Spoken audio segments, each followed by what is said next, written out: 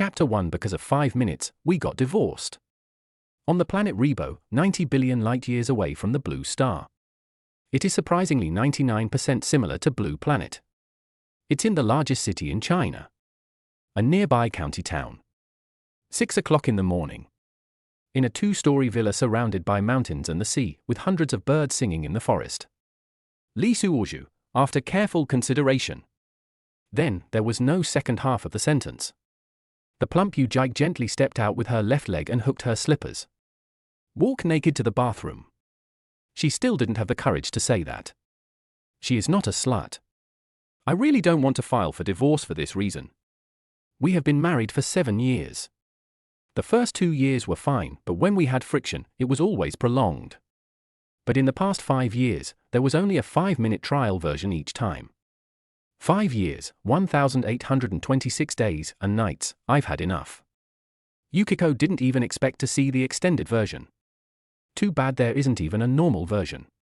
Li Suoju withdrew his greedy gaze from her twisting peach buttocks. Ah. He sighed and glanced at the raincoat in the trash can. I stood up, put on my pajamas, sat in the rocking chair, and looked at the swaying figure on the frosted glass. It's like watching a censored movie.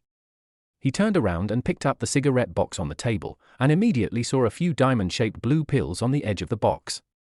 Recalling myself in Blue Star 5 years ago. Being blocked by someone else's husband on the 22nd floor, I gritted my teeth and tried to climb over the air conditioner unit to the next floor. Unfortunately, my legs became weak, my feet slipped, and I fell. However, with a flash of white light, he actually traveled to a person with the same name in this parallel world. Li Suoju. I was 25 years old that year, in the prime of my life, full of vigor and vitality, and strong and lasting. I have been married to Yu-jike for only 2 years, which is the high-frequency period. Unfortunately, the Blue Star version of Li Suoju arrived. It's over, my grades plummeted. It turns out that the minimum starting time is 1 hour. Now that's great. Nothing longer than 5 minutes. Yu-jike, an executive with an annual salary of 7 figures, accidentally had a one-night stand with her subordinate Li Suoju. I feel like I have found my life purpose. So, she married this poor loser without hesitation. What matters is his technique and perseverance. In the next 5 years, the two visited famous doctors and took countless medicines. None of it works. Li Suoju was still very steady, maintaining a record of no more than 5 minutes. Li Suoju was also anxious. If he couldn't satisfy such a lustful wife, something bad would happen sooner or later. Fortunately, we are in the same company. Li Suoju looks at her every day. But what's the use? The two of them were secretly married, and others thought that director Yu-jike was still a golden single woman, and the age range of her suitors increased to between 18 and 78. Li Suoju had a serious sense of crisis. The two had a quarrel last night. Li Suoju wants to make their relationship public. Yukiko said, as long as you last more than 5 minutes, it's fine. As a result, Li Suoju took more than 10 small blue tablets, but it didn't work. Li Suoju also understood what Yu-jike said just now. She might file for divorce. Li Suoju took a few deep puffs of nicotine. He grabbed the medicine bottle, opened his mouth, and poured all the remaining blue tablets into his mouth. At the age of 30, tears welled up in his eyes. If you don't succeed, you'll die. Let us do it. Ding. Congratulations to the host for successfully committing suicide. Li Suoju. Nima, I thought my time travel didn't get me this kind of treatment. The system rewards you with a warrior gift pack, but you need 50 luck points to open it. Li Suoju. Go away, I'm about to die, how can I have any luck? Ding, the powerful system has absorbed the toxins from your body. You can now send and receive freely and control the exercise time at will. Ah? What are you saying? Hurry up and put on your clothes and go to the Civil Affairs Bureau to get a divorce. Before I knew it, Yu-jike had already put on her clothes and walked out. Li Suoju, who was still opening his mouth to make the word ah, choked it back. He gurgled and looked at Yu-jike, who was wearing a sexy and tight business suit and was on the phone. Are you really going? Yu-jike's phone call had just ended. He said loudly, Mr. Huang, I will be there on time in the evening. Li Suoju clearly heard a man's greasy voice coming from the phone. Okay, Baby, newer. Yu Jike put her cell phone into her bag, took out her marriage certificate and divorce agreement, and waved them in front of Lee Suozhu. Lee Suozhu, I have done my best. I'm sorry, but I still have plenty of time to spare and I can't waste it on you. Sign it, and the property will be divided in half. After saying that, he placed the divorce agreement on the table next to Lee Suozhu. Wife, I'm ready. If you don't believe me, let's do it again. Lee Suozhu didn't even look at the paper. TSK. Yu Jike waved her hands quickly. Forget it, I have a mental block. I would rather believe that there are time travelers in this world than believe what you say. Me? I am.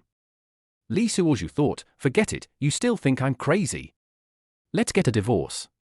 If you have the ability, do it again after the divorce as a souvenir of our breakup. Lee Suozhu stared at Yu Jike in a daze. 5 years have passed since they traveled through time, and they are still deeply in love. They are just a pair of dogs who have been mating for 5 years and have developed feelings for each other. He could see Yukiko looking away to avoid tears. She gritted her teeth and made up her mind. Let her go, give her happiness. What if Tongzi is teasing you? Okay, let's go. Kaka. Twice in a row. The fat man who was getting a divorce seemed to have a grudge against tables. He pressed hard on the divorce certificate twice. Congratulations, both of you. Lee Suozhu took the divorce certificate and remembered the fat man's appearance with a pig-killing look in his eyes. You wait till the new year.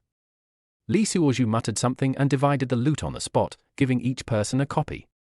After opening the little red book, I felt sorry for the original owner. Fuck, even a divorce can get a red certificate, that's pretty happy, right? Make way, next two. The two of them quickly dodged and walked out of the Civil Affairs Bureau side by side. Standing next to Yu Jike's $1 million luxury car. With red eyes, Yu Jike reached for the car door with one hand. Wife? Oh, I'm sorry, President Yu. Yu Jike smoothed the hair in front of her eyes, withdrew her hand, and stood up straight. What else? That. Lee Suozhu suddenly felt like he was at a disadvantage. Since the system has said so, why not give it a try? And while it's free. Well, let's have a meal, the last one. Oh? Yu Jike raised her hand to check her watch. It's not even noon yet, what about this time? Lee Suozhu's eyes lit up. Let's do a breakup memorial, didn't you agree? Now, in public, a few passers-by seemed to have heard it and turned around to look over here. Is it interesting? We're already divorced, and you still want to torture me? Do you know that? Yu Jike opened the car door and got in. Afraid that passers-by might hear it. Lee Suozhu quickly opened the door on the other side of the car, fearing that she would run away. Coming quickly, talk in the car. The two of them sat in the car. Yu Jike was the first to speak out. Now that we're divorced, I no longer care about your dignity. To tell you the truth, I'm always nervous. Now I can time you to 5 minutes more accurately than a stopwatch. Seeing Yu Jike's chest heaving, Lee Suozhu couldn't bear it. I'm sorry. Never mind. I'm leaving now. After saying that, he pushed the car door. Wait. Yu Jike rolled her eyes at him. It's just 5 minutes, isn't it? Yu Jike, can afford it. Let's go home. I keep my word. Boss Yu, what if I break the record? I asked you to plant chrysanthemums. After saying that, he started the car and drove towards home. Chapter 2 Suicide Activation System. 9 p.m. The 2-story villa was in a mess, and all the birds were frightened in the forest. Yukiko was breathing heavily. No, honey, please, we've run out of Vaseline at home. Lee Suozhu was also sweating profusely and his body was severely overdrawn.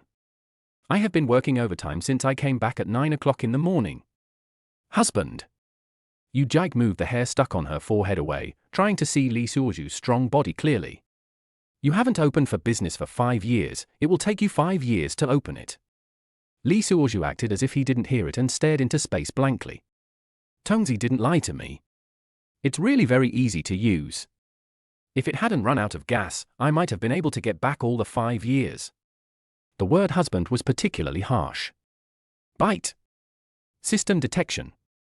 Yu Jike, 30 years old, luck value 50. You have captured her heart and gained all the luck points. Do you want to use 50 luck points to open the warrior gift pack? Open. Li Suozhu said silently without hesitation. Ding. Congratulations to the host for receiving the following 7 newbie gifts. 1. Unlimited Creativity 24-hour experience card. 2. Fighting Maniac card X10. 3. Top Chat Girl 24-hour trial card. 4. Peerless Doctor 24-hour experience card. 5. Super Stealth card X10. 6.1 for foreign languages are randomly given a lifetime edition. 7. Super Lawyer lifetime edition. Fuck. Li Suozhu stood there motionless, staring straight ahead. Yu Jike jumped up in fright and boldly reached out to feel his breath. Ah. Husband, I told you to take it easy, now it's good. Yu Jike was so regretful. It was all her fault. She let her husband die from exhaustion due to her belly. She was so scared that she was about to cover her face and cry. Ahum. Li Suozhu covered his chest before he came to his senses. What are you calling me? Please be careful with your address. I am your ex-husband now. Yukiko. The woman didn't care and thought her husband was just angry. He smiled and rubbed his chest while frying steak for someone. You scared me to death. You must be hungry. I'll go fry some steak. It's broken, husband. It's my ex-husband. Li Suozhu smoked leisurely. Recalling the glory just now, oh no. It's madness. Looking at Yu Jike, she was looking at her phone with her back to her. Li Suozhu asked casually, what's wrong? At this time, it was almost certain that the call was made by Huang Bingjong. This guy is the vice president of the branch company and it is said that he will be promoted soon. The former Ma Guihui has reached the age to retire at the headquarters. The company where Li Suozhu works is affiliated to a large state-owned enterprise. The management is not as strict as that of private enterprises. It does not focus on performance but only on relationships. Fortunately, Yu Jike, the executive director of the branch, has been secretly maintaining the business over the years. Otherwise, Li Suozhu would have been laid off long ago. Yu Jike looked down for a long time and sighed, nothing? I'll go fry some steak and open a bottle of Koladova to celebrate. Seeing the woman forcing a smile, Li Suozhu felt uncomfortable. I have been living in her shadow all these years. Now that we have the support of the system, we can finally hold our heads high. Thinking of this, he consulted the system customer service. Brother Tong? Can these trial versions be exchanged for permanent versions? System, the next upgrade uses 300 luck points, which can be exchanged for a permanent card. Tip, you can look for women with high luck values to continue to win their hearts. Li Suozhu nodded and saw that Yu Jike had already put the frying pan on the fire in the kitchen and was frying steak. At this moment, a dazzling light came from the dressing table. It was a message on the woman's phone. Li Suozhu walked over quickly and saw that Yu Jike in the kitchen didn't notice anything. Then he lowered his head, picked up his phone and looked at the messages. Mr. Huang, baby, why didn't you come? This time, after Lao Ma left, our faction will definitely have a bright future. Li Suozhu put down his phone and sneered to himself, ha ha, the pie is well drawn. Huang Bingjong has been divorced twice, and almost all the young women in the company have an affair with him. It is said that only the coal director Yu Jike has remained chaste and has never been conquered by him. Li Suozhu took a deep breath and looked at the stars outside the window. No matter what, that's all in the past. Someone who can't keep his heart for 5 minutes is not worth staying with. Honey, the steak is ready. Yu Jike took off her apron and walked in with steak and red wine. Put the square table on the bed and we'll sit on it and eat. Li Suozhu smiled and nodded in agreement. He didn't intend to ruin the atmosphere of tonight. The Last Supper, don't be so stingy. The table was set and the two of them sat cross-legged facing each other. Yu Jike placed the steaks on 2 plates. Li Suozhu brought 2 more wine glasses. Bang! Pushing open the cork of the red wine. Yu Jike closed her eyes and sniffed it. Tilda, not bad, the souvenirs distributed by the headquarters during the meeting in Gorodova are indeed genuine. Li Suozhu smiled without saying anything, quietly waiting for the woman to pour him a glass of wine. Honey, I'm going to the headquarters for a meeting tomorrow. I think it's about personnel changes. Old Ma and Mr. Meng will go with us. Only Zhong Huaizhen from the planning department will be left at home. Be careful and don't let her get hold of anything. Lee Suozhu slowly shook the wine glass in his hand, watching the purple-red color ripple freely. Husband, although you haven't been promoted in these years, the work here is easy and the pay is good. You should bear with it for a few days. It's so hard to find a job now. We are both 30 years old. It's hard to start over anywhere. At this time, Yu Jike also poured herself a glass of wine, glanced at Lee Suozhu, and held back the rest of her words. It's been 5 years, and I've said this hundreds of times. The second half of the sentence is even if you have to act like a grandson, you have to endure it. As the executive director, I can protect you and make sure you don't get laid off. But today is different, the man is getting stronger. Just like the liberated serf singing. This rise represents that all aspects have also stood up. He is no longer the cowardly guy he used to be. I'm sorry, husband. You've been wrong these years. I won't have time to remarry you tomorrow. I have to catch a flight in the morning. The woman clinked her glasses with the man. Cheers to your continued success. Lee Suozhu didn't say anything, but obediently drank the wine in the glass in one gulp. The woman took the man's plate again and began to cut steak for him. He was still talking. When I come back from the meeting, we will remarry, just like before, okay? It will only take a week. After saying this, she glanced at the man tentatively. She spoke lightly, but she still felt a little guilty. After all, the stamp has been put in place. If you want to reconcile, it depends on the other party's intention. But how could he not agree? If it weren't for my mother's protection over the years, he would have been unemployed long ago. Besides, I am as beautiful as a flower, I have both good looks and skills. Today I also asked him to taste chrysanthemum tea. How could he not happily remarry me? Okay, but I want to make our relationship public. The man did not put down the wine glass, but shook it back and forth in his hand. His eyes were fixed on the woman. At this moment, UGK stopped cutting the meat and looked up at the opposite side. Why? If the news is made public, we can no longer be in the same company. Do you want that? Lee Suozhu put down his glass with a smile. You are afraid that you will lose your current status without your charm, right? Chapter 3 New Target Zhong Huaizhen. Are you afraid of losing your current position? Crash! Yu Jike angrily pushed her hands and threw the steak plate and knife and fork on the table. Lee Suozhu, do you think I'm doing this for myself? She got out of bed and walked to the window. Try to get some fresh air and calm yourself down. After 7 years of marriage, this was the first time a man dared to speak like this. I haven't figured out how to deal with it yet.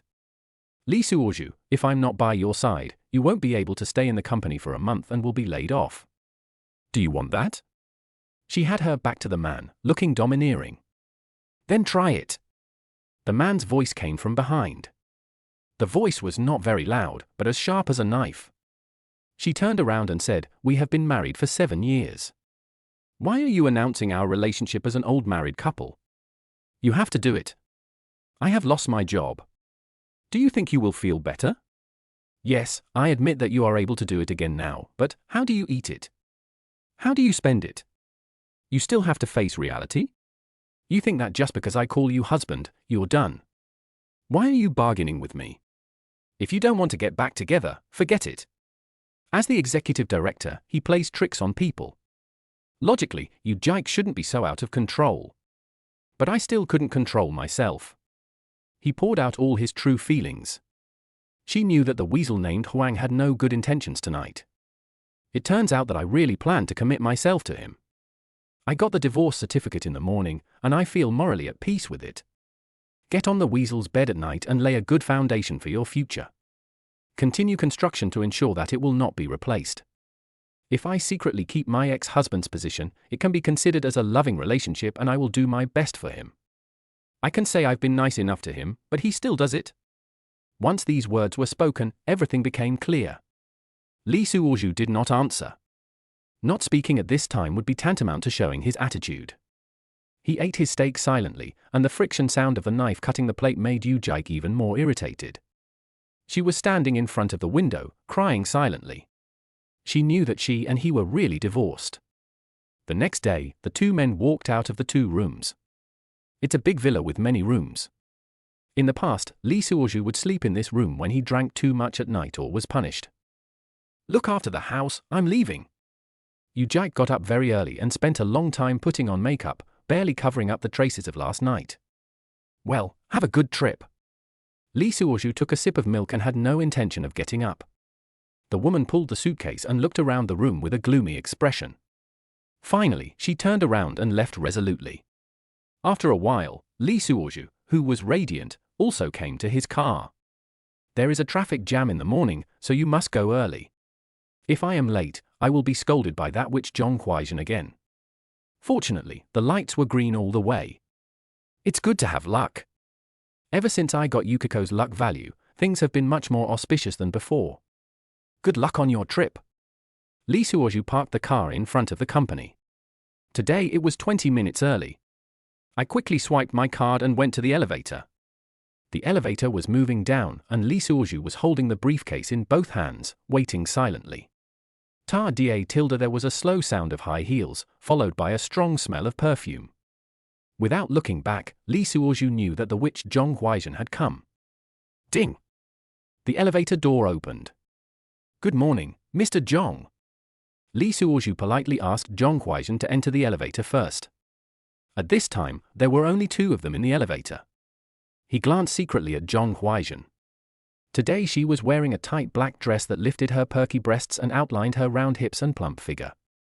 Those slender eyes were staring at the phone screen, and her lips, painted with bright red lipstick, were slightly pouting.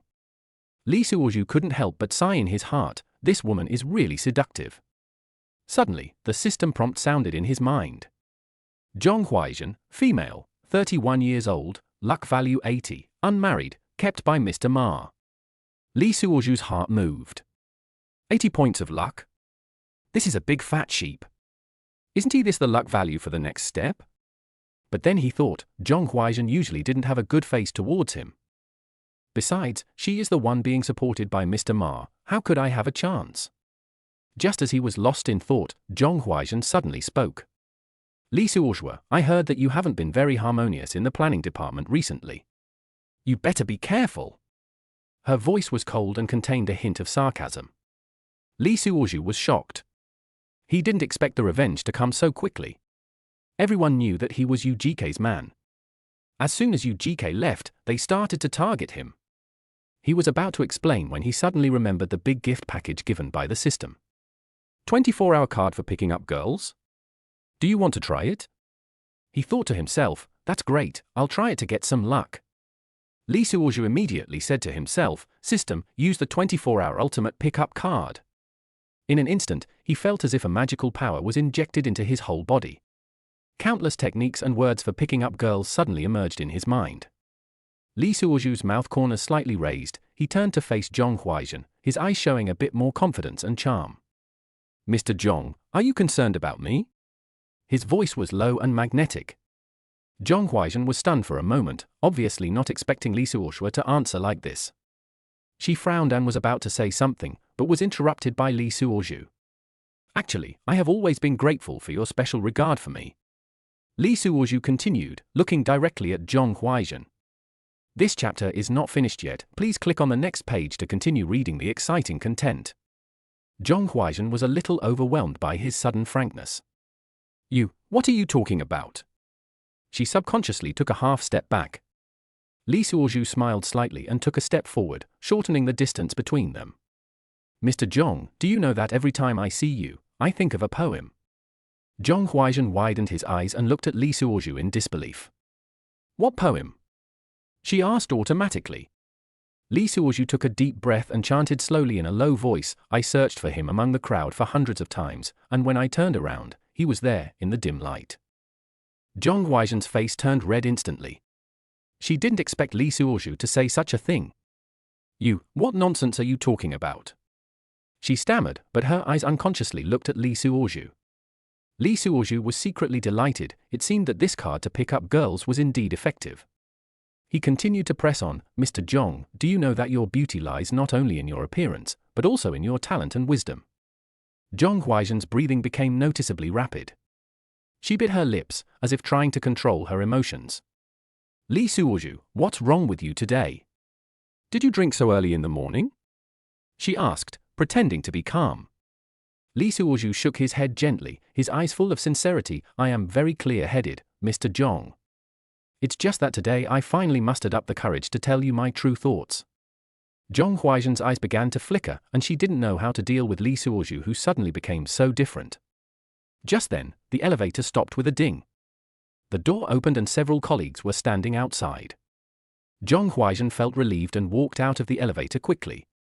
But when she passed by Li Suozhu, her hand accidentally touched his arm. Li Suozhu keenly captured this detail and was secretly delighted. He followed her out of the elevator, deliberately slowing down his pace and keeping a certain distance from Zhong Huaizhen. Mr. Zhong, he suddenly asked, are you free this afternoon? I would like to invite you to dinner and discuss some work matters. Zhong Huaizhen stopped and turned to look at Li Suozhu. There was a hint of hesitation and curiosity in her eyes. You really just want to ask for advice on work? She asked tentatively. Li Suozhu gave a charming smile. Of course, if Mr. Zhong has other ideas, I don't mind. Zhong Huaizhen's face turned red again. She bit her lip and finally nodded. Okay, see you at the old man's pickled fish downstairs at the company at 12 noon. After saying that, she walked quickly towards her office, leaving Li Suozhu standing there with a victorious smile on his face. System, your card for picking up girls is really powerful, isn't it? Li Suozhu secretly admired in his heart. Chapter for two young people with connections. After walking through the long corridor, Li Suozhu pushed open the office door of Planning Group 2. A familiar scene came into view for desks, a small conference table, and the window with the blinds always drawn. He was the first to arrive, and the office was still filled with the smell of disinfectant left by the cleaning lady when she mopped the floor last night. Li Suozhu walked straight to his seat, took out a rag from the drawer, and began to wipe the table and chair. In the past, he would wipe the other three people as well. Before, I did it to please them, but now? Just stay the hell away, I'm not your father. There are 4 people in Planning Group 2, all of them are men. Li Suozhu is 30 years old, and only the team leader Wang Chidong is older than him. The other 2 are new college students, namely Xu Dongdong and Zhong Beibei. The 2 college students are lazier than the 2 older brothers and do nothing. Because both of them got in through connections, they are willing to just eat and wait for death. This is a subsidiary of a well-known central enterprise. It has a single business and has been making losses for years, but the company's salaries, bonuses, and welfare benefits are still paid, so being able to stay in the company is a must for every office worker. After wiping the table, he sat down, took out his mobile phone, leisurely connected to the company's Wi-Fi, and started watching videos and reading the news.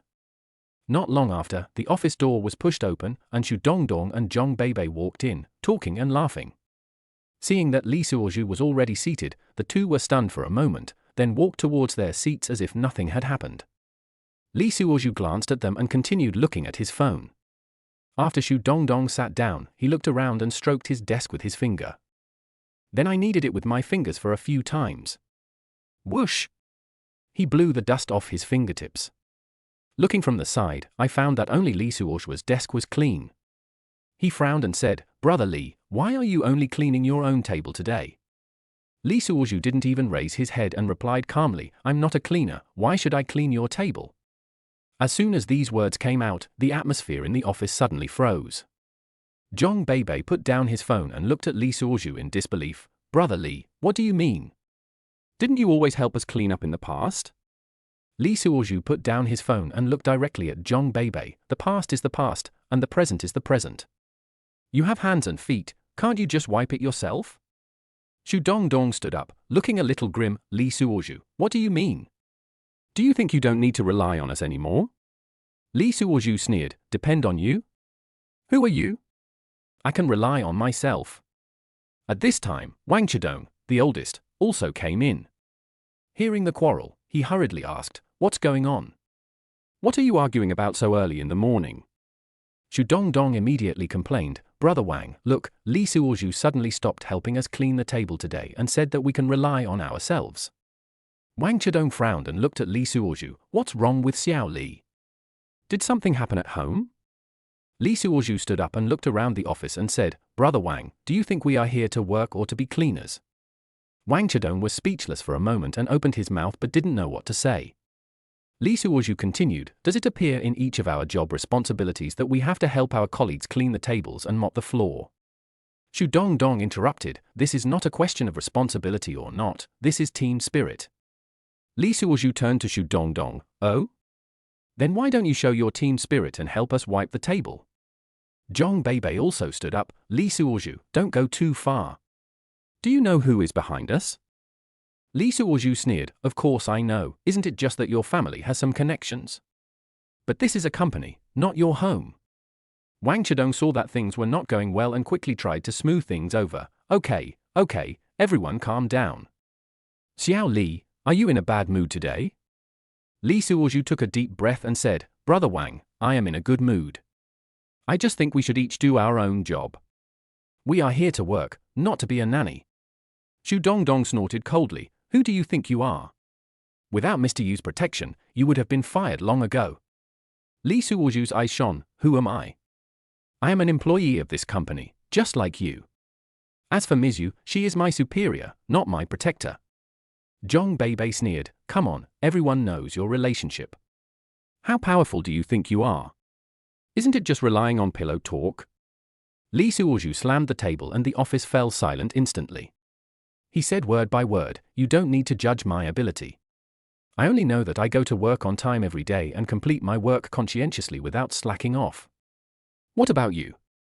You play with your phone all day and shirk your responsibilities. What qualifications do you have to criticize me? Wang Chidong saw that the situation was not good and quickly tried to dissuade him. Xiao Li, calm down and talk to me if you have anything to say. Li Suozhu took a deep breath and calmed down. Brother Wang, I am very calm. I just want to say that from today on, we will follow the company's regulations. We should do what we should do and should not do what we should not do. Shu Dongdong and Zhong Beibei looked at each other, obviously not expecting Li Suozhu to be so tough. Wang Chidong hesitated for a moment and said, Xiao Li, you have a point.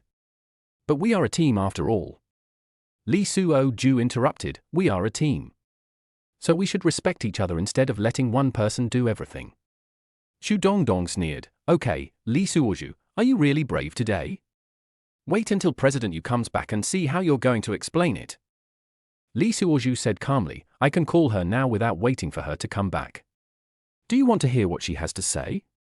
As he said this, he actually took out his cell phone and pretended to dial a number. Shu Dongdong and Zhong Beibei panicked and waved their hands quickly, no need.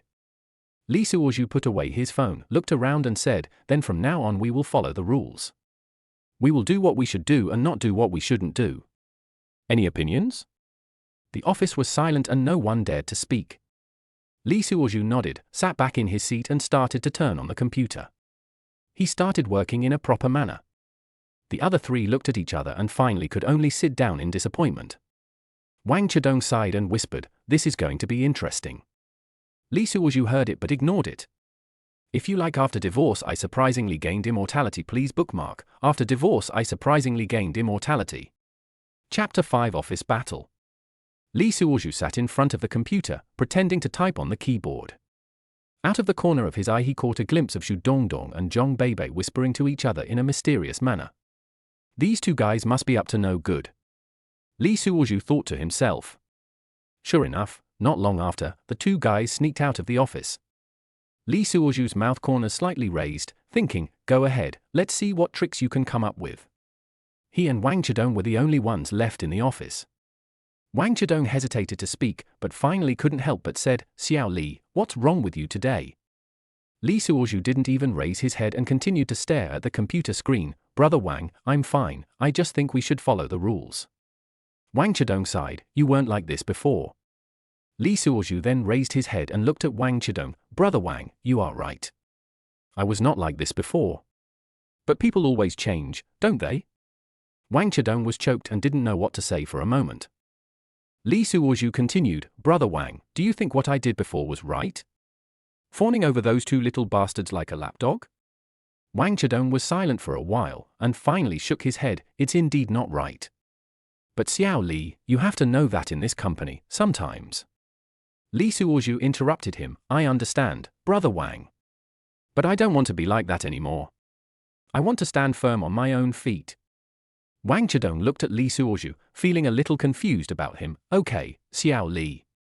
I hope you know what you are doing. Li Suozhu smiled and said, don't worry, Brother Wang. I know what I'm doing. At the same time, in Zhong Huaizhen's office. Zhong Huaizhen sat in front of the dressing mirror, carefully touching up her makeup. The scene of meeting Li Suozhu in the elevator in the morning kept replaying in her mind. I searched for him among the crowd for hundreds of times, and when I turned around, he was there, in the dim light. This poem echoed in her heart, making her blush and her heart beat faster involuntarily. This Li Suozhu is really...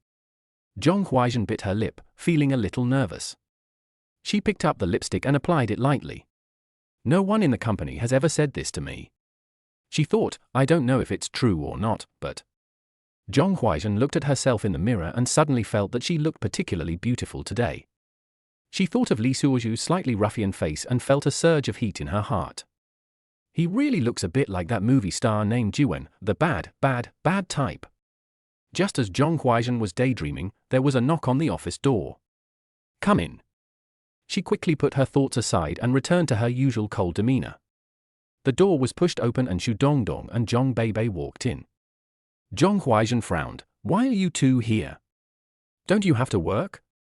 Xu Dongdong looked aggrieved. Mr. Zhong, we are here to file a complaint. Zhong Beibei also nodded. Yes, Li Suozhu is too much. Zhong Huaizhen was shocked, but remained calm. What's going on? Explain clearly. Xu Dongdong began to exaggerate. Boss Zhong, Li Suozhu suddenly became a different person today. He used to help us clean, but now he says he doesn't want to do it anymore. Zhong Beibei continued. Yes, he said something about following the rules.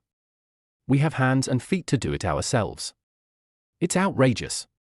Zhong Huaizhen listened and thought to herself, these two little bastards are always lazy and slacking off, and now they have the nerve to come and complain. She looked at the two of them coldly. So, what you mean is that because Li Suozhu doesn't help you clean up, you think he's wrong? Xu Dongdong and Zhong Beibei looked at each other and felt that something was wrong. Zhong Huaizhen continued, let me ask you, is it part of your job duties to ask Li Suozhu to help you clean up? The two were suddenly speechless. Zhong Huaizhen's voice became colder and colder. Are you here to work or to enjoy the babysitting service? Xu Dongdong stammered, but Li Suozhu always did it this way before. Zhong Huaizhen slammed the table. The past is the past. The present is the present. Do you think you are so great that you can let others serve you? Zhong Beibei whispered, that's not what we meant. Zhong Huaizhen sneered, that's not what you mean. What do you mean? You think you are the prince of the company and you don't have to work, right? The two of them lowered their heads and dared not say a word. Zhong Huaizhen took a deep breath and tried to calm herself down. I'm telling you, starting today, you have to work hard. Don't think about asking others to do this or that for you. Do you understand? Xu Dongdong and Zhong Beibei nodded repeatedly. I understand, Mr. Zhong. Zhong Huaizhen waved his hand and said, get out and work hard. If I hear you slacking off again, don't blame me for being rude. The two left the office in disgrace. Zhong Huaizhen leaned back in his chair and let out a long sigh. She suddenly felt that Li Suozhu's performance today seemed quite good. At least I'm much better than these two losers, she thought. Thinking about having lunch with Li Suozhu at noon, Zhong Huaizhen's heart began to beat again. She picked up the mirror and double-checked her makeup. I hope he won't let me down. Zhong Huaizhen whispered to himself. At the same time, Li Suozhu was busy in the office. This chapter is not finished yet. Please click on the next page to continue reading the exciting content. He looked at the time and saw that there was still an hour left before the lunchtime he had agreed with Zhong Huaizhen. I hope those two little bastards won't do anything weird. Li Suozhu thought. But he was not worried because he believed that with the support of the system, he would be able to handle it with ease. Li Suozhu's mouth curled up slightly as he secretly looked forward to the upcoming lunch date. After a while, two bastards walked in with dark faces, as if they had eaten a rag. After coming in, I greeted Wang Chidong. He glared at Li Suozhu fiercely. Li Suozhu pretended not to see it and continued typing on the screen. What's the point of pretending? Xu Dongdong deliberately threw a document on the table. Boom! Wang Chidong, who was in his 50s, was shocked. I was not happy at that time. Xiaoshu, can you please be more careful?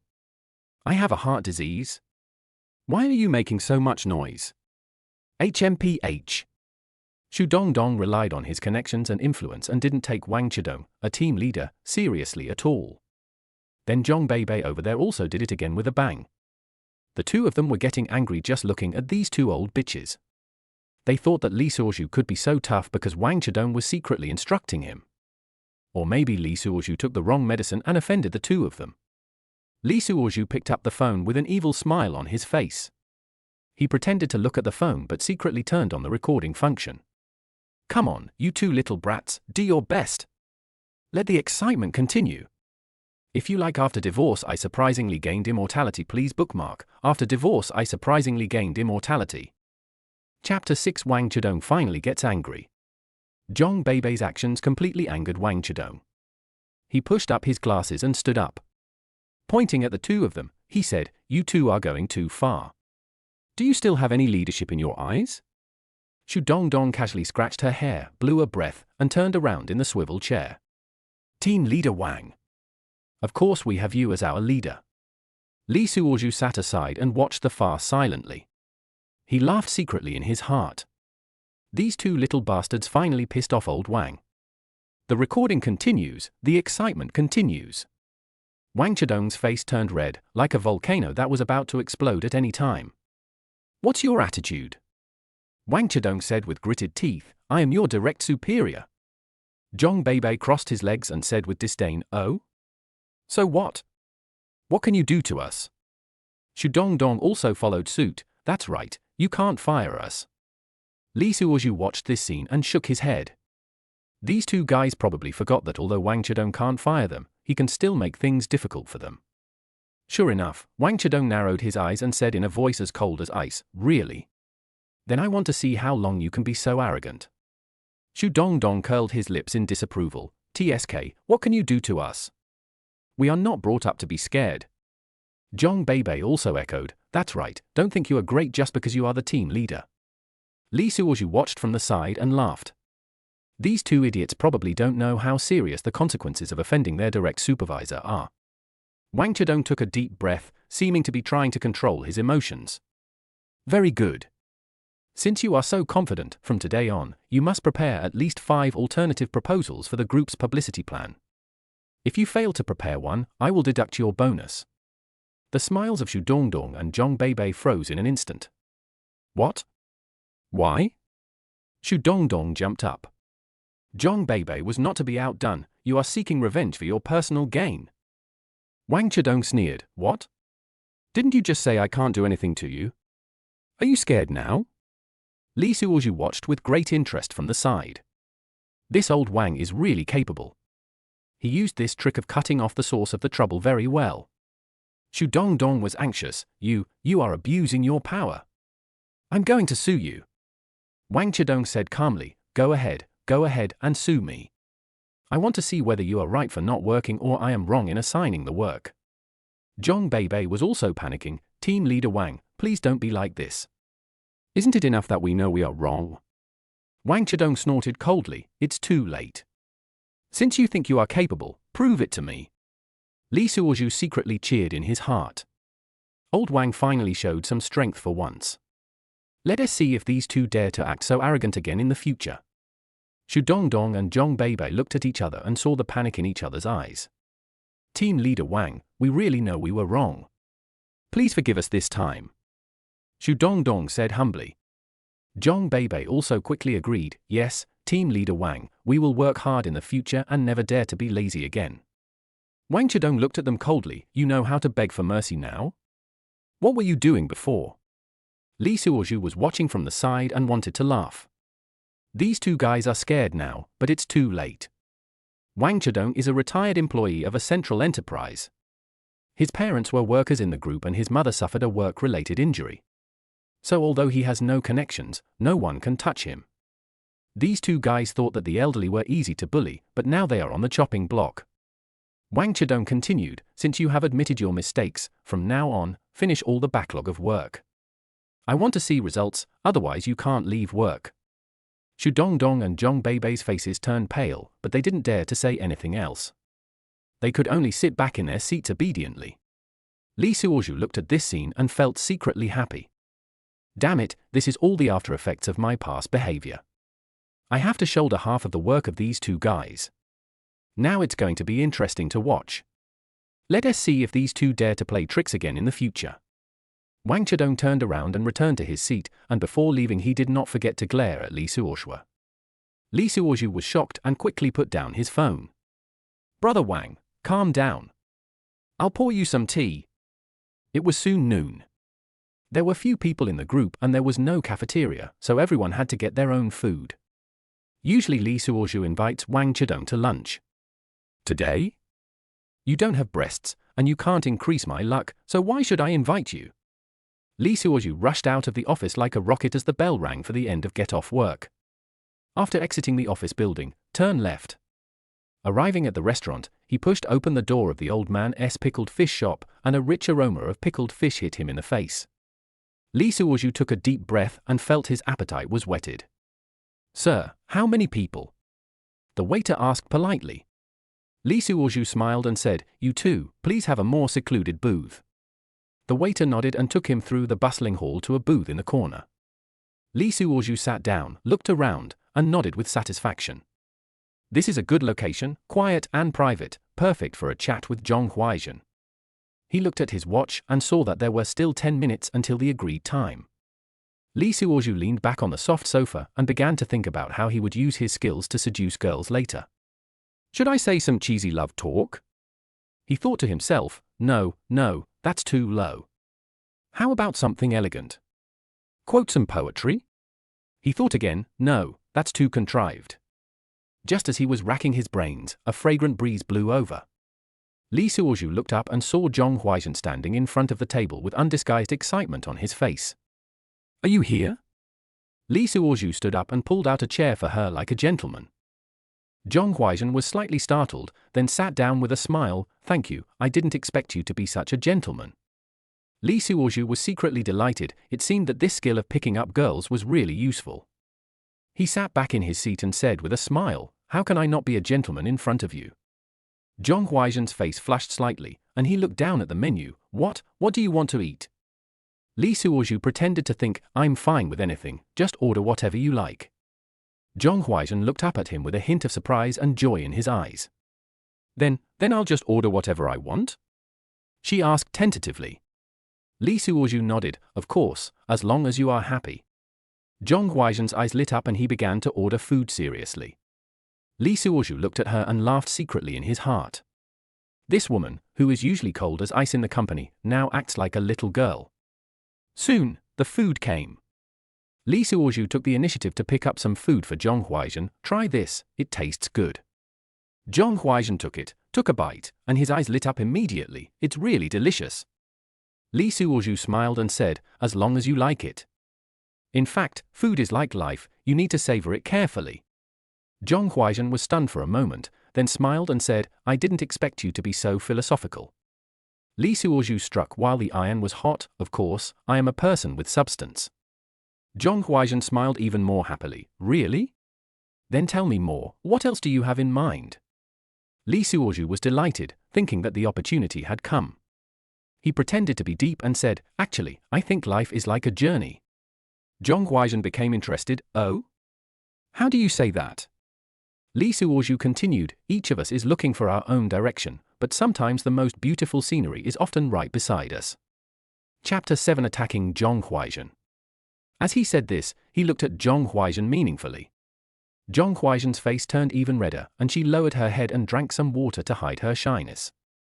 Seeing this, Li Suozhu knew that the cooking was almost done.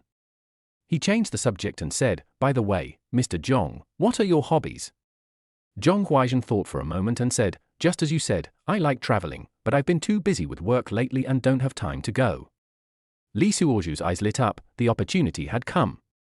He pretended to be surprised, what a coincidence, we are similar, I like fitness. Zhong Huaizhen became interested, really? What do they have in common? Look, both fitness and traveling are for the pleasure of body and mind, and both fitness and hiking can increase leg and whole body exercise. Do you think we have the same interests and hobbies? Zhong Huaizhen, the completely brainwashed fangirl, believes whatever Li Suozhu says. Do you go there often? He said, looking greedily at Li Suozhu's abdomen. Li Suozhu nodded, I go there almost every day to keep in shape. Zhong Huaizhen's eyes became a little dazed. Then you must have a good figure, right? Li Suozhu deliberately puffed out his chest. Not bad, I've already developed a six-pack, and I'm not far from having eight-pack abs like a dog. Ah? Zhong Huaizhen looked at him expectantly and swallowed. Then can you teach me? Li Suozhu was delighted, but pretended to be embarrassed on the surface. This is not a good idea, right? Zhong Huaizhen was anxious. Why not? I really want to learn. Li Suozhu teased her deliberately, but I'm afraid I can't teach well.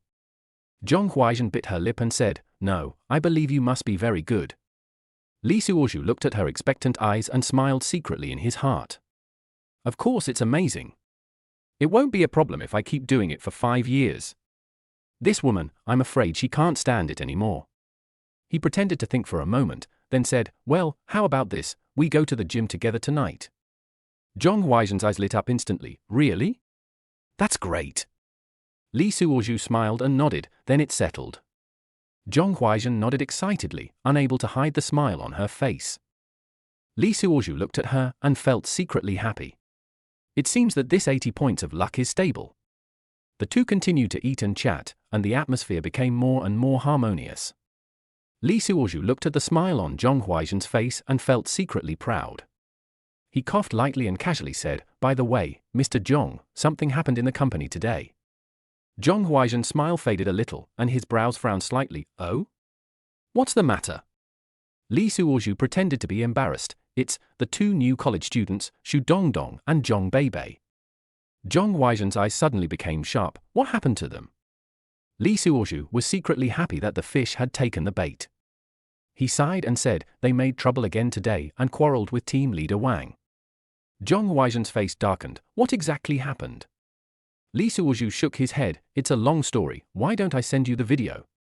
Zhong Huaizhen nodded. Okay, send it to me on VX. Li Suozhu pretended to be suddenly enlightened. Oh, by the way, we haven't added VX yet. Zhong Huaizhen smiled and took out his phone. Let's add it now. Li Suozhu was delighted in his heart, but he pretended to be normal on the surface. The two scanned each other's codes and added each other as friends. Flowers on the road? What a beautiful name. This sentence comes from flowers on the road are blooming, you can go home slowly. Li Suozhu deliberately paused for a few seconds and continued to show off. It shows that Mr. Zhong is a very affectionate person, and Zhong Huaizhen was fascinated by what she said. She said everything she meant, but she also elaborated on it. And what? Moreover, it shows that Ms. Zhong longs for a passion that breaks free from restraints. She has both the conservatism of a classical beauty and the clear distinction between love and hate of a contemporary woman. At this point, Li Suozhu's eyes were filled with love, and a pool of spring water seemed to melt Zhong Huaizhen on the spot. Isn't he Zhong Huaizhen melting? Hearing this, I felt my whole body go limp, my heart was pounding, and my cheeks flushed. Li Suozhu saw that she was dazed and unconscious, but it was not the right time as he had to go to work in the afternoon. If both of them disappear together, wouldn't that mean the whole thing is self-defeating? Li Suozhu quickly found the video he had prepared long ago and sent it. Mr. Zhong, I have work to do this afternoon. Let's watch the video first. I'll discuss poetry with you in the evening. Zhong Huaizhen was now much more conscious. She clicked on the video and after watching half of it, her expression became increasingly uglier. In the video, Xu Dongdong and Zhong Beibei were yelling and showing no respect for Wang Chidong. After watching the video, Zhong Huaizhen was so angry that her face turned red. This is outrageous. How can you bully an old comrade like this? Li Suozhu watched from the side and felt secretly happy. He pretended to be surprised. Mr. Zhong, don't be angry. In fact, this is not the worst. Zhong Huaizhen's eyes widened. Is there anything more outrageous?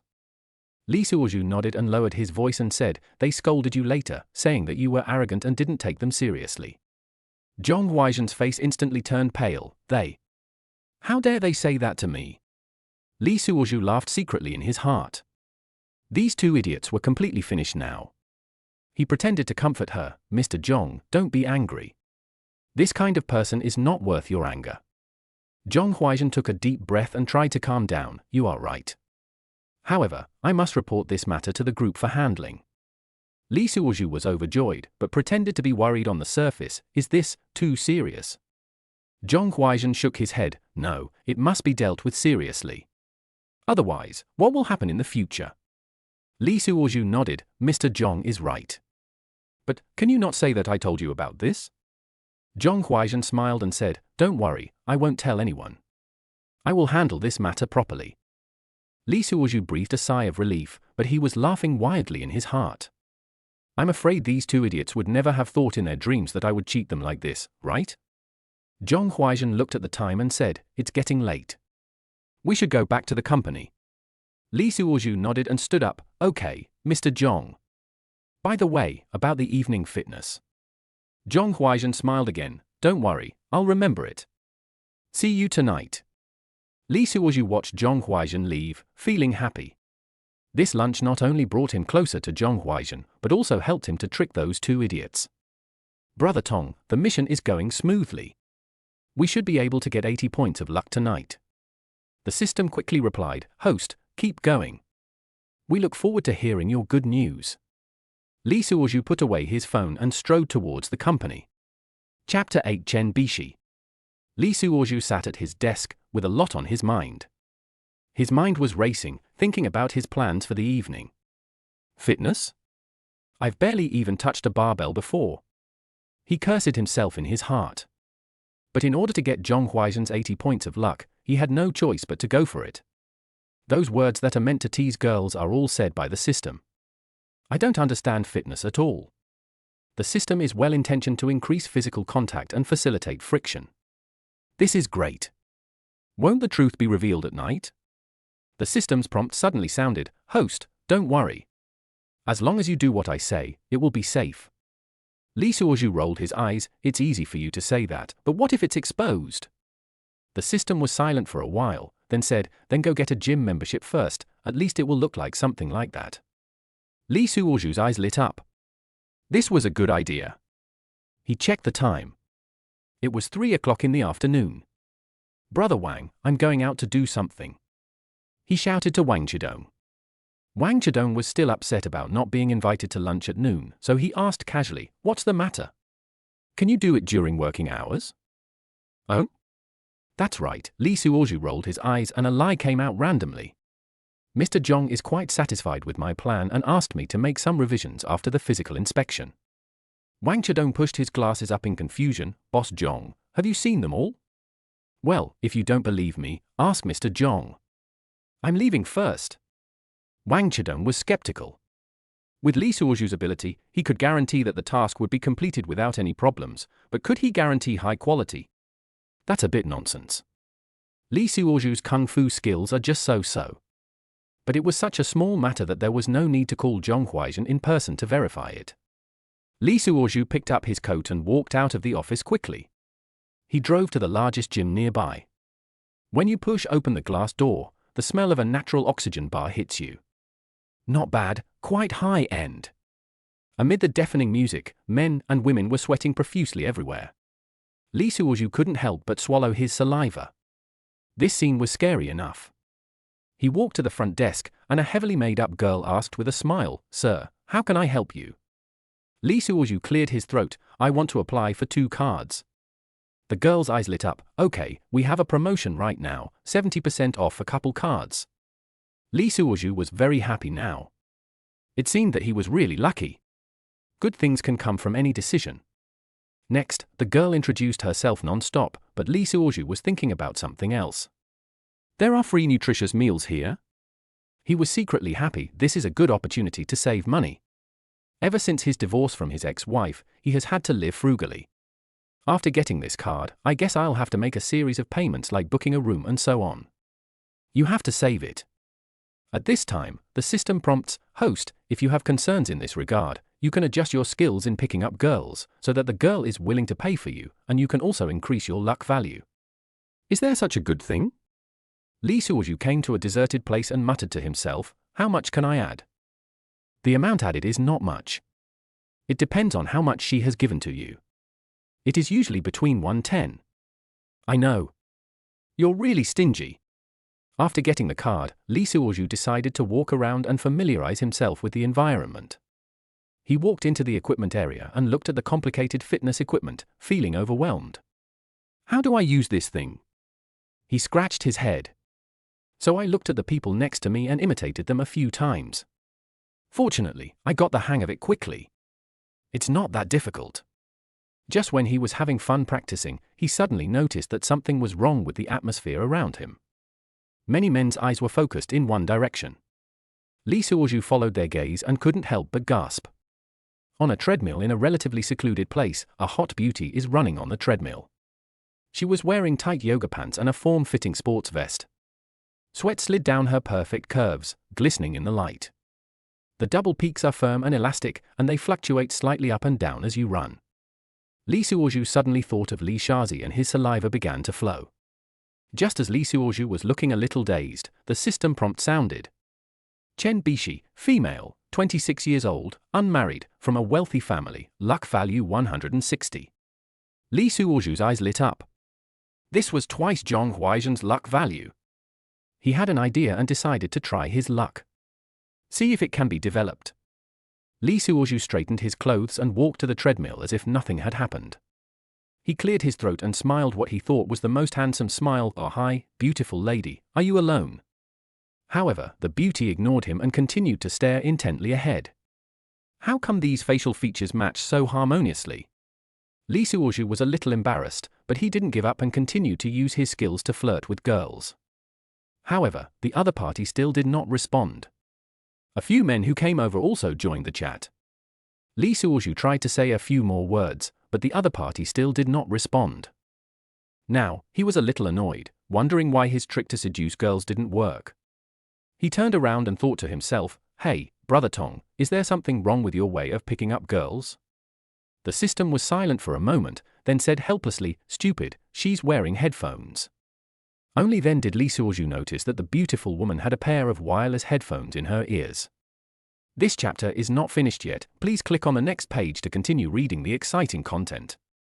He suddenly felt like a fool and wished he could find a hole in the ground to crawl into.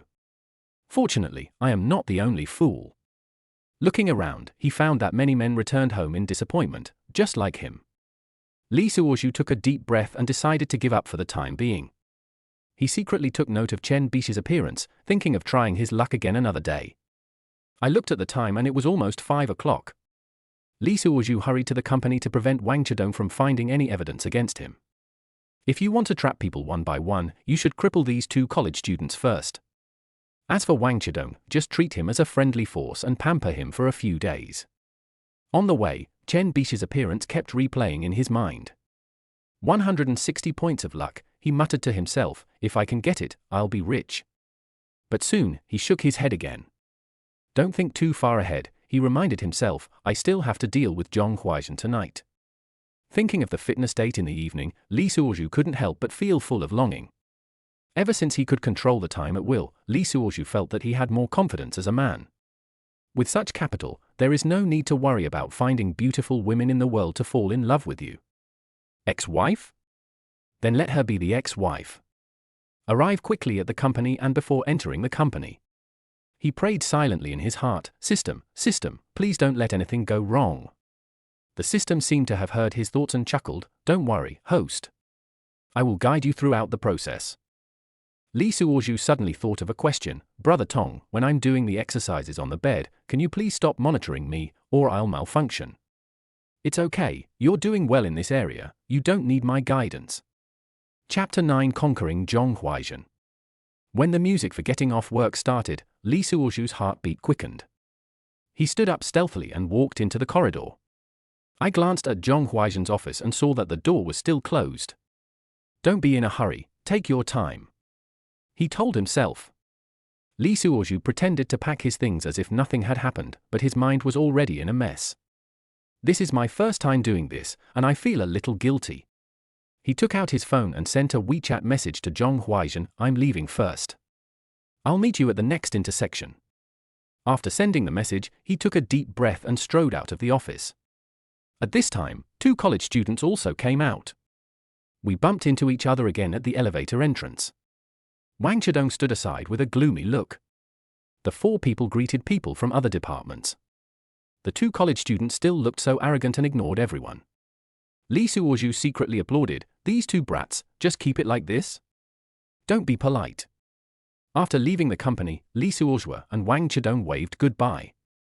"Pretend to walk away." There are no colleagues around.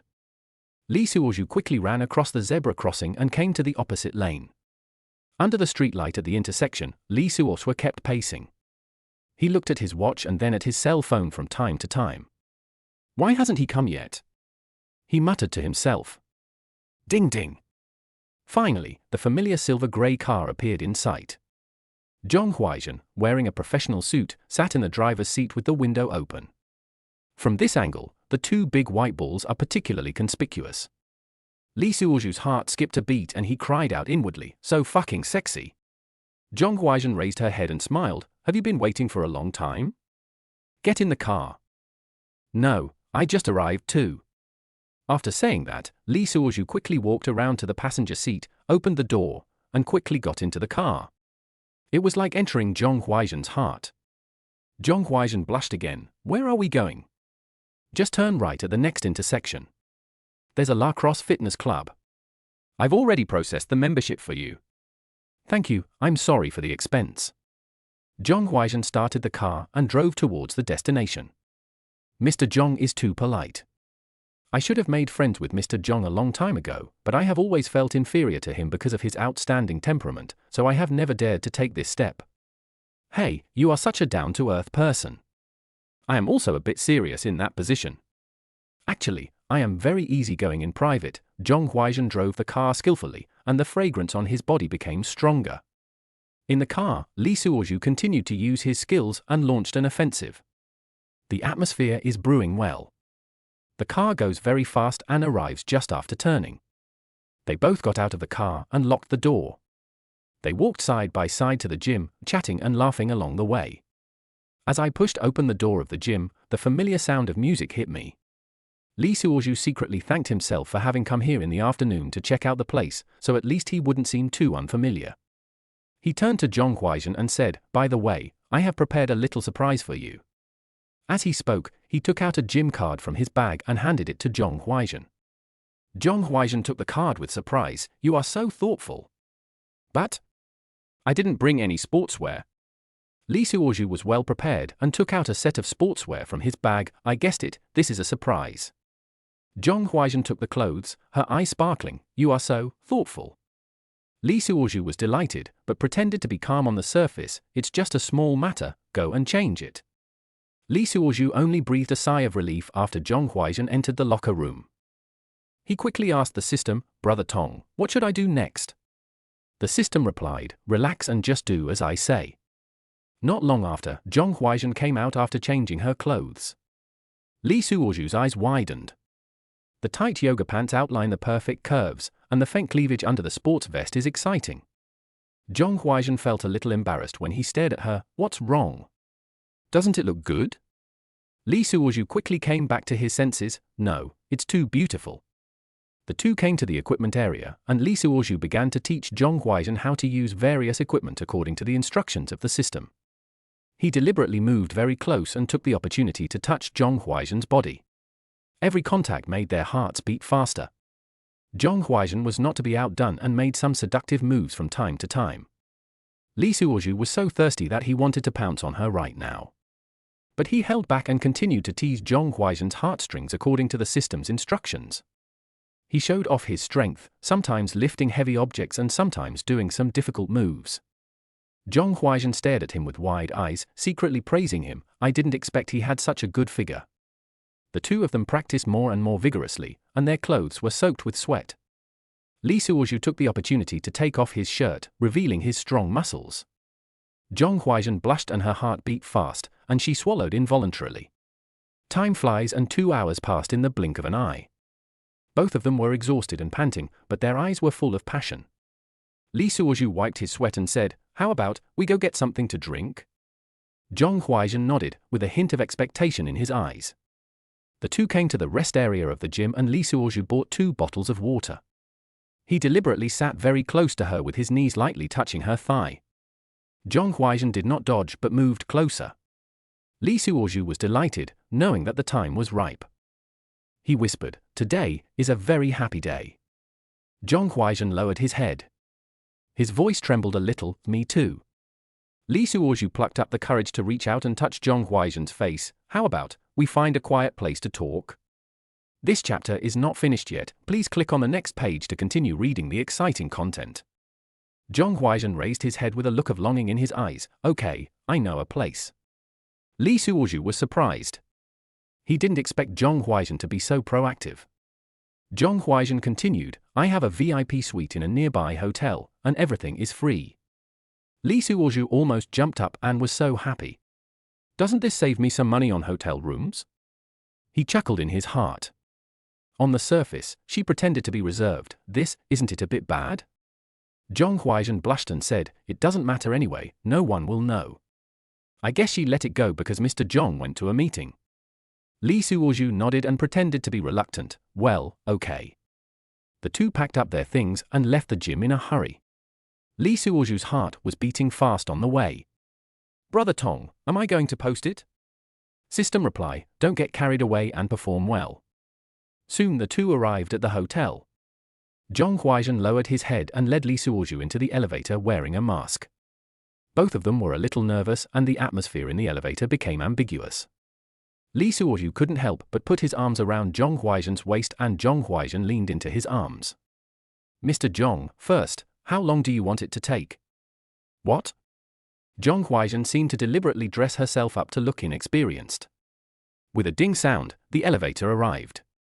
Their hands were shaking as they hurried to the room and opened the door. As soon as the door was closed, the two could no longer hold back and kissed each other passionately. Li Suozhu smiled secretly as he kissed her. I have already got these 80 points of luck.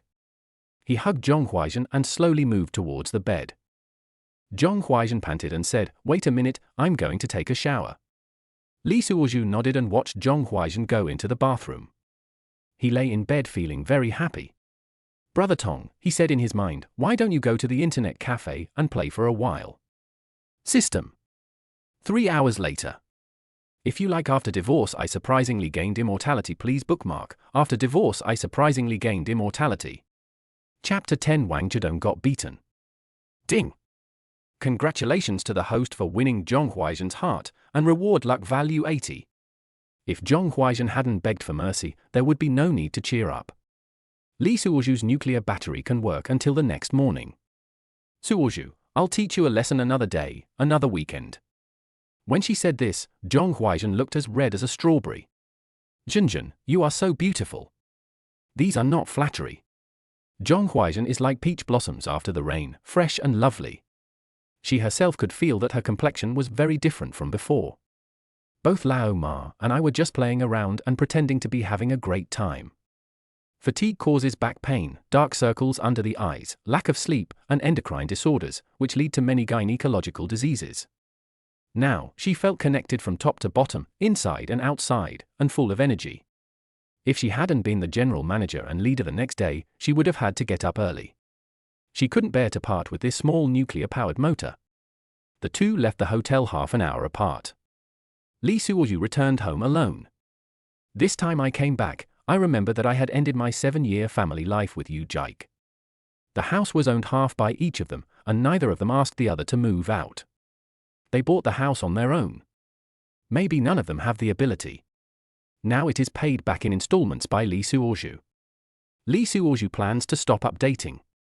Whatever happens, he doesn't care. The bank will auction it and we will share the money. I have paid more than 70 in 7 years, so I won't lose money no matter how much I shoot.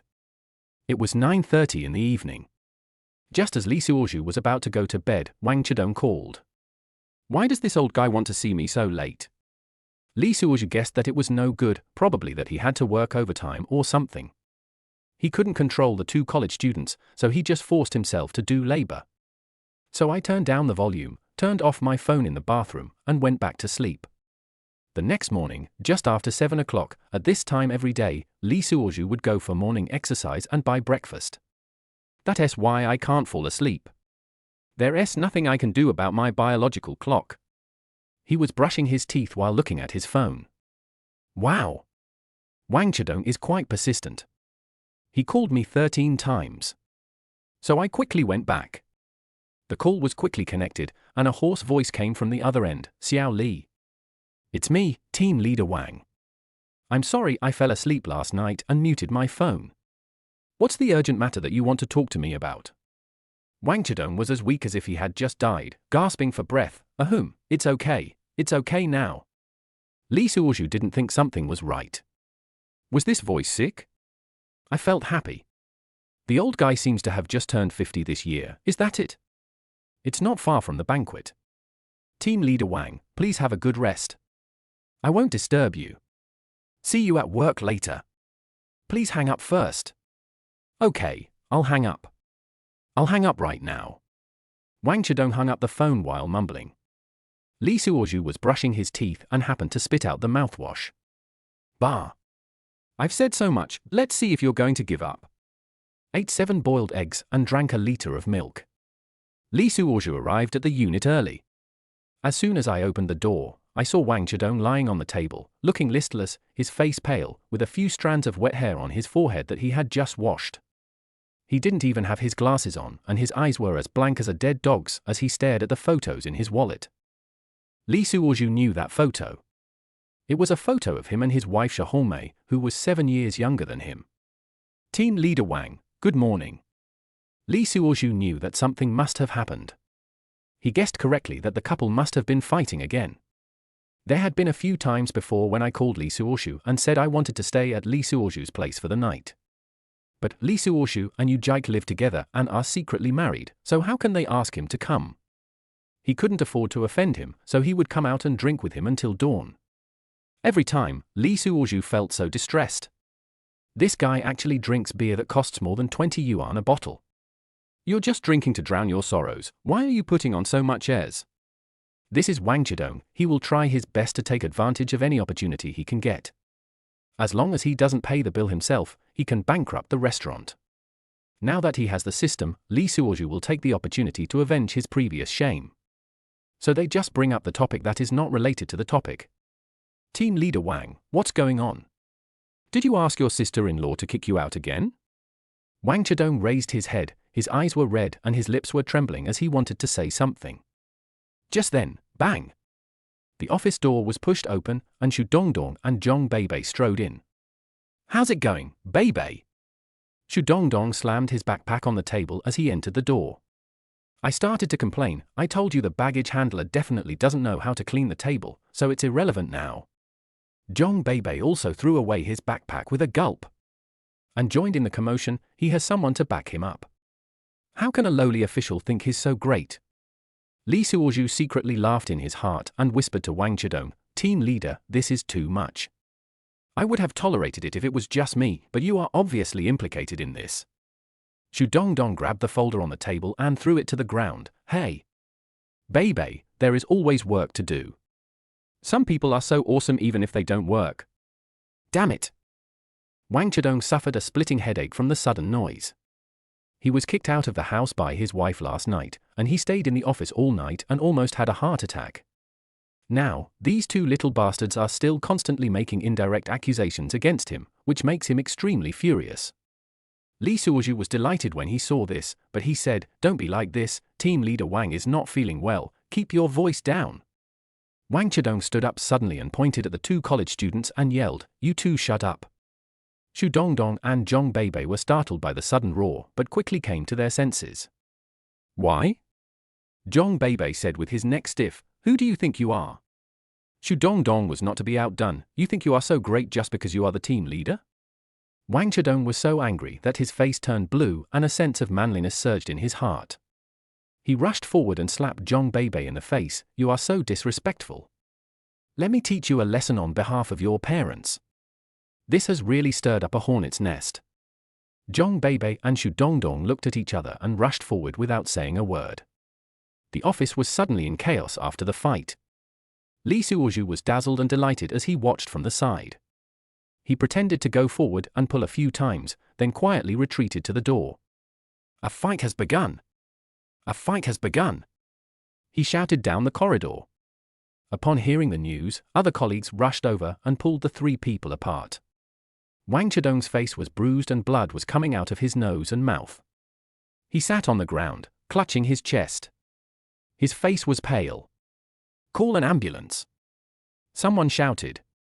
Li Suozhu quickly took out his cell phone and dialed the number while laughing in his heart. This is going to be a good show. The ambulance arrived quickly and took Wang Chedong to the hospital. Li Suozhu followed him to the hospital and pretended to be very concerned along the way. When he arrived at the hospital, he sat in front of the bed and asked with a worried look on his face, "Team leader Wang, how do you feel?" Wang Chedong waved his hands weakly. "It's okay, just a minor injury." Seeing that no one was around, Li Suozhu leaned in and whispered, "Team leader Wang, you can't just say it's all right this time and let it go." Wang Chedong's eyes were stern. "You mean, call the police?" "If you like, after divorce I surprisingly gained immortality. Please bookmark, after divorce I surprisingly gained immortality. Chapter 11. Can you get a promotion by catching someone cheating? Li Suozhu nodded. Of course, this is a public security case, and they are the ones who beat you up. A subordinate beating up a superior, how can this be tolerated? Wang Chedong pondered for a moment, gritted his teeth and said, "You are right, I will call the police right away." Li Suozhu was secretly delighted, but pretended to be hesitant on the surface. Is this too serious? Wang Chedong shook his head. No, they must be severely punished. These two little bastards should have been taught a lesson long ago. Seeing that the situation was getting better, Li Suozhu asked again, "Team leader Wang, did you have a quarrel with your sister-in-law last night?" Wang Chedong was stunned for a moment, then sighed, "Oh, don't mention it." Li Suozhu pretended to be concerned. "What's wrong? Is there anything I can help with?" Wang Chedong hesitated for a moment, and finally said, "Xiao Li, I think my wife might have cheated on me." Li Suozhu was shocked. This was a big news. He pretended to be surprised. "No way? My sister-in-law doesn't look like that kind of person." Wang Chedong smiled bitterly and said, "I think so too, but recently she has been finding faults to quarrel with me, as if she wants to force me to file for a divorce." It seems that Wang Chedong was really upset. As a rule, family disgrace should not be made public. This embarrassing thing cannot be told to Li Suozhu. After quickly confirming that it was not a trap, Li Suozhu nodded thoughtfully. "Do you have any evidence?" Wang Chedong shook his head. "No, it's just a feeling. She always dresses up beautifully when she goes out recently, and she smells like cigarettes when she comes back." Li Suozhu smiled secretly in his heart. This old guy is quite experienced. He pretended to be thoughtful. This is indeed a bit suspicious. But you and sister-in-law are already an old couple. Wang Chedong sighed. "Hey! Xiao Li, you don't know how it feels to be cheated on by a man before you get married." These words made Li Suozhu's back tingle, and he remembered Huang Bingzhang's precious words. Wang Chedong began to get close to him. "Xiao Li, I knew you were reliable. I don't have many friends in my life, and you are the best to me." Li Suozhu sneered in his heart. "Friend? You took advantage of me so much, and you still have the nerve to call me a friend." But on the surface he still looked sincere. "Team leader Wang, I know you have been taking care of me. How can I help you? Help me find the adulterer. I want to know who it is." "Ah? This isn't good, is it?" Unexpectedly, Wang Chedong quickly waved his hand to interrupt him, and said breathlessly, "Xiao Li, I know what you mean. You have been an employee for 7 years. I can't stay this time. I promise that after I leave, I will let you be the team leader and drag those two guys into the water." "Ooh? So good?" Li Suozhu turned his head a few times. "No, I can't trust him yet." Seeing that Li Suozhu was still hesitating, Wang Chedong made up his mind. "Xiao Li, I'll tell you the truth. The higher-ups are going to set up a disciplinary inspection department this time, and it's time for me to retire. You're experienced, you haven't been promoted in all these years, and you don't have a bad record, so you'll definitely be able to rise." Discipline inspection? Li Suozhu knew that this large group was a huge corpse, full of maggots. This team leader may not sound like a high-ranking official, but his salary is twice as high as that of ordinary employees. "Xiao Li, please, I know you are capable, otherwise the group wouldn't have laid you off in 7 years." "Li Suozhu, what the hell does this have to do with you being cheated on?" Having said that, okay, team leader Wang, this is a very immoral thing to do. You have to compensate me. Otherwise, I will lose my life. Okay, I definitely will. Wang Chedong held Li Suozhu's hand gratefully. "Thank you, Xiao Li. You let me vent my anger, I will definitely not treat you unfairly." Li Suozhu nodded. "Okay, I understand. You take a good rest first, and leave the rest to me." Walking out of the ward, Li Suozhu breathed a sigh of relief. This is really interesting. Not only did he cheat those two college students, but he also took on a private job. As soon as Li Suozhu walked out of the hospital gate, he ran into Zhong Huaizhen, with whom he had fought for 300 rounds last night. He was shocked but pretended to be calm. "Mr. Zhong, are you here to see team leader Wang?" Li Suozhu greeted politely. Zhong Huaizhen nodded, pretending to be a superior and a subordinate and keeping a distance. "Yes, I heard he was hospitalized. How is he doing?" Li Suozhu shrugged. "It's okay, just some skin injuries. But he has a heart disease, so it's hard to say." Zhong Huaizhen frowned. "That's troublesome. By the way, I heard he wants to call the police." Li Suozhu looked around and said in a low voice, "Yes, he was so angry that he had to sue those two little bastards." When Zhong Huaizhen heard this, he was about to rush in. "No, I have to go and persuade him." Li Suozhu quickly held her back. "Don't, Mr. Zhong. If you go to persuade him now, he will think that we are all protecting those two guys." Zhong Huaizhen hesitated for a moment, but Li Suozhu continued, "Think about it, you are the acting leader now. Why not just let them make trouble and wait for the official leader to come back to deal with it, don't you think?" Zhong Huaizhen thought about it and nodded. "You have a point. But I still have to go in and take a look, and express my condolences symbolically." Li Suozhu let go of his hand and said with a smile, "Then you go, I'll leave first." "Hey!" Zhong Huaizhen called Li Suozhu reluctantly. Li Suozhu knew what it meant and quickly blinked. "Boss Zhong, I know what you mean. I will definitely do what you arrange. See you later." After leaving the hospital gate, he took a taxi and headed straight to Wang Chedong's community. My dear, there is more to this chapter. Please click on the next page to continue reading. It's even more exciting later. On the way, he recalled Shi Hongmei's appearance. It's not surprising that the woman is fickle. The reason why I got together with Wang Chedong in the first place was probably because I was attracted to his good unit. He didn't have a job on weekdays, so Wang Chedong supported him. Later, he had a fat son and was spoiled to death. I don't work, I just play mahjong and square dance. It would be strange if he didn't cheat. Li Suozhu sneered. This time there will be a good show to watch. After arriving at the community, Li Suozhu went straight to Wang Chedong's house. He stood at the door, took a deep breath, and raised his hand to knock. I knocked for a long time, but there was no movement from inside.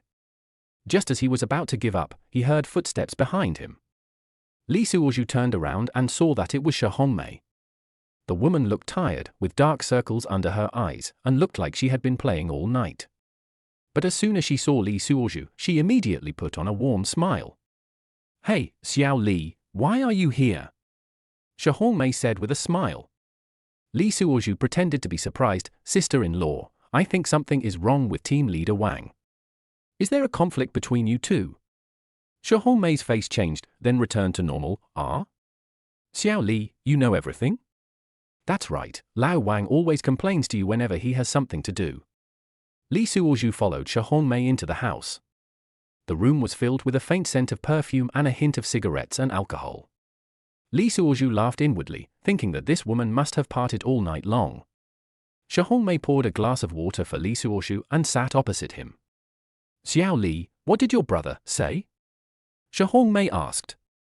Li Suozhu shook his head and sighed. "It's still the same. I want to persuade him. The child is already that big."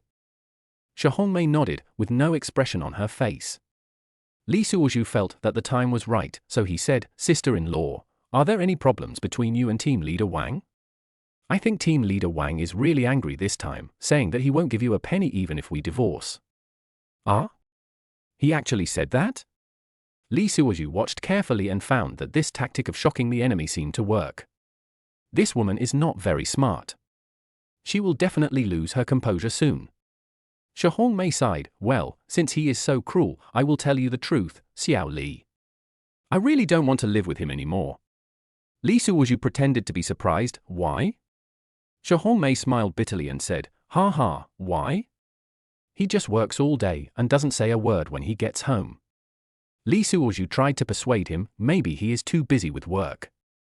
Please be more considerate of him. Shi Hongmei shook her head. "It's not a work problem. Your brother is not good at that." Li Suozhu almost laughed out loud. This woman was really bold. He suppressed his laughter and continued to ask, "This is not a big problem, right?" Xiaohongmei sighed, "You don't understand. Women also have needs. He is old, and I am still young. I can't live with him anymore." Li Suozhu was shocked when he saw Xiaohongmei's eyes. "Why is there something wrong with the way this woman looks at me?" But the system didn't give any prompt, which means this woman is not worth fucking. He quickly stood up and said, "Sister-in-law, I have something else to do, so I'll leave first." Xiaohongmei also stood up and said with a smile, "Leaving so soon? Why don't you sit for a while?" Li Suozhu shook his head and walked quickly to the door. No, I'll come see you another day." After going out, Li Suozhu did not walk far, but quietly hid in the dark and observed the door of the unit. He concluded that this time the woman would go to her adulterer to discuss countermeasures after being warned. Sure enough, within 10 minutes, Xiaohongmei came out after changing her clothes. Chapter 12 Evidence cannot be given to him easily. Li Suozhu followed all the way, and finally Xiaohongmei entered a mahjong hall. Along the way, I didn't talk to any men, but just greeted a few women. It was not convenient for Li Suozhu to go in, so he bought a bottle of water outside the door and watched from a distance. I waited for a long time, but he didn't come out. I realized it was not a big deal. I feel like a fool. She is playing mahjong in there. Who should I wait for? After thinking for a while, I found the police phone number. I called Uncle Hat and told him there was gambling going on here. Sure enough, not long after, everyone in the room came out before Uncle Hat arrived. Among them was Xiaohongmei, who rode an electric bike with a young man. The young man rode his electric scooter and ran away with her. Li Suozhu quickly took a taxi and followed. "Master, follow that electric motorcycle." The master turned his head and glanced at Li Suozhu. "Hey, buddy, are you all 3 strands? What 3 silks?" Li Suozhu didn't understand what it meant. The driver was a fat man, about the same age, in his 30s. "Ha, I see. This little electric car doesn't use up a lot of gas. Do you need my help later?" Li Suozhu stared at Xiaohongmei and the others and had no time to talk to the driver. He replied casually, "No need. Driver, well, I almost got into the police academy. Hey, maybe we could be colleagues now." Li Suozhu didn't even turn around, but he roughly understood what it meant. He didn't say anything, just looked at the two of them. After a while, the 2 men stopped in front of a spicy hot pot restaurant. "Okay, just stop. How much?" "It doesn't matter if it's money or not. I've done my duty if I get it." Li Suozhu opened the door and got out of the car without saying anything more. The driver laughed and drove away. Li Suozhu looked around and then looked up at the Malatang sign. "I'm hungry too, but I can't go eat yet." I could only squat in the corner and wait for them to come out. Soon, the 2 of them came out arm in arm. This time I didn't ride the bike, but pushed it to the parking space in the community next door. Li Suozhu followed from a distance, all the way to the downstairs of an apartment building. The 2 went upstairs. This was bad. Li Suozhu didn't dare to follow him into the apartment, which was a walk-up building. "I don't know which room it is. What should I do? Was it all in vain?" Li Suozhu stood downstairs, looking at the disappearing backs of Xiaohongmei and the young man, and felt puzzled. "What should I do now? After following him for so long, are we just going to let it go?" He scratched his head and suddenly an idea came to him. Yes! The super stealth card awarded by the system. Li Suozhu quickly communicated with the system and silently said activate super stealth card in his mind. In an instant, he felt his body become light, and when he looked down, he found that he had become transparent. That's not all. He tried to lean against the wall and pass through it. "Oh my god, this is so awesome!" Li Suozhu was so excited that he almost cried out and quickly covered his mouth. He entered the corridor quietly, passed through the wall, and flew up floor by floor. When he reached the 6th floor, he heard a familiar voice. "Xiaodong, when will this sneaky thing end? Sister Hongmei, don't be anxious. Wait a little longer. Once I have sorted out the account books, we can be together openly." Li Suozhu followed the sound and saw Xiaohongmei and the young man hugging each other. He quickly took out his cell phone, pointed it at the 2 of them, and clicked the record button. More than 10 minutes later, the young man turned over and went to take a shower. Li Suozhu curled his lips and said, "At this age, they have only achieved this much. They won't be able to grow up. After a while, the two of them became idle and started chatting again. Li Suozhu stood at the door like a ghost, listening quietly to the conversation between the two. Xiaodong, do you think those account books are really useful? Of course it works. But you, old bastard, have been an accountant in the company for 3 years, serving 3 general managers, and you remember the black accounts. At the top, everyone has something fishy going on. They have embezzled and misappropriated public funds. They are all recorded clearly. Even I, a college graduate, can see it clearly. Woman, so awesome? How much money can we get? Man, you have to give them as much as they want, or they will all go to jail. The man did not forget to remind her, please keep the original document safe. It will be very useful as evidence when the time comes. The woman hugged him again, don't worry, it's in the secret compartment of our bedside table, who would have thought of it? Li Suozhu was stunned. It turns out that Wang Chidong is actually a jerk who secretly recorded the leader's dirty laundry. I didn't expect Wang Chidong, who looks so honest, to be so scheming. No, I have to go to his house right away. Li Suozhu went out through the wall without saying a word.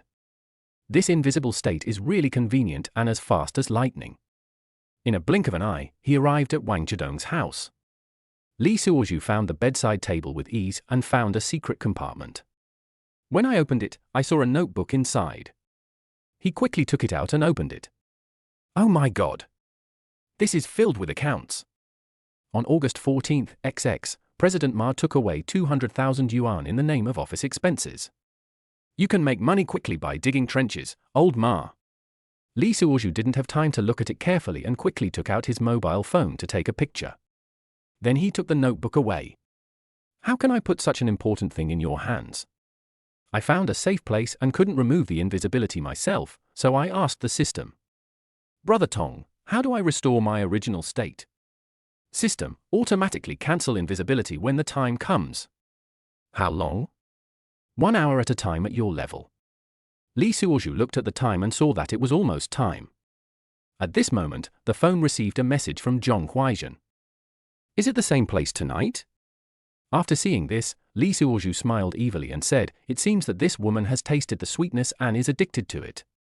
System, discovering that Zhong Huaizhen loves the male protagonist, you will receive a bonus of +2 luck points. I'm fine. Brother Tong is open-minded. Li Suozhu immediately replied, see you at the gym. By the way, there's dinner there. Zhong Huaizhen replied in seconds, okay, how are you doing? Li Suozhu, I just went to Lao Wang's home and tried to get his wife to persuade him, but it was no use. His wife is also a coward and she will not give up until she sues him. Zhong Huaizhen, are you still suing? The police came this afternoon to take my statement and said it was just a workplace dispute that didn't constitute a public security case and they didn't plan to arrest anyone. Li Suozhu asked with some doubt. What's the background of these two bastards? Even Arthur didn't arrest them. What kind of big yaman are they? Zhong Huaizhen, they are all family members of senior executives. Someone at the headquarters said that they would spend money and promised to arrange a place for Wang Chidong to retire and be promoted to the department level. Li Suozhu was not surprised at all. It is very likely that Wang Chidong was beaten on purpose. It's true that you can't judge a book by its cover. This kind of person is very scheming and cruel. I can't easily produce evidence that his wife is cheating on me, otherwise he will deny it. Thinking of this, Li Suozhu came up with a plan. He would drag it out bit by bit to get some benefits first. After this incident, Li Suozhu of course took a leave of absence and didn't have to go to the company. He arrived at the gym early in the evening. I ordered a free nutritious meal first because I didn't eat lunch and I was starving. There are corn, chicken and prawns anyway, meat is available again. While I was eating, I looked up and saw the super beautiful girl from yesterday coming to pick up her meal. I saw her fingers clenched into orchid shape and picking up a prawn. I put a manicure clip on my fingertips but couldn't get it clipped on for a long time, so I put the clip down, looked around, and used my hands directly. Hello. Li Suozhu felt that this was a once-in-a-lifetime opportunity and this was the best way to strike up a conversation. There was no one around and the beauty was so scared that she shivered and quickly pulled her hand back and put it in her mouth. Li Suozhu walked over quickly with his head held high and his chest puffed out. Isn't this a chance? My luck is 160. Here I come. If you like After Divorce I Surprisingly Gained Immortality, please bookmark After Divorce I Surprisingly Gained Immortality. Chapter 13, Chen Bishi and her ex-wife's request. Li Suozhu asked her seriously, "What's your name?" "Chen Bishi." The woman lowered her head and answered in a soft voice. "Li Suozhu, how old are you?" 25. The woman lowered her head even more, like a student who had made a mistake. "Which job?" "No. No job." "Oh." Li Suozhu put his hands behind his back and walked around her. He was really the best. It's a pity that my superb skills in picking up girls have expired. I can't organize the words. I simply picked up a pair of tongs and a plate and picked up a few big shrimps for her, all of them were big ones. He walked closer to her and handed her a plate full of food. "Don't use your hands next time. It's unhygienic." Chen Bishi was like a naughty child caught by her teacher. She secretly glanced at Li Suozhu, whose face had no expression. "Oh, thank you." Then, she took the plate timidly, keeping her head down. Her long hair, which she had not had time to tie up, fell on her face and shoulders. She subconsciously raised her head and threw her hair behind her. But both hands were holding the plate. Li Suozhu was about to turn around and leave, otherwise the script could not go on. He had to go back and reorganize his vocabulary. I could see that her hands were inconvenient. Immediately he stretched out his hands. "Let me help you." "Thank you." The woman handed him 2 plates, quickly took out a wig from her jacket pocket, and quickly tied her hair into a ponytail. At this time, Li Suozhu placed 2 plates on the table opposite him without asking for her consent. The woman followed. Li Suozhu clapped his hands. "Forget it, you are so stupid. What else do you want to eat?" "I will get it for you." "Oh?" The woman looked at Li Suozhu's plate. He swallowed immediately. "It's the same as yours." "Okay. You sit here and wait." After a while, Li Suozhu came back with 2 large plates of meat. "Is this a nutritious meal?" "It's clearly a buffet." The woman didn't think it was too much, so she picked up her knife and fork and started eating. "It tastes really delicious." Li Suozhu's mouth twitched when he saw this. "What about you? You really eat a lot. Aren't you afraid of getting fat?" Li Suozhu was so mean, he reminded her only after the other person had eaten several bites. "It's okay. It's wrong to waste food." The woman continued to eat without even a sip of water. At this moment, Chen Bishi was like a crab general, with knife and fork in both hands flying up and down, busying herself with putting food into her mouth. I said, "You haven't eaten for a few days." The woman was a little angry now. "What's it to you?" and rolled her eyes at him. Li Suozhu felt bored and lowered his head to start eating. The 2 of them were playing like they were in a competition, taking turns. Li Suozhu finally gave in. How could a young woman with a waist as thin as a bee eat so much? "After we finish eating, shall we work out together later?" "I know a little bit."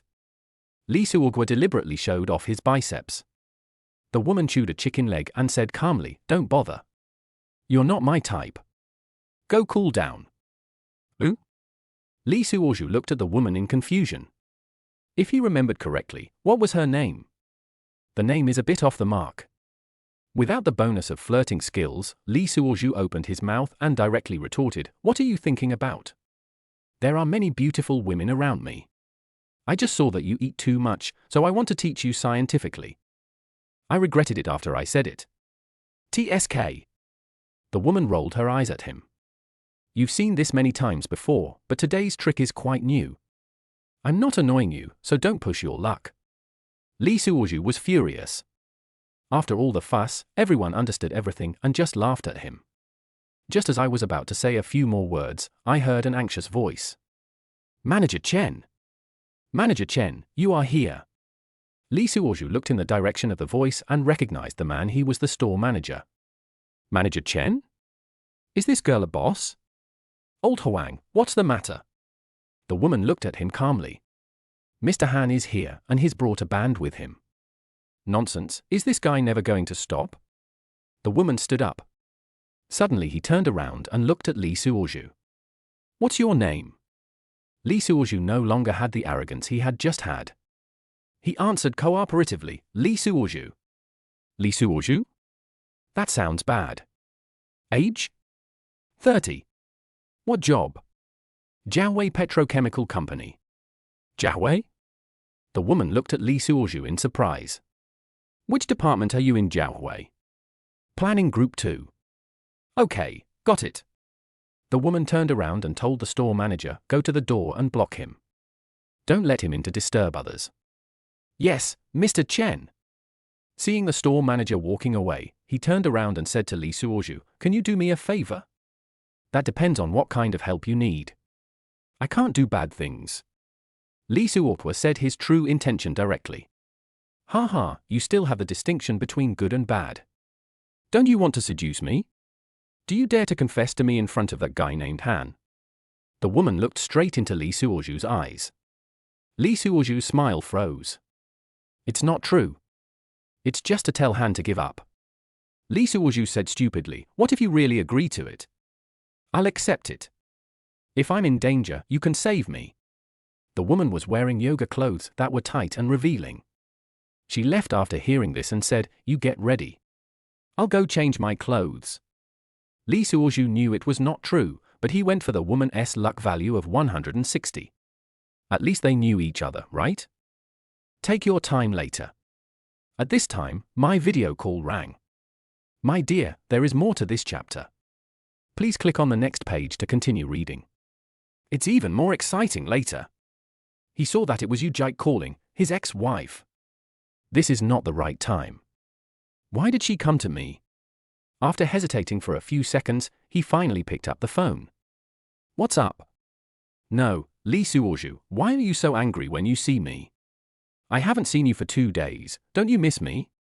In the video, Yu Jike seemed to have just taken a shower, and her hair was still wet. Li Suozhu said unhappily, what are you talking about? I'm busy. Yukiko, what are you busy with? Li Suozhu, no comment.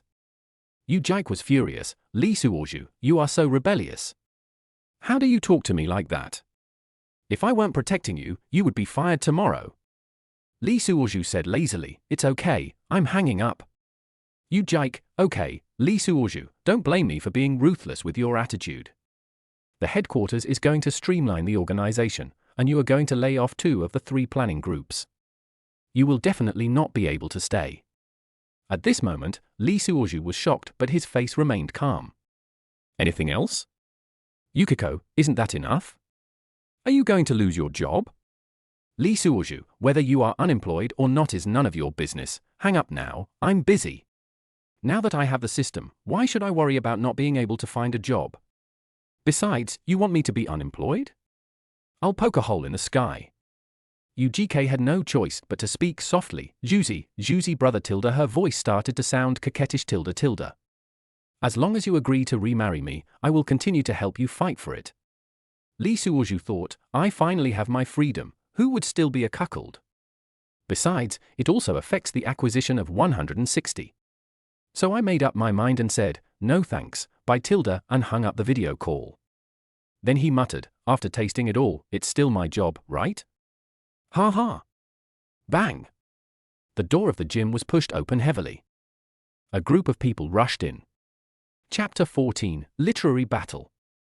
Li Suozhu quickly turned around and looked towards the door. Fuck, what kind of plane is this? I saw a group of people swaggering into the gym, and many fitness enthusiasts stopped exercising and looked over here. Li Suozhu remembered Chen Bish's mission. But I didn't expect it to be such a big event. Suddenly I remembered that Zhong Huaizhen would be here soon. What if they were driving together and had a car accident? He quickly took out his cell phone and called Zhong Huaizhen. Sister, I'm in the gym.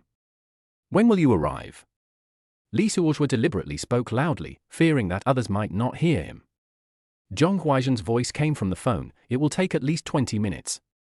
We encountered a car accident and took a detour. Can't wait, baby? Li Suozhu smiled secretly in his heart, this woman is quite sensible. No, don't worry. I just have to leave for something and will be back soon. He hung up the phone. Leaving? Where are you going? It's nothing. I'll be back in 10 minutes. I'll be waiting for you at the door. If you don't see me when you arrive, just wait for me in the car. Mu tilde tilde r. Zhong Huaizhen's faint voice came from the phone. Hee virtue tilde. See you later tilde. Putting down the phone, Li Suozhu took a deep breath. 20 minutes, only 20 minutes to act like a bootlicker. Without the skills to seduce girls, he could only figure it out on his own, relying on his memories of last night. Just then, a man in a designer suit and sunglasses walked in. He was followed by several followers and a few people holding musical instruments. Li Suozhu knew at a glance that this was the young Master Han that Chen Bishi had mentioned. Master Han swaggered towards Chen Bishi, who was running on the treadmill. He was holding a large bouquet of bright roses, which looked very valuable. Li Suozhu cursed inwardly. It doesn't seem right. Are you asking me to highlight her nobility, as if no one is chasing her? Mr. Han walked to the treadmill and cleared his throat. Bishi, I love you, he said loudly, his voice as loud as if he was acting in a drama. The band immediately began to play and people scattered flower petals. The entire gym instantly turned into a romantic stage. Li Suozhu rolled his eyes. This was too exaggerated. Without waiting for Chen Bishi to react, he walked forward quickly. Wait a minute! Li Suozhu shouted loudly. Everyone was stunned, including Chen Bishi. Li Suozhu took a deep breath and began to recite a poem he had just remembered. The autumn wind is clear, the autumn moon is bright. Fallen leaves gather and scatter, jackdaws perch and become startled. I don't know when we will meet again, it's embarrassing at this moment and this night. Enter my love door, and know my love pain. Longing for you means long remembrance, short longing for you means endlessness. If I had known it would be so heart-wrenching, I would have never met you in the first place. This is a famous quote by Li Bai, and Li Suozhu remembers it very clearly. Since I've searched for him everywhere for 1,000 times can impress director Zhong, how will Chen Baisha respond to this king of lovesickness? Mr. Han looked confused, obviously he had never heard such a literary confession. Who are you? He asked unhappily. Li Suozhu sneered, it doesn't matter who I am. What matters is that I know how to express love better than you do. Young Master Han was enraged. He threw away the bouquet and rushed forward. You know nothing. I have power and influence, who the hell are you? Li Suozhu was not in a hurry and recited another line. If life could only be like the first time we met, why would the autumn wind make the fan sad? After saying that, his eyes moved to look at Chen Bishi, who was standing beside him and was now stunned. Mr. Han was even more confused. He turned around and asked his attendant, what does this mean? The followers looked at each other, obviously not understanding either. These classic sentences have not yet been born on this planet. Although I don't know what it means, it's still very touching to hear. Li Suozhu took the opportunity to add another sentence. Once you have seen the sea, all other waters are but puddles. Once you have seen Mount Wushan, all other clouds are but mounds. Mr. Han completely collapsed. He pointed at Li Suozhu and shouted, don't pretend to be a scholar here. Bishi, look at him like this, he must be a poor scholar. Li Suozhu laughed inwardly, this idiot is really uneducated. He glanced at his watch and saw that 12 minutes had passed. Chen Bishi finally spoke up. She said coldly, stop making trouble, both of you. I won't choose anyone.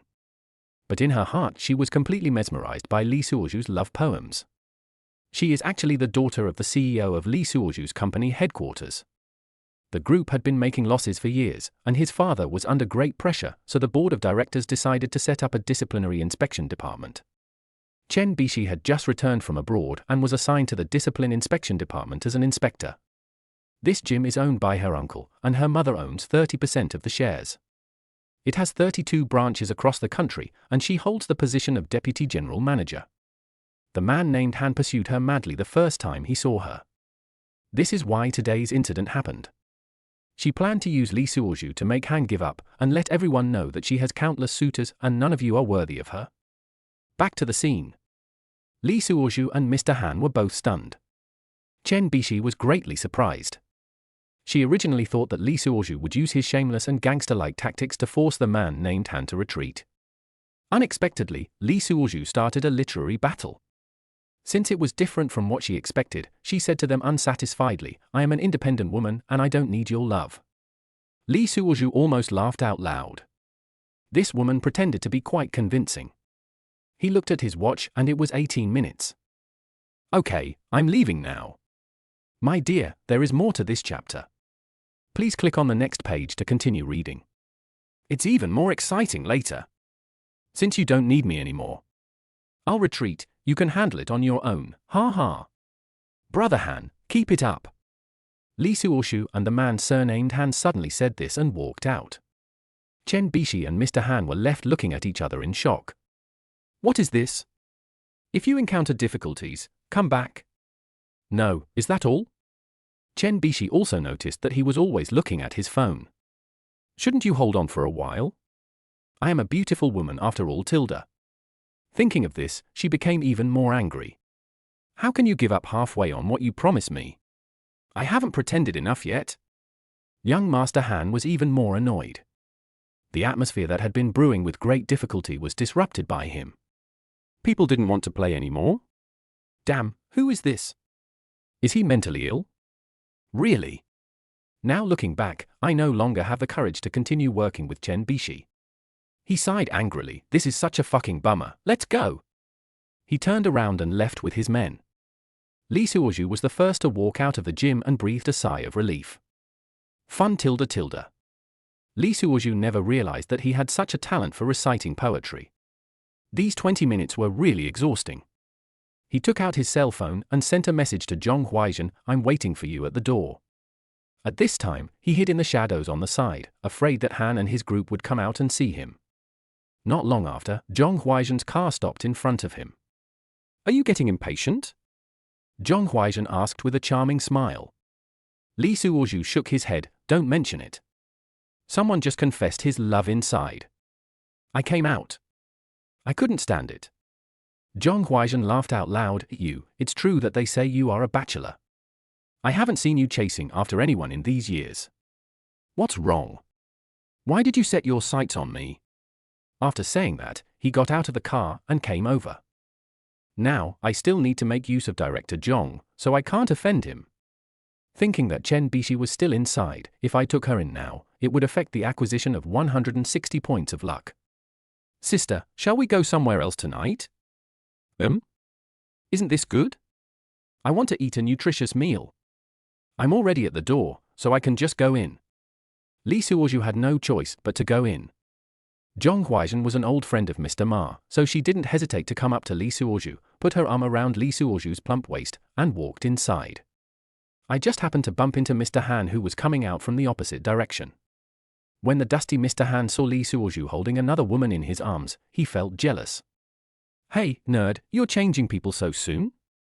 Old Han, this is my sister. Don't talk nonsense. See you another day. Lee Suoshu waved at him and passed by.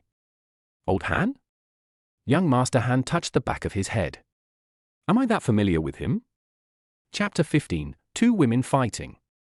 After entering the gym, Lee Suoshu took Zhong Huaizhen to the dining area. Sister, what do you want to eat? I'll get it for you. Zhong Huaizhen nodded in satisfaction. You can do it as you see fit. Okay, I'll watch you do it, and I'm sure you'll be satisfied. Ha ha, a blush appeared on Zhong Huaizhen's cheeks. She covered her face and looked at Lee Suoshu with tears in her eyes as he moved among the various foods. I thought, old Ma has said goodbye to me completely this time. He has been promoted to work at the headquarters, and I am old. I don't know who I can rely on now. Following this Lee Suoshu is just a fleeting pleasure. The higher-ups have come up with the idea of abolishing the planning department, especially the second planning group that caused the fight. I guess they'll just disband it right there. The two college students have returned to the headquarters for other assignments, and Lao Wang has used his connections to get a job at the headquarters to retire, so Lee Suoshu has to be sacrificed. Tonight is probably the last madness. It's a bit sad to think about it. Being with him is truly unique. After a while, Lee Suoshu came back happily. The plate full of food piled up like a small mountain. Similar to Chen Bishi, both are meat. Hey, how did you get so much meat? Sister, you don't understand this. A diet that helps you lose weight requires more protein and less carbohydrates. Meat is a type of protein, so you don't have to worry about getting fat. Eat it. What theory? I don't understand. Can this be eaten? Lee Suoshu picked up a chicken leg and ate half of it in one bite. Eat it, it's okay. You'll feel energetic after eating it. There was something else going on in his words. Zhong Huaizhen looked at Li Suozhu with a smile, picked up the chicken leg, and took a bite as well. The light red lipstick she had just applied left an imprint on the chicken leg, and she licked the chicken leg bone a few times. Li Suozhu was chewing the food with great enthusiasm when he suddenly felt a chill on his back. He looked back and almost choked on the chicken leg in his throat. Chen Bishi was wearing a tight yoga suit and was staring at him coldly. That figure, those curves, are simply killer. Li Suozhu quickly swallowed the chicken in his mouth and smiled awkwardly. Hey, Manager Chen, what a coincidence. Chen Bishi snorted coldly, what a coincidence. You stood me up, but you're dating another woman? Zhong Huaizhen frowned when he heard this. Who are you, young lady? Chen Bishi looked Zhong Huaizhen up and down, with a disdainful smile on her lips. It doesn't matter who I am. What matters is that this man just confessed his love to me. Li Suozhu was shocked and thought to himself that something was wrong. He quickly explained, Manager Chen, you misunderstood. What I just said was... Shut up. Chen Bishi and Zhong Huaizhen shouted at him in unison. Li Suozhu shrank his neck, feeling like a little lamb caught between two tigresses. Zhong Huaizhen stood up. Although he was older than Chen Bishi, his aura was just as great. Little girl, don't take yourself too seriously. Suozhu is my boyfriend. Chen Bishi sneered, boyfriend? Auntie, are you sure you are not taking care of the younger generation? Zhong Huaizhen's face darkened, who are you saying is the aunt? Li Suozhu was nervous as he watched the two women getting on edge. He tried to smooth things over, well, let's talk it out, don't. Shut up. The two women said in unison again. Li Suozhu was completely depressed. He could only curl up in his chair, not daring to breathe. Chen Bishi turned to Li Suozhu and said, didn't you just say you would help me? Why are you turning your back on me now? Li Suozhu hesitated, I was. Zhong Huaizhen interrupted, Suozhu, ignore her and let's continue eating. Chen Bishi sneered, eat? Can you eat it? Li Suozhu looked at the chicken legs on the plate and suddenly lost his appetite. Zhong Huaizhen was not to be outdone, how can you not eat? We are eating so deliciously. Chen Bishi curled her lips, really? Then you guys continue eating, I'll just watch here. After saying that, she pulled up a chair and sat down. Li Suozhu felt like he was about to suffocate. He looked at Zhong Huaizhen, then at Chen Bishi, and felt puzzled. Why are these two women so fierce? Zhong Huaizhen glared at Li Suozhu and said, what are you standing there for? Eat! Li Suozhu picked up the chicken leg tremblingly and took a small bite. Chen Bishi said coldly, Li Suozhu, you can eat so much, aren't you afraid of getting fat? Li Suozhu almost choked on the chicken. Zhong Huaizhen immediately shot back, what's it to you? He can eat as much as he wants. Chen Bishi raised her eyebrows, really? Then you guys continue eating, I'm going to exercise. After saying that, she stood up, twisted her waist and walked towards the treadmill. Li Suozhu's eyes followed her back involuntarily. Zhong Huaizhen pinched him hard, what are you looking at? Li Suozhu quickly retracted his gaze, no. I didn't see anything. Zhong Huaizhen snorted coldly, go exercise right after eating, don't let people look down on you. Li Suozhu made a bitter face, thinking that this was not a place to exercise, but a place to suffer. The two of them finished their meal in a hurry and went to the equipment area. Zhong Huaizhen pointed to a complicated piece of equipment and said, teach me how to use this. Li Suozhu read the instruction manual and was confused. He stepped forward and pretended to fiddle with it a few times. That's it, try it. Zhong Huaizhen looked at him suspiciously, but still sat on it.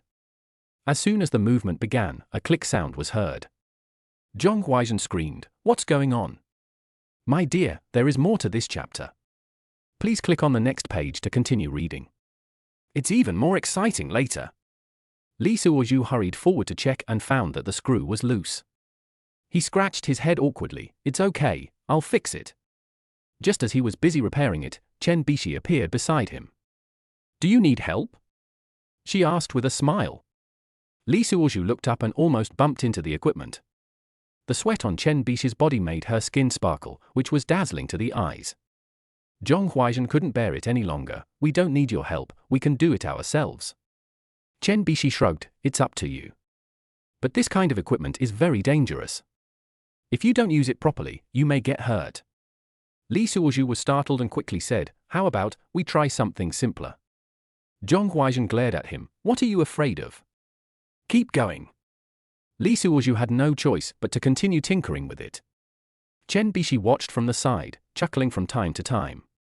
Li Suozhu felt like his face was about to burn. Finally, he managed to repair the equipment. Zhong Huaizhen sat back down and started exercising. Li Suozhu instructed from the side, yes, that's it, take your time. Chen Bishi suddenly interrupted, wrong, this will strain your muscles. Li Suozhu was stunned, not knowing who to listen to. Zhong Huaizhen said impatiently, can you do it?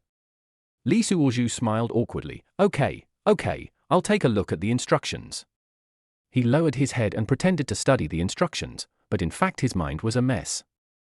Chen Bishi chuckled, it seems that some people don't even have basic fitness knowledge.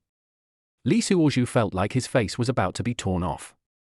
He stammered, well, how about we go for a run? Zhong Huaizhen glared at him but agreed. The three of them came to the treadmill and Li Suozhu breathed a sigh of relief. It's finally a simple tool. Unexpectedly, as soon as they started running, Chen Bishi started to give instructions. Your posture is wrong. Running like this can easily hurt your knees. Li Suozhu felt like he was about to collapse. He was in a dilemma and didn't know who to listen to. Zhong Huaizhen was obviously annoyed. Little girl, can you please stop getting in the way? Chen Bishi looked at her provocatively. I'm just reminding you kindly because I'm afraid you'll get hurt. Li Suozhu was stuck in the middle and felt like a human sandbag. He tried to smooth things over. Well, how about we take a break? The two women glared at him at the same time. Who wants to rest? Li Suozhu shrank his neck and continued running silently. Just like that, the three of them talked to each other, as if the air was competing with each other.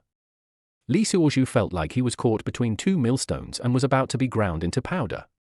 Finally, it was time for the gym to close. Li Suozhu let out a long sigh, feeling that he was finally free. Unexpectedly, Zhong Huaizhen and Chen Bishi said at the same time, continue tomorrow? Li Suozhu almost fainted. He forced a smile, okay. But in my heart I was shouting, help! Someone save me! Chapter 16 arrived home. Li Suozhu was wiping his sweat when Zhong Huaizhen suddenly came over. Suozhu, I heard some news. She said in a low voice. Li Suozhu was stunned and subconsciously glanced at Chen Bishi not far away. Zhong Huaizhen waved her hands, it's okay, she doesn't understand. Li Suozhu nodded and moved closer, what news? Zhong Huaizhen sighed, I heard that your planning department is going to be reduced to one person and the entire company is going to lay off a lot of people, and you are on the list. Li Suozhu's heart skipped a beat and his face turned pale instantly. Sister, can you please help me say something nice? He said eagerly. Zhong Huaizhen smiled bitterly and said, I tried my best, but I don't even know where to go. Li Suozhu didn't notice that Chen Bishi was slowly approaching, pretending to exercise while eavesdropping. She laughed in her heart, these two people are really interesting. Li Suozhu said aggrievedly, Sister, you also know that I am the only one who really works in the planning department these years. I go to mop the floor early in the morning, and I am the first one to work overtime. I am the last one to get the benefits and bonuses, and I have no complaints even if it is less. Zhong Huaizhen sighed, so you didn't get promoted, but you also didn't get fired. When Li Suozhu heard this, he almost cried. What kind of consolation is this? Should I just be happy that I didn't get promoted or fired? He was about to say something else when Chen Bishi suddenly interrupted, what are you talking about? It's so mysterious. Li Suozhu and Zhong Huaizhen were both shocked and quickly changed the subject. Nothing, just talking about work. Li Suozhu smiled awkwardly. Chen Bishi raised her eyebrows, obviously not believing it. The three of them chatted awkwardly for a while, and the gym was finally about to close. Zhong Huaizhen looked at his watch and suddenly said, well, I have something else to do. I'll leave first. Li Suozhu was stunned, thinking that something was wrong. Didn't we agree tonight? But looking at Zhong Huaizhen's expression, he understood. I'm afraid this woman is no longer interested. Li Suozhu didn't know what to say, so he just nodded and said, okay, be careful on the road. Zhong Huaizhen left in a hurry, leaving Li Suozhu and Chen Bishi looking at each other in bewilderment. Li Suozhu thought to himself, this is not good, what should I do now? Unexpectedly, Chen Bishi suddenly smiled and said, congratulations to someone who is going to be laid off. Li Suoju's face changed. Did you hear it? Chen Bishi nodded proudly, not a single word was missed. Li Suoju was so angry that his teeth were itching, but he didn't dare to get angry. So what if you heard it? It has nothing to do with you anyway, he said stubbornly. Chen Bishi sneered, why is it okay? I am the owner of this gym. Li Suoju was stunned, what? You are the boss? Chen Bishi nodded, that's right, so if you don't have a job in the future, you can come work for me. 1,000 horses were galloping through Li Suoju's mind. He suppressed his anger and said, who cares? I have good skills and I won't have trouble finding a job. Chen Bishi looked at him provocatively, really? Then I want to see what good job you can find. Li Suoju was so angry with her, but he didn't know how to fight back. The two of them kept arguing with each other and walked out of the gym unknowingly. Oh! Chen Bishi suddenly screamed.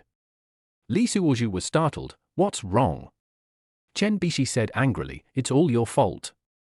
I'm fighting with you and that ugly woman. I'm already late and my family won't open the door. What should I do? In fact, Chen Bishi has her own house, but it is too quiet and she doesn't like to go back. She has her own room above the gym. But he didn't want Li Suoju to know. Li Suoju laughed inwardly, this woman is quite good at acting. He raised his eyebrows and teased her deliberately, come to my house, but you don't dare. Chen Bishi's eyes widened, who said I don't dare? Li Suoju shrugged, then come with me. After saying that, he turned and left. Unexpectedly, Chen Bishi really followed. Li Suoju was delighted in his heart, but on the surface he pretended nothing had happened. The two walked in the night, the street lights flickering. Li Suoju suddenly started whistling. Chen Bishi frowned and said, stop bragging. I want to go to the bathroom. Li Suoju disagreed, I am happy to do so.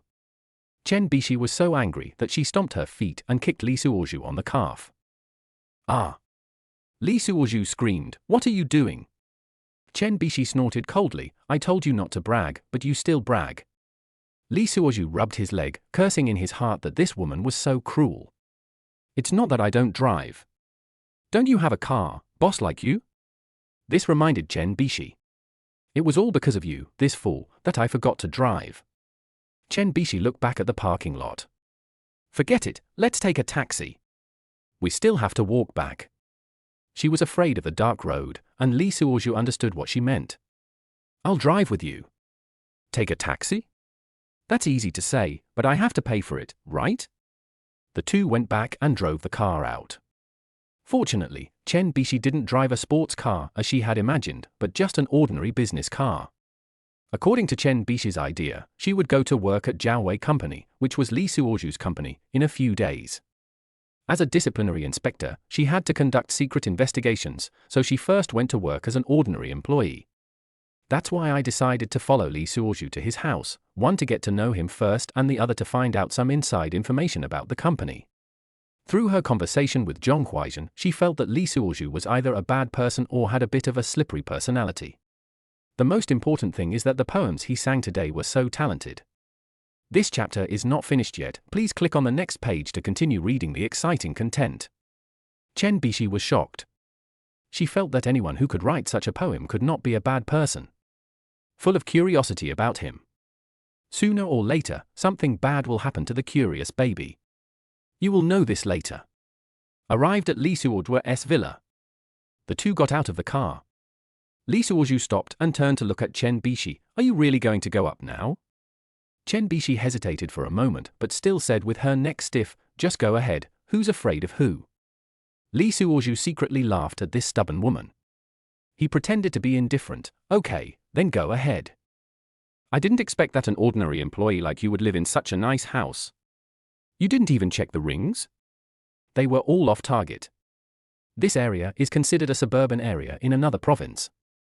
Li Suoju pressed the remote control to open the door and the two of them entered the villa. Suddenly a gust of wind blew by. It was as if Yukiko's eye swept over. Chen Bishi's skirt was blown up and she screamed and quickly held down her skirt. Li Suoju stared with his eyes wide open, thinking that this wind came at the perfect time. Chen Bishi glared at him and said, "What are you looking at? Haven't you seen it before?" Li Suozhu quickly looked away and said guiltily, "No. I didn't see it." Chen Bishi snorted coldly. "Walk into the room first." Li Suozhu followed behind, feeling very happy. This woman is really interesting. Chen Bishi entered the house and looked around and suddenly said, "Is your house not a mess?" Li Suozhu was stunned and thought to himself, "Oh no. My house is really as messy as a doghouse." He smiled awkwardly. "Well, it might be a little messy." Chen Bishi curled her lips. "Sure enough, all men are like this." Li Suozhu cursed in his heart, "You know nothing." As soon as the door opened, Chen Bishi saw clothes and take-out boxes all over the floor. She frowned. "You call this a bit messy?" Li Suozhu smiled and said, "Well, I've been too busy lately." Chen Bishi sneered, "Are you busy picking up girls?" Li Suozhu was choked and didn't know how to refute. Chen Bishi looked around and suddenly said, "Okay, I'll help you clean up." Li Suozhu was stunned. "What?" Chen Bishi rolled her eyes at him and said, "Don't just stand there and get the garbage bag." Li Suozhu went to get the garbage bag in a daze, thinking that this woman was really weird. The two of them started to clean up the room. Li Suozhu secretly watched Chen Bishi's busy figure and suddenly felt an indescribable feeling in his heart. This woman doesn't seem that annoying. If you like After Divorce I Surprisingly Gained Immortality, please bookmark After Divorce I Surprisingly Gained Immortality. Chapter 17, Ex-Wife's House. Li Suozhu and Chen Bishi cleaned up along the way and finally arrived at the last room. Chen Bishi reached out to open the door, but found it was locked. She looked at Li Suozhu in confusion. "Why is this room locked?" Li Suozhu scratched his head and said awkwardly, "This is my ex-wife's room. She is on a business trip." Chen Bishi's eyes widened. "What? You're married?" Li Suozhu shrugged. "Yes, but they are divorced." Chen Bishi didn't know what to say for a moment and just stared at Li Suozhu blankly. Li Suozhu felt a little uncomfortable being stared at by her, so he changed the subject and said, "Take a break, you have been cleaning for so long." The two of them sat on the sofa, and Li Suozhu suddenly asked, "Why are you so bold? Aren't you afraid that I'm a bad guy?" Chen Bishi smiled, "I came here for your poems. I think someone who can write poems like that can't be a bad person." Li Suozhu patted his chest and said, "That's right, I'm not a good person. Those who write poems like this are scumbags." Chen Bishi was amused and her eyes curved into crescents. Li Suozhu looked at her smile and his heart suddenly moved. He quickly stood up and said, "I'll go get you a glass of hot milk." When she came back, Chen Bishi was looking at the furnishings in the room. Li Suozhu handed her the milk and asked, "How is it? Are you satisfied with my taste?" Chen Bishi took the milk and took a sip. "It's okay, but it's a little messy." Li Suozhu smiled and said, "That's because you haven't come to clean up yet." Chen Bishi rolled her eyes at him and said, "Stop talking nonsense. By the way, how did you come up with those poems?" Li Suozhu's heart tightened. He couldn't say that he had traveled through time. He pretended to be nonchalant and said, "It's just inspiration. I like literature very much." Chen Bishi asked, "But I have never heard of those poems. Could it be that you wrote them originally?" Li Suozhu thought, those poems really didn't exist in this world, so he might as well just consider them as his own original creations. He nodded, "I guess so. Sometimes I write when inspiration strikes." Chen Bishi's eyes sparkled. "That's amazing, please say a few more words." Li Suozhu thought for a moment and said, "Since ancient times, everyone has to die. I will leave my loyalty to shine in history." Chen Bishi was fascinated by what she heard and asked, "Anything else?" Li Suozhu also said, "Don't be happy with things, don't be sad with yourself." Chen Bishi exclaimed, "Great, these words are so powerful." Li Suozhu felt a little proud when he saw how moved she was. He said a few more words and completely conquered Chen Bishi. Chen Bishi suddenly said, "By the way, we may be colleagues." Li Suozhu was stunned. "What do you mean?" Chen Bishi smiled and said, "Didn't I tell you that I'm the owner of the gym? If you get laid off, you can come work for me." Li Suozhu smiled bitterly, "I don't want to go to the gym to work. I like my current job." Chen Bishi curled her lips. "TSK, what's so good about your job?" The two chatted for a while and before they knew it, it was late at night. Li Suozhu looked at his watch and said, "It's getting late, do you want to rest?" Chen Bishi nodded and yawned. I am indeed a little tired. Li Suozhu cleaned up a guest room for her and returned to the master bedroom. Lying on the bed, Li Suozhu recalled everything that happened today. Zhong Huaizhen could no longer be relied upon, and Yu Jike was also out of the question, as she was probably trying to marry someone more powerful. When Li Suozhu thought of Yu Jike and Huang Bingjong rolling together, he could hardly suppress his inner anger. There was no evidence of Huang Bingjong in Wang Zhedong's account. Otherwise, he would be the first to kill the one with the surname Huang. The next morning, Li Suozhu got up and made fried eggs, steak and milk. When Chen Bishi came out of the room, she saw the sumptuous breakfast and said in surprise, "Wow, you can cook." Li Suozhu felt refreshed when he saw her pretty appearance and crystal clear eyes. I wonder when I can get these 160 luck points. Her skills in picking up girls are gone, but she really likes ancient poetry. It seems that I need to put more effort into this aspect in the future. He said proudly, "That's right, I have many talents." The two of them chatted while eating breakfast, and the atmosphere was surprisingly harmonious. After eating, Li Suozhu said, "I have to go to work, how about you?" Chen Bishi said, "It's time for me to go back. There are a lot of things waiting for me." The two went out together and parted downstairs. Li Suozhu looked at Chen Bishi's departing back and suddenly felt a little empty in his heart. He shook his head to get rid of the strange feeling and turned to go back to the company. When he arrived at the company, Li Suozhu found that the office was much quieter. Even those two college students didn't come, I was alone. Team leader Wang Zhedong is still in hospital, and the entire office is exceptionally quiet. Li Suozhu sat in his seat and suddenly felt extremely bored. He took out his cell phone and sent a message to Zhong Huaizhen, "Sister, I want to go to the hospital to see team leader Wang. Can I ask for leave?" Zhong Huaizhen quickly replied, "Okay, go ahead and check on him." Li Suozhu laughed inwardly, thinking that Zhong Huaizhen was really easy to fool. He packed up and set off for the hospital. On the way, Li Suozhu was thinking about how to trick Wang Zhedong into talking. This old vixen is very cunning, we have to think of a way to deal with her. When he arrived at the hospital, Li Suozhu bought some fruit and knocked on the door of the ward. Wang Zhedong was lying on the bed and looked in good spirits. "Hey, Xiao Li, you're down here?" Wang Zhedong said with a smile. Li Suozhu showed a concerned smile, "Team leader, I came to see you, are you feeling better?" My dear, there is more to this chapter. Please click on the next page to continue reading. It's even more exciting later. Wang Zhedong sighed, "It's okay, but my heart is a little uncomfortable." Li Suozhu sat down and started chatting with Wang Zhedong. He cautiously probed, wanting to know about the company's layoffs. Wang Zhedong secretly asked, "Has that matter come to fruition?" Li Suozhu could only play it safe, "Team leader, how can it be that fast?" "Don't worry, I'll be there in a minute." Wang Zhedong seemed to be worried as well, sighing from time to time. Seeing this, Li Suozhu was secretly delighted. It seemed that this old fox was not peaceful either. He pretended to ask casually, "Team leader, I heard that the company is going to lay off employees, is that true?" Wang Zhedong's eyes flickered and he said, "That's not true. Don't listen to rumors." Li Suozhu sneered in his heart, this old fox was indeed lying. He continued to play dumb and said, "That's good. I was still worried." Wang Zhedong patted his shoulder and said, "Don't worry, if you work hard, the company will not treat you unfairly." Li Suozhu cursed in his heart, "Isn't this enough of being treated unfairly?" But he still looked smiling on the surface and chatted with Wang Zhedong casually. Before leaving, Wang Zhedong suddenly said, "Xiao Li, you should be more careful recently and don't cause trouble." Li Suozhu was stunned, thinking that this old fox really knew something.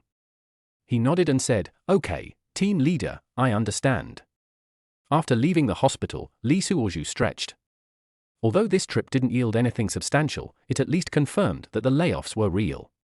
He took out his cell phone and sent a message to Zhong Huaizhen, "Sister, I've seen team leader Wang. He's fine." Zhong Huaizhen replied, "Okay, come back. I have something to talk to you about." Li Suozhu's heart tightened, wondering what was going on. He took a taxi and hurried back to the company. Chapter 18, Chen Bishi is actually? Li Suozhu stood at the door of Zhong Huaizhen's office, took a deep breath, and knocked on the door gently. "Come in." Zhong Huaizhen's voice came from inside. Li Suozhu pushed open the door and saw Zhong Huaizhen looking down at documents without even raising his head. Sister, are you looking for me? Li Suozhu asked tentatively. Zhong Huaizhen then raised his head, without the usual smile on his face. The HR director of the headquarters and a vice president of the group will come to announce the latest personnel changes of the company.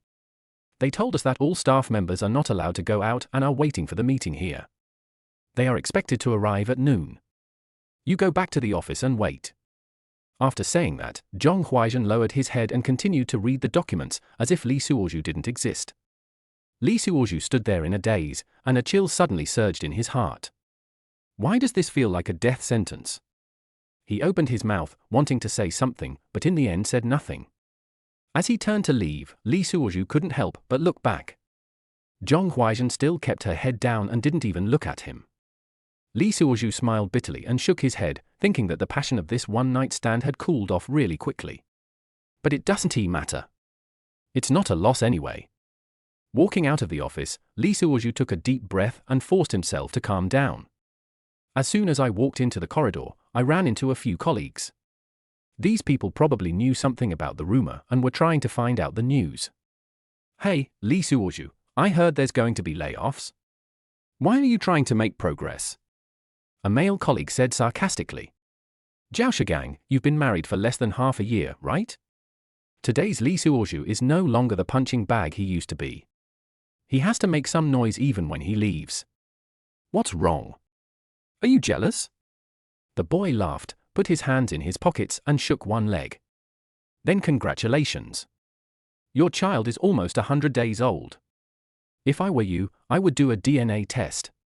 Haha, you're so green, are you pretending to be environmentally friendly? Get out of the way. Li Suozhu bumped into him, making him stagger. You? Zhao's eyes turned green.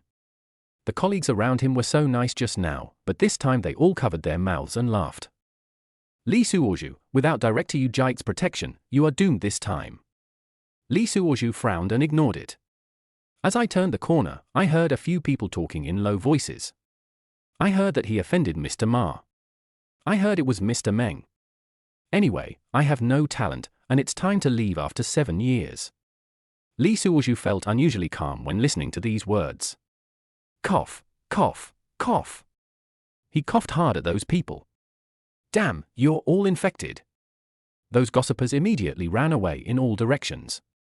I don't know shit. If you really fire me, don't blame me for being rude. Wang Chedong's account book is enough to cause chaos in the entire company. All you prisons, I'll build prisons for you all. Li Suozhu returned to his seat and began to tidy up the desk. Since we are going to have a meeting, we should tidy up what needs to be tidied up. If I really get fired, I can just leave. As time passed, the atmosphere in the office became more and more depressing. It's noon and I haven't gone out to eat. It was not until the afternoon that the HR colleague notified us to go to the conference room for a meeting. About 30 people from the company went to the conference room together, and Li Suozhu was squeezed to the corner of the last row. He doesn't care either. After a while, the door of the conference room was pushed open. 2 middle-aged men in suits walked in, followed by a tall woman. Li Suozhu looked up and suddenly felt that the back figure looked familiar. He squinted his eyes and looked carefully, and his heart suddenly skipped a beat. Isn't he this Chen Bishi? Li Suozhu rubbed his eyes, thinking he had seen it wrong. But that back figure is exactly the same as Chen Bishi's. Could it be she is really from the company? I remembered what she said last night, we are colleagues. Li Suozhu suddenly had an ominous premonition in his heart. At this time, the HR director cleared his throat and began to speak. Dear colleagues, I have called you all here today because I have an important announcement to make. Everyone held their breath, waiting for what would happen next. After research and decision by the group's top management, our company will conduct a large-scale personnel adjustment. When Li Suozhu heard this, he was mentally prepared. It seems that layoffs are a foregone conclusion. The HR director continued, First, let me introduce this person next to me. He pointed at the woman next to him. Chen Bishi is a reserve cadre of the group. She was sent to our company for internship and study. She will follow Li Suozhu in the planning department. He has seniority and much experience. Li Suozhu, you have to play the role of mentoring and guiding others. Everyone focused their attention on Chen Bishi. She had a faint smile on her face and her eyes swept over everyone present. When her eyes fell on Li Suozhu, she paused slightly. Li Suozhu felt his heart skip a beat. What is going on? How did Chen Bishi become my colleague? He was with her last night. Li Suozhu felt his mind was a little confused. Li Suozhu, is he here? Seeing that no one spoke for a long time, the HR director hurriedly looked around. Coming. I heard you. I promised to complete the task. Li Suozhu stood up and waved his hand, causing everyone to laugh. Chen Bishi spoke in a clear and pleasant voice. Hello colleagues, I am Chen Bishi, and I am very happy to join this big family. This chapter is not finished yet, please click on the next page to continue reading the exciting content. Li Suozhu listened to her words and felt like he was dreaming. The girl who cleaned the room in his house last night, the owner of a gym? Damn, that's ridiculous.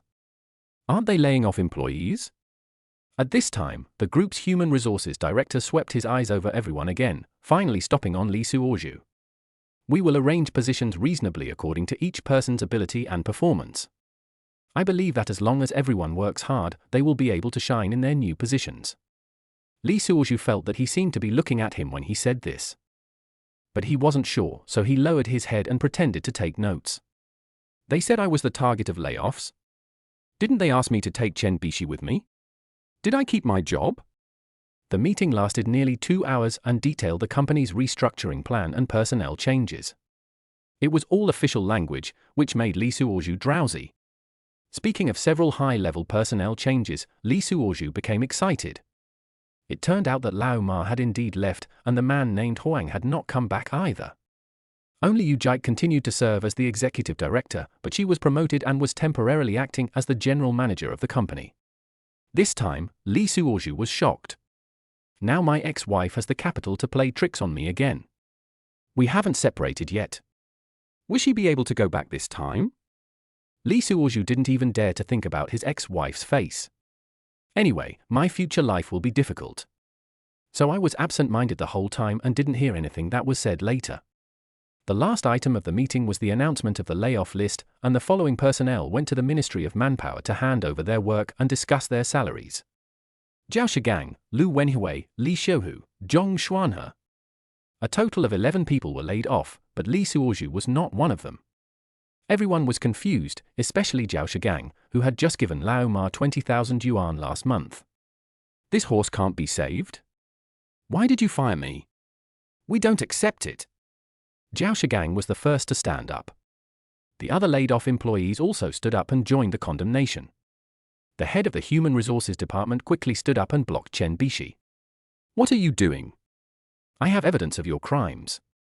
Zhao Shigang's performance appraisal ranks last every year, and the others are also at the bottom of the performance appraisal. These people were dumbfounded. Why didn't we know when the performance appraisal was held? Yes, if there is a layoff, it should be Li Suozhu. He has been working for several years, and it is time for him to leave. The HR director slammed the table and said angrily.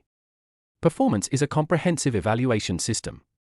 It is a software developed by the newly established Discipline Inspection Department of the group. We select them fairly and impartially. From daily attendance to the completion of each person's task indicators, we comprehensively evaluate whether they have continued contribution value to the company. This is the result of big data comparison. If anyone has any objections, please provide evidence. Don't make trouble here, otherwise the nature of the incident will change and it will become a public security incident. Please be careful with your words and actions. What about Li Suozhu? Li Suozhu realized that these guys just bullied the weak and feared the strong. He thinks he is easy to bully because he has no background, and now he keeps biting me. Li Suozhu ranked first in the comprehensive evaluation. Here is the evaluation report. If you don't believe me, go and see it from me. Am I going to fire a comrade who has brought benefits to the company through his pragmatic work? The whole place fell silent. What? He, Li Suozhu, ranked first?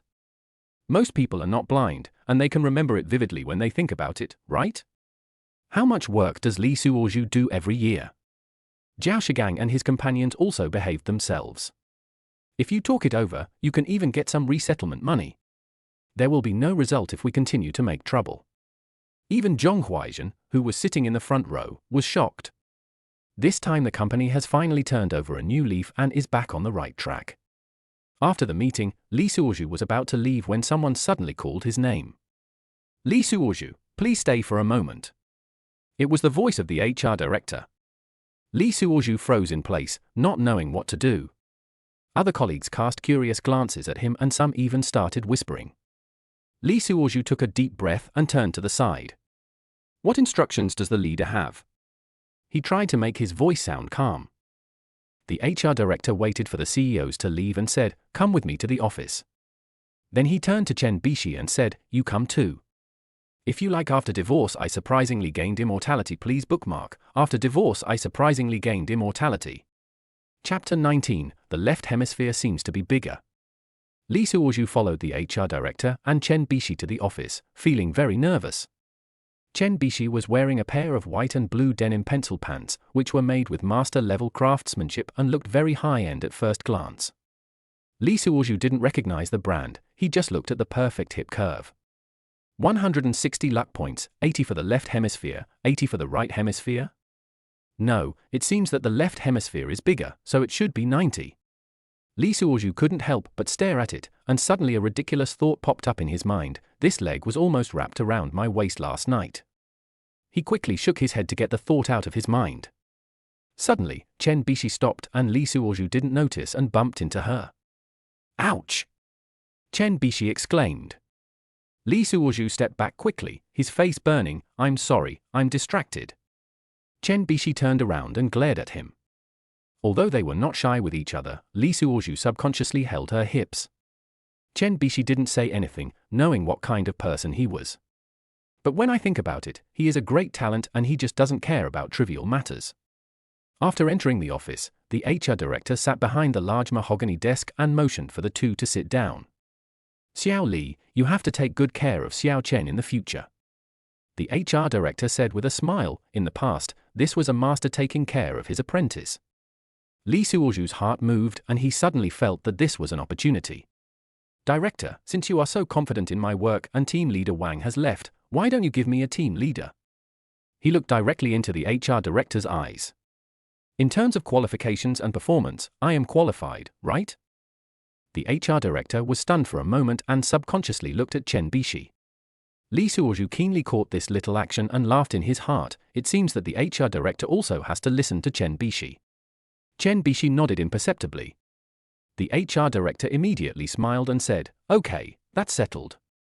Xiao Li, from today on, you will be the team leader of the planning department." Lee Suoju was very happy, but he pretended to be calm on the surface. "Thank you for your trust, director. I will do my best." Oh right, Lee Suoju suddenly thought of something. Since I am the master, shouldn't I hold a banquet to pay my respects to my disciple? Chen Bishi smiled. "Okay, let's do it tonight." "Okay." Lee Suoju clapped his hands and cheered. "That's settled then." Walking out of the office, Lee Suoju felt lightheaded. "Team leader, your salary and bonus will be doubled now." He couldn't help humming a little tune. In the evening, Chen Bishi fulfilled her promise and held a banquet for her apprentice. She invited Song Yang, the human resources director, and Yuan Gui, the group's vice president, and asked Lee Suoju if he wanted to invite anyone else. Lee Suoju thought for a moment and said, "That's enough." Chen Bishi raised her eyebrows. "Why not call our immediate superior Zhong Huaizhen? She seems like your lover, right?" Lee Suoju immediately distanced himself from the matter. That was just to cater to her preferences. "She is Mr. Ma's type, and I am not qualified." Chen Bishi and the two CEOs smiled at each other and nodded. The group came to a high-end restaurant, pushed open the heavy mahogany carved door, and were greeted by a rich scent of sandalwood. The interior of the restaurant is antique, with famous paintings and calligraphy hanging on the walls and an exquisite bonsai on each table. The waiter led them to a private room. The round table in the room was covered with a snow-white tablecloth. In the middle was a hollow bronze incense burner, with wisps of green smoke rising. As soon as Lee Suoju sat down, his cell phone rang. "It's Zhong Huaizhen." "Hello, Mr. Zhong." Lee Suoju answered the phone, speaking in an official tone. "Lee Suoju, why didn't you call me on such an important occasion?" There was obvious dissatisfaction in Zhong Huaizhen's voice. Li Suozhu replied indifferently, "It was the boss who said it was inconvenient, so there was nothing I could do." After hanging up the phone, Li Suozhu saw Chen Bishi looking at him thoughtfully. He winked at her, and Chen Bishi smiled knowingly. During the dinner, Li Suozhu, under the influence of alcohol, mentioned some shortcomings of the company. He pointed a veiled finger at Huang Bingjong. "Vice President Huang does many things that are puzzling. I don't know why a project that could have been profitable ended up losing money." After hearing this, the two CEOs' faces changed drastically. At this time, one exquisite dish after another came up. There is the golden Peking duck with crispy skin and tender meat. There are crystal clear crab roe dumplings with rich soup, and there is the tender and juicy braised lion head with fragrant aroma. Chen Bishi poured a glass of wine for Li Suozhu and said with a smile, "Master, I hope you will drink yourself to death soon." Everyone laughed. Li Suozhu looked at the amber liquid in the cup and thought that this girl was quite interesting. After 3 rounds of wine and 5 dishes, the atmosphere became more and more lively. Under the influence of alcohol, Li Suozhu talked about some of the company's problems in a roundabout way. The two CEOs nodded repeatedly and exchanged glances from time to time. Li Suozhu was secretly happy. It seemed that his words had worked. After eating and drinking, everyone prepared to leave. Chen Bishi suddenly said, "Master, shall we go have another drink?" Li Suozhu was stunned and looked at the two CEOs. Song Yang smiled and said, "You young people can go ahead. We old guys won't join in the fun." Li Suozhu and Chen Bishi bid farewell to the two bosses and went to a nearby bar. The lights in the bar were dim and the music was blaring. Chen Bishi pulled Li Suozhu to the bar and ordered 2 cocktails. "Master, you did a good job today." Chen Bishi leaned close to Li Suozhu's ear and said. Li Suozhu felt the hot breath she exhaled and his heartbeat suddenly accelerated. "It's not bad. You won't die easily from drinking." He pretended to be calm and said, "But your apprentice is also very capable. Even the HR director has to look at your face." Chen Bishi smiled without saying anything and took a sip of wine. Li Suozhu looked at her rosy lips and suddenly had the urge to kiss her. He shook his head quickly, cursing himself inwardly, "Don't be impatient, this time I have to make her give up her heart and soul. Chen Bishi is not a flirtatious woman like Zhong Huaizhen. I must move her with my true feelings." Chen Bishi seemed to see through his thoughts and said with a smile, "The master, what are you thinking about?" Li Suozhu smiled guiltily, "I'm just thinking, but I still can't figure it out. You are a big manager with such a big industry, why do you run to this company with no development?" Chen Bishi smiled and shook the blue wine glass in her hand. "Just like this wine glass, it will reflect whatever color is poured into it, but what if the color is wrong? It's so confusing. I didn't understand. Anyway, it's okay as long as you don't regret it. This company is very treacherous. You've seen it. They bully people who have nothing to do with me. I was almost bullied to death by them. Before I left, they even wanted to use me as a scapegoat." Li Suozhu didn't know why Chen Bishi came, and there was no need to think about it. He just knew how to get the 160 luck points. As for Zhong Huaizhen and Yu Jike, who are already in hand, just leave them alone. There is nothing much to be gained from them. From now on, I will focus on the 160 in front of me. By the way, master, seeing that Li Suozhu had almost finished drinking, Chen Bishi began to inquire, "I heard you say a lot of things just now. Do you have any evidence?" Li Suozhu suddenly became alert. He was laughing and joking during the meal just now, so what did he mean by suddenly asking? Li Suozhu had small eyes and single eyelids and glanced suspiciously at the opposite side. Just as Chen Bishi straightened up, his eyes fell on her chest. Li Suozhu was stunned for a few seconds, and Chen Bishi hit him on the head. "Be careful, the master should act like a master, not like a greasy uncle." "Oh, there is evidence. I have Mr. Mars, and we are still investigating Huang Bingzhang's." Li Suozhu was startled and blurted out what was in his heart. "So powerful?" Chen Bishi felt that she had found the right person. People who can write those poems should have some ability. "Well, I am just having a personal grudge." Li Suozhu took a sip of wine. "Master also hid it from you. They have been bullying me for 7 years and have been trying to get rid of me. I fought against them. Collect evidence against them. Mr. Ma is really greedy." At this point, Li Suozhu looked around and whispered, "Guess how much public property this conscienceless thing has eaten."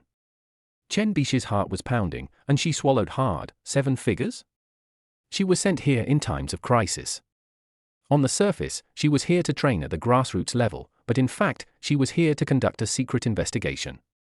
Li Suozhu shook his head and said nothing. Chen Bishi stretched out her hand and turned it into a pistol. Could it be 8 digits? Li Suozhu continued to shake his head. No more guessing. Old Ma is going to achieve the great perfection and return to the truth. Oh my God!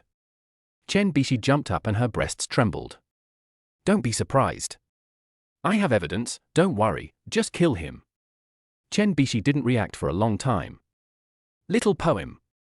Chen Bishi. Just call me Xiao Chen. Xiao Chen, I'm drunk, I'm just talking nonsense, just treat it as a story, don't take it personally. Li Suozhu knew that Chen Bishi must be an important person, so he deliberately revealed it to her under the influence of alcohol to test her reaction. If you are from Lao Ma's group, just think of it as bragging. Master, don't worry. The two chatted for a while, and Li Suozhu felt a little drunk. It's late at night again. Your family didn't leave the door open for you. Li Suozhu swayed his upper body, looking drunk. What? Master, you still want to keep your disciple overnight? That's right, don't you like poetry? We can talk about it by candlelight at night. Ha ha. Not tonight, I need to video chat with my boyfriend. Chapter 20 sent her home without a word. Li Suozhu was half sober at that time. Oh, in that case, let's do it another day. After leaving the bar, the night breeze made the two of them sober up a lot. Li Suozhu looked at Chen Bishi beside him and licked his lips. This 160 is really difficult. Who are you? He couldn't help asking. Chen Bishi smiled. Am I not your apprentice? Li Suozhu shook his head. You know that's not what I meant. Chen Bishi was silent for a while, then said, I'll tell you when the time is right. Li Suozhu was confused, but he didn't dare to ask any more questions. Li Suozhu accompanied her home in silence. Then, I'll go up. Li Suozhu nodded. Well, good night, 160. Chen Bishi muttered, 160? Oh, it's nothing, just the taxi fare, no big deal, the driver is gone. Return to your villa. Li Suozhu opened the refrigerator, took out an egg, and took out a bag of spicy instant noodles from the corner of the kitchen. I glanced back and realized that the second box of this month is almost finished. 5 minutes later, a bowl of steaming hot poached egg instant noodles was served on the milky white dining table. Li Suozhu pulled open the soft cushioned chair and sat on it comfortably. It's really cool. Thinking about what happened today, I can only say how great it is. Slurp tilde tilde. Li Suozhu took a sip of the soup, savored it, and swallowed it. Comfortable. Suddenly, the cell phone rang. It was a video call from my ex-wife Yu Jike. Li Suozhu hesitated for a moment, but still picked up the phone. Hello? Li Suozhu, Yu Jike had just finished taking a shower and was drying her hair with her broad chest exposed. What's the matter? Li Suozhu continued to pick up instant noodles with chopsticks. Why do you always eat instant noodles? They are full of additives. Can't you cook noodles?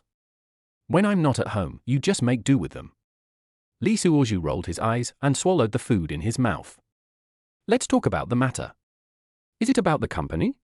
Yeah, I heard that the company made personnel appointments today, and I became the acting manager. It's really a happy ending after all the hard work. It was obvious that Yu Jike called just to show off to Li Suozhu. Now that I am the boss of the company, even if I am just a substitute, I can still be lethal. If you, Li Suozhu, don't beg for mercy from me again, I will punish you. TSK. Unexpectedly, Li Suozhu sneered. So what? You? Yu Jike's almond-shaped eyes suddenly widened. I'm telling you, when I return to my new position, I'll start with 3 things, and the first thing I'll do is cremate you. Li Suozhu continued eating as if he was watching TV. Burn it quickly, it can save some funeral expenses. Li Suozhu stuffed the egg into his mouth and stammered, I am also the team leader now. If I am fired, I will report it to the group. You seem. What? You are the team leader? Li Suozhu swallowed the egg and drank some soup. The soup is not hot anymore. Hubby, we are really lucky now. People say that people become rich in middle age, and we have shown it just after we turned 30. You were the one who exposed yourself. You didn't even wear any underwear when you video chatted with me. After Lee Suozhu finished eating, the alcohol started to take effect and he could hardly open his eyelids. Like a lazy cat, looking at the phone and yawning. No, we both got promoted, which means we are compatible. Think about it, we must remarry, right? Lee Suozhu was lying on the sofa, his eyes difficult to open. You reminded me that we are divorced now. So what? Breaking up and getting back together, that's life. Yujike said as she took off her yukata. Honey, let's do that on video. Lee Suozhu's mind was full of 160. Now that he had obtained the 50 points, he didn't want to continue. Hang up, I'm sleepy. After saying that, he hung up the video. Play a few short movies on your phone. After watching for a while, Yujike's pop-up window kept greeting her ancestors. The lip sync is great, Yujike's words matched the actions in the video being broadcast. Lee Suozhu smiled and closed his eyes unconsciously.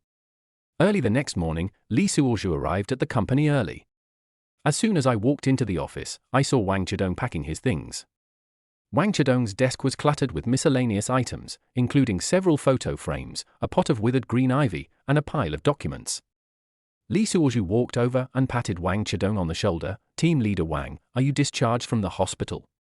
Wang Chidong turned around and forced a wry smile on his face. Yes, come and pack up and get ready to leave. He looked Lee Suozhu up and down and asked in a puzzled tone, I heard that you got promoted? Congratulations. But have you made any progress on the thing I asked you for? Lee Suozhu smiled and said, thank you. I hope you can get a divorce soon and find someone new. As for your case, I only saw a young man who was quite thin. He didn't look like that. Is it really him? Wang Chidong clenched his fists. Damn it, he's her nephew in terms of seniority.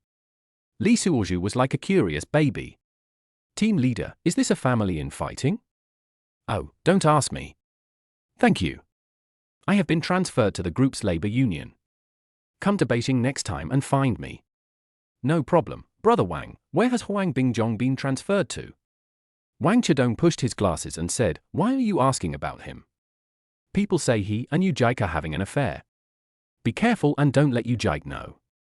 Brother Wang, is it possible that Yujike and I are also having an affair? This chapter is not finished yet, please click on the next page to continue reading the exciting content. Just you? Everyone in the company says so, but I just don't believe it. I know you too well. You are too honest. You can't do such a thing. Wang Chidong patted Lee Suozhu on the shoulder. Really? Lee Suozhu looked at Wang Chidong with relish, then turned and left the office. Fuck, you bastard, you still despise me? Lee Suozhu was the only one left in the office. He took a deep breath and looked around. This office is not big, but it has good lighting. The sunlight shines in through the floor-to-ceiling windows, giving the entire space a golden hue. Lee Suozhu suddenly felt happy. From now on, this is the world of 160 and me. He said to himself. He began to clean up diligently.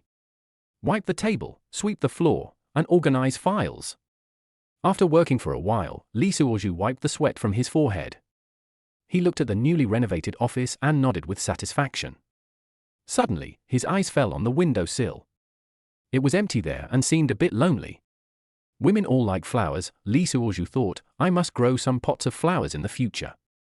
Just as he was thinking about what kind of flowers to grow, the office door was pushed open. Zhong Huaizhen walked in. Lee Suozhu was squatting on the ground mopping the floor. He greeted him without even looking up, Mr. Zhong. Zhong Huaizhen stood at the door, looking at the busy Lee Suozhu, with a strange flash in his eyes. She cleared her throat and said, Xiao Li, I heard you got a promotion. Congratulations.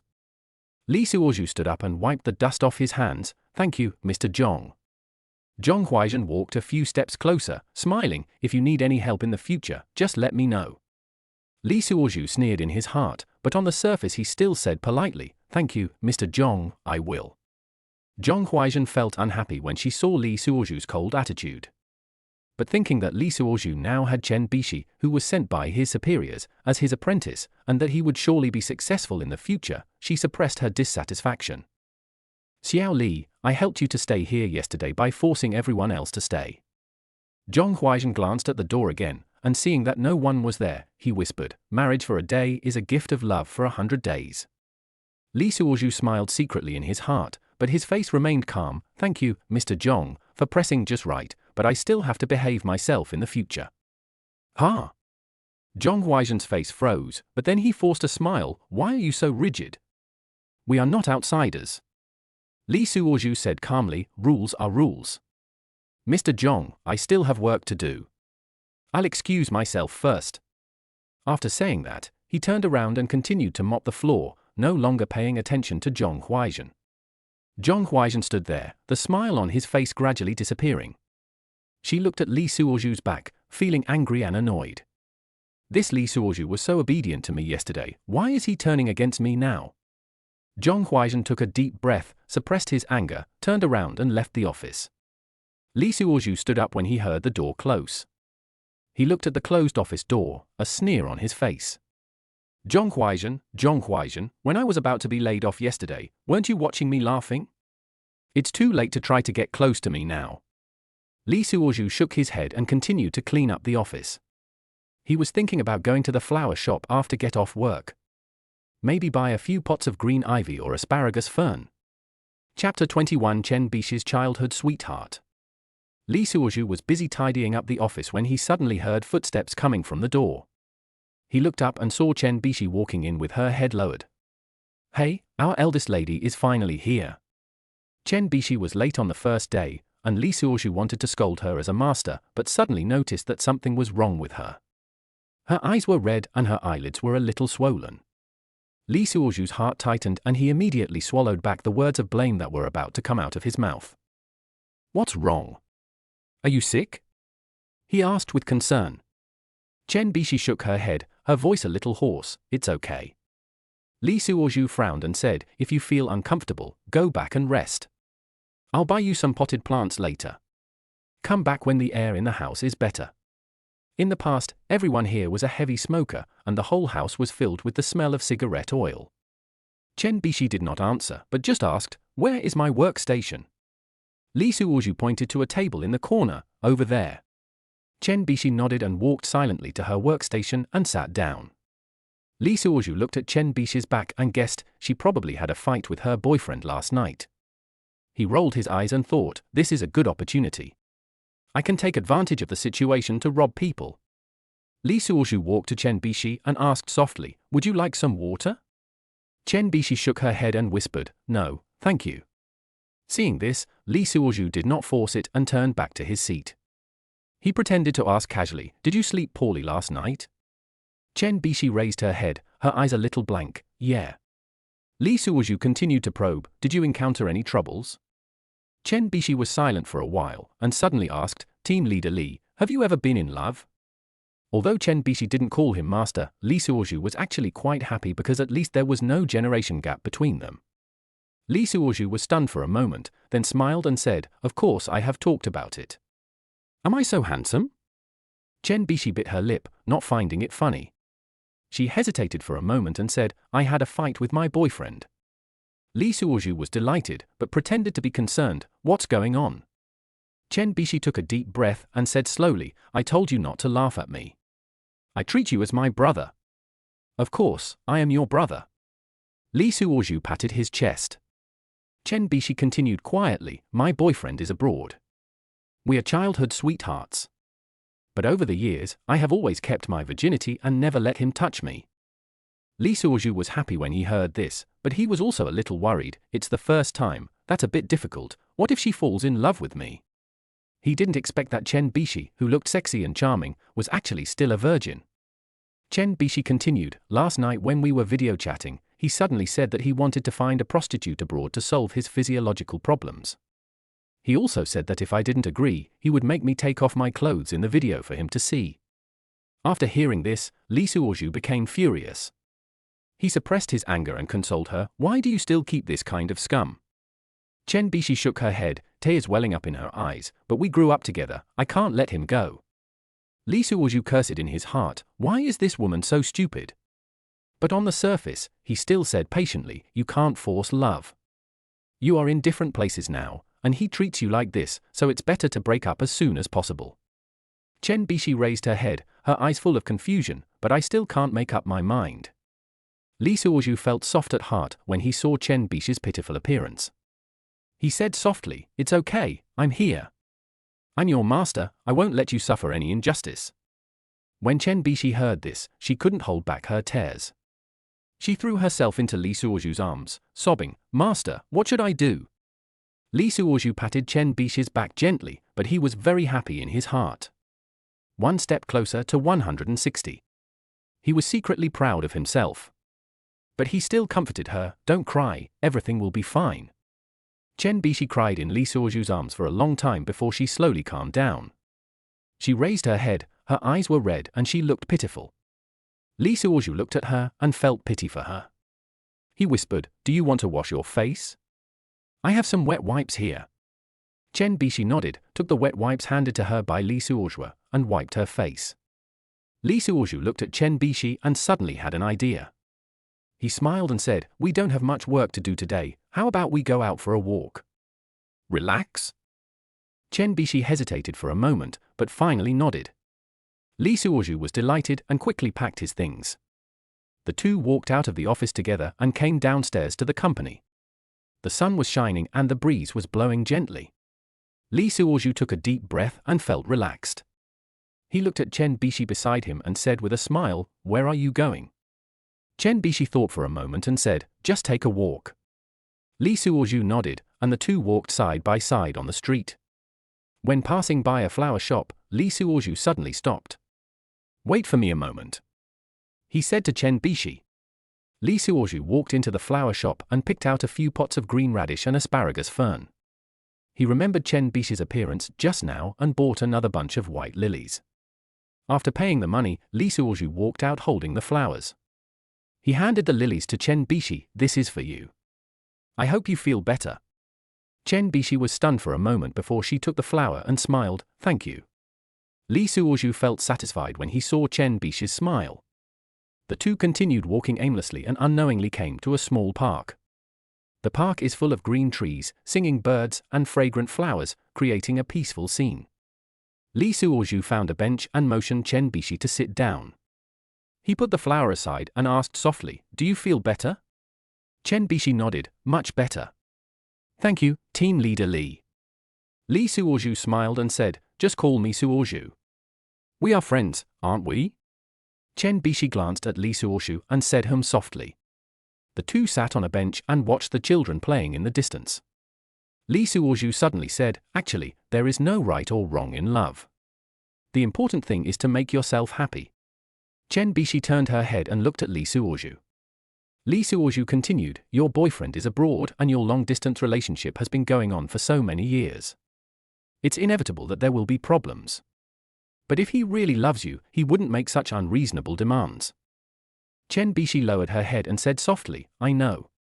But we grew up together and I can't let go." Li Suozhu sighed, "It's normal to not be able to let go. But you have to think clearly, are you really happy like this?" Chen Bishi was silent. Li Suozhu's heart beat fast when he looked at Chen Bishi's profile. He whispered, "You are still young and should pursue your own happiness.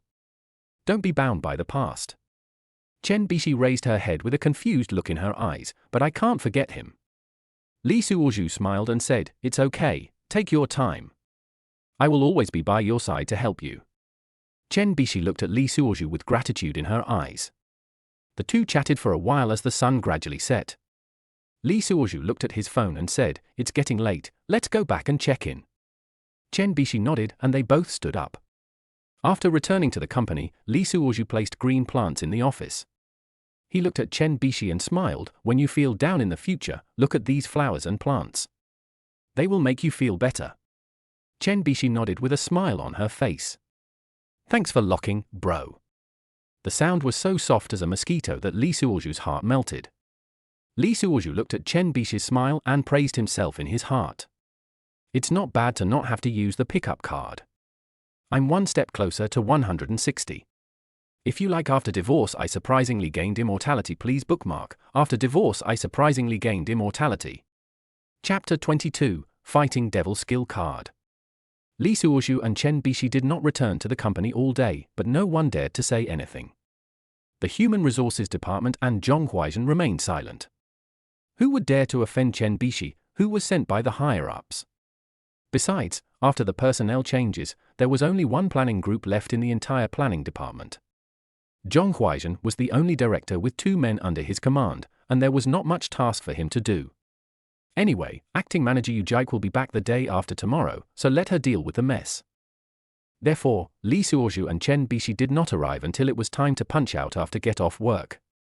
Chen Bishi looked at her watch and said to Li Suozhu, "I'm going to the gym tonight. Do you want to join me? There are free nutritious meals." Li Suozhu was delighted and nodded quickly, "Okay, I also want to exercise." The two got into Chen Bishi's car and drove to the gym. There was a faint scent of perfume in the car. Li Suozhu secretly took a deep breath and thought that it smelled really good.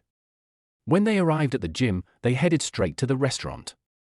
After walking for an afternoon, they were all starving. There were all kinds of high-protein, low-calorie foods in the restaurant, and Li Suozhu was dazzled. Chen Bishi was selecting skillfully, and Li Suozhu followed behind. "This chicken breast is good and high in protein," Chen Bishi said, pointing to a plate of grilled chicken breast. Li Suozhu nodded and picked up a piece as well. The two people's plates were quickly filled with various lean meats and shrimps. After sitting down and starting to eat, Li Suozhu discovered that these seemingly ordinary foods were actually so delicious. "I didn't expect fitness meals could be so delicious," he exclaimed sincerely. Chen Bishi smiled and said, "Yes, eating healthy doesn't mean eating bad food." After dinner, the two rested for a while. Li Suozhu was thinking about how to strike up a conversation later when he suddenly saw a familiar figure walking in. It was Mr. Han who was pursuing Chen Bishi. Li Suozhu frowned, wondering why this guy is here again. "Last time, I ruined his good fortune." A few lines of poetry. At that time, the boy looked quite worshipful. I saw Master Han coming over with a few people, staring at Li Suozhu with cold eyes. "Ms. Chen, who is this gentleman to you?" Mr. Han asked in a pretended polite manner. Chen Bishi said calmly, "My friend." Young Master Han sneered, "Friend? I think the last time he was here was the first time you met him, right?" Li Suozhu stood up and stood in front of Chen Bishi. "What's wrong?" Mr. Han narrowed his eyes and said, "Boy, I think your poetry writing is okay, go by yourself." Chen Bishi quickly stood in front of Li Suozhu and frowned. "Mr. Han, you are not welcome here. Don't come to harass me in the future." "Hey, which law says that pursuing love is against the law? I like you, is that wrong?" Chen Bishi saw that speaking human words would not solve the problem, so she quickly waved to the store manager beside her, "Go call the security guard." Li Suozhu suddenly remembered the system's gift package, which had never been used and was almost rusted. He waved his hand, "No, I'll take care of it." He turned to Mr. Han, with a sneer on his face, "Want to fight?" The man surnamed Han raised his head and spoke with his chin, "You are worthy? I'm afraid I'll beat you to death, so you'd better leave on your own." "Ha ha." Li Suozhu pointed at the opposite side, "Just you guys? It won't even take the time to smoke a cigarette, believe it." Yo, the man surnamed Han turned around and laughed with a few people. "Boy, you're exaggerating. I know that those who are into fitness are quite good, so I specially found some retired Special Forces soldiers. Do you dare?" At this time, a bodyguard came over, clenched his fists, and showed his upper arm muscles to Li Suozhu. "What? This is bodybuilding. Stop talking nonsense and join us. Don't regret it, kid. Why waste your words? Do you want to sign a life and death agreement?" The man surnamed Han clapped his hands and said, "I've been waiting for you to say this. We can leave our lives to fate." Li Suozhu turned around and nodded to Chen Bishi, "Record it as evidence." "Lock up, brother." Chen Bishi hurried over to pull him, "Don't be stubborn, it won't happen." "It's okay, watch me, stay away from me, or you'll get bloody." Li Suozhu didn't look back, turned his back to Chen Bishi, pushed her away, and bumped into a group of Ruren. "Withdraw your hand immediately." Young Master Han was furious and immediately waved his hand, and several strong men behind him rushed up. Li Suozhu silently said in his heart, "System, activate the fighting maniac skill card." In an instant, he felt his whole body filled with strength. The first sturdy man who rushed up swung his punch, but Li Suozhu easily dodged and then threw an elbow, hitting the opponent in the abdomen. The sturdy man suddenly bent down and his face turned pale. Li Suozhu took advantage of the situation and struck him with his knee, knocking him to the ground. Seeing this, the other two strong men rushed over at the same time. Li Suozhu was not in a hurry. He attacked from both sides and hit the two men's chins accurately with two hooks. With two cracks, the two strong men fell to the ground at the same time, holding their chins and wailing. The remaining strong man was dumbfounded and hesitated whether to go up or not. Li Suozhu sneered and took the initiative to attack. He rushed forward and kicked the opponent's knee with a whip kick. The sturdy man couldn't dodge in time and fell to his knees with a thud. Li Suozhu took advantage of the situation and hit him with an elbow, knocking him unconscious. The four strong men were knocked down in the blink of an eye, and Master Han turned pale with fright. Li Suozhu walked towards him slowly, his eyes cold. "Do you still want to fight?" Master Han retreated again and again. "No. I won't fight anymore." Li Suozhu sneered. "Go away, don't let me see you again." This chapter is not finished yet. Please click on the next page to continue reading the exciting content. Master Han fled away in disgrace with his men. Li Suozhu turned around and looked at Chen Bishi and found that she was looking at him in amazement. You know Kung Fu?" Chen Bishi asked in surprise. Li Suozhu scratched his head and pretended to be embarrassed. A little bit." Chen Bishi's eyes sparkled. "That's amazing. Have you practiced it before?" Li Suozhu smiled secretly in his heart, but said modestly on the surface, "I learned a little when I was a child. I didn't expect that I still remember it." Chen Bishi said excitedly, "Great. From now on you will be my personal bodyguard." Li Suozhu was delighted, but he said, No, I don't have that ability." Chen Bishi smiled and said, "Don't be modest. I saw everything just now. Let's go and exercise." The two came to the fitness area, and Chen Bishi began to do warm-up exercises skillfully. Li Suozhu looked at her soft body and couldn't help swallowing.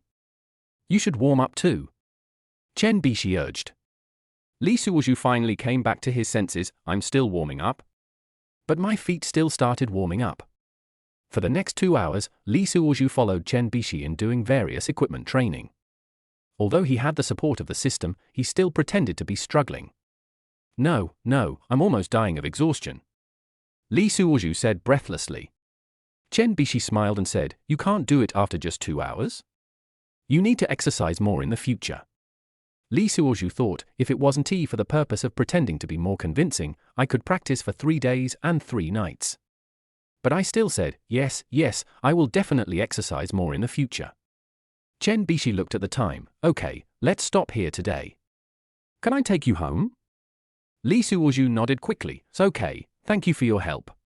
The two packed up their things and walked out of the gym together. It was late at night and the streets were deserted. Li Suozhu sat in the passenger seat, secretly looking at Chen Bishi's profile. The light and shadow of the street lamp flickered on her face, making her look particularly charming. Li Suozhu's heart was beating fast, and he thought to himself, 160, I am getting closer and closer to you." The car soon arrived downstairs of Li Suozhu's house. "Thank you for sending me back," said Li Suozhu. Chen Bishi smiled and said, "You're welcome. It's my duty." Li Suozhu hesitated for a moment and then said, Think more positively about your boyfriend. If you need someone to talk to, feel free to contact me." Chen Bishi was stunned for a moment and then smiled bitterly. "Thank you. I will." Li Suozhu nodded. He opened the door and got out of the car. He stood there and watched Chen Bishi's car go away. Li Suozhu didn't turn around and walk into the villa until the taillights of the car disappeared into the night. After returning home, Li Suozhu lay on the bed thinking about everything that happened today. From personnel changes in the morning to relaxing in the afternoon and then to fitness in the evening. In just one day, he felt that the trajectory of his life seemed to have changed dramatically. "System, how far am I from 160? Li Suozhu asked silently. The system was silent for a while before answering, "Not even close." Li Suozhu curled his lips. "What do you know? I feel like I'm very close." The system did not respond and Li Suozhu was too lazy to pay attention to it. He closed his eyes and Chen Bishi's smile appeared in his mind. 160. I will definitely get you." With this thought in mind, Li Suozhu slowly fell asleep. If you like After Divorce I Surprisingly Gained Immortality, please bookmark After Divorce I Surprisingly Gained Immortality. Chapter 23. We are still husband and wife after all. Early in the morning, Lee Suoju was awakened by the ringing of his cell phone. He fumbled for his phone dazedly and saw that it was a video call from Yu Jike. Hello? Lee Suoju rubbed his eyes and answered the phone. Yukiko's face appeared on the screen. She frowned and said, "Are you still sleeping? What time is it?" Lee Suoju yawned. "It doesn't matter what time it is. What matters is why you called. I'll be back tomorrow. Pick me up at the airport." Yu Jike ordered. Lee Suoju rolled his eyes. "Why? You have hands and feet, can't you just take a taxi back? Why are you like this? We are still husband and wife after all." Yu Jike said dissatisfiedly. "Ex-husband and wife." Lee Suoju corrected. "Besides, I have something to do tomorrow." "What's up?" "Dating." "Date? With whom?" Yu Jike's voice rose an octave. Lee Suoju said with a wicked smile, "The beautiful girl I just met." "Lee Suoju! How dare you?" Yu Jike was so angry that her face turned red. "What is there for me to be afraid of? We are already divorced, you have no right to control me." Lee Suoju said indifferently. The two of them argued back and forth for more than a dozen sentences, and finally Yu Jike hung up the phone angrily. Lee Suoju stretched and looked at the time. It was time to get up and go to work. After washing up, he put on a neat suit and adjusted his tie in front of the mirror. "So handsome." Lee Suoju blinked narcissistically at the mirror. When Lee Suoju arrived at the company and just sat down, he saw Chen Bishi walking in with breakfast. "Master, I brought you breakfast." Chen Bishi placed the breakfast on Lee Suoju's table with a smile. Lee Suoju raised his eyebrows. "Oh, is this to honor the master?" Chen Bishi nodded. "Yes, master helped me out last night, I have to express my gratitude." Lee Suoju opened the breakfast box, which contained steaming hot dumplings and soy milk. He took a bite of the steamed bun and squinted his eyes in satisfaction. "Millimeter, not bad." While we were eating, Zhong Huaizhen came in and said, "Meeting." Lee Suoju and Chen Bishi looked at each other and followed Zhong Huaizhen to the meeting room. Zhong Huaizhen talked a lot of things, but Lee Suoju was absent-minded the whole time. Seeing that Lee Suoju seemed indifferent, Zhong Huaizhen lost interest and ended the meeting hastily. Back in the office, Chen Bishi suddenly asked, "Master, do you really have evidence that those people are corrupt?" Lee Suoju was stunned for a moment, then nodded. "Of course, what's the matter?" Chen Bishi's eyes lit up. "Give it to me, I'll send it up." Lee Suoju shook his head. "No, you don't hold a high position and you're still young, I'm afraid you'll get into trouble. I'll find a chance to pass it to the group and the disciplinary inspection department." Chen Bishi curled her lips. "You are looking down on me. The secretary of the group's disciplinary committee and the group's vice president is my aunt." Lee Suoju's mind was spinning rapidly, and he looked at Chen Bishi in surprise. "I've never heard of such a young CEO." Chen Bishi smiled and said, "My aunt is the same age as you, her name is Simone, and she just graduated with a master's degree in law." Lee Suoju was even more surprised. How did she get in at such a young age? Her husband must be very powerful, right? Chen Bishi smiled mysteriously. "I won't tell you." In order to make Lee Suoju believe, Chen Bishi made a video call to Simone in front of Lee Suoju. The call was connected and a cold face appeared on the screen. Lee Suoju was instantly stunned. This woman is like the ice fairy Lee Morcho created by Jin Yong. She exudes a cold temperament and has a serious face, but she is incredibly beautiful. Lee Suoju heard the system prompt, Simo Ni, female, 30 years old, divorced, luck value 280. Lee Suoju was moved. He is single? A comprehensive plan to approach her was formed instantly. "Aunt, this is my master Lee Suoju." Chen Bishi introduced. Simone glanced at Lee Suoju coldly and nodded.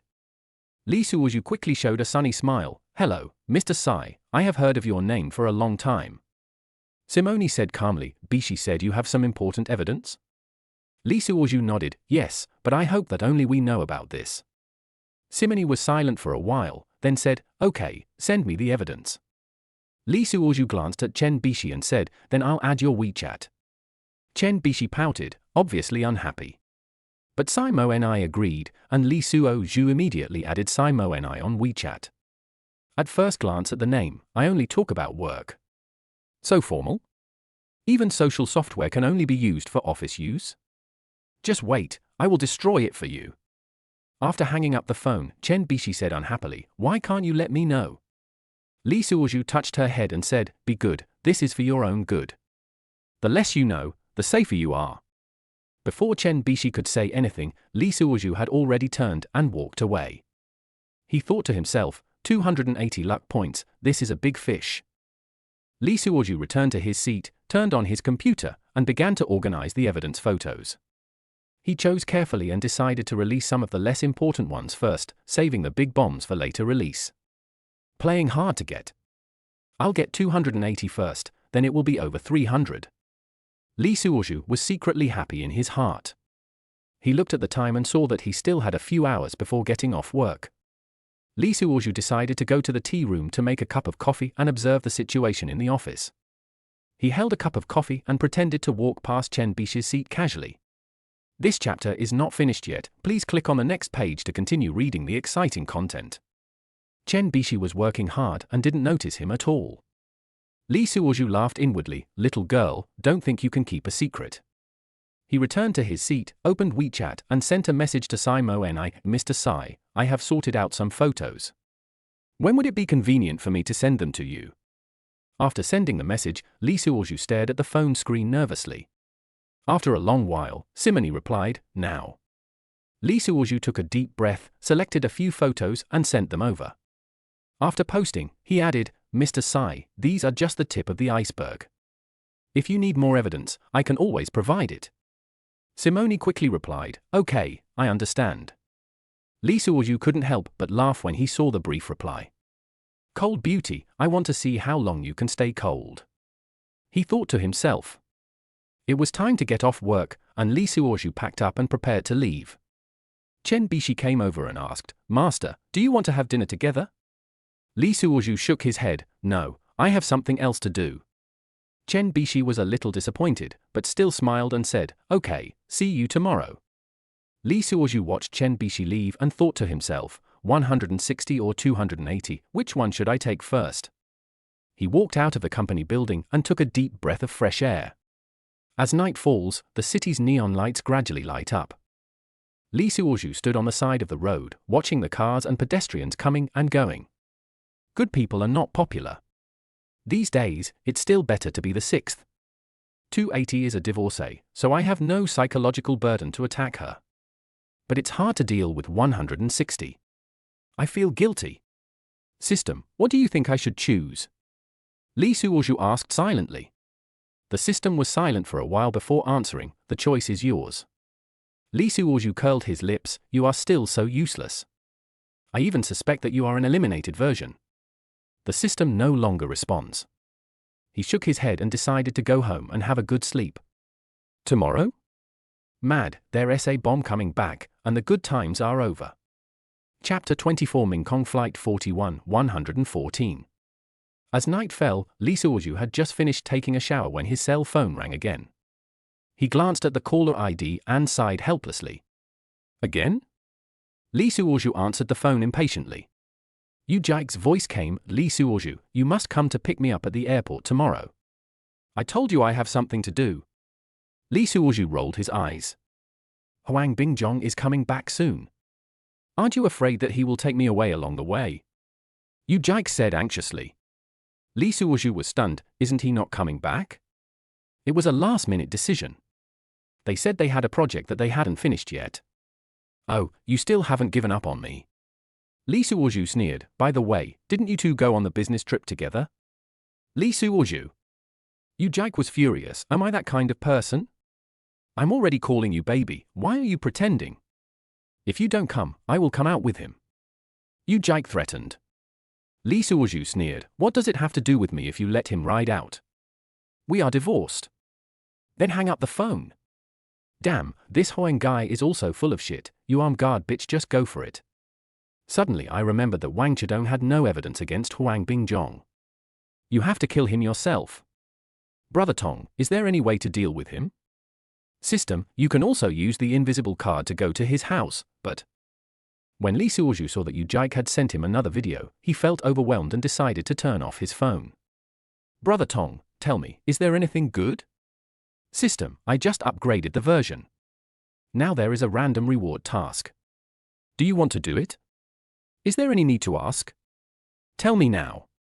Lee Suozhu was so excited that he almost jumped up. Ever since I had the system, I have been able to hold my head high.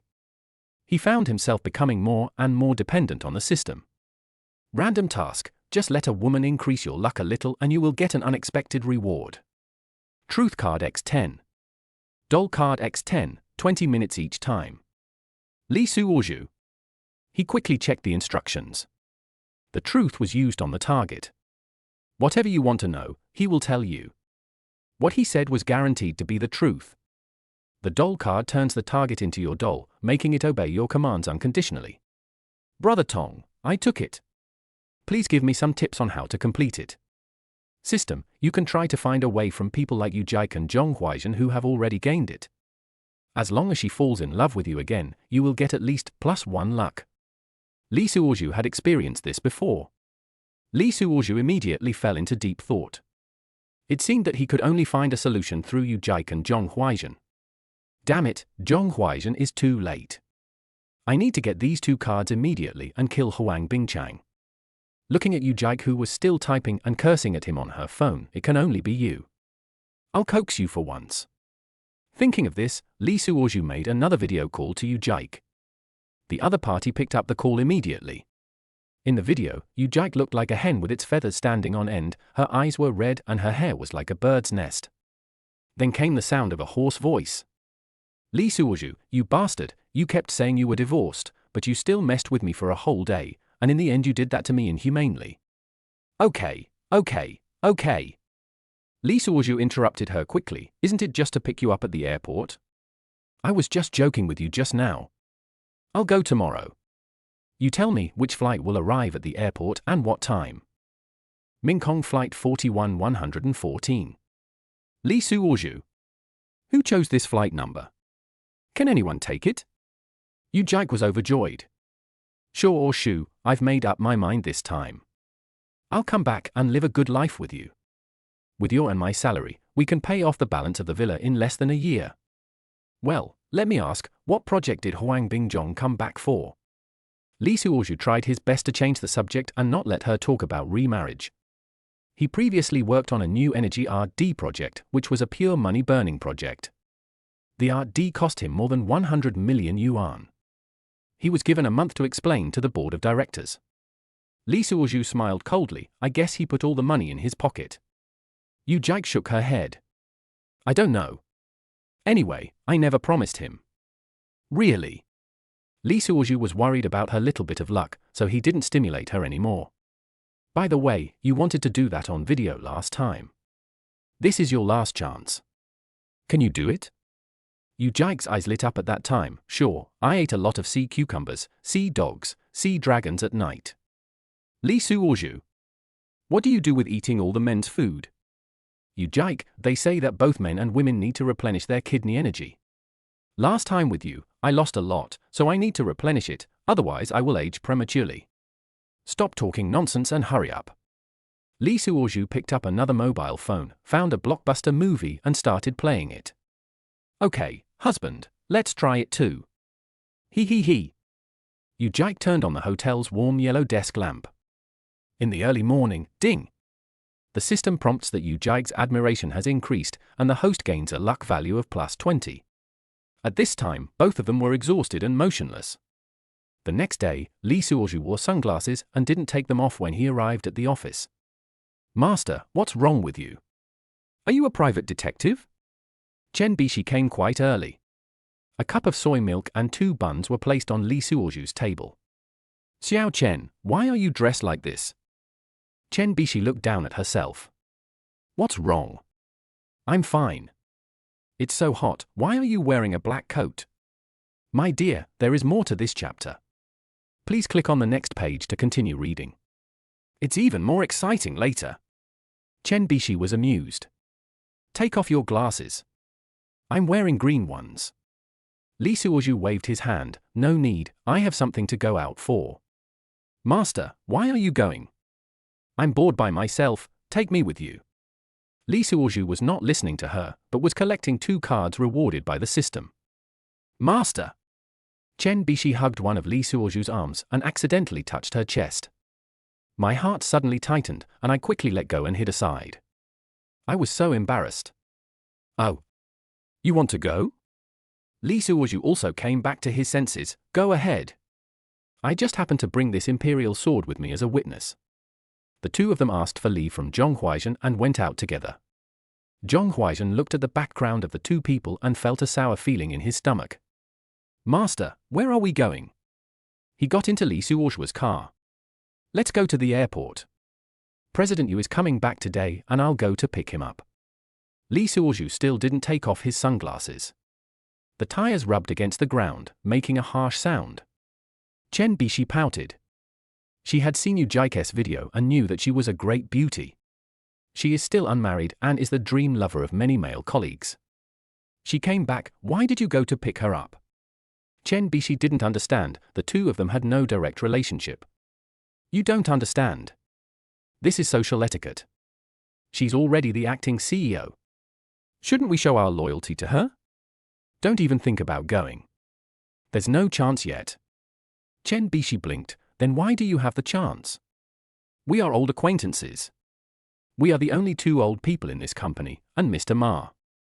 How can I not go?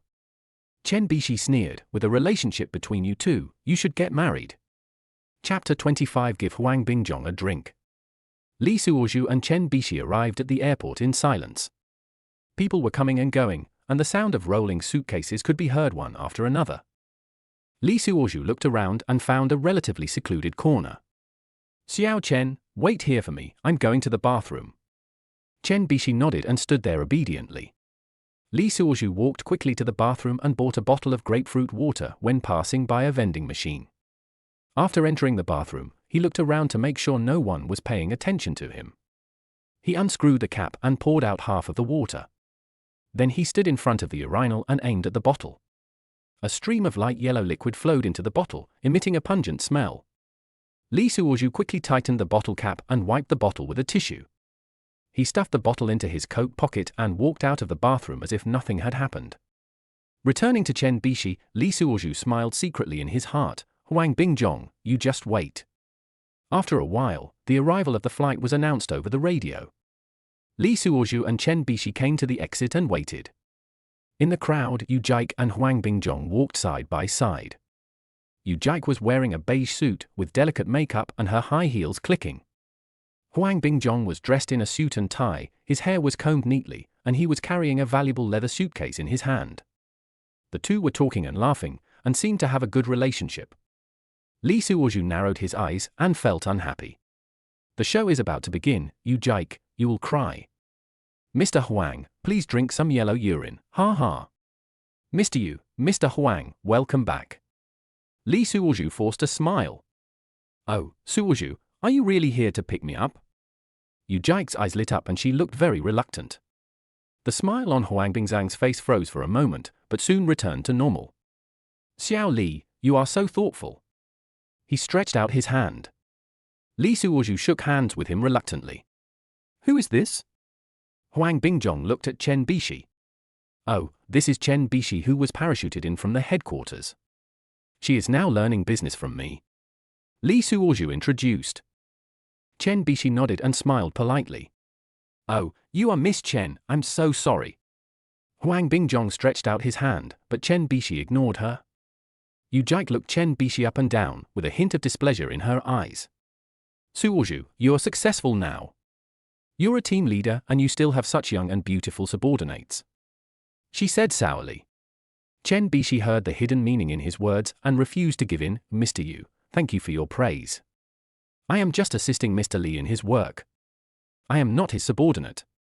There was a smell of gunpowder in the air. Li Suozhu thought, it's time. He quietly used the doll card given by the system and silently said, use the doll card on Yu Jaike. An invisible wave swept across Yu Jaike's body. Her eye suddenly became dull, like a puppet. Li Suozhu ordered in his mind, take the drink from my hand and give it to Huang Bingjong. As he said this, he took out the bottle of modified grapefruit water from his bag and pretended to just drink it. Yu Jike suddenly acted as fast as lightning and grabbed the drinks in her hands. Why are you so tactless? Give them to Mr. Huang first. She turned to face Huang Bingjong. Mr. Huang, you must be thirsty? Come, drink first. Her voice sounded a little unnatural, but her smile remained. Huang Bingjong was completely unaware of this, his eyes fixed on Yu Jike's face, and he didn't even know where his soul had gone. This was the first time Yu Jike was so proactive. The whole company knows that Yu Jike favors Li Suozhu. Huang Bingjong thought that Yu Jike had given up on Li Suozhu after seeing that he had a female disciple, and she came after him after she came to her senses. He took it without hesitation. Thank you, Mr. Yu, you are so considerate. As he said that, he unscrewed the lid. Li Suozhu held his breath and stared at Huang Bingjong without blinking. Huang Bingjong tilted his head back and drank, gulping down a few mouthfuls. Suddenly, his expression became distorted. Puff! Poo! Poo! Poo! What the hell is this? Huang Bingjong spat out. The yellow liquid sprayed all over Yu Jike's face. Yu Jike woke up instantly and became furious when she saw her own miserable appearance. Huang Bingjong! What are you doing? She screamed. Without waiting for Huang Bingjong to explain, Yu Jike snatched the bottle and poured it on Huang Bingjong. Huang Bingjong was soaked from head to toe. His expensive suit was ruined in an instant and his hair stuck to his face wetly. The people around were stunned and stopped to watch. Li Suozhu suppressed his smile and pretended to be shocked. Boss Huang, what's wrong with you? Huang Bingjong was so angry that his face turned blue. He pointed at Yu Jike and yelled, "Are you crazy? This bottle doesn't contain a drink." Upon hearing this, Yu Jike's face turned pale instantly. She lowered her head and smelled the smell on her body and suddenly felt nauseous. She covered her mouth and ran to the bathroom. Huang Bingjong no longer cared about his image and rushed to the bathroom. The scene was in chaos. Li Suozhu watched this farce and was delighted. He turned to Chen Bishi and said, "Xiao Chen, I really shouldn't have asked you to come. Look at what's going on. This company really needs to be rectified." Chen Bishi looked confused. "Master, what's going on?" Li Suozhu smiled mysteriously. Maybe he drank expired beverage. The two men quickly followed, leaving a group of stunned passengers behind. At the bathroom door, Yu Jike stood for a long time with red eyes and her eyelids swollen like lanterns. This chapter is not finished yet. Please click on the next page to continue reading the exciting content. She came out, still holding onto the wall and retching. Li Suozhu hurried over and handed her the prepared wet wipes. "Boss Yu, I bought this on the roadside in a hurry when I came here. I think it's an expired product. Look at what happened." Yu Jike had a lot of snot and tears, which she wiped away. "Li Suozhu, you did this on purpose. It's unfair. Xiao Chen was watching me. I was going to drink it myself, but you insisted on snatching it away. What can I do?" At this time, Huang Bingjong came out staggeringly, having taken off all his clothes, wearing only a t-shirt. But the taste is still there. "I don't know what Li Suozhu secreted last night, it was so smelly." "Li Suozhu, are you screwing me?" He couldn't get angry with Yu Jike, so he bullied Li Suozhu. Li Suozhu secretly used a truth card on him. There was only a slight wave, and it hit Huang Bingjong. He shuddered all over and his expression became a little dazed. "I'm sorry, Mr. Huang, you see this is a misunderstanding. You are such an important person, how dare I offend you?" Huang Bingjong was about to say something when suddenly his eyes became unfocused and the corners of his mouth twitched, as if he was struggling against some invisible force. Li Suozhu was secretly delighted, thinking that the truth card was indeed powerful. He pretended to be concerned and asked, "Mr. Huang, are you okay? Do you want to sit down and rest for a while?" Huang Bingjong staggered and suddenly changed his tone. "Rest? Xiao Li, you don't know how tired I am after a day." Having said that, he walked to the public lounge area and sat down there. Yu Jike and Chen Bishi also came over and sat in the row behind them, listening while resting. Li Suozhu took out his mobile phone, pretended to check the message, but secretly turned on the record button. Huang Bingjong then went on to confess, "Every day I think about how to make money and how to climb up. Do you know how much I have paid for this position?" Li Suozhu's eyes lit up and he quickly asked, Mr. Huang, what did you pay for? Huang Bingjong seemed to have opened up his mouth and started talking non-stop. How many gifts did I give to my boss? Those famous watches, antiques, calligraphy and paintings, which one is not priceless? And those women are all vixens. I eat, drink and have fun with them, and I spend all the company's money. Chapter 26. She is here to investigate corruption. When Yu Jike heard this, her face turned pale. She thought of Huang Bingzhang's previous courtesy towards her and suddenly felt sick. Li Suozhu continued to guide, Mr. Huang, is there also a problem with the new energy project you mentioned? Huang Bingjong sneered, needless to say. I took at least 2/3 of the more than 100 million yuan in R&D expenses. The rest of the money was also given to those so-called experts. They took the money and helped me fool the higher-ups. What new energy? It's all a lie. We haven't made any breakthroughs at all. Li Suozhu was overjoyed, as this was simply a ready-made piece of evidence of guilt. He secretly turned his head and looked at Chen Bishi, who was here specifically to investigate corruption. Chen Bishi was stunned. If he hadn't said it himself, it would have been very difficult to investigate. Yu Jike's face was gloomy and uncertain. She almost agreed to Huang Bingzhang's pursuit. Now thinking about it, it was a real escape. Huang Bingjong continued to chatter, do you know what I am most proud of? Just trick that ignorant little girl into bed. Her father is the mayor, ha ha ha ha. Li Suozhu was shocked. He really didn't know about this. It seems that Huang Bingzhang's crime is more serious than he imagined. When Yu Jike heard this, she couldn't bear it any longer. Huang Bingjong, you're a scumbag. She raised her hand and slapped him. The crisp sound of slapping echoed in the airport hall, attracting many people's attention. Huang Bingjong staggered after being hit and seemed to finally wake up. He looked around, seeing everyone's shocked expressions, and suddenly realized what he had said. What did I say? He stammered. Li Suozhu sneered, Mr. Huang, you said a lot of interesting things. Huang Bingzhang's face turned pale and he was sweating coldly. He suddenly turned around and ran, as if trying to escape from this place of trouble. Li Suozhu didn't stop him, as he had said everything he needed to say. He turned to Yu Jike and said, Boss Yu, let me take you home first. This is a big deal. Yu Jike nodded and looked at Li Suozhu with complicated eyes. Chen Bishi followed behind, Master, this is too scary, is Huang Bingjong crazy? She always felt that everything that happened today was too incredible. What he said is very convincing, how could it be false? Let's call the police now.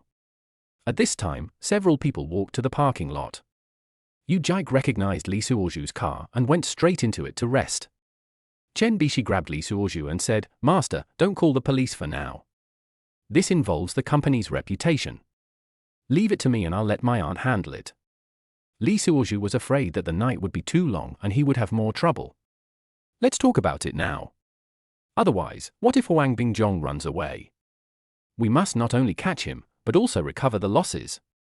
Chen Bishi quickly took out her cell phone and made a video call to her aunt Simoni. Soon, Simoni appeared on the screen. Xiaoshu, what's the matter? Aunt, something serious has happened. Huang Bingjong just got off the plane and told me everything about himself. Team leader Li, there is a video. What did you say? Send me the video. Simuni's face, carved like ice, became even colder. Li Suozhu quickly sent the video he had just recorded. In the video, we can see that Simuni was watching silently, and her expression was almost distorted at the end. She couldn't believe that a deputy general manager of a branch office at the department level could have such a low moral standard. That's too much. Wait for me. I'll take a plane right away. Pick me up at the airport in 3 hours.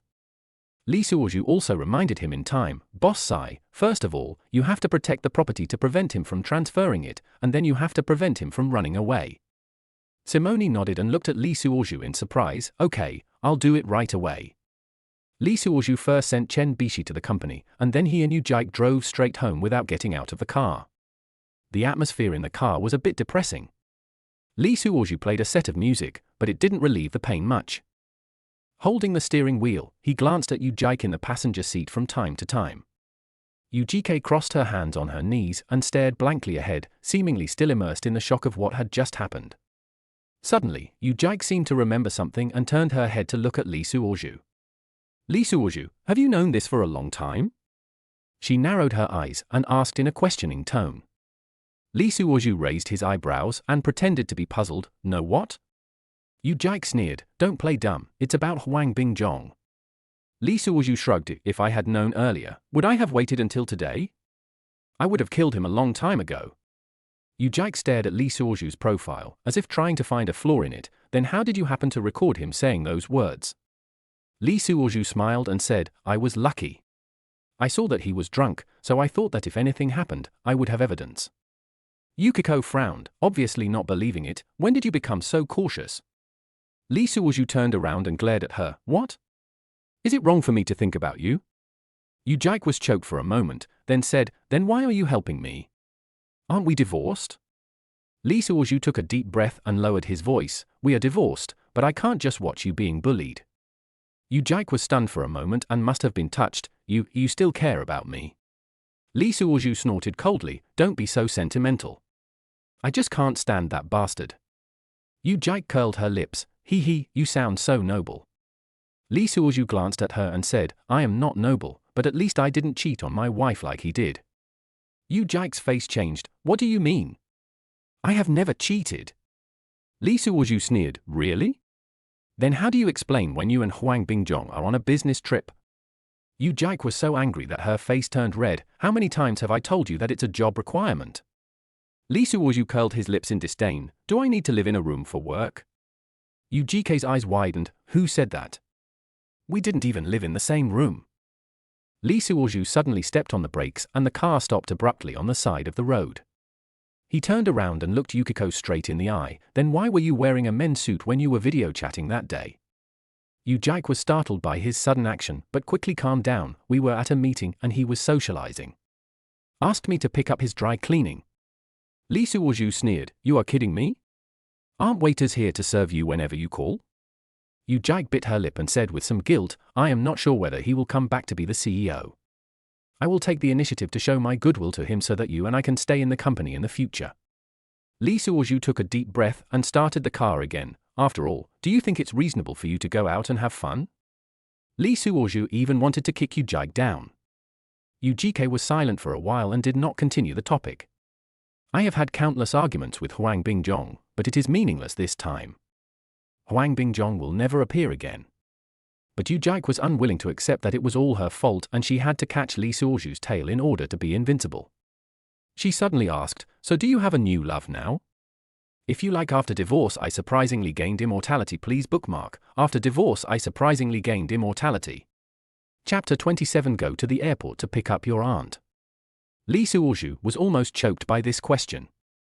He coughed twice and said, what does it have to do with you? Yu Jike pouted, I'm just asking, if you don't want to tell me, forget it. Ask? It's obvious that you are satisfied with my super long firepower and can't leave me. But it's a pity that the sun is setting, who do I know about you? Thinking of this, Li Suozhu glanced at her and suddenly laughed. What? Are you jealous? Yu Jike rolled her eyes, you think too much, I'm just curious. Li Suozhu raised his eyebrows, what are you curious about? Are you curious whether I have found someone better than you? Yu Jike snorted confidently, let out a long breath and leaned back in her chair, saying calmly, if you can really find someone better than me, I'd like to see who it is. Li Suozhu raised a mysterious smile, you will know soon. Yu Jike was stunned, then sat up, what do you mean? Do you really have a new love? Li Suozhu smiled noncommittally, just wait and see. Yu Jike lowered her head and buried it between her arms. She then shook her hair a few times, turned to look out the window, and stopped talking. His face was full of resentment. The car quickly arrived home, and Yu Jike rushed into the bathroom without saying a word. Li Suozhu listened to the sound of water coming from the bathroom and a smile appeared on the corner of his mouth. He took out his cell phone and sent a message to Chen Bishi, I'll come pick you up right away and pick up your aunt at the airport. After sending the message, Li Suozhu glanced in the direction of the bathroom and said softly, Yu Jike, wait, the fun has just begun. He picked up his car keys and quietly left home. As soon as she got in the car, Chen Bishi replied, my aunt is not an ordinary person. Men rarely get close to her. I'd better drive my car. Li Suozhu was unwilling to give in, so he simply didn't reply, pretending that he didn't see it, and insisted on following along. While driving, Lee Suoshwa kept thinking about his next plan in his mind. Simone, luck value of 280, this is a rare opportunity. He must seize the opportunity and not let it slip away. Lee Suoshwa imagined Simone's cold and beautiful face, and couldn't help feeling a little restless. System, how do you think I should conquer Simone? He asked. The system was silent for a while before answering. Everyone has their own weaknesses. You need to find hers. Lee Suoshwa curled his lips. Nonsense, of course I know. But she looks so cool, how could she have any weaknesses? The system stopped talking and Lee Suoshwa was too lazy to ask any more questions. He concentrated on driving, but his mind kept thinking about Simone's appearance. Those cold eyes, that serious face, and that tall figure. Lee Suoshwa couldn't help swallowing his saliva, cursing himself in his heart. I am a bit of a dog licker, how can I win her heart like this? Soon, he arrived downstairs of the company. Chen Bishi was already waiting there because she had communicated with Simone. Lee Suoshwa is an important witness and must be present. Lee Suoshwa stood downstairs in the company and watched Chen Bishi walk out of the lobby. She was wearing a simple sports outfit and her hair was casually tied into a ponytail. Lee Suoshwa couldn't help but take a few more glances, secretly praising in his heart, this girl is pretty even without makeup. Chen Bishi walked up to Lee Suoshwa, with an apologetic look on her face. Master, I'm sorry, my aunt has something urgent and can't come. Lee Suoshwa's heart sank. His luck value of 280 just disappeared like that? But he pretended to be calm. It's okay, work is important. Chen Bishi nodded and suddenly asked, then, what should we do now? Lee Suoshwa's eyes rolled and an idea suddenly popped into his mind. He smiled and said, since we are here, why don't we go to the gym and have some fun? Chen Bishi was stunned for a moment, then her eyes lit up. Okay? I just want to go to the gym. Lee Suoshwa was secretly delighted. With a luck value of 160, it seemed there was hope. The two walked towards the parking lot together, and Lee Suoshwa took the initiative to say, let me drive you. Chen Bishi hesitated for a moment, but finally nodded in agreement. As the car drove towards the gym, Lee Suoshwa glanced at Chen Bishi who was sitting in the passenger seat from time to time. She was playing with her cell phone with her head down, her long eyelashes casting a shadow on her face. Lee Suoshwa felt itchy in his heart and wished he could hold her in his arms right now. But he knew that more haste makes waste.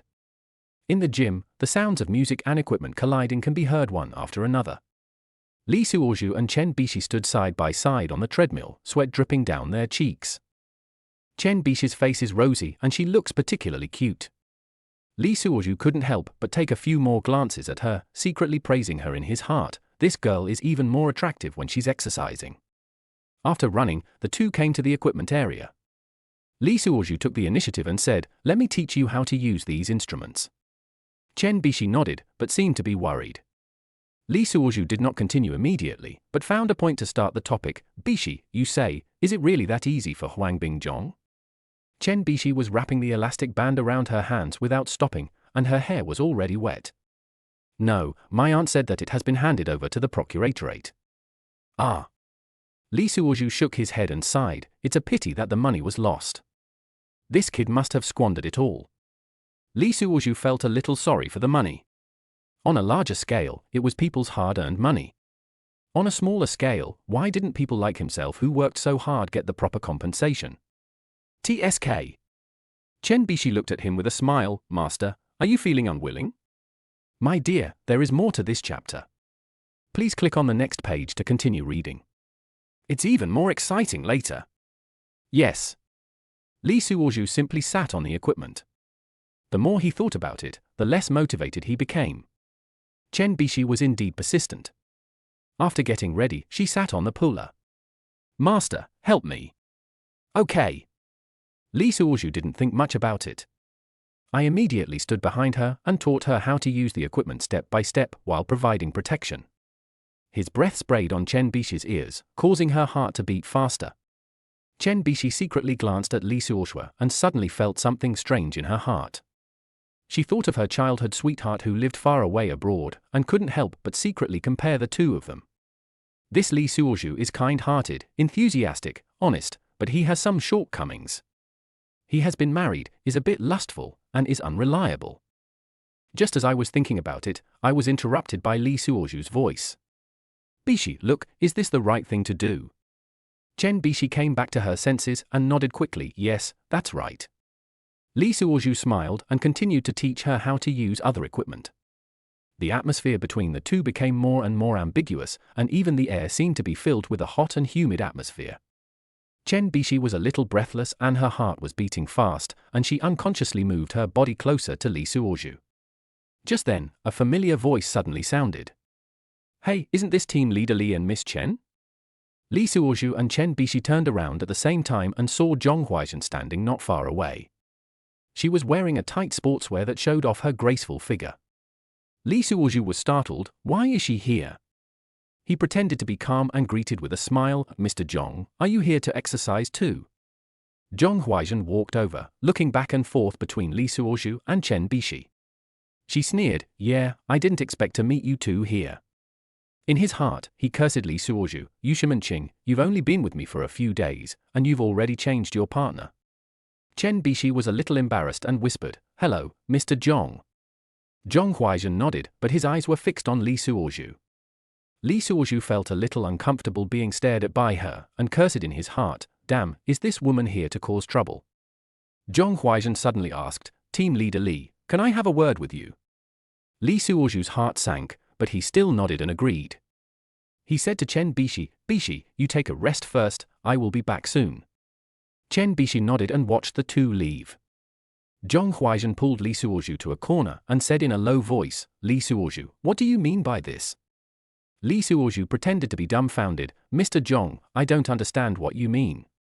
Zhong Huaizhen sneered, Don't understand? Then let me ask you, what is your relationship with Chen Bishi? Li Suoju was shocked, but pretended to be calm on the surface. It's just an ordinary colleague relationship. Zhong Huaizhen narrowed her eyes. Ordinary colleagues? Then why do you come to the gym alone? Li Suoju explained, It's not that Mr. Sai had something urgent and couldn't come, so we came here to work out. Zhong Huaizhen snorted coldly. Li Suoju, I warn you, don't think I don't know what you are planning. Li Suoju sneered in his heart, What can you do to me when I have such an idea? Even my ex-wife can't control me.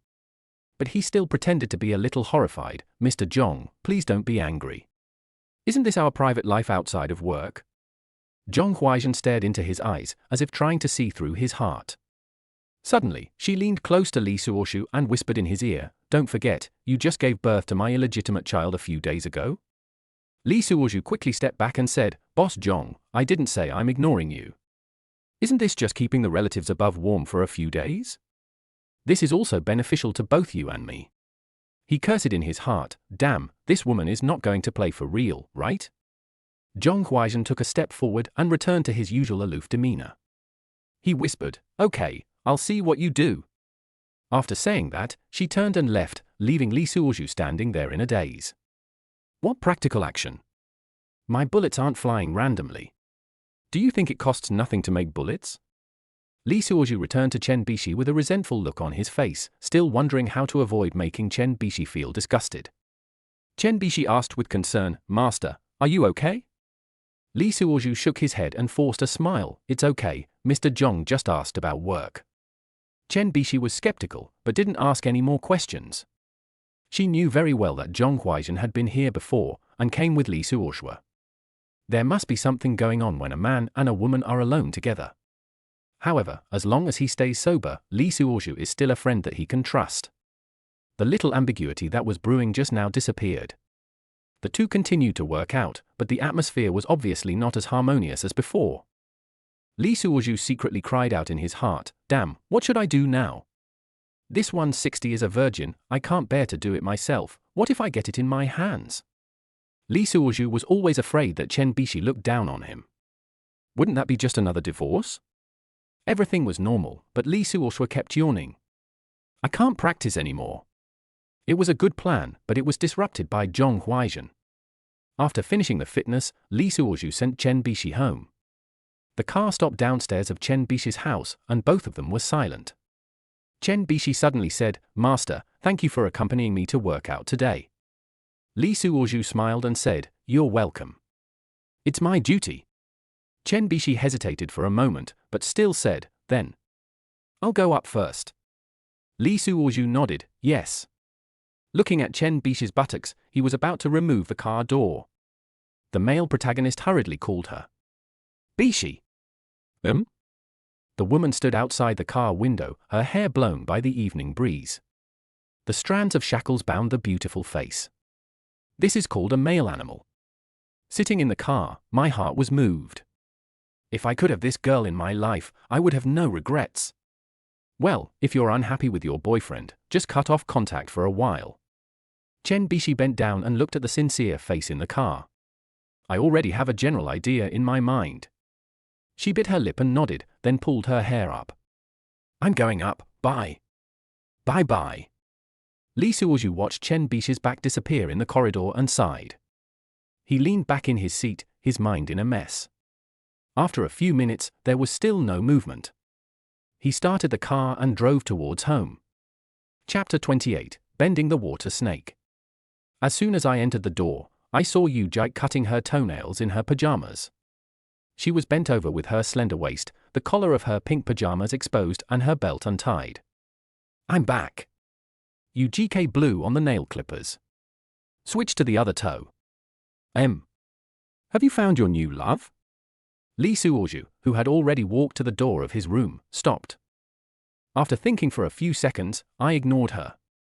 Push the door open and enter. After a while, he ran to the bathroom wearing only a pair of shorts. Lee Suoju. Yu Jike was applying nail polish again, and called Lee Suoju with a high note. What's the matter? Lee Suoju's voice was lazy, as if he was about to fall asleep. Didn't you hear me? Lee Suoju made a TSK sound. I heard it. Do you think I'm farting? Yu Jike almost roared. She has been suppressing it for a long time. This time she came back just to deliberately show affection with Mr. Huang to provoke him. See how he reacts. The result is this thing. But he did notice that he had an unusual relationship with Miss Chen. After 7 years of marriage, women still have more experience than men in terms of emotions. Although they divorced due to some unspeakable reasons. Well, what's wrong when you fart? We are divorced, does it matter what you say? Lee Suoju said and went into the bathroom. You bastard! UGK rushed into the bathroom with disheveled hair and her pajamas open. At this time, Lee Suoju was naked and was about to turn on the water. Lee Suoju. Are you a fucking human being? You keep saying you want a divorce, but after the divorce you still messed with me all day long? Looking at his ex-wife who looked like a bitch, standing in front of him in disheveled clothes. Lee Suoju knew the source of her anger. I just want to remarry. Firstly, I have become stronger in that aspect, and secondly, my career has also improved this time. Both of them are senior executives and 2 white-collar workers. Where can I find such a spouse? These days, Yu Jike has been thinking about these things after weighing the pros and cons. Finally, I made up my mind to spend the rest of my life with him. So what do you mean? Did you have a day off and didn't have much fun? When Yu Jike heard this, she immediately used the 9-yin bone claw to attack frantically. Indiscriminate scratching. I'm going to tickle you to death, and you just know how to bully me. Do you treat me like a bitch? You can play with me if you want, and you can dump me if you want. After 7 years of marriage, the 2 of them always fought, but subconsciously, Yu Jike always took care of his face and never scratched him. This time it's different, UGK is out of control. I am extremely sad. I have given too much, and now the chrysanthemums are withered. Fuck, are you human? Lee Suoju could only cover his face with his hands, trying his best to protect himself from getting injured. That's enough, don't go too far. Finally, unable to bear it any longer, Lee Suoju simply threw Yu Jike into the bathtub over his shoulder. Puff! Lee Suoju, you murderer, ah! Yu Jike hugged Lee Suoju's legs randomly, hugged him hard, and pushed him down into the bathtub. The 2 of them are like a yellow eel and an albino loach. Tangled together in the bathtub, rolling up and down. 5 hours later. Yu Jike couldn't bear it any longer and lay on the bed, barely breathing. No, I have a meeting tomorrow. I need to get some sleep.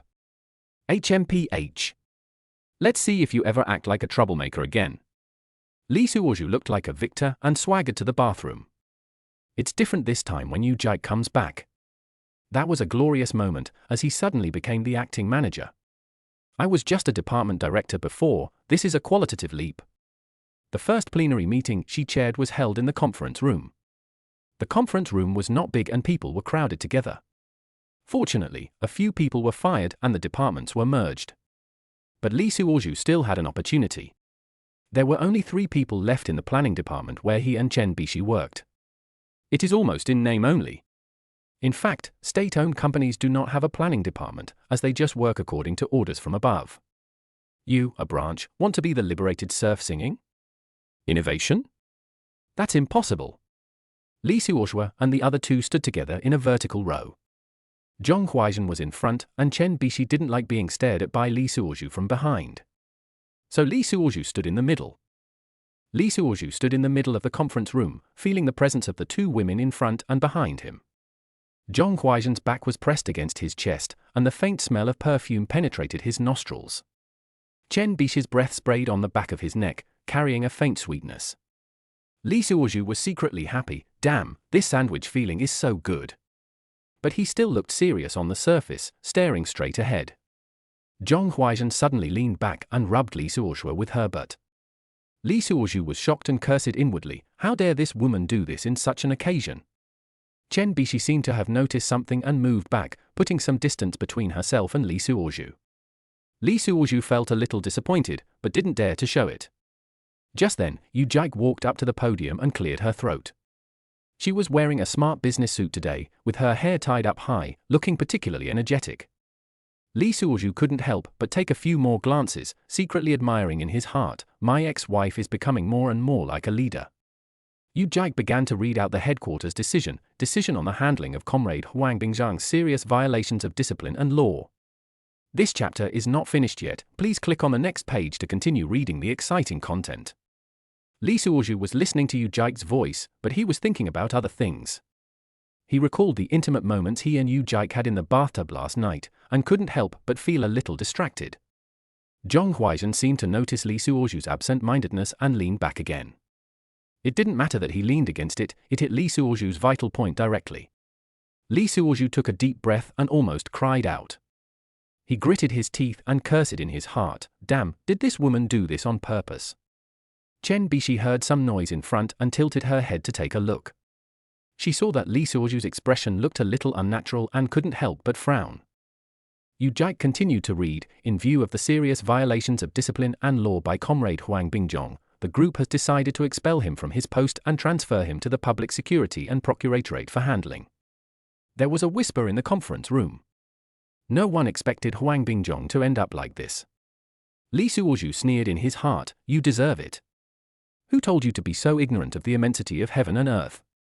Yu Jizhen continued, next, let's discuss the company's future work direction and tasks. Lee Suozhu listened to Yu Jike talking and couldn't help but admire her. This woman is really capable. Zhong Huaizhen listened to Yu Jike's speech, with a hint of displeasure in his eyes. She turned her head to look at Lee Suozhu and found that he was staring at Yu Jike. Zhong Huaizhen felt annoyed and leaned back again. This movement pushed Lee Suozhu directly onto Chen Bishi. Chen Bishi was startled by the sudden pressure and almost cried out. Lee Suozhu quickly moved forward and whispered, I'm sorry. Chen Bishi blushed and nodded without saying anything. When Zhong Huaizhen saw this scene, he felt even more upset. She stared at Yu Jike with hostility in her eyes. Yu Jizhen was in particularly good shape today and spoke with great enthusiasm. Zhong Huaizhen secretly guessed, this woman must have been pampered last night. She remembered that she had previously suspected it was Huang Bingzhang, but now it seemed obviously not him. Who is it? Zhong Huaizhen was full of curiosity. Lee Suozhu noticed the change in Zhong Huaizhen's expression and became secretly alert. Damn it, we were just out for fun, why did you take it so seriously? Chapter 29 Locked for Life. After the meeting, Zhong Huaizhen called Lee Suozhu to his office. It is normal for a boss to ask his subordinates to come to the office. But Lee Suozhu knew that it definitely wasn't official business. A planning department didn't have a single plan adopted by the group in a whole year. It's just decoration. The two of them entered Zhong Huaizhen's office one after the other. There is also the inexplicable Chen Bishi behind him. There were only 2 people in the office. After Lee Suozhu left, Chen Bishi felt bored staying there. After thinking about it, I left the company and ran to the gym to listen to music and run. Close the door. Zhong Huaizhen threw the notebook containing records in his hand on the table. Reach out and take off your clothes. Hey! Leader, Mr. Zhong. Li Suozhu quickly reminded her to pay attention to the image. What are you thinking about? I'm just taking off my coat.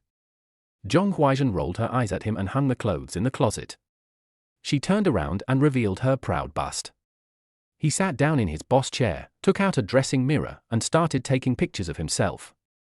The front, the sides, and finally the back of the hair.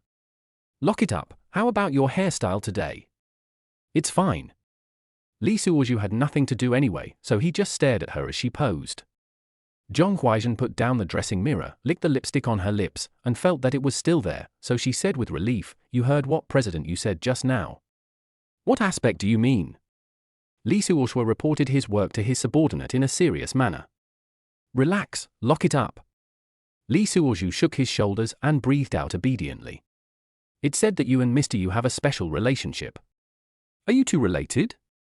Li Suozhu was stunned. "What does this woman mean? Is she trying to give gifts to my ex-wife to build a relationship with her?" He shook his head. "No relatives. We have no relationship at all." Zhong Huaizhen was a little disappointed. "But I still have no intention of giving up." "Then why has she been protecting you all these years?" "Maybe it's because I'm handsome." Li Suozhu raised his eyebrows without hesitation, answering her question. "Seriously, I know Yu GK. She is one of the few saints in our company. Although I don't get along with her, I admire her. As a woman, she is very strong-willed. Unlike me, everyone knows that I am the old horse's manger." When Li Suozhu heard these words, he cursed in his heart, "Don't be disgusting to the horse trough, you are just a horse dung bag at best." "Boss Zhong, what do you mean? Are you going to say that Boss Yu and I are having an affair?" Zhong Huaizhen immediately waved his hands. "Don't make random accusations, I didn't ask you to say that." Li Suozhu spread his hands. "That's right, we have no relationship at all, if there is any, it's just a relationship between superiors and subordinates." Zhong Huaizhen realized that he couldn't get any more information out of her. "Just stand up and adjust your skirt." He walked around the table and came over. "Lock it up. I hope you can say something good about it for me, considering our past friendship." As he spoke, his fingers touched Li Suozhu's shoulder. Li Suozhu stood up sharply, and his butt felt like it was sitting on a spring. With one jump, he reached the door. "Well, Mr. Zhong, I suddenly remembered something I haven't finished. I'm leaving now. If you need anything, feed me." Having said that, he turned around, pushed the door open and ran out without caring whether Zhong Huaizhen agreed or not. Bang! Zhong Huaizhen slapped his palm on the table and grimaced in pain. "You bastard, you got the advantage, and you want to run away? No way." Li Suozhu hurried back to the office and found that Chen Bishi was gone. "Send her a message quickly, this is the only chance. Although 160 is difficult to deal with, we cannot give up." I called for a long time but no one answered. I was just feeling bored when my cell phone rang. I thought it was Chen Bishi, but it turned out to be Simo Ni, who is 280 centimeters tall. Fuck, she actually called me. I immediately answered the call with great joy. "Hello, Mr. Sai, I'm Li Suozhu." "Simone, hello, team leader Li, is Chen Bishi with you?" Li Suozhu, "No." "Simone, this kid, no one answered my phone call, where did you go in the middle of the day?" Li Suozhu, "I'll fight you too." "Don't worry, nothing will happen. We just finished a meeting and have been apart for less than an hour." Simone, "Oh? What kind of meeting is this?" When Li Suozhu heard this, he thought, isn't this a bad thing? The hunchback began to no longer dislike himself. "Boss Sai, today we held a general meeting. The main purpose was to read out the notice on the treatment of Huang Bingjong. Afterwards, Boss Yu took the opportunity to teach us a lesson." Simone, "Oh? How did you get on?" Li Suozhu was secretly delighted. The conversation is getting more and more frequent. "It's like this, there's too much talk, how about it?" Simone, "Not as good as what?" Li Suozhu, "Boss Yu, you'll be here soon, won't you? How about I report to you in person?" Simone, oh, if you hadn't mentioned it, I would have forgotten. It's too far away to go to your place. I have too many things to do here. Now that Huang Bingjong has been dealt with, there's no point in me going there again. Li Suozhu quickly objected, that's not right, President Tsai. President, you sounded the alarm for us at the meeting today. The law is ruthless and told us not to repeat Huang Bingzhang's mistakes. But how do you say this in private? Simone became nervous. What do you mean? Mr. Yu is right. We should take it as a warning. Most people don't take it seriously. Some even say Huang Bingjong is a hero and that at least he got what he waited for and his life was worth it. Simone raised her voice a lot. Who are these ignorant people? Li Suozhu said weakly, they are all the relatives of Lao Ma and Lao Huang who were hired by them and never work for a day but only know how to take advantage of others. Simone, that's too much. There's even a matter about old Ma? Li Suozhu whispered, Boss Tsai, do you believe that such an experienced leader like you would not know? If a vice president embezzled hundreds of millions, how could the chief executive, old Ma, not have any filthy experience? Many things. In the end, he had no idea where to type. Simone suppressed her anger and said, Team Leader Li, don't say anything without evidence. Li Suozhu suddenly became anxious and said, Boss Tsai, didn't you see the photo I sent you on WeChat? Simone was stunned when she remembered something like this. Oh, my memory is so bad, what was your name? Li Suozhu was sweating profusely. Sister, I have sent it for several days. Did you say you saw it? Mr. Tsai's WeChat name is Isuorisheng. Simone, Phut, you are so funny. Let me see the name. Li Suozhu knew she was looking at WeChat. Then Mr. Tsai, let's chat on WeChat. Okay. Simone hung up the phone. Li Suozhu knew that there was a way. Chatting on WeChat and making phone calls were two different things. Simone's avatar is a lotus and her English name is probably her foreign name. Li Suozhu can't actually read. Sure enough, a small red one appeared on her avatar soon. Li Suozhu quickly clicked on it and found it was a voice message. Team Leader Li, your name suggests that you are very loyal. Is there really someone you can keep for a lifetime?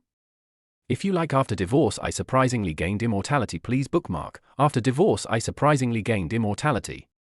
Chapter 30, but I believe in love. Simone asked Li Suozhu, is there really someone who can keep someone forever? There is a story behind this. The two began to talk about things other than work. This question must be answered seriously.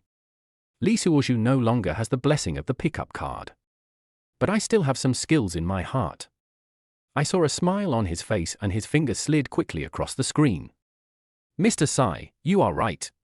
There is no such thing as a lifetime in this world. But if I meet the right person, I am willing to protect him/her for my whole life. After sending this message, Li Suozhu leaned back in his chair, feeling secretly proud. These words must have hit the mark and made many people feel confused. After a while, Simone's reply came. Oh? Team Leader Li, you are really a passionate person. Li Suozhu looked at the message and felt secretly delighted. It seems that this luck value of 280 is promising. He continued typing, Mr. Tsai, I'm just an ordinary person, but I believe in love. Just like I believe that everyone has their own mission. After sending this message, Li Suozhu touched his chin and thought that this was quite profound. Simone quickly replied, oh? Then what do you think my mission is, Team Leader Li? Li Suozhu was excited when he saw the message. Isn't this the opportunity? He took a deep breath and tapped his fingers quickly on the keyboard. Mr. Tsai, your mission is to illuminate the lives of ordinary people like us.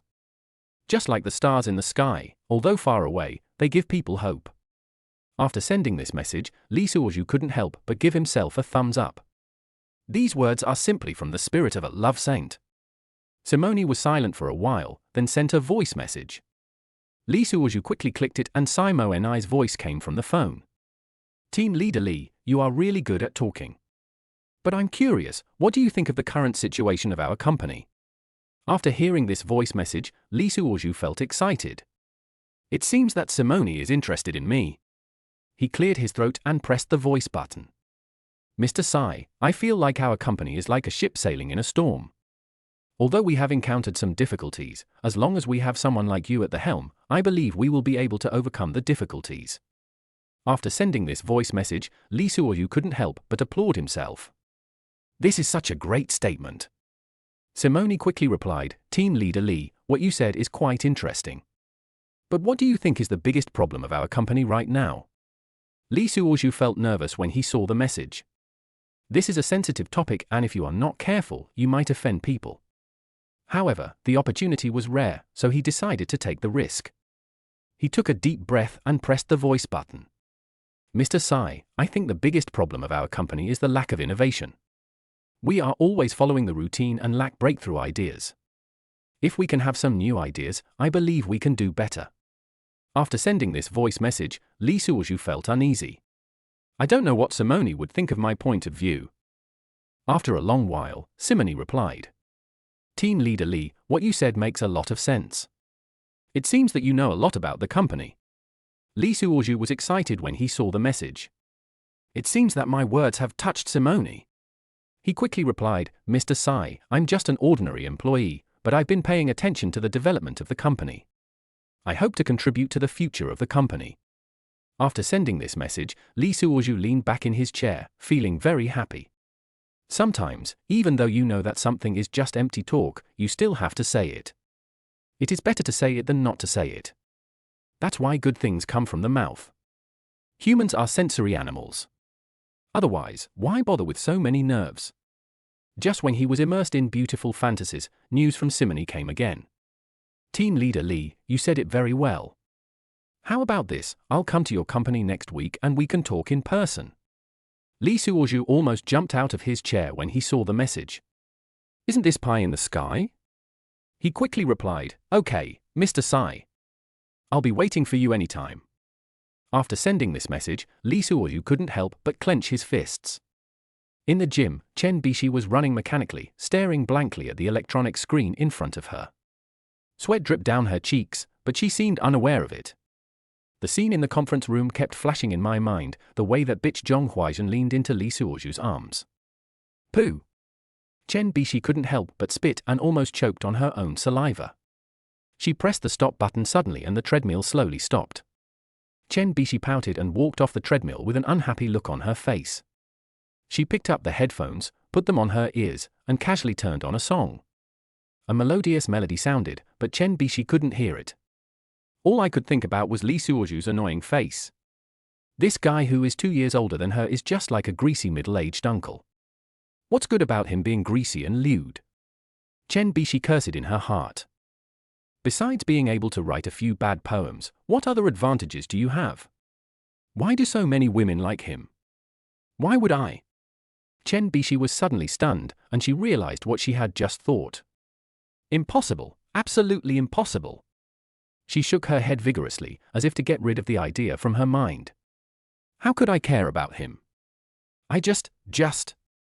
Chen Bishi suddenly found that she couldn't find a reason to explain her emotions. She sighed, leaned against the wall and closed her eyes. The figure of Lee Suo-yu appeared in my mind again, that face that was always smiling, that mouth that was always eloquent. Chen Bishi's lips unconsciously curled up into a smile, but she quickly suppressed it. No, absolutely not. She told herself. He is just a playboy, how can I be jealous of him? However, the little voice in her heart kept refuting her. But isn't he very good to you? Doesn't he always help you out? He's not.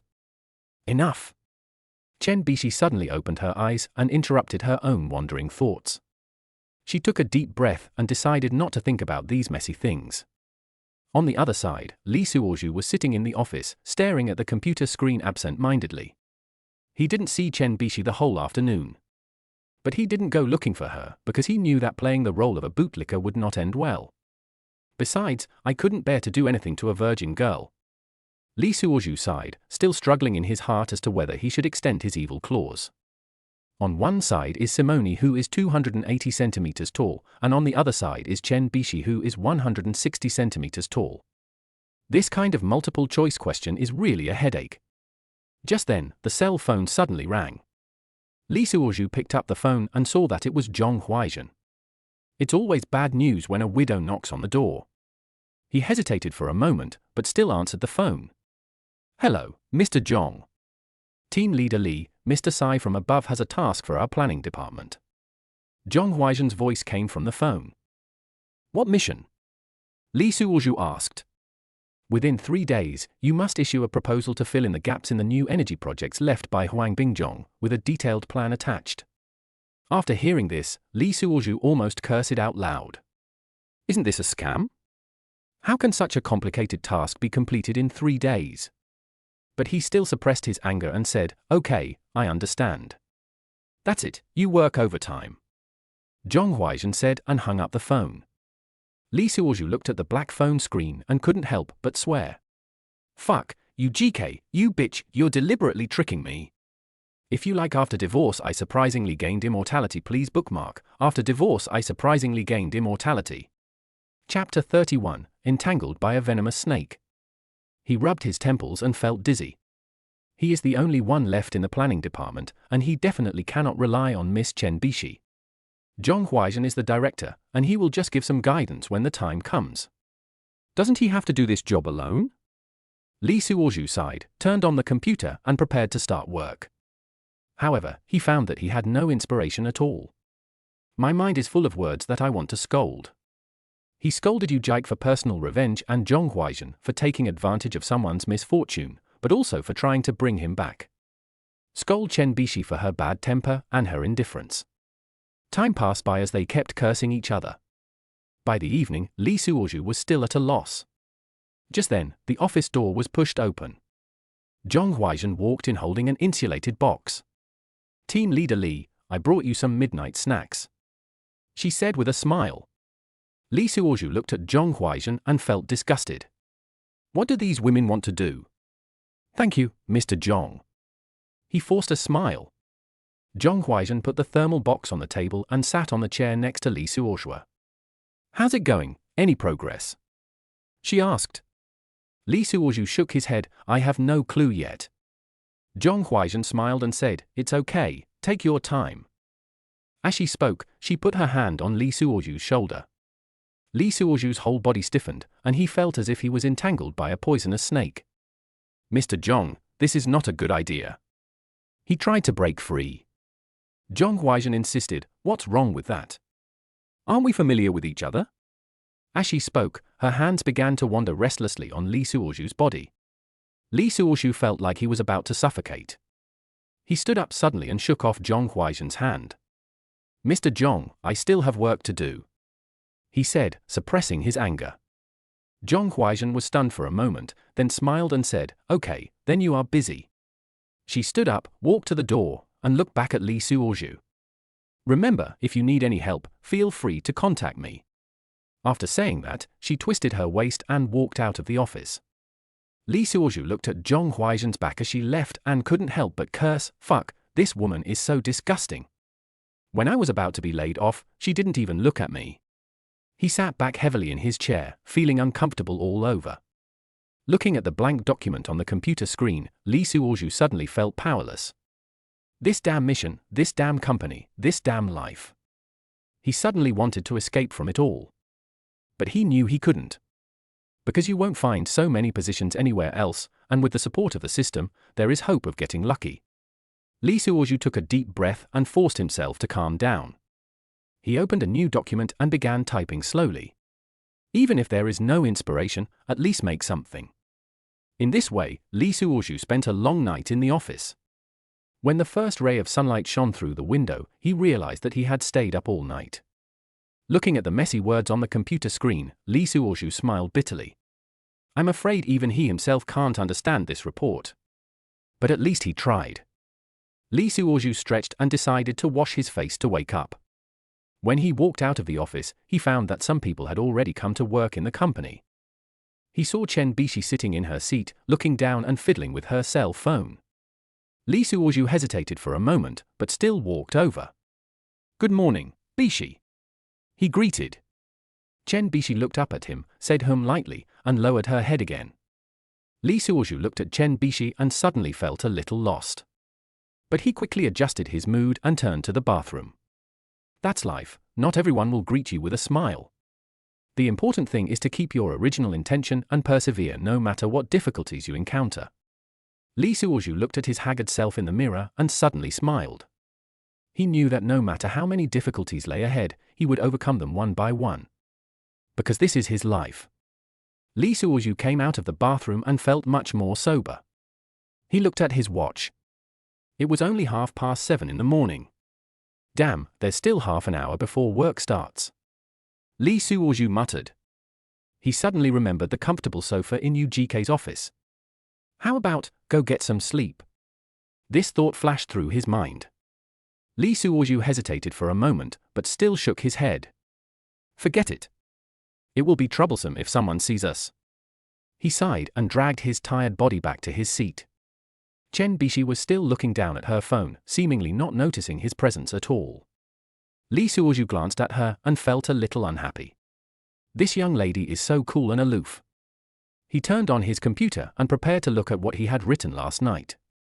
The text on the screen is still a mess, which is a headache. Lee Suozhu rubbed his temples and felt a buzzing in his head. Just then, the office door was pushed open. Zhong Huaizhen walked in wearing high heels with a serious face. Team leader Lee, have you finished writing the plan? She asked straight to the point.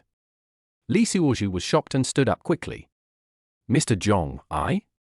Before he could finish speaking, Zhong Huaizhen walked to his computer. She glanced at the screen and her face immediately turned ugly. Is this what you wrote all night? Zhong Huaizhen's voice was as cold as ice. Lee Suozhu felt cold sweat starting to form on his back. Mr. Zhong, I? What are you talking about? Zhong Huaizhen interrupted him. What the hell is this? Are you writing a novel? Lee Suozhu was a little confused by the scolding, but he quickly reacted. Mr. Zhong, you're right. This is not going to work. He said with a smile, but you also know that such a high-end project is beyond the reach of a small planner like me. Zhong Huaizhen glared at him and said, so you mean you can't do this job? Lee Suozhu spread his hands, I didn't say that. What I meant is that this requires collective wisdom and everyone's joint efforts. As he spoke, he did not forget to glance at Chen Bishi. Chen Bishi seemed to feel his gaze and raised her head. What's wrong? She asked. Lee Suozhu smiled and said, nothing, I just think this project may require your wisdom. Chen Bishi frowned, me? Zhong Huaizhen also looked at Chen Bishi, yes, aren't you from the planning department? You should be involved in this kind of thing. Chen Bishi was somewhat reluctant, but it's nothing. Zhong Huaizhen interrupted her, this is an important project of the company, you must participate. Lee Suozhu watched the show from the side and felt secretly happy. Hey, I told you to act cool, now you'll have to bear the consequences. Chen Bishi sighed helplessly, stood up and walked over. So, what should I do? She asked. Lee Suozhu smiled and said, it's very simple. Just take a look at what I wrote and give me some advice. Chen Bishi looked at the screen and her expression immediately became strange. What is this? Chapter 32, Stop Flirting Here. Lee Suozhu shrugged, I don't know either. See if you can understand it. Chen Bishi glared at him, did you do this on purpose? Lee Suozhu pretended to be innocent, how dare I? I am just asking for advice humbly, right? Zhong Huaizhen couldn't stand it any longer, okay, stop flirting with each other here, the two of you. Write out the plan quickly. I want to see it before I leave work today. After saying that, she turned and was about to leave. Lee Suozhu quickly called her, Mr. Zhong, wait a minute. Zhong Huaizhen turned around and asked, is there anything else? Lee Suozhu said with a smile, Mr. Zhong, this is such an important project, shouldn't you also participate in it?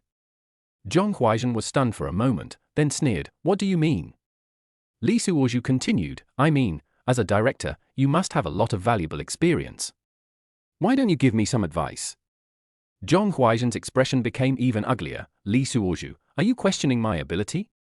Lee Suozhu quickly waved his hands, no, how dare I? I really want to ask for advice. Zhong Huaizhen snorted coldly, okay, then I'll give you some pointers. She walked back and sat on the chair next to Lee Suozhu. Lee Suozhu laughed inwardly, hee hee, now we are going to have a good show. 3 people were crowded in front of a computer, and the scene was very awkward at one point. Li Suozhu began to read what he had written, and Zhong Huaizhen and Chen Bishi interrupted from time to time. This isn't right. It's too exaggerated. Are you writing a novel? Li Suozhu was scolded badly, but he was not angry at all. Instead, I became more and more excited. Mr. Zhong, you are right. How do you think it should be written? Zhong Huaizhen was stumped by the question and hesitantly said nothing for a long time. Chen Bishi couldn't stand watching any longer. How about I give it a try? Li Suozhu and Zhong Huaizhen looked at her at the same time. Chen Bishi took a deep breath and started typing on the keyboard. Her fingers flew across the keyboard, and soon a long paragraph of text appeared on the screen. Li Suozhu and Zhong Huaizhen were stunned. Damn, this girl is really capable. Li Suozhu secretly exclaimed in his heart. Zhong Huaizhen was also a little surprised. Chen Bishi, you? Chen Bishi stopped and looked back at them. What's wrong? Li Suozhu gave a thumbs up. Great, Bishi.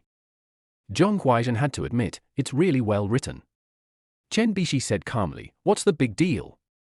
I used to write this kind of thing when I was in school. Li Suozhu and Zhong Huaizhen looked at each other and saw surprise in each other's eyes. It seems that this young lady is not simple. Li Suozhu thought to himself. Zhong Huaizhen cleared his throat. Then, you guys continue. I have something else to do, so I'll leave first. After saying that, she hurriedly left the office. Li Suozhu looked at Zhong Huaizhen's back as he left and couldn't help laughing. Now it's time to watch something interesting. Chen Bishi glanced at him. What are you laughing at? Li Suozhu put away his smile and said, nothing, I just think you write really well. Chen Bishi snorted, don't try that. You just want to see Zhong Huaizhen make a fool of herself. Li Suozhu pretended to be surprised. Hey, Bishi, how do you know me so well? Chen Bishi rolled her eyes at him. Everyone knows what kind of person you are. Li Suozhu chuckled. Then why are you still helping me? Chen Bishi was silent for a moment, then said, I just don't want to see you being bullied. Li Suozhu was stunned. He didn't expect Chen Bishi to say such a thing. Bishi, you? Chen Bishi interrupted him. Okay, don't think too much. Just get to work. Li Suozhu felt suddenly warm in his heart when he saw Chen Bishi working seriously. Maybe this young lady isn't that annoying after all. He thought to himself. In this way, the two began to work together to write a plan. Time passed by minute, and the only sound in the office was the typing of keyboards. Li Suozhu would steal a glance at Chen Bishi from time to time and found that she was working very seriously. I didn't expect that this young lady is so capable. He secretly admired in his heart. By noon, the two finally completed the first draft. Li Suozhu stretched and said, finally it's done. Chen Bishi also breathed a sigh of relief. Well, I finally finished writing it. Li Suozhu looked at the time and said, it's time for dinner. Do you want to go eat together? Chen Bishi hesitated for a moment, then nodded, okay. The two walked out of the office together and headed towards the restaurant near the company. On the way, Li Suozhu couldn't help asking, Bishi, why are you helping me? Chen Bishi was silent for a while, then said, I just think that although you are annoying sometimes, But what? Li Suozhu asked. Chen Bishi took a deep breath, but you are still a good person. Li Suozhu was stunned. He didn't expect Chen Bishi to evaluate him like this. I can't help but think of a line from a Song Dynasty poem. I want to entrust my thoughts to the zither. There are few people who understand me. Who will listen when the strings break? Chen Bishi stopped walking and looked up at the front with a blank look. I put my thoughts on the harp, but who will listen when the strings break? Master, I didn't expect you to think so highly of Ari Bishi. Li Suozhu smiled and said, don't worry about having no friends on the road ahead. Everyone in the world knows you.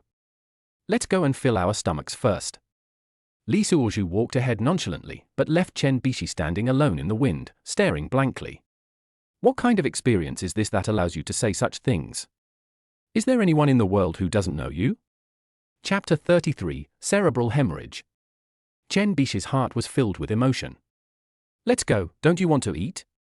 The idiot was still calling her from the front. Li Suozhu quickly finished his meal and when he looked up, he saw Chen Bishi still eating slowly. Why do you eat so fast? Chen Bishi asked with a frown. Li Suozhu yawned, and his eyes could hardly open. I'm so sleepy.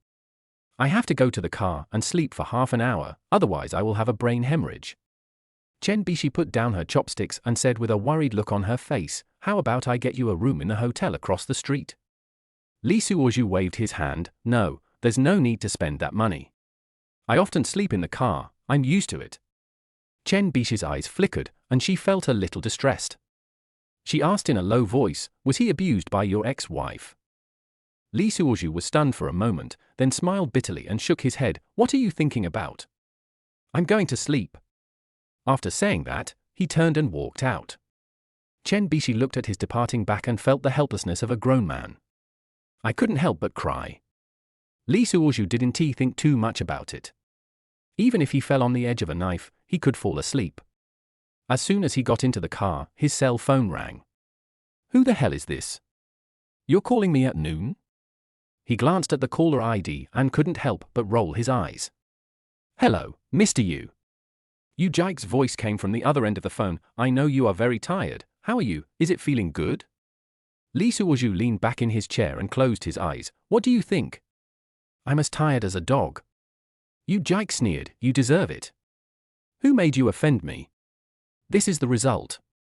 Li Suozhu sneered. Come on, if you want to take care of me now, can't I just accept the defeat?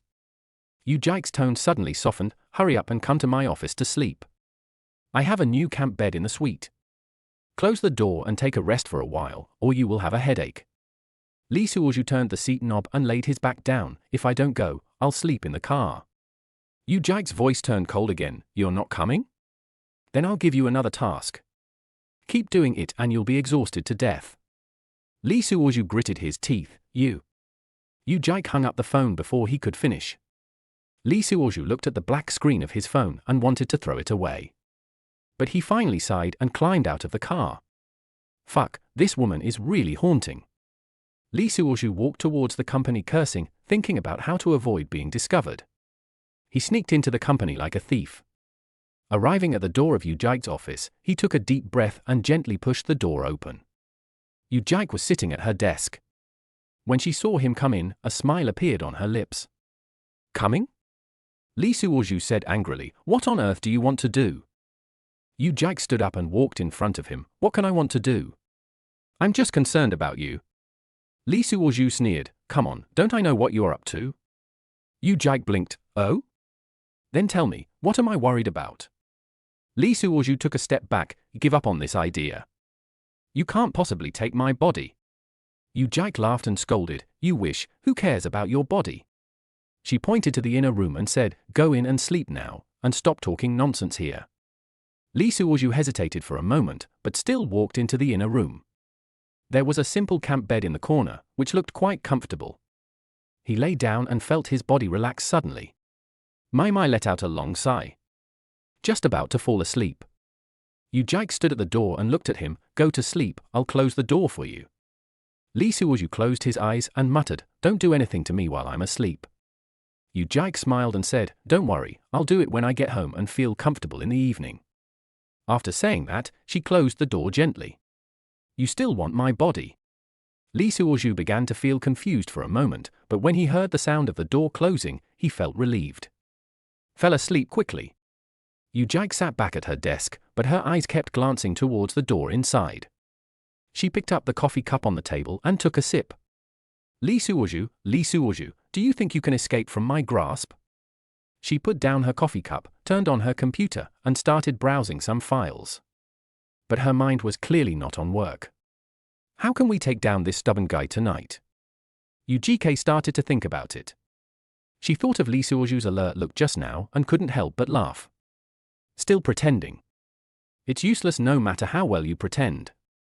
She stood up, walked to the window, and looked at the scenery outside. The sunlight shone through the glass onto her face, reflecting a faint smile. Just then, there was a knock on the door. Yu Jike quickly returned to her seat and adjusted her expression. Come in. The door was pushed open and Zhong Huaizhen walked in. Boss Yu, that plan. Yu Jike interrupted her, put it aside for now, I have something to deal with. Zhong Huaizhen was stunned for a moment. If her ears were not damaged, she seemed to hear someone snoring in the suite inside. Yu Jike also heard Li Suozhu snoring and quickly sent Zhong Huaizhen away. Boss Zhong, is there anything else? Zhong Huaizhen nodded hurriedly. No, Mr. Yu. Then I'll go out first. Yu Jike breathed a sigh of relief as she watched Zhong Huaizhen leave. My dear, there is more to this chapter. Please click on the next page to continue reading. It's even more exciting later. She glanced at the middle door again, a smile forming on her lips. Li Suozhu, just have a good rest. When you wake up, you will suffer. She picked up her phone and started searching for Li Suozhu's favorite couple's hotel. About 2 hours passed. The snoring inside finally stopped. The door was pushed open and Li Suozhu walked out. He rubbed his eyes and checked the time. Damn, I slept for so long. Yu Jike looked up at him, awake. How do you feel? Li Suozhu stretched and said, it's okay. At least I'm not so sleepy anymore. Yu Jike stood up and walked to him. That's good.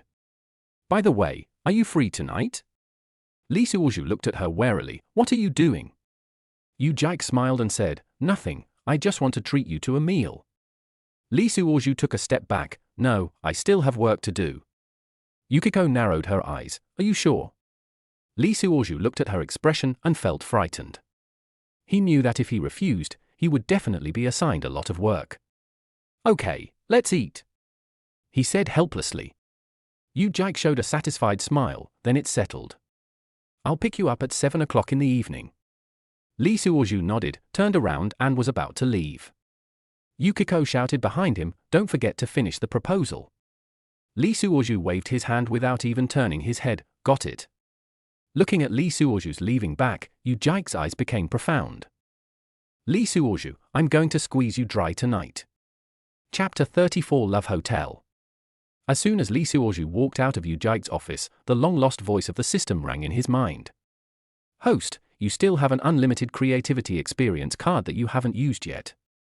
Li Suozhu rolled his eyes and cursed in his heart. How dare you say that? I only gave you one trial card, but I can't bear to use it. This is a small matter, I can handle it. He strode towards his office, and the moment he opened the door, Chen Bishi jumped up like a frightened rabbit. Team Leader Li, where have you been? She blinked her big eyes, looking concerned. Li Suozhu was stunned for a moment, then waved his hand. Nothing, just going to take care of something. Chen Bishi insisted, what's the matter? Why did you take so long? Li Suozhu walked to his seat, sat down, and turned on his computer. Don't ask about work. Chen Bishi curled her lips and asked unwillingly, did Mr. Yu cause you trouble? Li Suozhu didn't even raise his head. No, you think too much. Chen Bishi walked around to his side and leaned over. Why do you look so bad? Did you not get enough rest? Li Suozhu smelled the faint scent of perfume on her body, and his heart was moved. He quickly said seriously, it's okay, it's important to finish the work first. Chen Bishi's eyes lit up, then let me help you. Without waiting for Li Suozhu to answer, she moved a chair and sat down next to him. Their arms inevitably touched each other, and Li Suozhu felt his breathing become rapid. Chen Bishi blushed in embarrassment, but still pretended to be calm. Let's design a plan together. Li Suozhu nodded and tried to concentrate on the computer screen. But the fragrance of Chen Bishi's body kept entering his nose, making him distracted. He secretly glanced at the girl next to him and found that her cheeks were already turning a light pink. Chen Bishi felt his gaze and looked up to meet his eyes. They both swallowed at the same time. Something seemed to be quietly fermenting in the air, making people's heart beat faster. Li Suozhu cleared his throat and forced himself to calm down. Well, let's get started. Chen Bishi nodded, and the two began to discuss the details of the plan. Time passed by minute, and before I knew it, it was time to get off work. Chen Bishi stretched and suddenly asked, Team Leader Li, do you have any plans for the evening? Li Suozhu was stunned and remembered the agreement with Yu Jike, so he could only say, go home and sleep. I didn't sleep well at noon. A hint of disappointment flashed across Chen Bishi's face, but she quickly returned to normal. Oh, then you should have a good rest. Well, bye. He looked at the graceful figure with suspicion as she left, shaking his head. No way, is there anything wrong with me? He packed his things and prepared to leave the office. As soon as he went out, he was blocked by Zhong Huaizhen at the door. Team Leader Li, please work overtime with me tonight. Zhong Huaizhen said with a smile. Li Suozhu was confused. What kind of overtime? Zhong Huaizhen explained, we just want to discuss the plan, but not here. There is no inspiration here. Let's go to my house. Li Suozhu waved his hands repeatedly, no, I haven't slept all night. If I work overtime, I will either have a heart attack or my heart will fall out. Zhong Huaizhen laughed, is it that serious? Are you dating Chen Bixi? Li Suozhu shook his head, no. Zhong Huaizhen chased after him, who is that? Li Suozhu was about to answer when his cell phone suddenly rang. He took out his cell phone and almost jumped up. Displayed on the screen was Simone's video call request. Li Suozhu didn't care about Zhong Huaizhen and turned around and ran out. Hey, Li Suozhu! Zhong Huaizhen shouted behind him. Li Suozhu turned a deaf ear and answered the phone while running.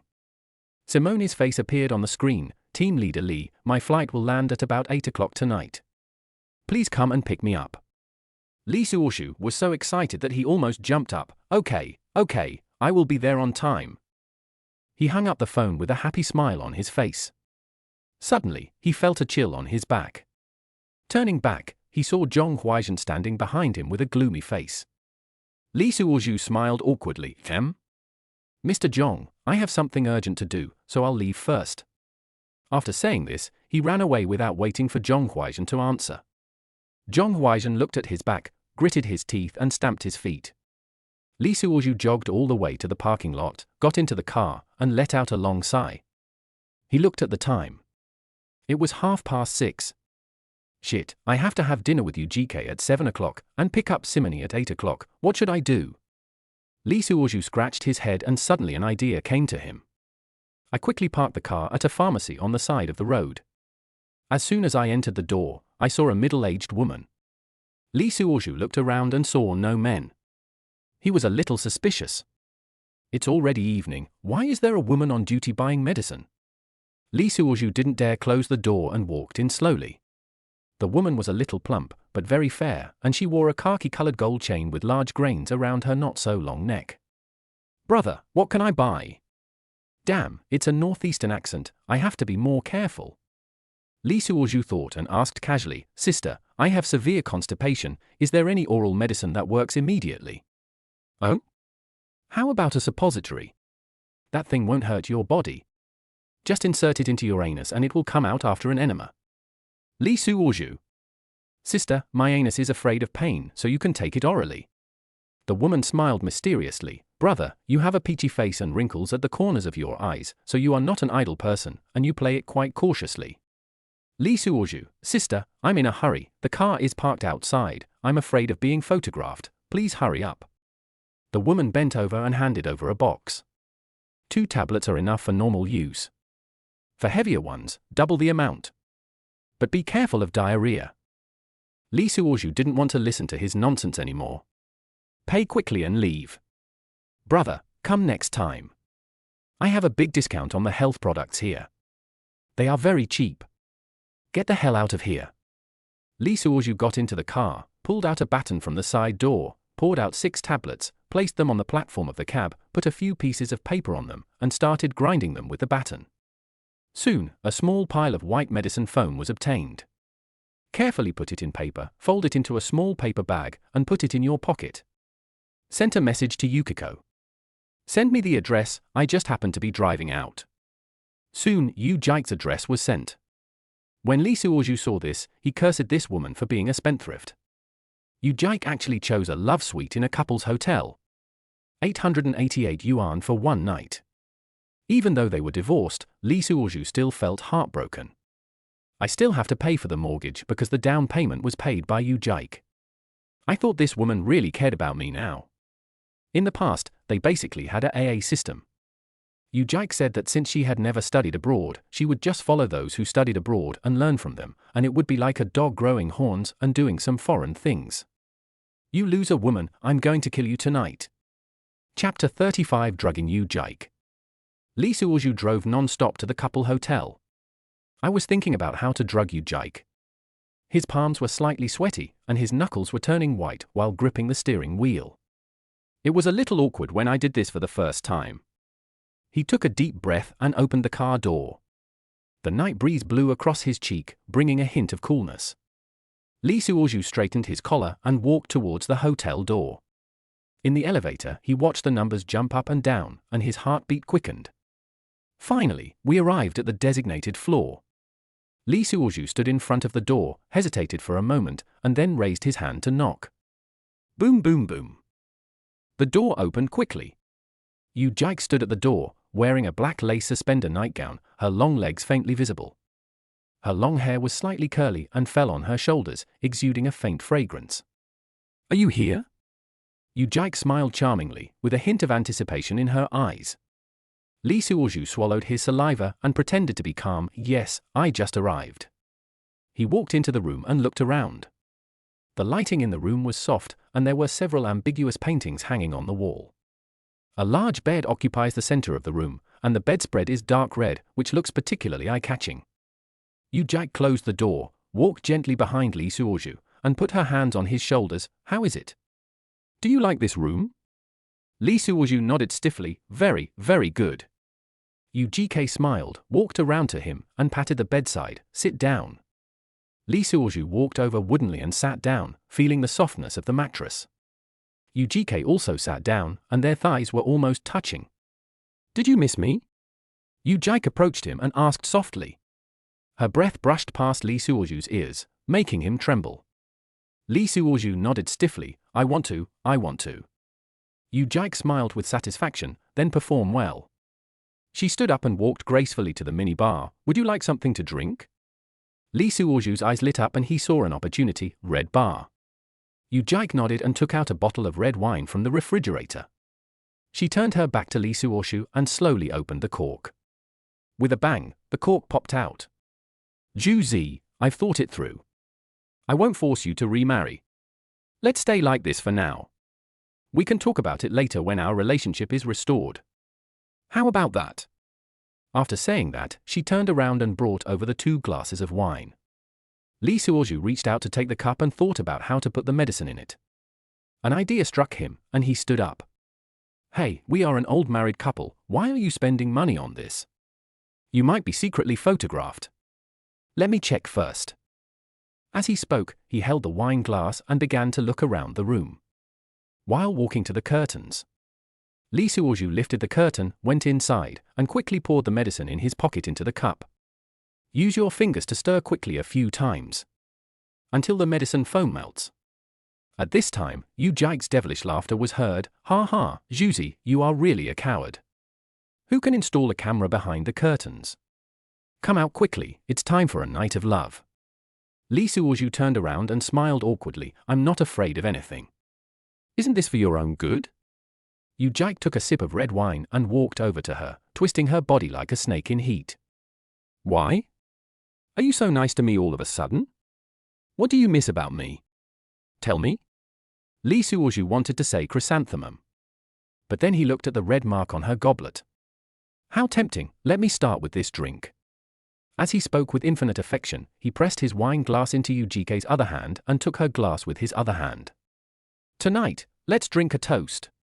Yu Jike, whose eyes were already blurry at this time, said in a half-voiced voice, Ah. Brother Zhuzi, it's good to apply. Watching Li Suozhu wrap his lips around the wine glass from where her lipstick mark was, Yu Jike's breathing became more intense. Li Suozhu slowly winked at her. Together? Yu Jike quickly woke up from her hallucination, pinching the wine glass with her silver-red nails. He raised it and clinked it with Li Suozhu's wine glass.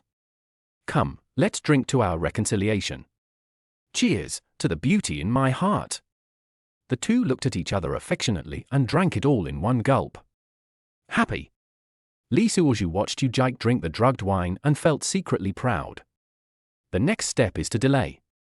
Honey, take a shower first, I'll be in right away. Ha ha, that's annoying. I'll wash myself. Yu Jike walked into the bathroom in a charming manner. A few minutes passed and Yu Jike seemed to be fine. Li Suozhu began to get nervous. Could it be that the medicine was ineffective?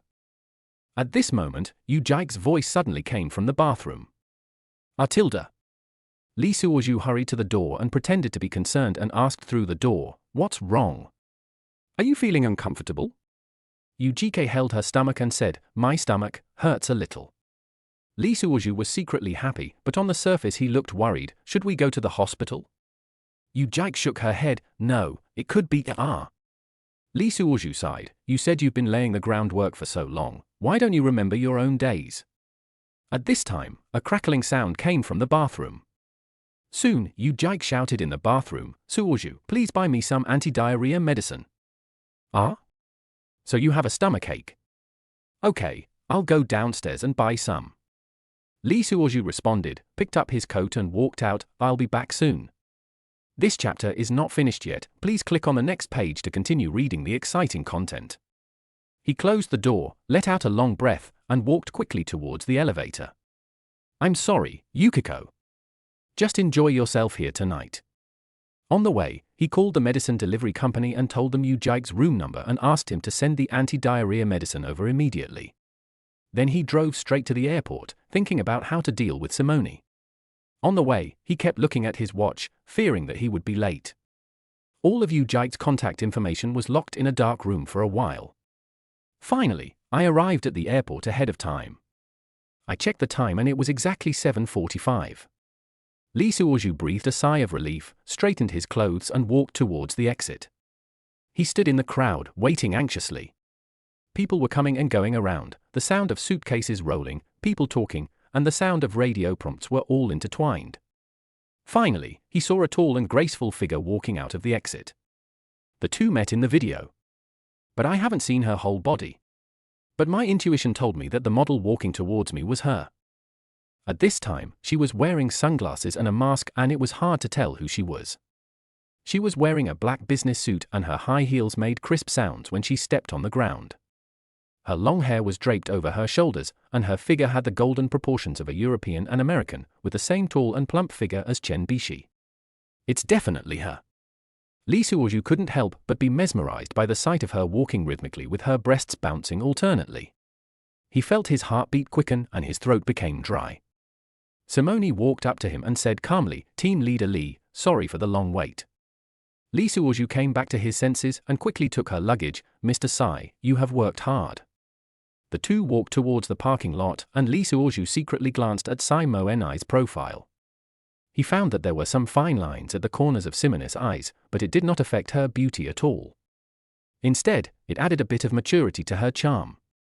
After getting in the car, Simone took off her mask and revealed her high nose bridge. Yuruan's nose tip Team Leader Lee, I don't want to alarm anyone this time, including my niece Chen Bishi. Lee Suoju was stunned. Why? Simone looked out the window, her tone a little complicated. I came here mainly to discuss some suggestions for the development of the group with you, and by the way, chat about personal matters. Lee Suoju almost lost his grip on the steering wheel. Private matter?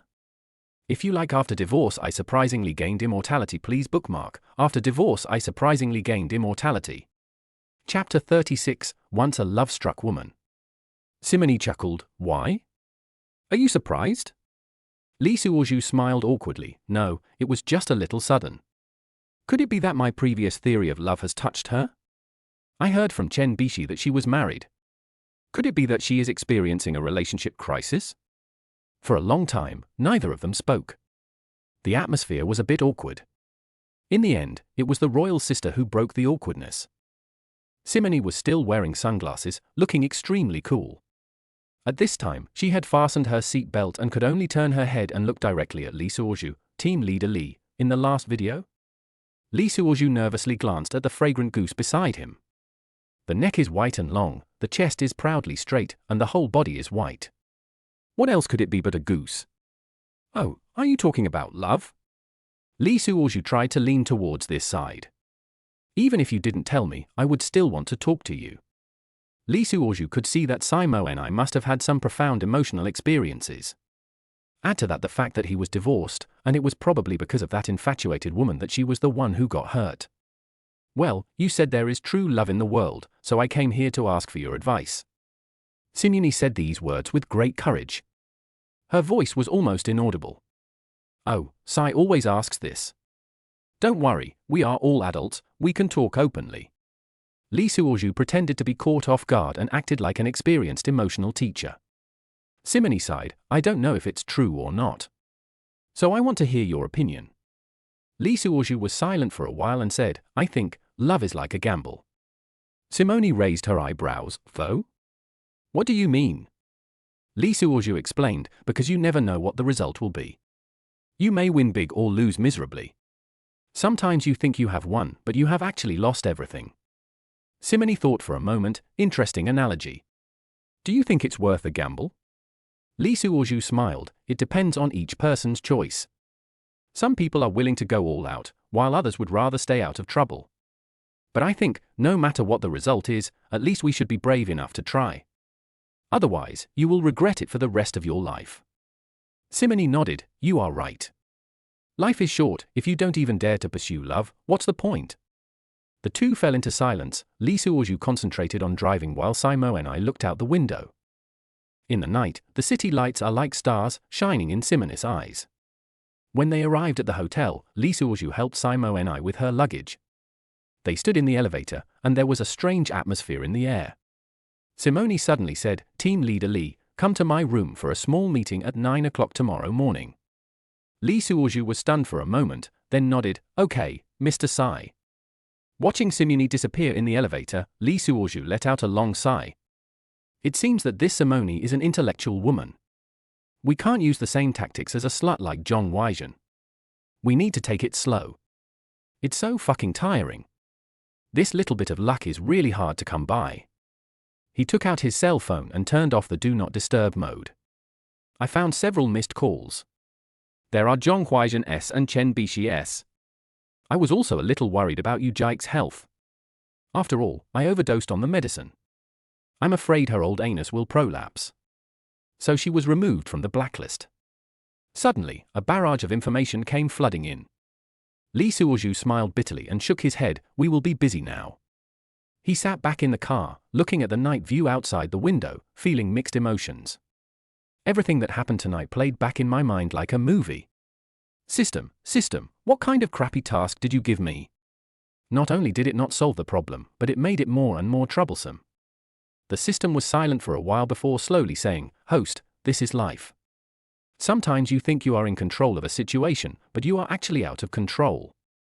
Lee Suoju rolled his eyes speechlessly. Come on, don't try this on me. You just want to see me having fun and don't mind making trouble. He started the car and drove home. Let's go back to sleep. Simone is also a playboy. If it doesn't work, forget it. It's too difficult. He smiled bitterly and talked to himself. Suddenly, the phone rang again. Lee Suoju took a look and saw that it was Yu Jike. He hesitated for a moment, but still answered the phone. Hello, Mr. Yu? Yu Jike's voice came from the other end of the phone, with a hint of weakness and anger. Lee Suoju, you bastard. Did you drug me? Lee Suoju pretended to be surprised. What? How could I drug you? Yu Jike gritted her teeth and said, Stop pretending. Who else could it be but you? I'm having diarrhea now, and it feels like my intestines are going to come out. Lee Suoju sighed. Boss Yu, please don't wrongly accuse a good person. Didn't I ask someone to send you medicine? Yu Jike sneered. Where are you? Lee Suoju made up an excuse. Since you've done that, I'll just go home and sleep. Yu Jike scolded. Lee Suoju, just wait. This isn't over yet. I swear, when I get better, I'll make you feel the same way. After saying that, she hung up the phone. Lee Suoju breathed a sigh of relief. Although he did not feel any guilt, he still felt a little uncomfortable. When I was nothing, everyone was waiting to see me laugh. At least Yu Jike was nice to me. But later on, single women were more likely to gossip. She flirted with the boss. I really don't want to be a cuckold anymore. Lee Suoju felt that even if they remarried, after a while, with Yu Jike's realistic and powerful outlook on life, she would still flirt with her leader and cause trouble. Just think about it. Isn't it good to be alone? It's okay for me to have a girlfriend, and it's not against the law. He muttered to himself and continued driving home. On the way, he kept thinking about how to face these women tomorrow. After arriving home, Lee Suoju lay on the bed, tossing and turning, unable to sleep. Just as Lee Suoju was about to fall asleep, his cell phone rang again. He picked up the phone irritably and found it was a text message. Team Leader Lee, don't forget to come to my room at 9 o'clock tomorrow. We have a lot to talk about. Smyrny. Li Suozhu looked at the message and asked, "Are you sick? Do I have to study psychology for this 280?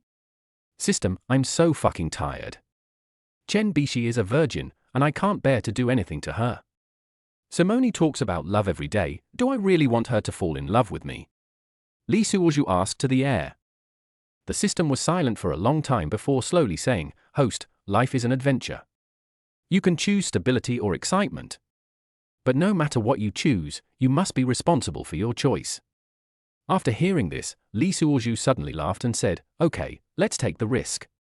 Anyway, you gave me this life, so I can just start over." The system seemed to be shocked by his words and did not respond for a long time. Li Suozhu turned off his cell phone and closed his eyes. Chapter 37 Diarrhea. The early morning sunlight shone into the room through the gaps in the curtains, and Li Suozhu was sleeping soundly. Suddenly, a rapid knock on the door woke him up. "Who is it?"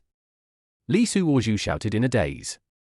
Yu Jag's angry voice came from outside the door. "Li Suozhu, you bastard! Open the door for me." Li Suozhu was startled and woke up instantly.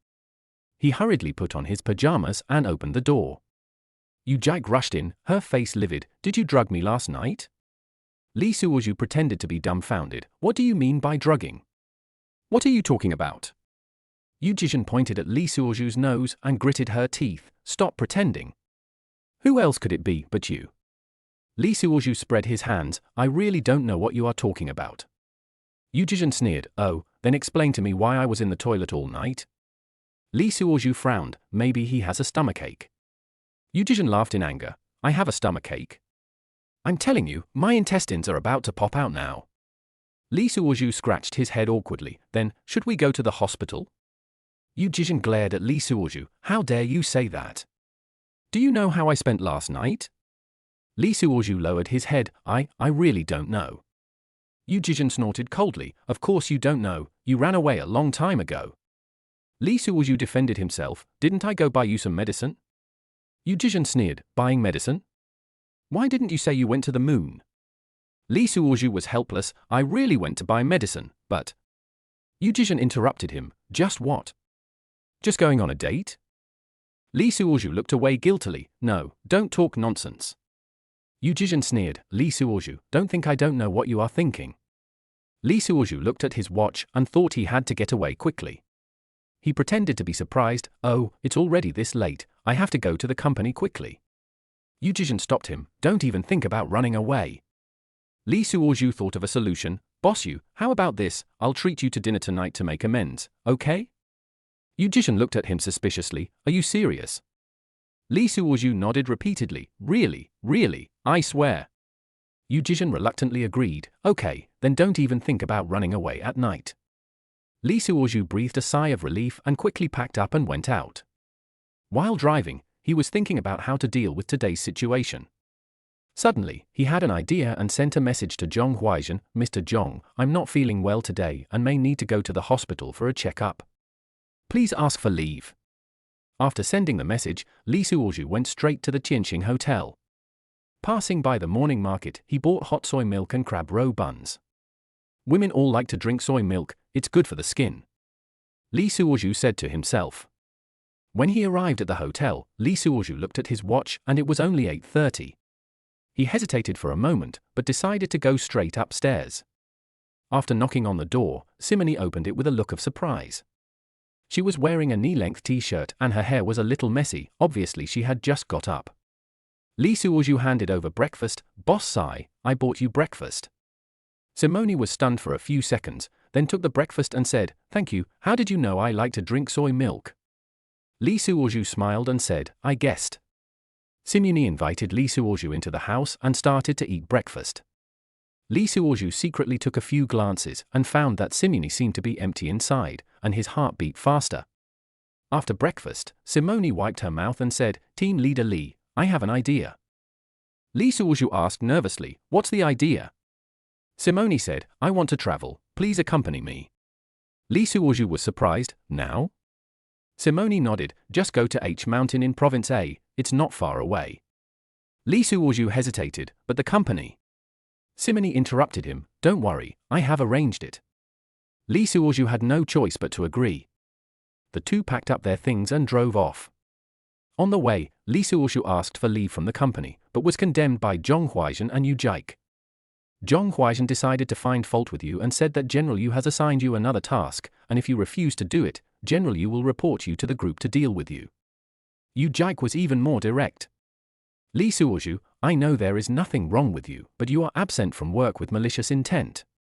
I will deal with you. Simuni quietly opened her tablet and handled daily business. He smiled and said, why are you getting along so well with your two bosses? I heard that you used to have a very close relationship with them. There's something else behind his words. Li Suoshu sighed quickly, to be honest with you, Mr. Sai, I have been working for so many years and I am walking on thin ice, so my interpersonal relationships are naturally harmonious. Simuni seemed not to have heard it. She just tapped the tablet silently and stopped talking. Li Suoshu was tactful enough not to disturb her. Yu Jike was like a madman, sending messages non-stop and making all kinds of threats and intimidation. Li Suoshu had no choice but to turn off his phone and concentrate on driving. We played Brother Dao's music and stayed silent all the way. As night fell, Li Suoshu and Simo and I finally arrived at the foot of Mount H. The car lights illuminated the mountain road, and it was pitch black all around. Li Suoshu looked at his watch and it was almost 8 o'clock in the evening. Mr. Sai, we can't go hiking so late. I'll find a hotel nearby. Li Suoshu said as he was about to get out of the car. Simony grabbed his arm and said, wait, since we are here for tourism, we should behave like we live in the wild. Li Suoshu was stunned. Living in the wild? Simony smiled mysteriously. I brought a full set of outdoor equipment, including a tent. Please sleep in the tent with me. I can't sleep alone. I'm scared. Li Suoshu's heartbeat suddenly accelerated, and his mind buzzed. Sleeping in the tent with me? Simony nodded. Yes, is there a problem? Li Suoshu quickly shook his head. No problem, I'll listen to Mr. Sai. The two got out of the car and started to set up a tent on the side of the road. Li Suoshu was responsible for heavy work such as hammering nails, while Simo and I was making the bed in the tent.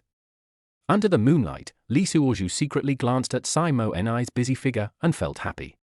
Suddenly, he discovered an astonishing fact: this was a double tent, and the sleeping bags were also for two singles. Could it be she has been prepared for this? Li Suoshu thought to himself, and couldn't help but feel excited. After the tent was set up, the two men went in. In the small space, Li Suoshu could smell the faint scent of perfume on Simony. Simony was not shy at all. She took off her coat, put on her tight underwear that showed off her curves, and got into her sleeping bag. Mr. Sai, look, the stars outside the window are so beautiful. Li Suoshu pointed at the transparent window on the top of the tent and made small talk. Without saying anything, Li Suoshu felt that the tent was about to explode. Simony lay down and looked at the starry sky. Yes, it's beautiful. The two of them lay side by side, looking at the starry sky quietly. Li Suoshu felt that his heartbeat was so loud that it could be heard. After a while, Simony suddenly said, Team Leader Li, are you curious about why I trust you so much? And we even slept together. Chapter 38. It was just that I was already lost at that time. Li Suoshu was stunned. Nothing can be hidden from the leader's discerning eyes. The leader is really good at planning. Simony interrupted her with a smile, as amiable as a wife. Okay, stop being so funny. If a man has thought about me when he sees me, it means he is a normal man. So I rarely give them opportunities. But you are different. I have been conflicted for a long time, not knowing whether to say it or not. I hope that the following words can only be known by the two of us, and not even Chendi and Chen Bishi can know. Can you promise? I can definitely do this, I promise. Li Suoshu saw that he was getting closer and closer to 280. Simony handed over her cell phone, and the screen showed a picture of a man. At the same time, he whispered, you are like him in many ways. He is my first love, Li Wenhan. Then he sighed. The breakfast you bought this morning was exactly the same as the one he bought for me. Li Suoshu's heart skipped a beat and he didn't know what to say. He didn't interrupt and just listened quietly. Simony continued, that's why I suddenly wanted to climb the mountain. Because when we were in college, he and I came here before. Li Suoshu held his breath and continued listening. We watched the sunrise together, made a vow of love on the top of the mountain, and there we had our first kiss. Simone stared at the night sky with empty eyes, her voice filled with lingering longing. Lee Suoju felt his heart was about to stop. He didn't know what to say and could only remain silent. Simone turned her head and looked at Lee Suoju. You know what? When I saw you, I had a strange feeling. Lee Suoju swallowed his saliva. What does it feel like? Simone said softly, it's like it was destined that he came back to me. Lee Suoju felt like his brain was about to explode.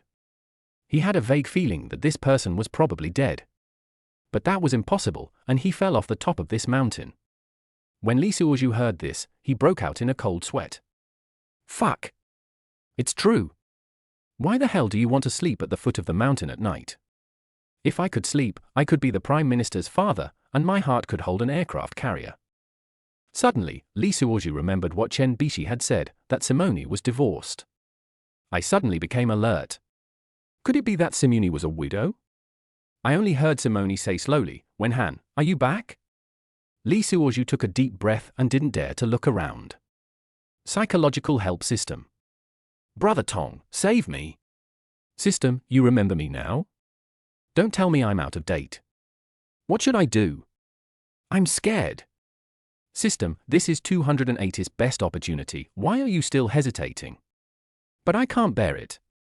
I'm just a substitute. It's not right to do this. I'll be scolded by readers. At this time, Simone had raised her head and leaned down towards Lee Suoju. Their faces were getting closer and closer, and Lee Suoju could feel Simone's breath. Lee Suoju was so nervous that he was about to have tremors. Just when he thought something was going to happen, Simone suddenly laughed. Team Leader Lee, why are you so nervous? I'm just chatting with you. Lee Suoju smiled awkwardly. No. Not nervous. Simone turned around and faced Lee Suoju. Okay, go to bed early. We have to get up early tomorrow to watch the sunrise. Lee Suoju breathed a sigh of relief, but also felt a little disappointed. He looked at Simone's back and sighed. Can this feeling be recalled? But it was already gone at that time. As soon as he finished speaking, he felt Simone beside him suddenly stiffen. Lee Suoju came back to reality from his inspiration, and he suddenly found that Simone was staring at him with an incredible look. What did you just say? Simone's voice trembled a little. Lee Suoju was stunned. Huh? I just read a poem. Simone's eyes lit up. Great poem. A few more lines will enlighten me. Lee Suoju was taken aback by her sudden enthusiasm, and he didn't know where his inspiration came from. It is hard to meet and hard to leave, the east wind is weak and the flowers are withered. The eternity of heaven and earth may end someday, but this hatred will last forever. Last year on this day, the face of a man and the peach blossoms reflected each other's redness. I don't know where the face of a man has gone, but the peach blossoms still smile in the spring breeze. If love lasts forever, why should we be together day and night? In the fading light of the grass and smoke, who will stand by the railing in silence? 10 years of life and death, I can't forget you without thinking about you. 1,000 miles away from my lonely grave, I have no place to talk about my sadness. Even if we meet, we won't recognize each other, with dust on our faces and hair like frost. Lee Suoju finished reading it in one breath, feeling secretly proud. Thanks to the education of our motherland, we have been forced to memorize ancient poems since elementary school. Some of the children cannot be found at home, but they can recite dozens of poems by nodding their heads. I don't know what it means when I ask. Fortunately, he memorized these poems in high school and understood the artistic conception of the poems. I didn't expect it to come in handy today. Just as he was about to continue showing off, he suddenly felt a soft body throw itself into his arms. Lee Suoju looked down and saw that Simone was already crying. She cried and kissed Lee Suoju, her voice choked with sobs. Wenhan, it's you who's back, isn't it? I know it's you, you love writing poetry the most. Lee Suoju suddenly broke out in a cold sweat and his head was buzzing. Fuck, I can even bump into this? He froze where he was, not daring to move, fearing that he might be mistaken for a ghost if he wasn't careful. Simone hugged him tightly, her tears soaking his clothes. There is more to come after this chapter, my lord. Please click on the next page to continue reading for more exciting content. Lee Suoju felt the soft body in his arms, but he felt very panicked. System, oh system, you are cheating me. He screamed wildly in his heart. System, host, Isn't this what you want? 280 points of luck are right in front of you. Lee Suoju wanted to cry but had no tears. I want the luck points, but I don't want to be a substitute and take advantage of others.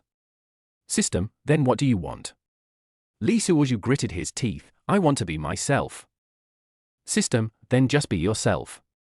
Who is stopping you? Lee Suoju was speechless, but she treated me as her dead first love. System, that's her problem, not yours. Just be yourself. Lee Suoju was awakened by the system's words. He took a deep breath and gently pushed Simone away. Boss Sai, calm down. I'm not Lee Wenhan, I'm Lee Suoju. Simone was stunned and looked at Lee Suoju with tearful eyes. You are not Wenhan? Lee Suoju shook his head. No, I just happen to like poetry. Simone stared at Lee Suoju blankly, as if she had not yet recovered from her previous emotions. Lee Suoju sighed and said softly, Mr. Sai, I understand your feelings. However, the dead are gone, and the living are like this. We can't live in the past, we have to look forward. Simone lowered her head, her shoulders trembling slightly. Lee Suoju hesitated for a moment, but still reached out and patted her back gently. It's okay. Everything will be fine.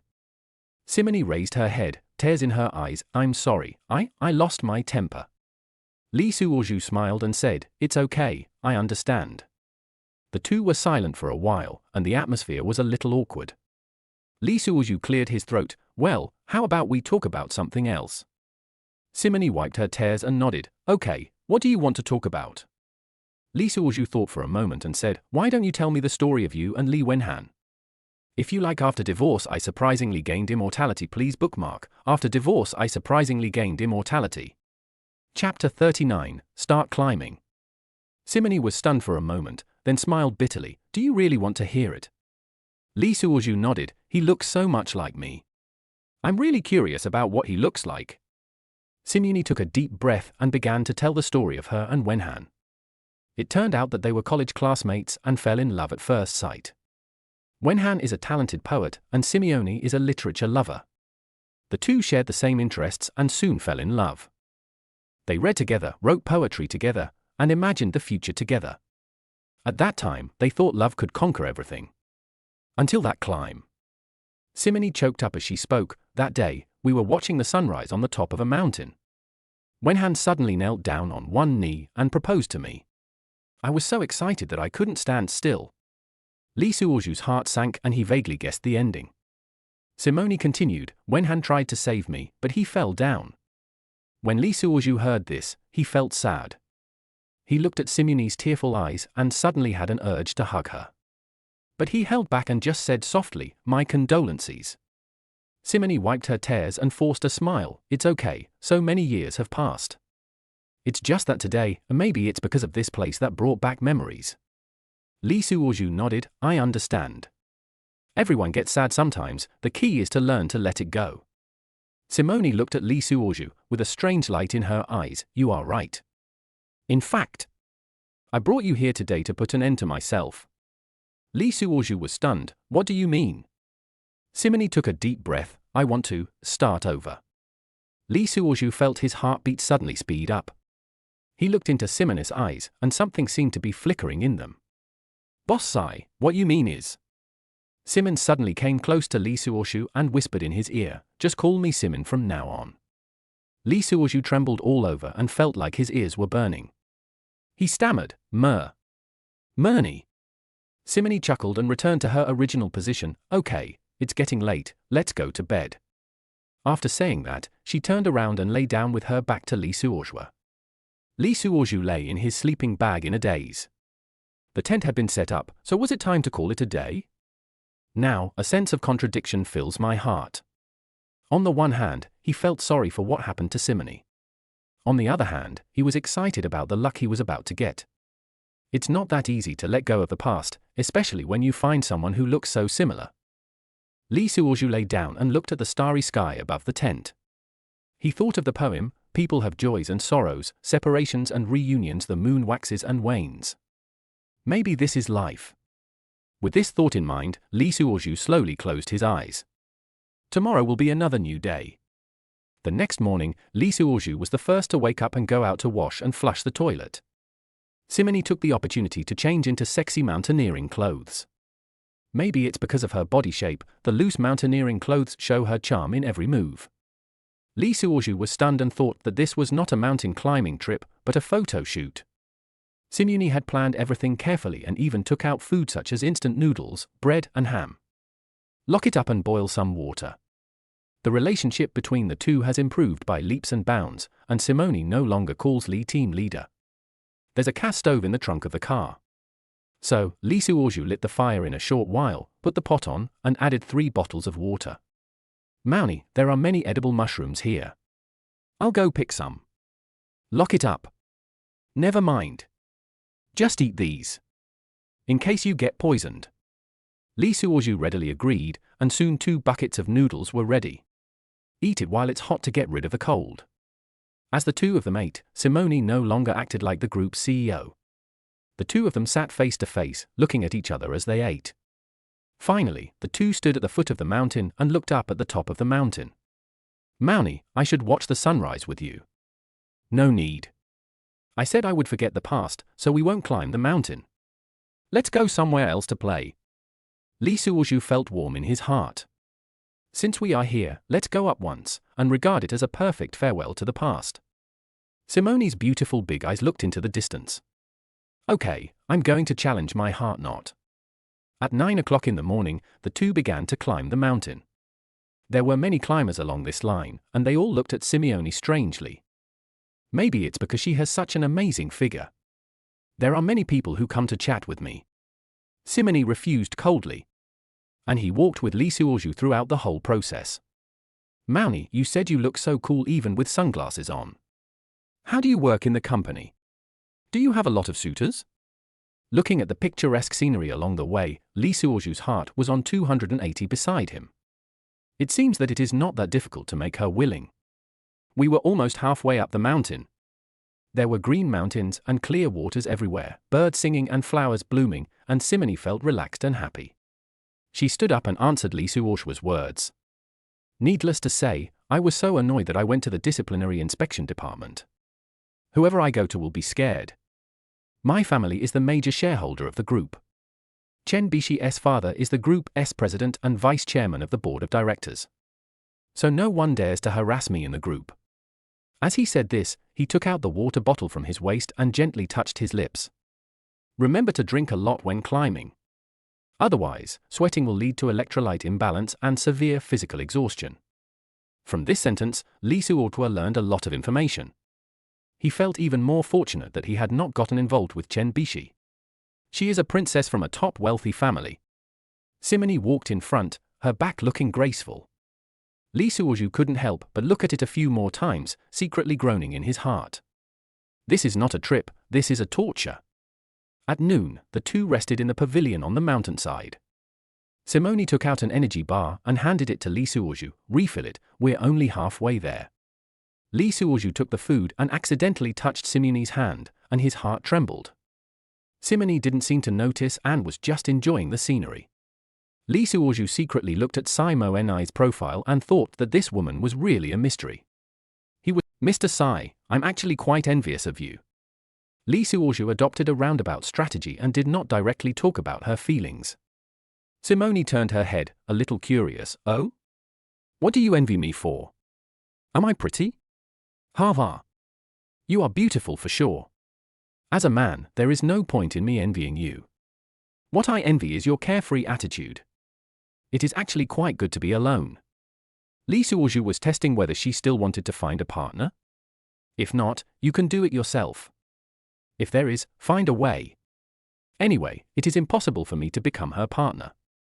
There is a huge gap between me and her.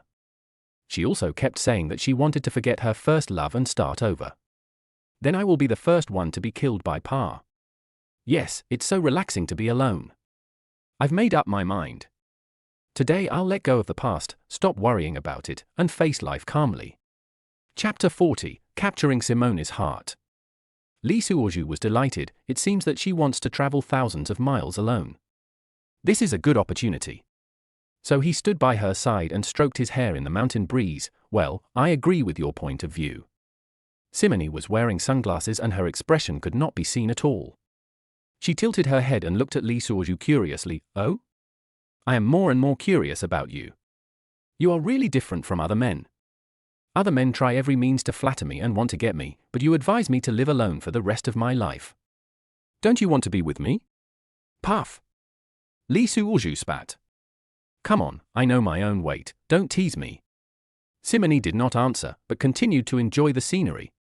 Lee Suoju was even more confused, but he didn't dare to ask more questions. In the afternoon, the two continued climbing. Simone seemed to be exhausted and began to stagger. Lee Suoju hurried forward to support her. Boss Sai, do you want to take a break? Simone shook her head. It's okay, I can do it. Lee Suoju hesitated for a moment and said, how about I carry you on my back? Simone looked at him in surprise. Are you sure? Lee Suoju nodded. I'm strong, no problem. Since I have infinite time, my 2 kidneys are like nuclear reactors, with endless energy. Simone hesitated for a moment, but finally agreed. Lee Suoju squatted down and Simone lay on his back. Lee Suoju felt Simone's soft body and his heart beat faster. He took a deep breath and began to climb. Simone whispered in his ear, thank you, Locket. Lee Suoju felt his ears getting hot. No. You're welcome. The two of them walked all the way and finally reached the top of the mountain. As the sun sets, the whole valley is shrouded in golden light. Simone stood on the edge of the cliff, her long hair blown by the wind, making her look like a fairy. Lee Suoju was stunned, thinking that this moment was worth remembering forever. Simone turned around and said to Lee Suoju, thank you for coming with me. Lee Suoju smiled and said, it's my duty. Simone suddenly asked, do you believe in fate? Lee Suoju was stunned for a moment. Fate? What does that mean? Simone looked into the distance. Sometimes, the meeting between people seems to be destined. Yeah, you're right. Lee Suoju saw that there was no one around.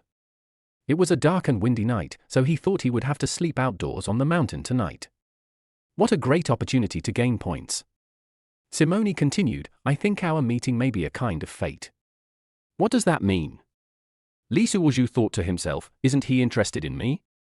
The afterglow of the setting sun shines on the top of the mountain, giving everything a golden hue. Lee Suoju looked at Simone's profile and his heart beat faster involuntarily. He took a deep breath, turned his head and looked at the mountains, as if he wanted to absorb all the scenery in the mountains into his lungs, and then slowly uttered a sentence, if life could only be like the first time we met, why would the autumn wind make the painted fan sad? Lee Suoju wrote this poem subconsciously, as he felt that this was indeed the case in this situation. It would be great if I were not a substitute. A hint of melancholy, a hint of inexplicable regret, but more like a kind of deep affection that is reluctant to express. These few simple words can express his feelings at the moment better than thousands of words. As soon as he said this, he could clearly feel Simone's body tremble beside him. She turned her head, with a hint of doubt and inquiry in her eyes. What a good poem, what a pity, it's just like the first time I saw it. She murmured, can you be more specific? Lee Suoju shook his head gently and looked into the distance, as if he was lost in memories. How wonderful it was when we first met. There was no barrier between you and me, no difference in status, only the purest appreciation and affection. At that time, you were so dazzling and charming, just like the stars in the sky, out of reach, but fascinating. And I watched you silently, not daring to get close, nor daring to have extravagant hopes. That feeling was very beautiful and pure, just like the sunset on the top of the mountain, intoxicating and nostalgic. He paused, then turned his gaze to Simone, with a hint of tenderness in his eyes, but I know that time cannot be reversed, and life cannot always be the same as when we first met. I hope that in the days to come, we can climb mountains together, watch sunsets together, and share each other's happiness and sorrow together like we do now.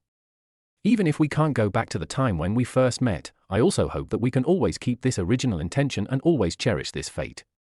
The mountain breeze blew gently, lifting Simone's hair and making it flutter in the air.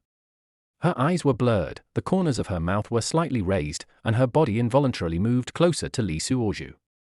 The distance between the two people is getting closer and closer. Lee Suoju took a step forward involuntarily. Mr. Sai. Lee Suoju called softly.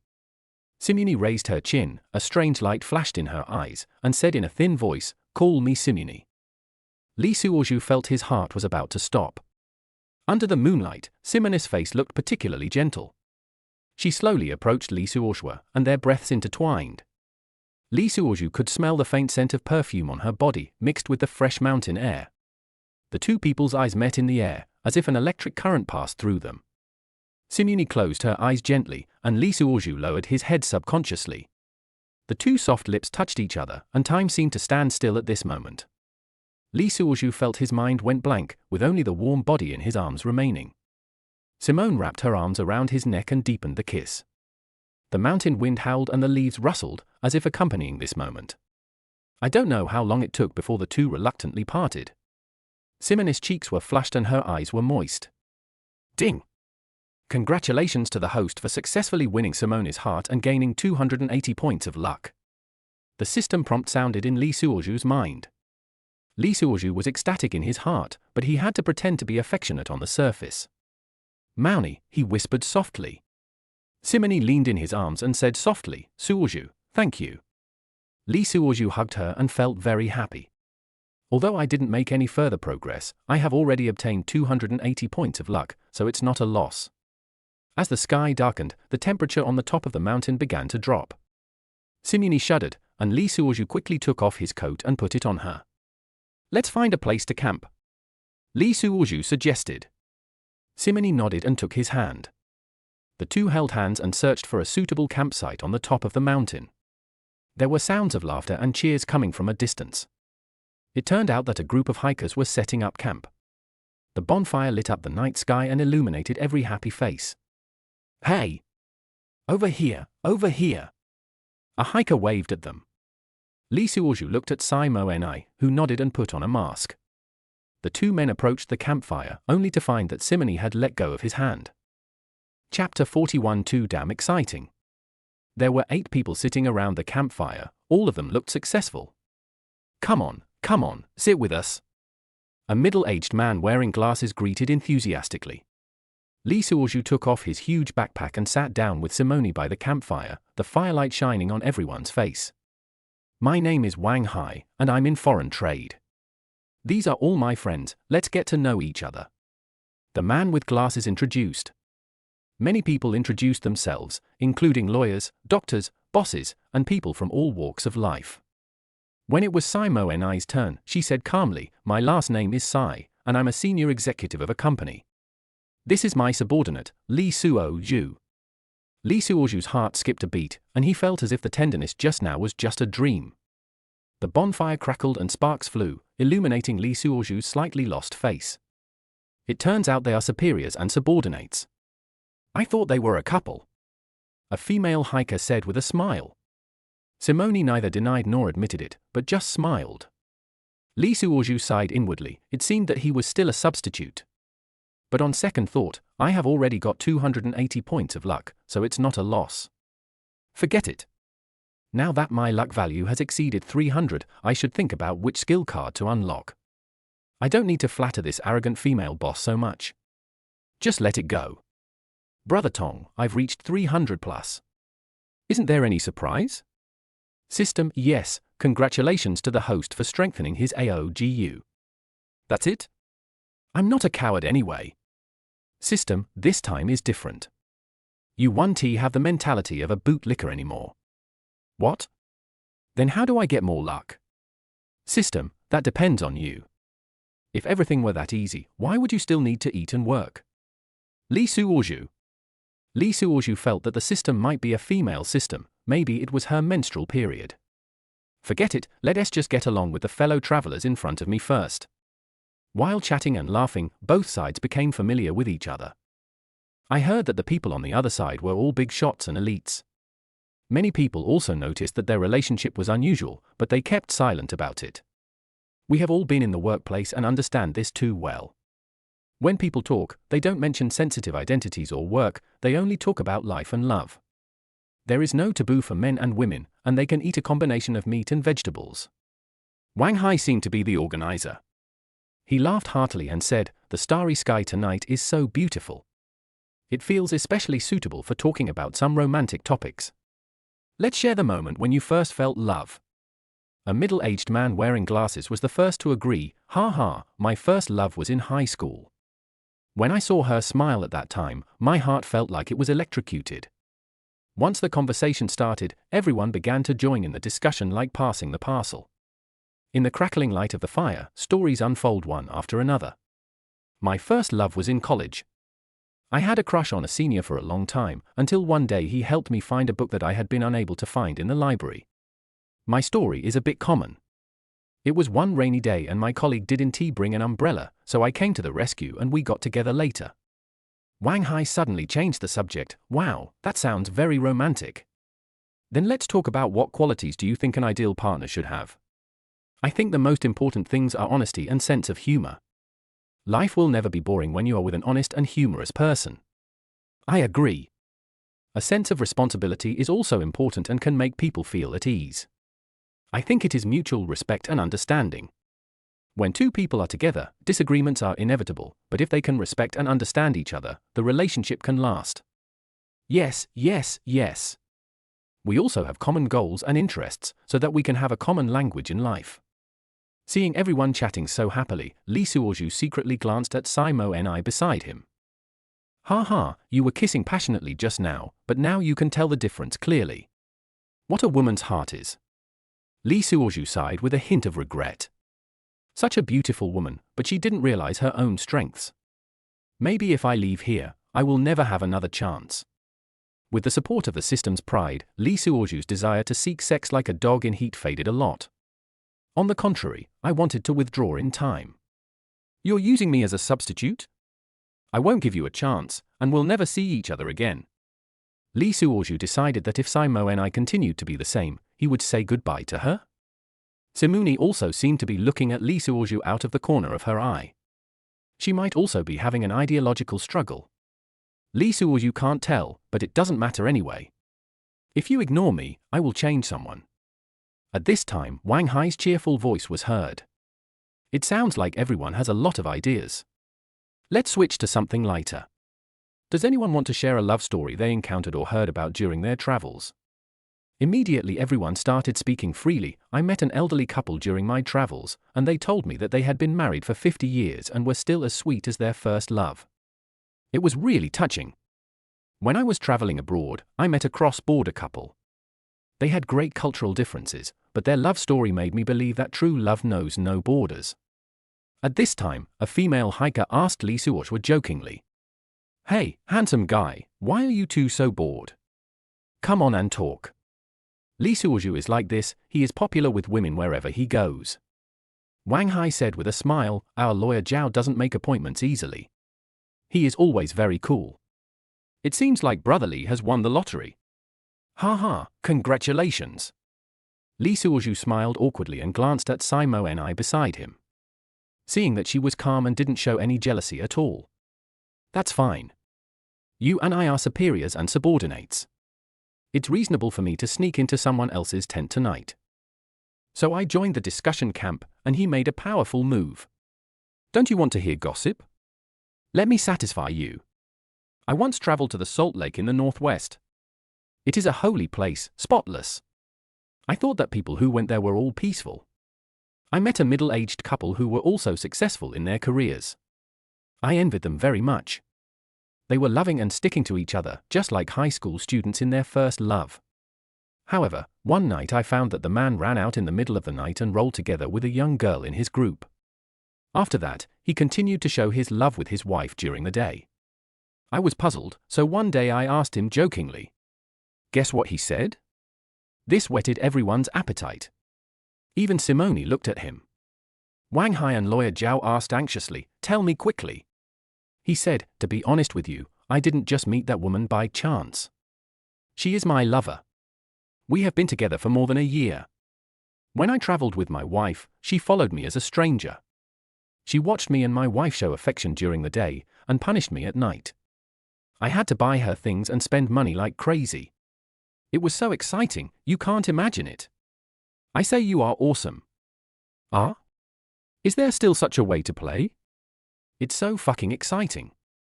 And what happened next? Chapter 42 Mo Hua. Li Suozhu continued to keep the secret, drank a sip of tea and remained silent for a long time. "Hey, brother Li, tell me quickly. What happened later?" I think there's more to come. Lawyer Zhao laughed cheerfully and said, "Ha ha, Brother Li wouldn't take advantage of the situation and arrest his mistress, ha ha." Li Suozhu shook his head and continued, "Then one day, his wife fell in love with a valuable necklace, and the mistress also liked it.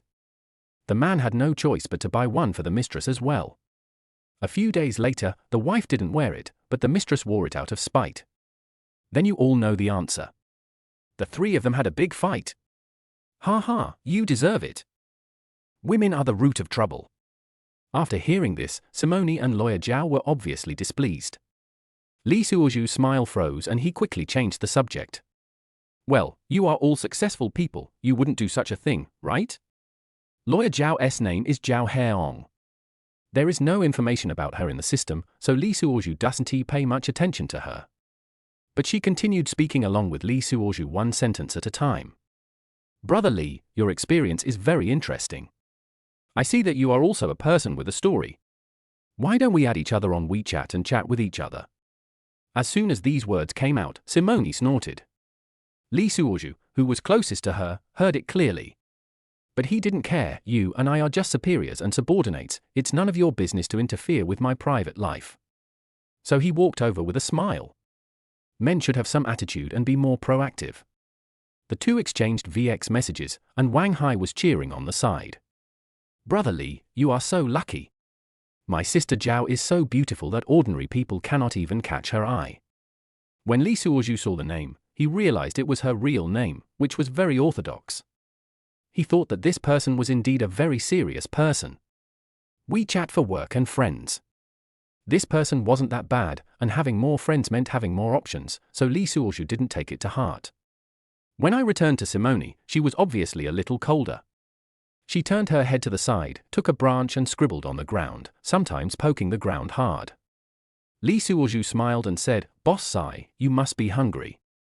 This sentence was said lightly, but was heard by the people around. So Wang Hai suggested, everyone bring out the delicious food and eat and chat together. So everyone opened their backpacks and took out various foods. They also exchanged things with each other and had a lot of fun. When Li Suozhu came, he also made preparations in this regard and bought a lot of food at the supermarket. He stood up generously, picked up the extra food and shared it with everyone. I specially sent a box of canned food to Zhao Heong. The woman couldn't bear the weight and couldn't carry too much food.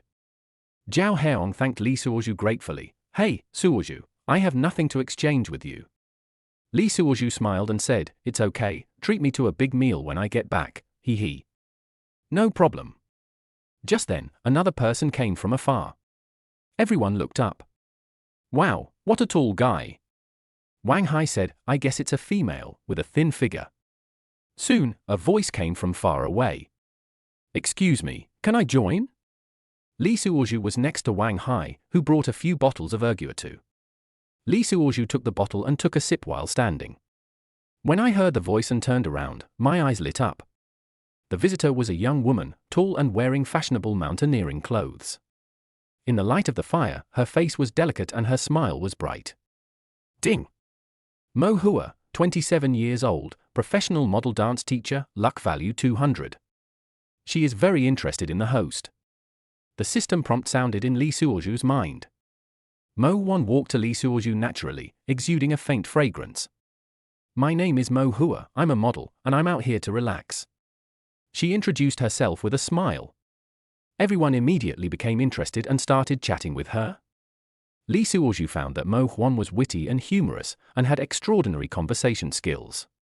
It is even more generous and decent, which immediately increased my favorability towards him. This person has a very high luck value and a cheerful personality. Li Suozhu secretly locked onto the target.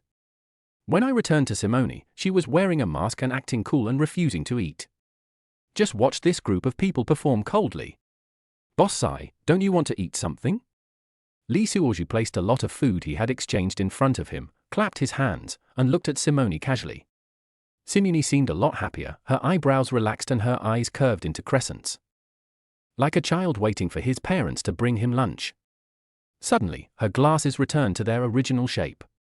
His brows were knitted together again. Looking behind Li Suozhu also felt the rustling sound of footsteps coming towards him from his back. When I turned around, I saw the new model Mo Huan. She walked closer with a smile. Can I sit here? Certainly. Li Suozhu stood up quickly and asked, do you need help? Mo Hua also carried a large backpack. Okay, thank you. Li Suozhu helped her take off her backpack and suddenly smelled a faint fragrance on her body. This was definitely not the smell of perfume. There is no smell of perfume when climbing mountains, it's all sweat. This woman has a very special physique, she actually sweats sweetly. Mo Huan sat on the other side of Li Suozhu and joined the group having dinner together. She is a model and needs to keep in shape, so she only brought some beef jerky and chicken jerky. Li Suozhu gave her another bottle of water. Thanks. The two of them were chatting enthusiastically without realizing it, talking about everything from work to life. Simone on the side had taken off her mask and started eating. After testing everyone, her appearance is the best here. Even Zhao Herong and Mo Huan took a few more glances.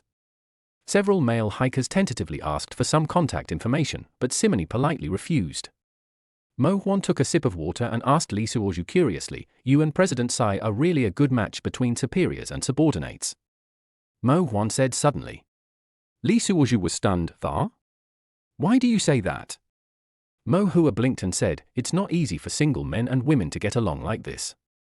If it were me, I would have been unable to bear it a long time ago. Li Suozhu almost choked on his saliva. What are you talking about? Mo Hua smiled even more brightly. What? Did I say something wrong? Li Suozhu glanced at Tsai Mo Ni and found that her face was gloomy. Well, we are just ordinary colleagues.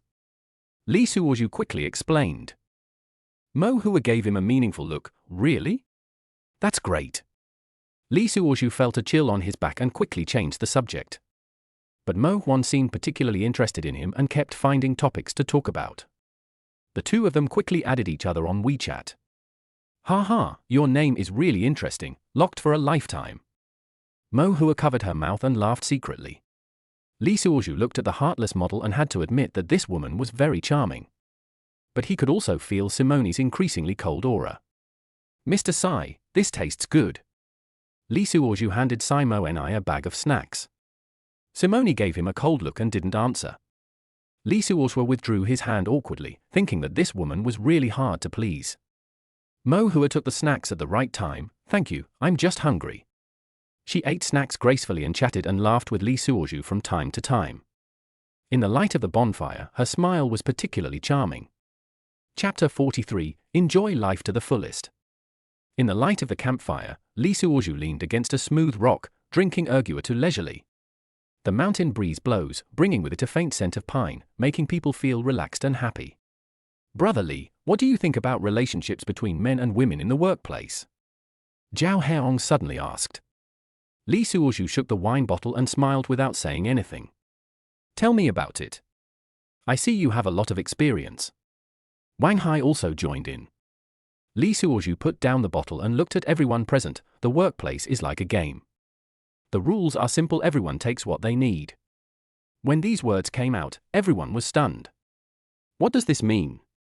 Mo Hua asked curiously. Li Suozhu smiled and said, it's very simple. Some people want power, some want status, some want money, and some want love. But in the end, everyone is for themselves. In the final analysis, it all comes down to profit. The firelight shone on his face, revealing a faint smile. Then what do you want?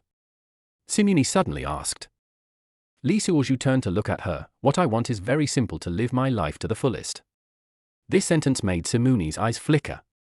It was the first time she realized that Li Suozhu was so insightful. What a great way to live your true self. Mo Hua clapped her hands and cheered. Brother Li, you are such an interesting person. Li Suozhu raised the bottle and said, life is short, why make things difficult for yourself? Wang Hai also raised his bottle. Well said. Come on, let's have a drink. When you are happy in life, you should enjoy it to the fullest, and don't let the golden cup face the moon empty. Come, toast to everyone. Li Suozhu didn't know where the lofty sentiment came from, and suddenly he remembered the peerless work of the immortal poet Lan Xing. Damn, Brother Li is so courageous. Wang Hai patted his thigh and stood up. At this time, Li Suozhu had already drunk a small bottle of erguatu and was a little drunk. Suddenly I was immersed in the artistic conception of the great poet Li Bai. It was just in time, everyone started cheering and some couldn't pretend anymore. Come on, come on. Mo Huan kept clamoring from the side.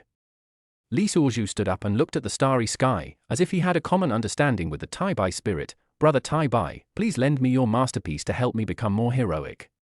He raised the dark green wine bottle in his hand and spilled the wine on the ground.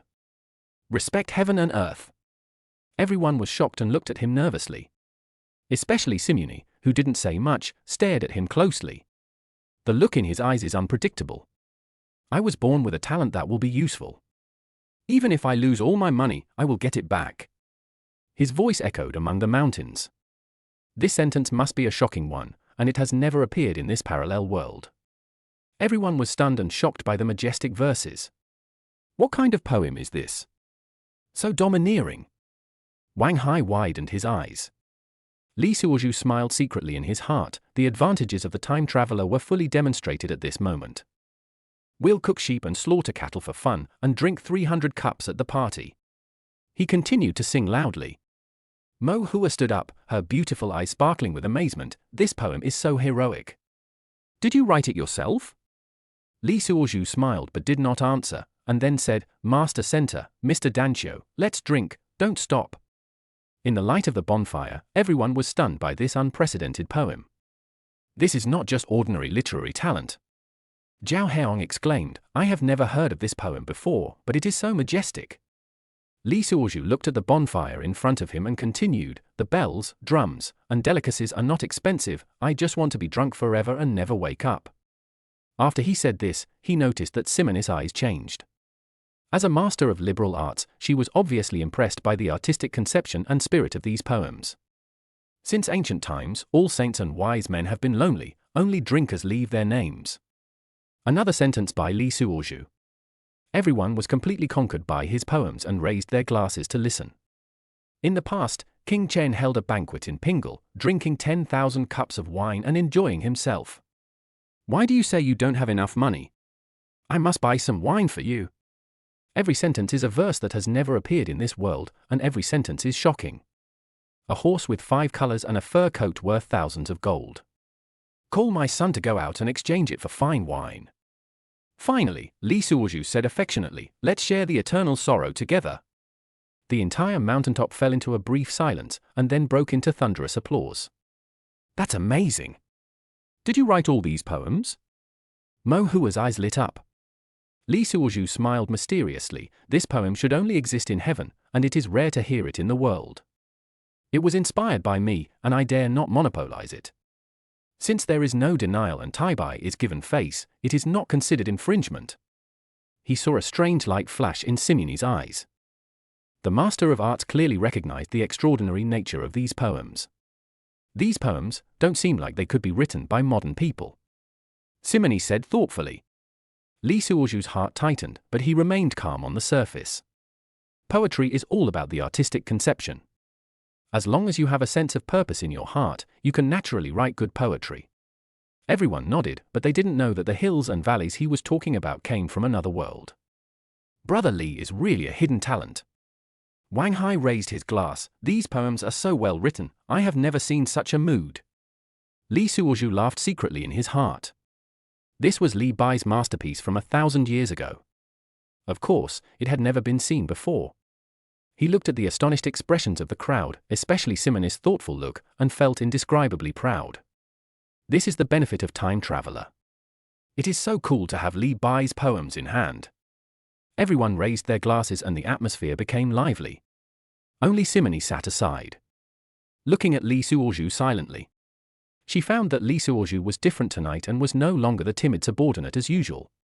His eyes were clearer, his words were sharper, and his behavior was calmer. This kind of Li Suozhu made her feel strange yet inexplicably moved. Brother Li, let's play a game? Mo Huan suggested. What game? Li Suozhu asked. Mo Hua blinked, truth or dare? Everyone immediately became interested and agreed. Li Suozhu glanced at Simeone and found that she was frowning slightly. Okay, but we have to talk about the rules first. Li Suozhu said calmly. Mo Hua came closer to him. Are you scared? Lee Suoryu chuckled, I just don't want to embarrass certain people. These words were obviously meant for Simone. Simone stood up suddenly, I'm going to walk over there. Lee Suoryu also stood up and clasped his fists to everyone, excuse me for a moment, I'll be back soon. Everyone understood and laughed. Wang Hai quickly waved his hand and said, go. Mo Hua held him back, don't leave. The game hasn't started yet. Lee Suoryu gently broke free of her hand, sorry, I have to go take care of my boss. This sentence was said neither humbly nor arrogantly, but it made Mo Huan stunned. Lee Suoryu caught up with Sai Maoni and they walked to a place far away from the campfire. In the moonlight, Simone's profile looked particularly cold. You've changed, she said suddenly. If you like, after divorce I surprisingly gained immortality. Please bookmark, after divorce I surprisingly gained immortality. Chapter 44 I don't want to be a substitute anymore. Lee Suoryu smiled, I'm just adapting. Simone turned to face him. What do you mean by that? Lee Suoryu met her gaze and said, we came here together. Haven't you been changing all the time? I am doing this to cater to your changes. Even if he didn't drink, Lee Suoryu didn't want to continue being Simone's comfort item. I got the luck points, and if you still treat me as a friend, I will treat you with courtesy. If you still act like a psychopath and use me as a substitute for the dead, I'm sorry, I won't keep you company. I changed? Simone might not even know it herself, as many of her actions were subconscious and expressed naturally. Lee Suoryu met her gaze, I used to be just a shadow in your eyes. Simone was startled, what do you mean? Lee Suoryu took a deep breath and said, I don't want to be a substitute anymore. These words were like a knife, stabbing into Simone's heart. Simone was silent for a long time, her eyelashes trembling slightly in the moonlight. Who said you were a substitute? She asked softly. Lee Suoryu smiled bitterly, isn't it? From the kiss on the top of the mountain, all you saw was your Li Wenhan, not me. It seemed that this statement was not broad-minded, but Lee Suoryu still wanted to say it. Let her know clearly that if she doesn't forget the past, she will only suffer the consequences. The night wind blew, bringing a bit of coolness. Bursts of laughter came from the campfire in the distance, and Mo Hua's voice was particularly clear. You seem to like that model very much. Simone suddenly changed the subject. Lee Suoryu shook his head, I just think she is very real. She should take off her mask when she goes out to play. These words were rather harsh, and Simone's body visibly stiffened. It becomes real if we play together, right? Her voice trembled a little. Lee Suoryu ignored her nonsense and looked her in the eyes. In the company, you are the superior CEO. In front of outsiders, we are ordinary superiors and subordinates. Only when there is no one around will you show your true heart to me. Isn't this normal? Simone asked back. Lee Suoryu smiled, yes, it's normal. But that's what you think. Simone's eyes flickered, what do you want? I want to be real with you. Play together? Ha ha, I'm also a layman and a man, so it's right to think this way. You? Lee Suoryu smiled contemptuously, don't worry, I'm a man of taste. The meaning is very clear, you are pretending to be noble, but I look down on you. We both have the right to choose. I choose. Lee Suoryu paused here, from now on, we will be in a superior-subordinate relationship in front of outsiders. At this time, there was another burst of laughter from afar. Mo Huan seemed to be telling a very interesting story. Simone bit her lip, have you thought it through? Under the moonlight, the two looked at each other, and there was an indescribable emotion in the air. Lee Suoryu shrugged, smelling of alcohol, and said calmly, of course. You are my superior, and I will respect this relationship. As for the part on the top of the mountain, forget it. Simone's heart was hit as if by a heavy hammer. She couldn't help but stand unsteadily and her body swayed. The sweetness that just came has faded away in less than 24 hours. She was unwilling to accept this. Although this man seemed ordinary, he actually had a broad mind and was truly fascinating. She couldn't bear to give up. After calming down, he asked, can't you see that I like you? Forget it, Mr. Sai, I don't need to feel those unfounded things every day. People can't live in feelings. He didn't finish, but the meaning was clear. Simone suddenly laughed, well, we are all adults, I won't care, just treat it as a dream, ho. There is a huge difference between the two people's identities. How can such a proud heart give in? Lee Suoryu also laughed, this is the real you. Yes, everything you said is right. Okay, what about you? You have been flirting with that model and the lawyer. Simeone suddenly roared in a low voice, somewhat out of control. I'm sorry, I lost my temper, I take it back. In the mountain breeze, Simeone crossed her arms, making her breasts look even more majestic. Can't she act like a little girl and be jealous of this man? That's not the role I want as a female CEO. From now on, I have no desire to enjoy the beautiful night. I just let the bright moon go down to the west building. Lee Suorju said to the sky again, pretending to be cool. Even Brother Taibai plagiarized tonight, so it doesn't matter if others do. Simeone hid her fists in her arms, clenched them so tightly that the white knuckles were exposed. The bonfire in the distance gradually dimmed, and some people began to pack up and prepare to rest.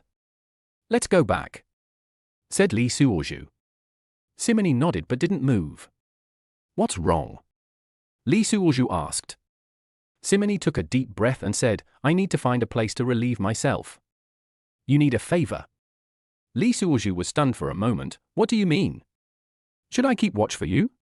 Simeone was a little coy. Well, I'm scared alone. Okay, I'll go with you. Lee Suorju took out his cell phone, turned on the flashlight, and took Simeone and I away from the crowd and walked into the darkness. Found a safe place. Lee Suorju looked around and said, this is it. Don't go too far. Oh. Simeone walked away. Lee Suorju turned his back and turned off the flashlight. The sound of rustling can be clearly heard in the quiet night. The poet felt a little hot in the abdomen. He also found a corner and opened the gate to release the water. When the two of them got together, you couldn't see their faces clearly anyway, and they were probably as red as monkey butts. This chapter is not finished yet. Please click on the next page to continue reading the exciting content. When we returned to the camp, we saw Wang Hai and the others had set up their tents and went inside one by one. Lee Suorju didn't disturb them. He was secretly searching for Mo Hua's tent. This golden opportunity and Mo Hua's luck value of 200 are a huge temptation. Now that Simeone is in our hands, it will be difficult for us to get along with each other given her pride. It's better to focus your energy on the big model. Set up Simeone's tent first. Mo Hua's head popped out of a blue tent not far away. She was also looking at Lee Suorju. Lee Suorju was happy but couldn't show it. Boss Sai, I'm going to sleep under the cliff over there. It's safe here. Good night. As he said this, he picked up the sleeping bag and walked towards the cliff not far away. He didn't want Simeone to keep him. As expected, I walked all the way to the foot of the cliff without hearing any word of trying to keep me. He smiled and shook his head before laying out a moisture-proof mat and then laying out the sleeping bag. Sleep well, tomorrow will be better. The bonfire in the distance slowly died out and only moonlight remained on the top of the mountain. Lee Suorju gradually felt sleepy and was about to fall asleep. Then I heard the phone notification sound. He turned on his phone in his sleeping bag and it was so bright that he subconsciously turned down the brightness. I saw that it was a message from a WeChat user named Mo Hua only talks about work. What's wrong? The great talent can't even get a tent? Lee Suorju posted an emoticon with an expression of grievance. Mo Hua, are you cold? Lee Suorju, not cold. Mo Hua, your leader is really cruel. Besides, why don't you bring your own tent? Lee Suorju, what's it to you? I like the world as my bed. Mo Hua, you may be stubborn, but I can't bear to see anyone suffer, so I'll let you come to my tent and deal with it with reluctance. Lee Suorju, no. Mo Hua? Lee Suorju, I'm afraid I won't be able to control myself and you'll come back and sue me. Mo Hua, you dare me to bring pepper spray with me? Lee Suorju, stop bickering. I am very sleepy. Thank you very much. If you like After Divorce I Surprisingly Gained Immortality, please bookmark After Divorce I Surprisingly Gained Immortality. Chapter 45, Healing in a Tent. The mountain wind was howling and Lee Suorju tossed and turned in his sleeping bag. The moonlight shines through the clouds, casting mottled shadows on the ground. In the dim light, he heard the sound of light footsteps. Who? Lee Suorju sat up suddenly. In the moonlight, he saw a white figure walking towards the cliff. Simeone? He recognized the figure. Lee Suorju rubbed his eyes and found that her walking posture was strange, a bit like a zombie. Mr. Sai. In the silent night, Li Suozhu lowered his voice. But Simeone seemed not to hear and continued walking forward. Li Suozhu was shocked. Is he sleepwalking?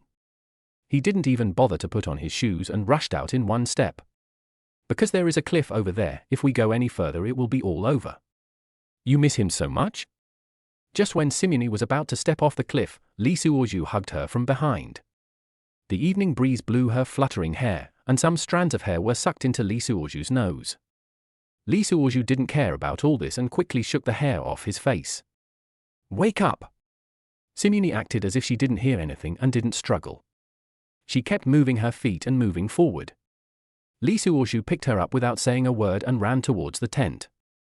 This cannot be seen by outsiders, otherwise it will affect her reputation. Simeone was in his arms, like an unconscious doll. Soon, Li Suozhu carried her into the tent, and cold sweat broke out all over his body. It's so damn scary. This desolate mountain, Brother Tong, what should we do? This woman is a little strange. In the tent, Li Suozhu turned on the light of his mobile phone. Simeone closed her eyes and muttered to herself. Wenhan, Wenhan. System, why are you disturbing me in the middle of the night? Brother Tong, I'm sorry to disturb your rest. Come and see what happened to Simeone? Li Suozhu was about to say something bad about the system, but when he thought that he was asking for help, he quickly acted like a grandson. System, wow, so polite today? Brother, look quickly, she ran away with me secretly. If anything happens, I can't clean myself up even if I jump into the cesspool. System, wrong. What? Wrong? You jumped into the wrong river. Usually it's called jumping into the Yellow River. Li Suozhu. If you wake her up, I can jump off the cliff. System, you will be fine after a good night's sleep. What are you worried about? I'm really worried that she's been possessed by an evil spirit and passed away, or gone mad and never wakes up. Wouldn't that make me a suspect? Li Suozhu was anxious. This stupid system was still sleeping in the middle of the night? Unheard of. System, don't you have a miracle doctor experience card? Use it once and see. Besides, you are the one and only holy body in this world, immune to all poisons, and gods and ghosts avoid you. I can cure it? System, you're so slow. I'm going to sleep. Don't bother me. Li Suozhu became even more anxious when he saw transparent liquid leaking out of Simeone's mouth and nose. Quickly activate the Miracle Doctor Experience card. The card was activated, and Li Suozhu's eyes flickered, as if he could see through everything. Damn, she's really possessed. I saw a ball of black air swirling around Simeone in the void. How can I cure this? I'm not a Taoist priest. The system was still pretending to be dead. Thinking quickly, Li Suozhu remembered the exorcism scene in the TV series. Since you are a holy body and cannot be violated, just do this. He put his index finger into his mouth, gritted his teeth, and endured the pain. Crunch. He bit me and got his mouth full of blood.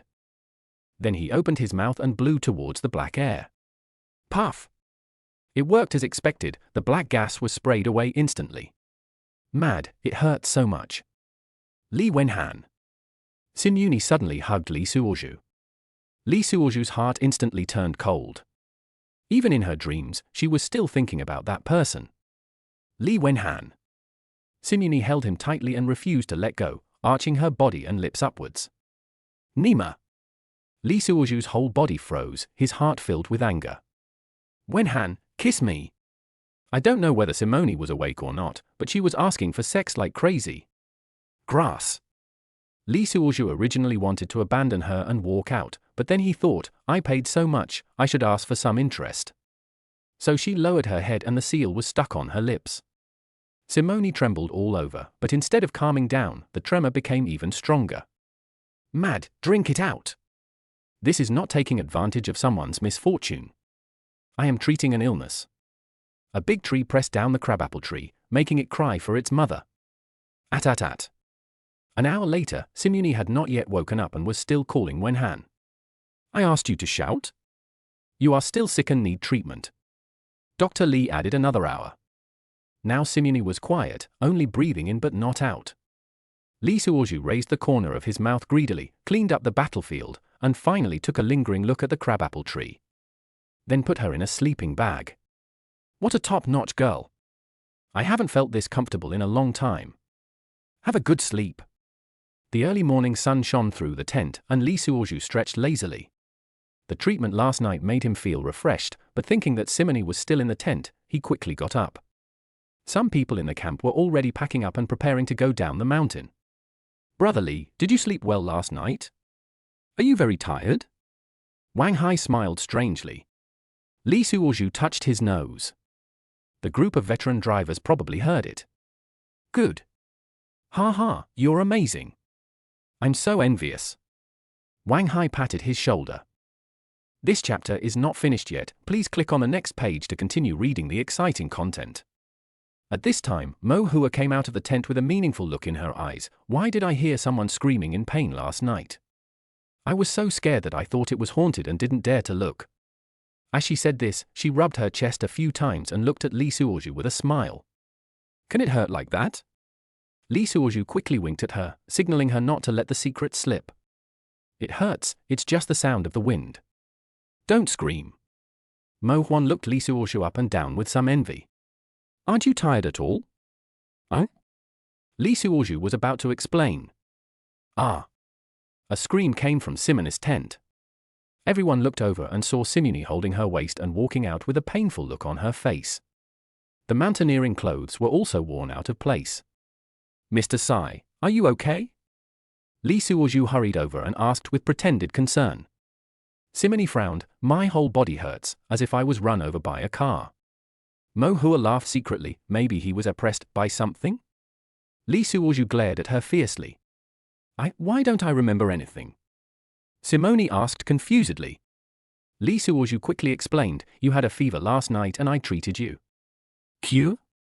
Simony looked at him suspiciously. Yes, you are delirious because of the fever, and you keep shouting that you want.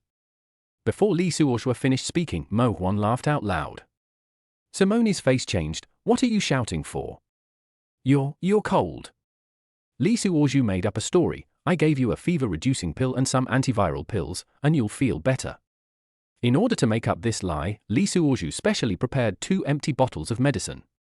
Move, look, the empty bottle is still outside the tent. Mo Hua gave a thumbs up and said, Great. You are such a great person. Lee Suozhu replied in a veiled way, Beautiful Mo, it will be your turn next time.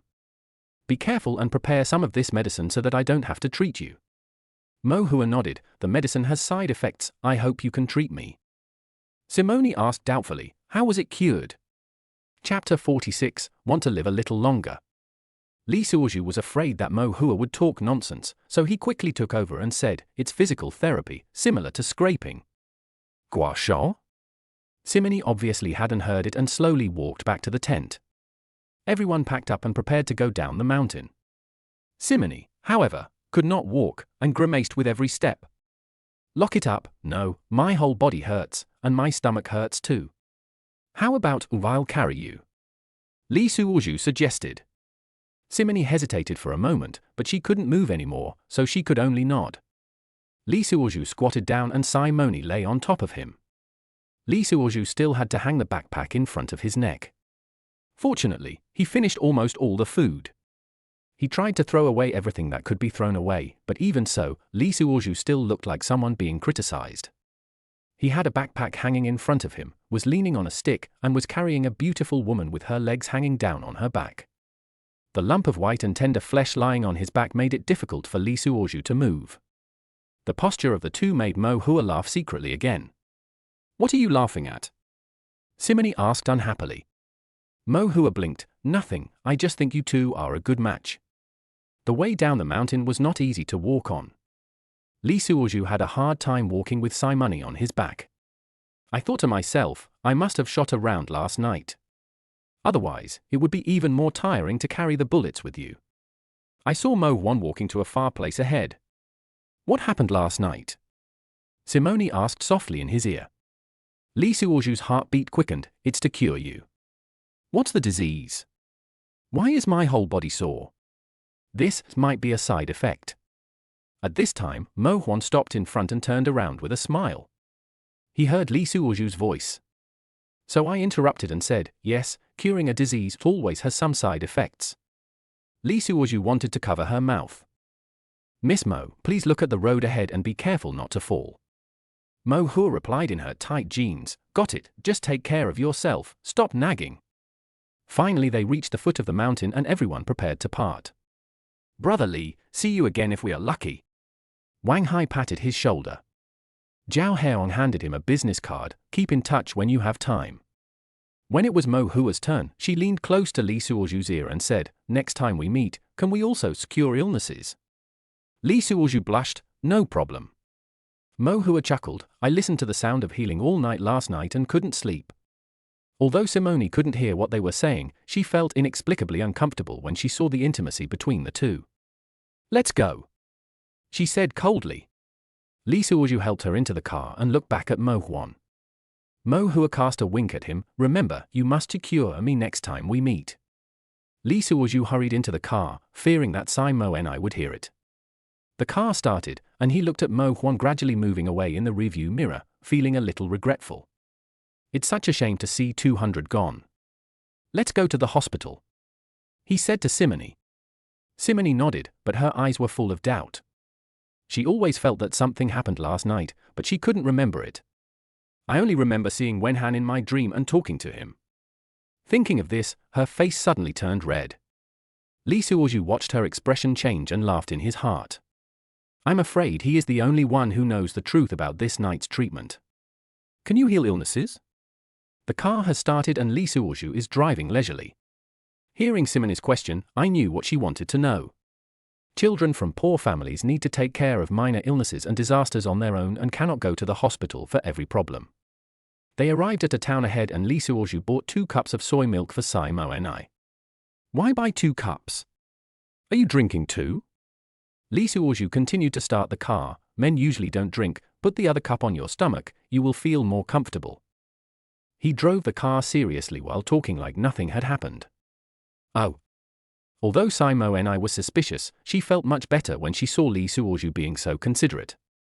Suddenly I felt that we were so familiar with each other, so I asked about his family. I have always wondered if he is married. This is very important. Lock it up, we?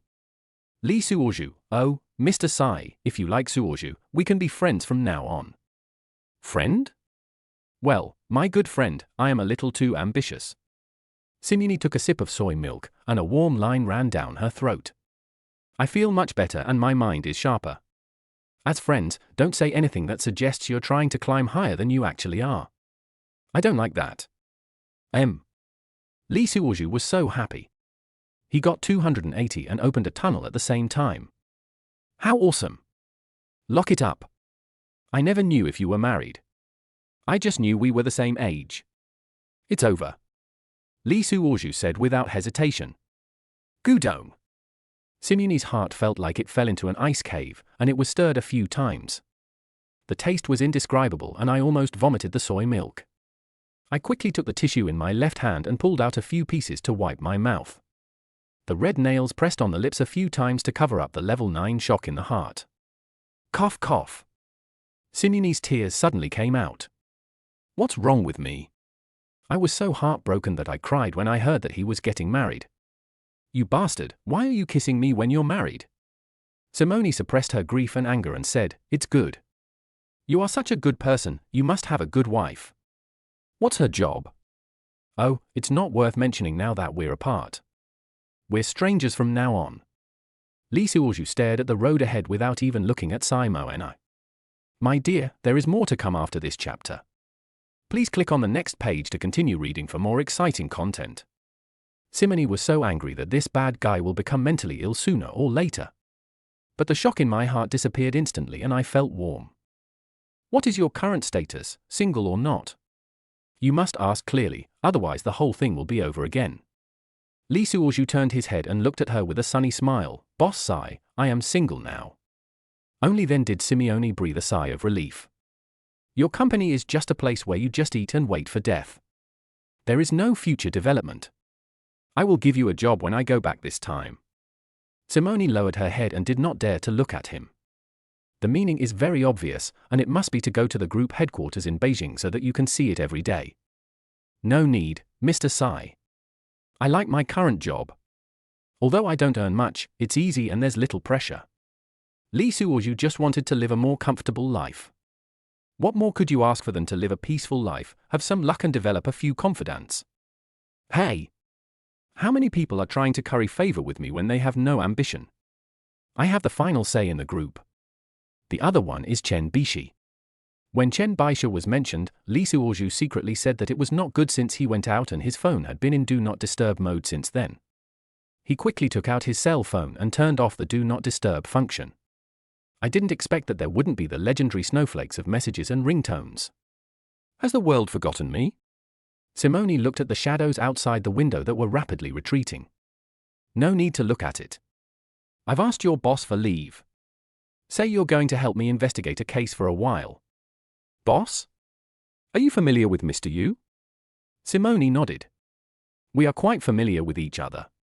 We are the same age and we get along well. But I don't like her working style, which is too smooth, and she is so familiar with everyone. If you like After Divorce I Surprisingly Gained Immortality, please bookmark After Divorce I Surprisingly Gained Immortality. Chapter 47, Not Even a Friend. Lee Suoju agrees with this point. In order to get promoted and keep both of their jobs, Yu Jike did indeed lower her womanly modesty. By the way, she mentioned you to me, saying that although you haven't been mentioned much in all these years, you are familiar with the business and are honest, but you have always been very rigid and don't use interpersonal relationships. I hope the group will have a chance to give you some in the future. Lee Suoju knew that he could indeed say this in those years, but it was impossible in the past 2 years. Yu Jike had already banished him to the cold palace. Yes, thank you Mr. Yu for your appreciation. I was young and full of energy in those years, but now I am not so capable. Lee Suoju just wanted to keep hiding, and he would get everything if he hid. You're not old now. I think you're fine. Simone said, pretending to look out the window so as not to reveal her preference for him. Boss Sai, should I take you directly to the airport? Simone originally planned to go to the hospital, but after drinking these 2 cups of soy milk, she felt much more comfortable. Let's find a hotel. I'll take a rest first, and then we'll talk. Lee Suoju, okay, I'll take you to the hotel and then go back? Simone was immediately unhappy. Why are you in such a hurry? I've already asked for leave for you, and you just followed me steadily. Are you asking me to go to the airport alone? Lee Suoju, yes, I will accompany you. Entering a county town along the way, Lee Suoju found the most upscale hotel. I opened a room for Simo and I, boss Sai, go and have a rest. I'll sit in the lobby and wait for you to come down. Simone, what's that for? Why are you being so serious? Lee Suoju, boss Sai, didn't we agree that we are in a superior-subordinate relationship? At this time, Simone was wearing sunglasses, and the 2 of them were at the elevator entrance, and there was no one around. Simone's pale and creepy face was made even more eerie by the sunglasses. You've already kissed me, and you just forgot about it. I'm worth hundreds of millions, are you so casual about it? At this time, another guest came over. Lee Suoju quickly lowered his head to open the elevator door, casually asked her to walk in front, and then stood in front of her to protect her from being squeezed. Simone stood coldly behind Lee Suoju, feeling that he was caring for her again and again. Although the shadow of my first love is still there, I can't get over it in my heart. But the man in front of me really wants to pounce on him at any time. Unconsciously, she raised her hand and placed it on Lee Suoju's back. He pretended to be supporting him, but in fact he wanted to stroke that strong, rock-like back. Feel the trembling of Lee Suoju's muscles. Every time he trembled, he would be pulled in and his heartbeat would speed up. Unconsciously, my hands began to wander. Ding! The elevator door opened. Ding! Sounded almost at the same time. System, discovered Simone's admiration, luck value increased by +5. Brother Tong, are you so generous this time? You gave me 5 at once? For a long time, the system ignored him. The 2 came to the door of the room. Lee Suoju opened the door with the room card. The 2 entered the room. At this time, the system spoke, Host, don't look down on these 5 points of luck. I was just upgrading, and after the upgrade, I got a new function. I'm sure you like it? Simone was exhausted and threw herself on the bed. You should get some sleep too.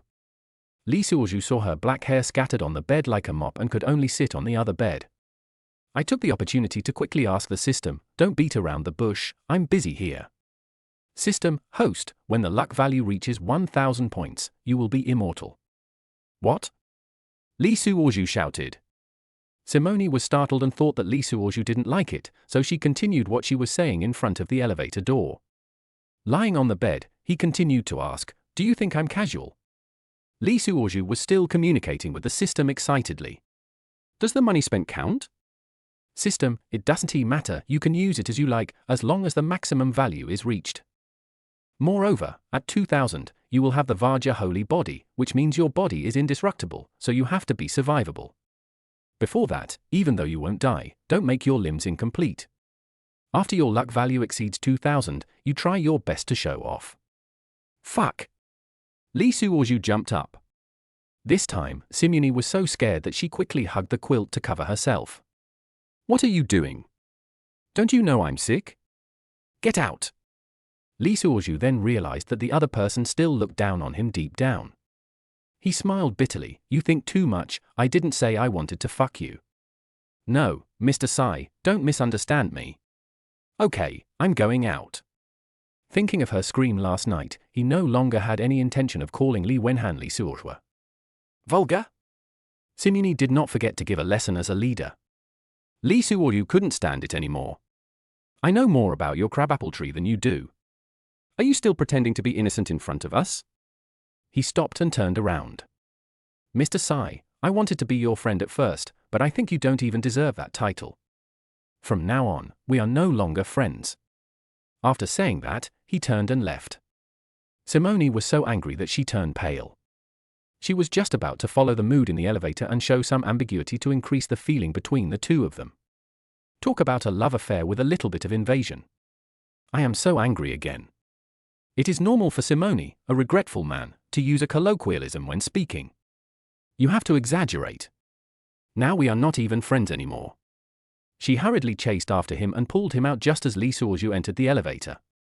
"Lock it up and don't leave." I was wrong. I have a bad temper. I reflect on myself and apologize. My dear, there is more to come after this chapter. Please click on the next page to continue reading for more exciting content. Lee Suozhu was really angry and annoyed with her hypocrisy. The two returned to the house. Lee Suozhu was still standing at the door, looking at him coldly, full of anger. "What would you like to drink?" "Don't be angry. I speak harshly for my position." Lee Suozhu was about to speak when his cell phone rang loudly. It scared both of them. I picked up the phone and saw it was Chen Bishi. Answered the call immediately. "Hey Bishi? Chen Bishi's master, I heard that you and my aunt were transferred to work outside the city?" Lee Suozhu, "Yeah? What's wrong?" Chen Bishi only found out last night that she hadn't seen Lee Suozhu for a day and thought he would come back to punch in when he was about to get off work. Besides, in his eyes, I am the goddess Lee Suozhu who surrounds me and makes me happy every day. Even a fool could see that he liked himself. So Chen Bishi waited for Lee Suozhu to come to her. But it wasn't until 8 o'clock in the evening. This guy didn't come back to punch in or make his own phone call. She had no choice but to give up her pride and call Lee Suozhu. Unexpectedly, the blow was even greater when the other party turned off the phone. "What is this for?" She quickly called Zhong Huaizhen, and Zhong Huaizhen was also shocked. How could a living person disappear? "Report to Ujike immediately." Only Ujike knew what was going on, so she passed it on to others and only then did Chen Bishi find out. "The thing is, you're going on business, so just be open and honest. Why shut down the computer?" And it was closed all night. That night, Chen Bishi called Simone but her phone was turned off. Now I am really worried. Simone is 3 years older than me, she is very feminine and single, her looks and figure are just as good as mine. The more I think about it, the more upset I get. I was just about to call my dad to report it. At this time, my childhood sweetheart called me on video. I wanted to refuse out of anger. You look for women and I look for men. So I connected with Bai Yueguang. If you like After Divorce I Surprisingly Gained Immortality, please bookmark After Divorce I Surprisingly Gained Immortality.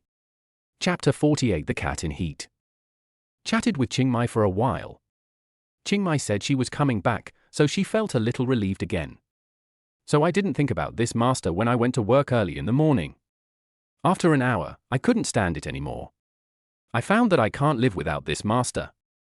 It's too boring without him around. So I tried calling again. Now it's connected. Chen Bishi questioned Li Suozhu angrily. What's wrong? Why do you turn off your phone when you are doing your work? Can't you see the light? Li Suozhu, that's not what I meant. That place is quite remote and there is no signal. I came here to ask Mr. Sai to be my driver and guide. I can't tell you anything else. Simone crossed her arms and watched him and Chen Bishi. They seemed to be arguing, but in fact they were very concerned about each other. I felt jealous again. After Li Suozhu hung up the phone, his mental illness started to break out again. Lock it up. You have to know yourself. My niece is a princess from a wealthy family. You, a divorcee, can't even think about it. Li Suozhu was already very angry with her.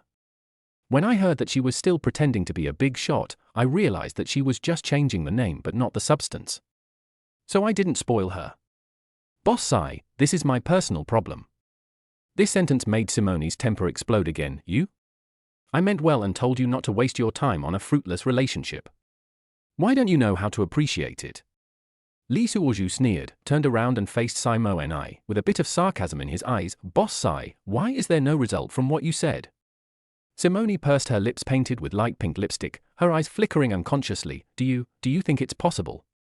Who is she, and who are you? Hava. Li Suozhu leaned against the car door, crossed his arms, and looked teasing. Then what is your status? Can a high-ranking CEO play with other people's feelings at will? Simone twisted her slender fingers together, then gritted her teeth. That's different. You and I? What's the difference? Li Suozhu tilted his head and looked directly into her eyes. Aren't you also a high-ranking CEO? How come you forgot about last night so quickly? Simone's fair cheeks instantly turned red, and her voice trembled a little. What nonsense are you talking about? Am I talking nonsense? Li Suozhu took a step forward and approached her. Then why are you so all over now? Do you want me to remind you how you begged me last night? Simone stepped back subconsciously, her high heels making crisp sounds on the ground. I don't know what you are talking about. Playing dumb, who? Li Suozhu sneered, his eye sharp as a knife. Then let me remind you, who was it that called Wanhan's name last night, asking for sex like a female cat in heat? Simone's carefully painted eyebrows trembled, and her face turned pale. You shut up. You are not allowed to say that. But I didn't feel so sad and angry in my heart. It turned out that last night's dream was real. I said the feeling was different. It didn't take that long for Li Wenhan to be together. What?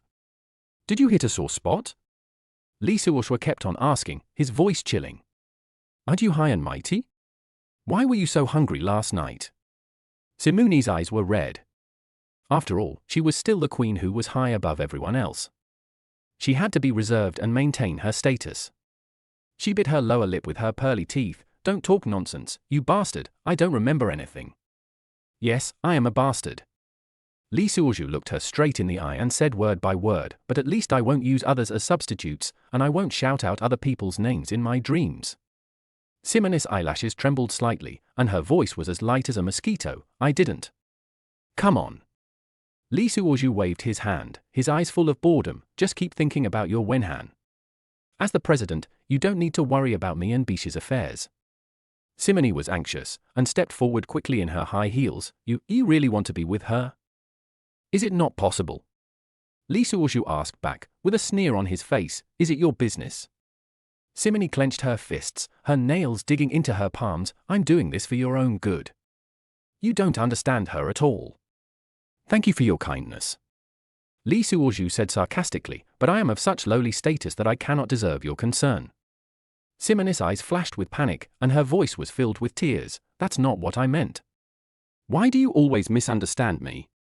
What do you mean? Li Suozhu pressed on. You want to have an affair with me?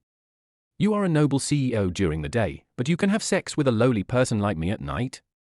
Simone's face turned red, tears welled up in her eyes. How can you say that? Sorry, I don't like to be sneaky. Lee Suozhu turned around. If you have nothing else to do, I'll leave first. Wait! Simeon subconsciously reached out to grab the corner of his clothes. Lee Suozhu stopped but didn't look back. His voice was as cold as ice. Anything else? Simeon opened her mouth, but no words came out. Her hands hung in the air and finally fell down weakly. If you're fine, that's it. Lee Suozhu stepped forward. From now on you'll be my boss, that's all. Looking at Lee Suozhu's receding back, Simeon could no longer control her tears and they silently rolled down her cheeks. How she wanted to chase after him and say, I really like you, not because you look like Wen Han. But how could she, who is so proud, say such words? She could only stand there and watch the man who once obeyed her in everything leave without looking back. Tears blurred her vision and her heart. My dear, there is more to this chapter. Please click on the next page to continue reading. It's even more exciting later. After that, I lost my mood. Checked out quickly and booked a flight. Lee Suozhu still treated her as a subordinate and respectfully sent her to the airport. The lights in the airport waiting hall were bright and dazzling. Lee Suozhu was pushing Simon's Chanel suitcase, and there was a distance between them that was neither far nor close. Mr. Sai, here's your boarding pass. Lee Suozhu handed it over in a businesslike manner like a dutiful subordinate. Simone took the boarding pass. Her fingers painted with crimson nail polish trembled slightly, and the scent of Chanel No. 5 perfume was faint. Thank you. Thank you. At the security checkpoint, Simone opened her lips, which were painted with light pink lipstick, several times, but then gently pursed them again. Her eyelashes trembled slightly, with reluctance and hesitation in her eyes, but in the end she just whispered, then. I'm leaving. Lee Suozhu nodded, expressionless, eyes as cold as winter ice. Have a nice trip, Mr. Sai. Watching Simone's tall figure disappear at the security checkpoint, Lee Suozhu turned around and left without any reluctance. Just after passing the security check, Simone kept looking back as she watched the tall and straight figure disappear in the crowd. She couldn't help but feel a lump in her throat again. Late at night, Lee Suozhu's business car parked in his two-story villa. As soon as I got off the car, I saw Yu Jike leaning against the doorframe, wearing a light pink nightgown and gaudy lipstick, with a sarcastic look in her eyes. Oh, the busy man finally came back. Lee Suozhu rubbed his brows tiredly, not bothering to answer her. What's the matter? What? Have you had enough fun with your new love? Yu Jike sneered, shaking her fingers painted with cheap nail polish in the air. I heard that you were having fun with the president and there was no signal. You were having a lot of fun. Lee Suozhu locked the car door and passed by her. What does it have to do with you? We divorced a long time ago. Chapter 49. Mr. Yu, my neighbor. Ha ha, do you think you can rise to prominence by hooking up with the president? Yu Jike walked into the house in high heels. Stop dreaming, you bastard. You let a bitch lie on your belly and play with you for 7 years, then what are you? Lee Suozhu took off his coat and smelled the scent of Simone perfume on it. Yukiko. This guy is very good in the lower body, and he is also good at talking. Yu Jike was conceited and had never failed to win a verbal fight, but she was always defeated by him. She crossed her arms and stuck out her bulging chest. For everyone I say, you always have 10 more waiting for me. Are you still a man? Lee Suozhu ignored her and continued to take off his clothes and prepare to take a shower. Yu Jike followed behind relentlessly. Let me remind you, don't forget who you are. Oh? Then tell me, what am I? Lee Suozhu sneered. He had taken off most of his clothes, leaving only the last small piece of cloth. A poor divorce loser. Yu Jike said shrilly, how can you be worthy of a CEO worth hundreds of millions? Lee Suozhu yawned, his eyes tired. Are you done? I'm going to take a shower and go to bed after that. You. Yu Jike stamped her feet in anger, her high heels making a harsh sound on the floor. Can you be a little more capable? Why should you worry about my future? Lee Suozhu walked into the bathroom. Remember to close the door, don't let the neighbors hear you going crazy. No conversation that night. I had a good sleep. Lee Suozhu was ecstatic to find that his morning erections were normal. Early in the morning, just arrived at the company. I ran into Chen Bishi who was waiting at the door. She was wearing a cream-colored business suit and had delicate makeup on. Team leader Lee, where have you been these 2 days? Chen Bishi put her hands on her hips, obviously questioning. Lee Suozhu put on a gentle smile. I am accompanying Mr. Sai on a business trip, a temporary assignment. On a business trip? Chen Bishi narrowed her eyeliner. Why didn't you answer my call? There is no signal in the mountains. Li Suozhu explained patiently, but he was thinking in his mind how to get her luck value. Chen Bishi pouted, her lips painted with red bin paste lipstick. Really? You are not doing something shameful with Mr. Sai, are you? Why would I lie to you? Li Suozhu shrugged, spreading his hands with an innocent look. I just accompanied Mr. Sai to see a project. It's a normal job. So how does Mr. Sai treat you? Li Suozhu played dumb and said, it's just a normal relationship between superiors and subordinates. What can it be? Really? Chen Bishi didn't believe it and twisted her hair with her fingers. I heard that you. What did you hear? Li Suozhu interrupted her. Don't believe everything you hear. It's not good for you. Chen Bishi bit her lip. Then why didn't you answer my call? I called you many times. I told you there's no signal. Li Suozhu smiled, his eyes gentle. Why? You care about me so much? Chen Bishi blushed, her fair cheeks dyed pink. Who cares about you? Li Suozhu sneered in his heart, but appeared gentle on the surface. Then I'll treat you to dinner tonight to make amends. Just consider it as an explanation to you. Chen Bishi's eyes lit up, like a little girl who got candy. Really? You're treating? Of course. Li Suozhu nodded, thinking, isn't it just 160 points of luck? Just pretending, compared to Simone's 280, this is nothing. Looking at Chen Bishi's happy expression, Li Suozhu sneered in his heart. After all, these high-handed women only treated him as a plaything, a toy that could satisfy their vanity. Once you get the luck value, everything will be over. It's just a game, why take it seriously? At this time, Zhong Huaizhen walked into the office wearing high heels and twisting her slender waist. Knock knock. She knocked on the door a few times and cleared her throat with hum. The director's official authority must be fully released. Xiao Li, I heard that you went on a business trip with Mr. Sai. Li Suozhu had already turned around and immediately smiled modestly. Yes, Mr. Zhong, thanks to your cultivation. Oh? Zhong Huaizhen was a little surprised, thinking, why isn't this kid twisting his head with me today? Just right, climb along the pole. Her fingers with bright red nails gently touched Li Suozhu's shoulder, and the scent of Chanel No. 5 perfume hit her face. What? Now that you're hooking up with Mr. Sai, you don't remember me, your old leader? How could that be possible? Li Suozhu raised his eyebrows a few times. You are my mentor, I will never forget you in this life. The two of them started to get into the groove, just like everyone else. Chen Bishi gritted her teeth as she watched from the side. You are so brazen in the office, you guys are ignoring me as if I don't exist? You guys are the only ones who know how to play, right? She immediately took out her latest iPhone and sent a video request to buy Yue Guang. As a result of this surprise inspection, we gained unexpected results. A foreign woman with freckles on her face answered the video call. Who are you? Chen Bishi was so angry that tears came out. This guy is really looking for a chicken. She decisively hung up the video and vowed that there would be no more moonlight from then on. Just then, Yu Jike walked in wearing 10-centimeter red-soled shoes and a light blue professional suit that was very decent. Hey, is this an idol drama? Zhong Huaizhen frowned. Boss you are here. Yu Jike nodded as a greeting. Turning around, the main target was still Li Suozhu. She sneered and looked at Li Suozhu. What? Now that you have become the CEO of the group, you don't even recognize your old friends. Chen Bishi looked at the two people in confusion. Do you know each other? Of course I do. Yu Jike said sarcastically. We are old acquaintances, right, Team Leader Li? My dear, there is more to this chapter. Please click on the next page to continue reading. It's even more exciting later. Li Suozhu's heart tightened, but he remained calm. Boss you are joking. We just lived in the same neighborhood before. Zhong Huaizhen also breathed a sigh of relief. He had known for years that Li Suozhu was Mr. Yu's man, but he had no idea about their relationship. It turns out we were neighbors before. Oh, that's even better. We're all acquaintances. Yes, very familiar. Yu Jike said meaningfully, especially in some aspects. Chen Bishi's face turned pale when she heard this, and Zhong Huaizhen was stunned. These words clearly had a hidden meaning.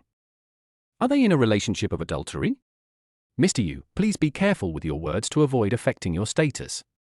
Zhong Huaizhen narrowed his eyeliner. I'm not saying anything. UGK looked at her provocatively. I just think some people are too pretentious. You? Zhong Huaizhen's chest heaved with anger. She was clearly targeting herself. Chen Bishi suddenly stood up and said, Mr. Yu, please don't talk about personal matters during working hours. Ha ha. Yu Jike laughed. Private matters? You know you are talking about private matters? Is this your home? How can you be so casual? Zhong Huaizhen snorted coldly. Boss Yu, this is not a fair perspective. Are you jealous? Zhong Huaizhen had competed with her for evaluation before, and was unhappy about being scolded by her. Besides, you are an acting president, and you might return to your previous position one day. Who is afraid of who? Come on. Me? UGK pointed at her nose. I just can't stand people pretending to be innocent. While the three women were on the verge of a fight, Li Suozhu quietly slipped out of the office. Yu Jike's sharp voice came from behind. Look at you, each one is more hypocritical than the other. Who are you calling hypocritical?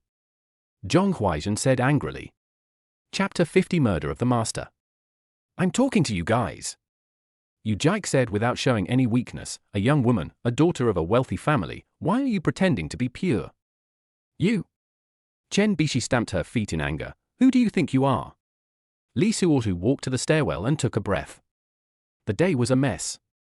This crazy woman. He gritted his teeth. She almost exposed our relationship. There was a sound of things breaking from upstairs. It seemed the three women had started fighting. Li Suozhu rubbed his temple and walked towards the elevator. When will this day end? I can't go back to the office. If I go back, the three women will have to do it together. Li Suozhu simply returned to his car and began to think about Mo Hua, who was 200 yuan. This 200 was very promising, so I started typing with her and making her feel good. Hurry up and get 1,000, try immortality first and see what it feels like. Li Suozhu slumped in the car seat, took out his cell phone, and stared at Mo Huan's WeChat avatar in a daze. A photo of the back in a bikini, sexy but not revealing. A model is a model. Her figure is truly the best, but... He licked his lips and thought of simony. This Queen CEO is the most delicious one, and her figure is no less attractive than Mo Huan's. And that energy, don't even mention it. When Li Suozhu thought about it, his heart felt like it was being scratched by a cat. He slid his finger across the screen, hesitating whether to send a message. At this time, there were no more screams coming from the office on the second floor. I guess he's tired of fighting. Li Suozhu had a bad feeling, so he hurried to contact the big model. Beautiful Mo, what are you doing? He edited the message. Mo Hua replied immediately, I miss you, great talent. Li Suozhu's mouth curled up. This girl is quite direct. She is probably looking at her phone as well. What do you miss about me? The tent that night? He asked tentatively. Mo Hua sent a shy expression. Hate it, I was innocent that night. Yes, it's as white as snow. Li Suozhu replied with a wicked smile. You are always so mean. Mo Huan responded with an angry expression. Li Suozhu leaned back in his seat, closed his eyes and imagined her acting coquettishly. Do you like it? He asked. Yes, I like it. I like the naughty ones. Mo Huan replied quickly. Li Suozhu's heart beat faster, and 200 points of luck were waving at him. Then let's meet some other day and let me show you how bad I am. Okay, but... Mo Huan sent a string of ellipses. But what? Mo Hua, I follow the practice, and my body shape is different. Li Suozhu was stunned for a moment, then laughed. What do you mean? You are still in a state of spiritual separation. Mo Hua, it literally means that you can have fun, but you can't have feelings. Don't say you love me, or I won't have fun. Li Suozhu's fingers trembled as he typed. That's exactly what I want. I just want to play for free. Mo Hua, you are so direct. You can't be more subtle and just accept it. Let me be frank with you. Don't chase me around to confess your love or propose to me. It's so annoying. No, I promise. Hurry up, when? Li Suozhu teased. Okay, are you free tonight? Li Suozhu glanced in the direction of the office. The three women seemed to have dispersed, but they were all very angry and couldn't take care of themselves. I am free only for you. You're really good at talking. I'll be waiting for you in the lobby of the W Hotel at 7 o'clock. Lee Suozhu held the phone tightly, feeling secretly happy. It looks like I'm about to get these 200 points of luck. But then I thought, this girl is too proactive, could she be lying? Forget it, if the enemy comes, we will fight him with our soldiers. If the water comes, we will block it with earth. Anyway, I am a bachelor and a holy body, so what am I afraid of? At worst, we can just break up. It's not like we haven't experienced this before. He glanced at the time and saw that he still had most of the day to go. I can't go back to this office, so I might as well take a leave. My beautiful lady, I'm starting to miss you. He sent another message. Stop talking nonsense, focus on your work, and see you in the evening. Lee Suozhu was afraid that she couldn't find him, so he sent her a shared location. As a result, they quickly picked up the connection. Lee Suozhu almost vomited when he saw it. Big model, are you kidding me? Aren't you overseas? It's over 3,000 kilometers away from me. Mo Hua, soon I'll take a photo shoot here and fly directly to your city this afternoon. You can just drive over. Receive. Lee Suozhu smiled, put away his phone and started the car. Instead of watching 3 women fighting in the office, it is better to go home and prepare for the date in the evening. He is determined to get these 200 points of luck. As soon as the car started, a pretty figure appeared in front. Lee Suozhu exclaimed and stepped on the car to put out the fire. Chen Bishi, you want to die? He was so angry that he stuck his head out and cursed like a mad dog. I thought to myself, you are my 160, I want to focus on training you. And Chen Bishi was his favorite among these women. Maybe it was because it was his first time, so he cherished her very much. I was a little reluctant to touch her. If only I could get 160 without having sex, like Simone did. Lee Suozhu would reluctantly stop associating with her from now on. I am indeed a scumbag, and I am immortal. How it feels to watch the women I love die one by one. So don't fall in love with any woman as soon as possible. I like people like Mo Huan, no one kidnaps anyone. We get together when we want to, and then we go our separate ways. My dear, there is more to this chapter. Please click on the next page to continue reading. It's even more exciting later.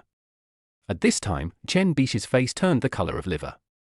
He stretched out his hands in a big shape and glared. What are you doing? I want to drive away. Lee Suozhu didn't dare to get out of the car. She knew that Chen Bishi was a black belt master. As soon as she gets off the car, she might do a split or fall over her shoulder, which would be terrible. You want to leave after causing trouble? Chen Bishi's voice was so cold that it could attract snowflakes. No, what does it have to do with me? Come down. No. Lee Suozhu held the steering wheel tightly. You are trying to murder your husband. When Chen Bishi heard this, her face darkened. Who is your wife? A slip of the tongue. Lee Suozhu quickly corrected himself. I meant that you are trying to murder my master by blocking my car like this. Master? Chen Bishi sneered. Are you worthy of being my master? Lee Suozhu felt soft in his heart when he saw her shaking with anger. This girl is so cute even when she is angry. Bishi, please listen to my explanation. He softened his tone. What do you want to explain? Explain your affair with Mr. Zhong? Or your past with Mr. Yu? Lee Suozhu sighed. Get in the car first, and we'll talk slowly. No. Chen Bishi said stubbornly, just explain it to me right here. Lee Suozhu looked around and saw some colleagues pointing and talking in the distance. Get in the car, or I'll hit you with my car, he threatened. Chen Bishi's eyes turned red. You dare. Try it? Lee Suozhu started the car. Chen Bishi bit her lip and finally walked around to the passenger seat and got into the car. Tell me, what is your relationship with them? She asked with red eyes. Lee Suozhu felt a pain in his heart. This girl was so naive. I'm just an ordinary person.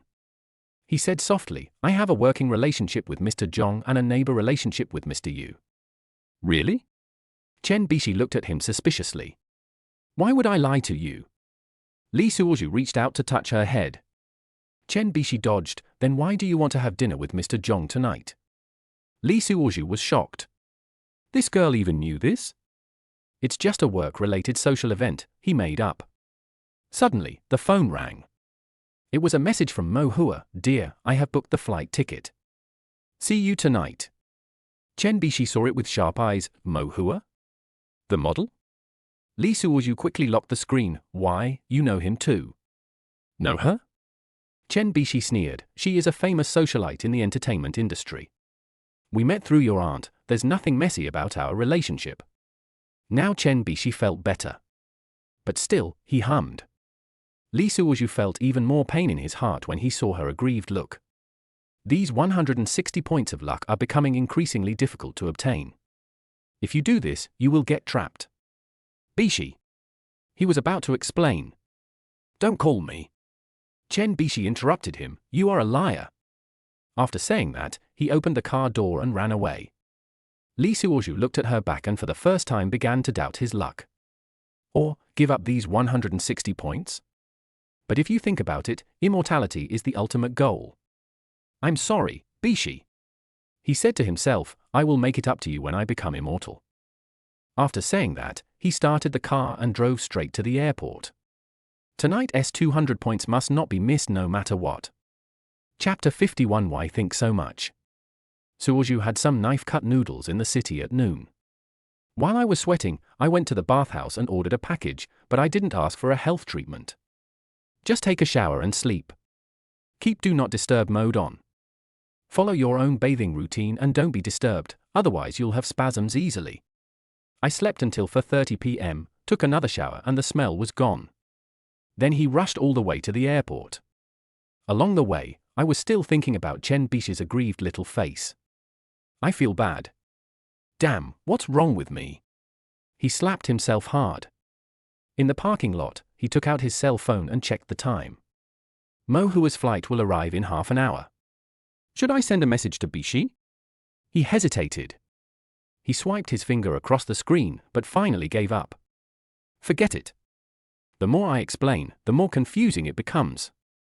At this time, Mo Hua sent a message. Dear, I'm here, where are you? Li Suozhu was refreshed and quickly replied, Parking lot B, Red East Rail Business. Not long after, a tall figure appeared in sight. Oh my God! Li Suozhu took a breath of cold air. Mo Huan was wearing a white suspender top with a see-through tulle on the outside and a pair of super short jeans. The pair of long legs made Li Suozhu's eyes widen. Have you seen enough?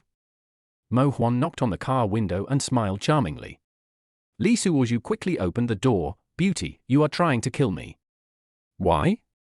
Mo Hua sat in the passenger seat. Don't like it.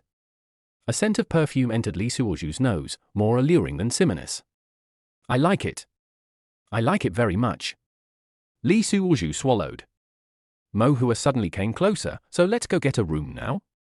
Li Suozhu was stunned. This, so fast? What? Mo Hua opened her red lips slightly. Aren't you anxious? I'm losing weight and not eating at night. That's good. Li Suozhu was overjoyed, saving money on meals. Don't worry, I promise you won't starve. I'll give you a space meal later. Mo Hua smiled even more charmingly. Hateful, get out of here. Where to get a room? Same old place. Mo Hua leaned back in her chair. W Hotel. I've already booked the presidential suite. Li Suozhu started the car, but his heart was beating fast. Why does it feel so smooth? Is this girl a honey trap? Li Suozhu traveled to this world and had never heard of honey trap. People on this planet are quite polite. No jumping around. But since I am a holy body, what is there to be afraid of? At worst. His thoughts were interrupted by the ringing of his cell phone. It was a message from Chen Bishi. You turned off your phone again? Where have you been fooling around? Li Suozhu felt warm in his heart and was about to reply. Mo Hua suddenly snatched his phone away. Focus on driving, our time is precious. Li Suozhu looked at her profile and always felt that something was strange. Forget it, let us get 200 points first. As soon as Li Suozhu got on the highway, his cell phone rang. Video call with Yukiko. Do you want to answer it? He glanced at Mo Huan, who was sitting in the passenger seat. Mo Hua lazily leaned back in her chair and said, just answer it. I've never seen a woman that a man could avoid. Li Suozhu connected the video, and Yu Jike's heavily made-up face appeared on the screen. Where have you been, you damn devil? Yu Jike asked as soon as she opened her mouth. Li Suozhu rolled his eyes. It's none of your business. Why is it none of my business? Yu Jike sneered. You want to fool around with Widow Zhong, right? What Widow Zhong? Playing dumb? Yu Jike gritted her teeth. Zhong Huaizhen, the widow that was played by the old man. Li Suozhu was amused when he heard this. You have a really vicious tongue. I'm sick? Yu Jike's eyes widened. The whole company knows that she is sick. Are you sick?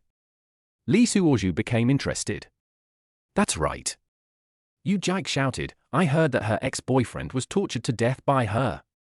Mo Hua yawned at the side. Oh, what's the point of this kind of gossip? Yu Jike was stunned. Who is talking? Li Suozhu turned his phone to Mo Hua. Friend. Oh my god. Yu Jike screamed. Mo Hua? That model? Mo Hua glanced at the screen. Hello, this, sister. Yu Jike was so angry that she stamped her feet. Li Suozhu, you pervert. Why did you pick on Widow Zhong when you could have picked someone else? Now you're hooking up with a supermodel? Hey! Li Suozhu sneered. You said Mr. Zhong is sick, right? Yes. Then stay away from me from now on. Why? Because I'm sick too. Li Suozhu grinned, and it's contagious. You. Yu Jike's face turned red with anger. You bastard. Mo Hua yawned. Boring, let's hang up. Shut up. Yu Jike pointed at the screen. Shameless vixen. Whatever you say. Mo Hua smiled indifferently. We are all adults, just having fun. You. Yu Jike was so angry that she couldn't speak. Li Suozhu hung up the video directly. Okay, ignore this crazy woman. Mo Hua took out her lipstick and touched up her makeup. Your ex-wife is quite interesting. She's just like that. Li Suozhu shrugged. But? Mo Hua said while applying lipstick, I'm telling the truth. What? It's just for fun. Mo Hua looked at the rearview mirror. I don't like to drag things down and make no one a burden afterward. This chapter is not finished yet. Please click on the next page to continue reading the exciting content. Li Suozhu breathed a sigh of relief. I thought so too. That's good. Mo Hua smiled charmingly. So tonight? Let's enjoy ourselves tonight. Li Suozhu replied. Smart. Mo Hua leaned back in her seat. Then just focus on driving. Li Suozhu gripped the steering wheel tightly and was secretly delighted. This kind of free and unrestrained woman is what he needs most. As the night deepens, the neon lights of the W Hotel flicker in the distance. Li Suozhu's cell phone rang again. It was the 10th message from Chen Bishi. Where the hell are you? Why aren't you calling me back?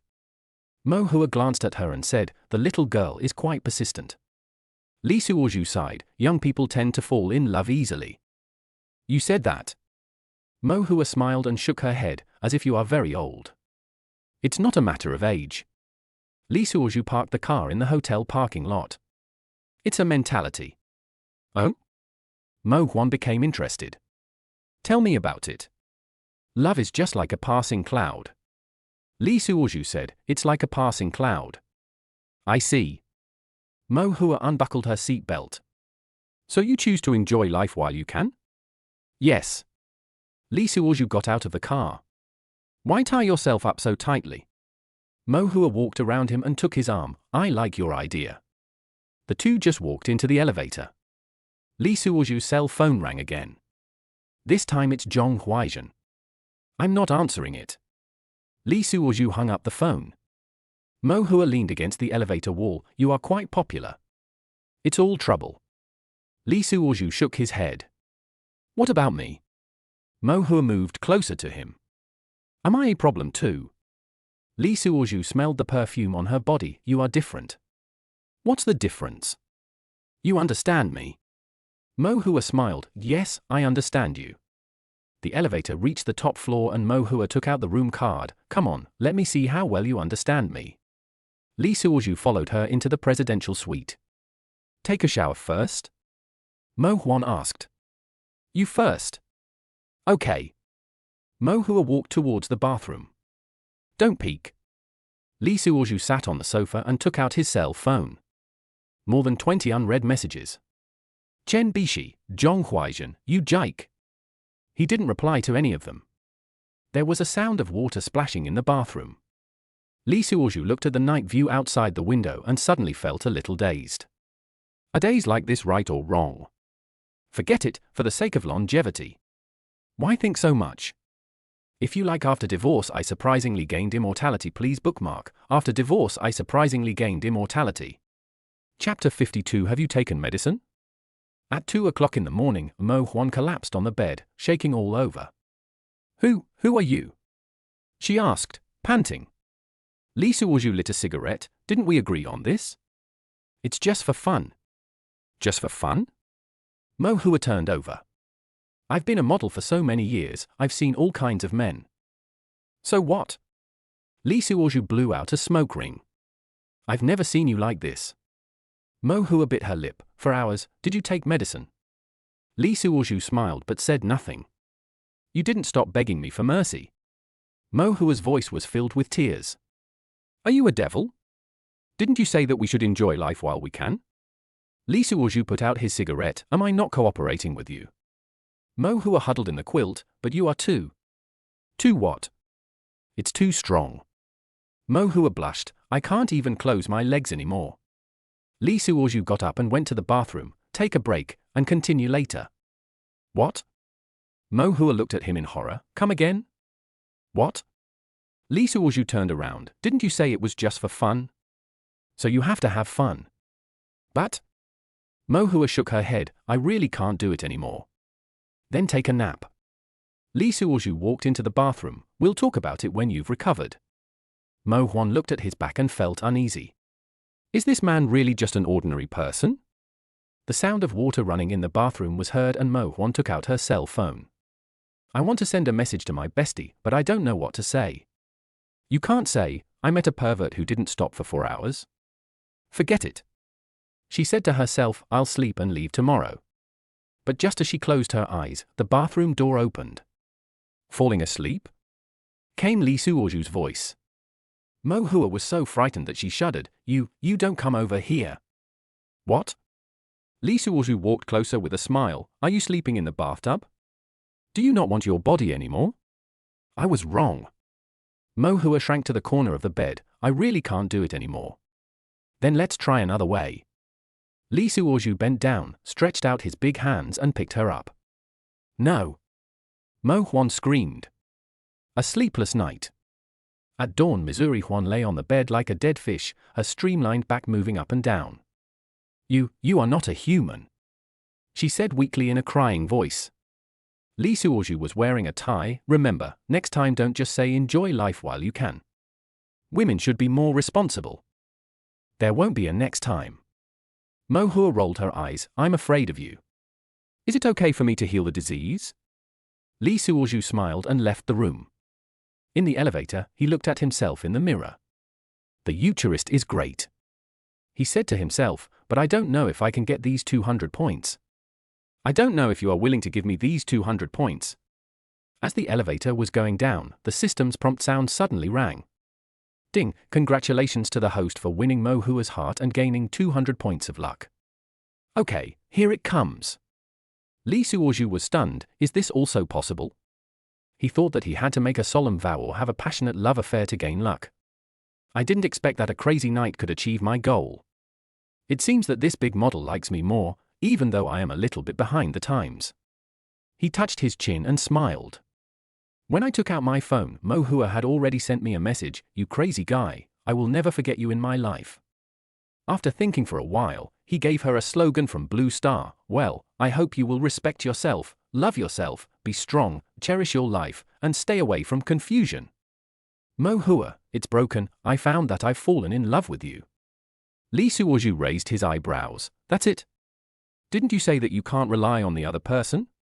Mo Hua, fuck, you are different from others. I can't live without you in this life. Don't worry, I will never touch other men again. They are all boring to me.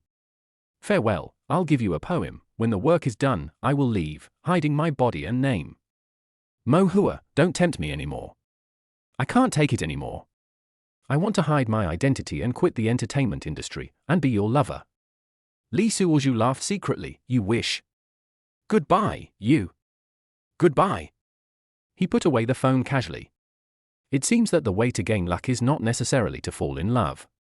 As long as you leave a deep impression on the other person and make him surrender, you have achieved your goal. That 280 from Simone. His eyes lit up. Could they still squeeze some oil out of it? But on second thought, a proud woman like Simone might really be in love with me. But I feel uncomfortable when I think of her hypocritical look. The pride in her heart must be completely crushed, otherwise she will be left alone. You compare me with a dead guy every day? Ooh. Lee Suoju walked out of the elevator in a good mood. At this time, the phone rang again. Speak of the devil, here he comes. It turned out to be Simone, who hadn't been in touch for more than 24 hours. The video call is answered. Simone wore a pair of rimless glasses, which made her look more like a queen. The beautiful face reflected on the phone screen is still beautiful, but a little haggard and lonely, as if she didn't get enough rest. Hello, Mr. Sai. Lee Suoju also got some luck, so he acted in a business-like manner. Since you are a hypocrite anyway, I will cooperate with you and be serious to the end. Hello, Mr. Lee. Boss Sai, what's the matter? Please tell me directly. Simone, it's like this. After I came back, I thought about it and decided that it would be a better idea to transfer you to the Beijing headquarters. This chapter is not finished yet, please click on the next page to continue reading the exciting content. Lee Suoju was puzzled. Didn't I agree to keep a low profile? There are so many people in the group, and they are all scheming against each other. I'm going to stay calm before 2,000 points. Why? Didn't you agree not to touch me for the time being? As soon as Simone returned to her home in the capital, she saw the shadow of Lee Suoju everywhere. Although I know he is a bad guy and a devil. But he stole my heart. 24 hours, no sleep or appetite, feeling dazed. Finally, he made up his mind to transfer her away from Chen Bishi. It's like this, I must have reliable people in this department. Lee Suoju almost fell down laughing. Ha ha, Mr. Sai, do you mean I'm reliable? Simone knew that she would be scolded by this bastard. But what can I do? I don't have any capital at all. Gave everything to others.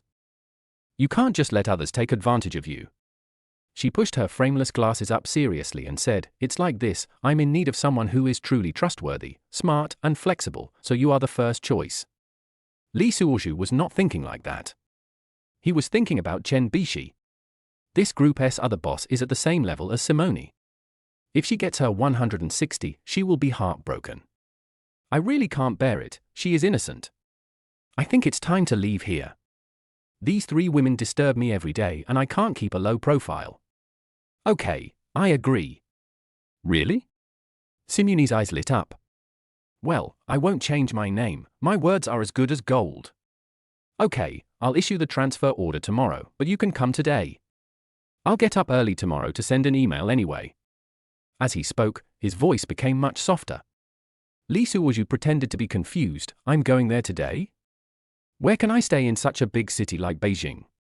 Am I going to stay in a hotel every day? Simone blushed like an opera singer, lowered her head, and stammered, I have many houses, you can live in mine first, okay? No. This is outrageous. We are in a superior-subordinate relationship. Lee Suoju almost jumped up seriously. I thought to myself, for a woman like this, I have to use some strong medicine, otherwise I will just play with you and be platonic with you every day. No, forget it. Come if you want. After saying that, the screen went black. Oh, I have such a bad temper. Lee Suoju got angry. Just reply with a message, okay, Mr. Sai, I have decided not to go. I didn't receive a reply for a long time. I guess her pride was getting to her. Drove back overnight. Mo Huan's luck is worth it. Such a socialite is not worth lingering on. I'll talk about it when I think about it. All I thought about along the way was Chen Bishi. I don't know how to face her at work the next day. Chapter 53, Draining Yu Jike, Baisha won't let her go. When I got home, it was already noon. Today is Saturday, so I don't have to go to work. After a tiring night, Lee Suoju planned to go to bed first, but how could this woman Yu Jike let him go? Lee Suoju had just laid down on the bed when Yu Jike pushed the door open. Have you had enough fun? She leaned against the door frame with her arms folded. Lee Suoju closed his eyes and said, get lost. This is my home. UGK walked to the bed. How dare you come back to sleep? Your family? Lee Suoju sat up suddenly. You paid the down payment, but who has been paying the mortgage for the past 7 years? Yukiko bit her lip. That's our home too. Ha. Lee Suoju sneered. When Huang asked you to book a room, why didn't you think about this being our home? I was just confused for a moment. Didn't I fail to go in the end? Yu Jike's eyes turned red. Lee Suoju got out of bed and packed his clothes. Okay, then let's sell the house and each take half. We won't see each other again until we die. No. UGK rushed over and hugged his waist. Don't sell the house. Let go. No. UGK put her face on his back. We have 7 years of memories here. Memories? Lee Suoju sneered. They are all your tears. I only have 5 minutes, and I can't satisfy you every time, so you want to change people. I was wrong. UGK cried. I really know I was wrong. It's too late. Lee Suoju pushed her away. Once you cheat, you'll never be used again. Then why did you come back? UGK wiped her tears. I own half of this house, why don't I come back? Lee Suoju pushed her away. Stop being so hypocritical. I'm tired and want to sleep. Then go to sleep. UGK suddenly became gentle. I'll give you a massage. Lee Suoju glanced at her and said, It's okay if you don't move. You don't have to worry about what I do. Really? UGK's eyes lit up. Then I'll go take a shower. UGK skipped to the bathroom. Lee Suoju was lying on the bed, listening to the sound of water in the bathroom. This woman is still so good at handling things.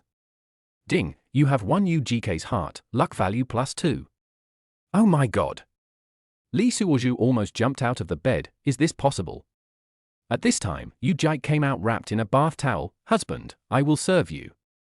Lee Suoju looked at her wet appearance and suddenly felt that these 2 points of luck were well worth it. Come here. He patted the bed. UGK happily got into bed. Honey, I promise I won't make the same mistake again. Lee Suoju closed his eyes. Talk less, massage. But I was thinking in my heart, this luck value comes in an interesting way. Yes. Lee Suoju felt much better and turned over and lay on the bed. Roll out the dough for me. Hee. UGK then turned over and rode on his back, and began to pinch his shoulders inch by inch with her hands. Yeah, it's comfortable. It would have been nice to have been like this earlier. By the way, you should find a new job. I'm not in the planning department anymore. Lee Suoju felt uncomfortable when he thought about how he, Zhong Huaizhen and Chen Bishi had to deal with each other every day. I just want to earn some salary, why work so hard? Anyway, the people above don't know what they're doing. So where do you want to go? Lee Suoju had thought about it all along the way. Isn't there a large freight warehouse for the group in Qingshui County? There is also a convalescent breeding base in Guanshan Reservoir, both of which are places to keep idle people. UGK on his back was also secretly happy.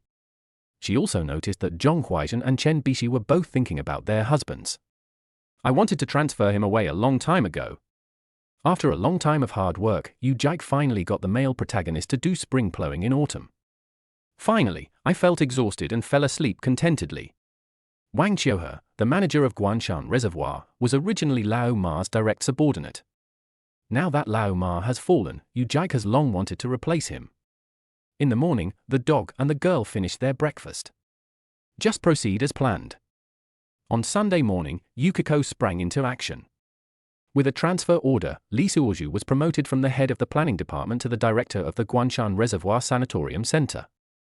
The director of the Human Resources Department was still washing clothes at home when he was called to the company to start drafting personnel appointment documents. He also called the current director of the Guanshan Reservoir Sanatorium, Wang Qiuhe, to prepare for the handover. The handover will be completed on Monday. The HR director printed out the transfer order and sent a photo to UGK for her review.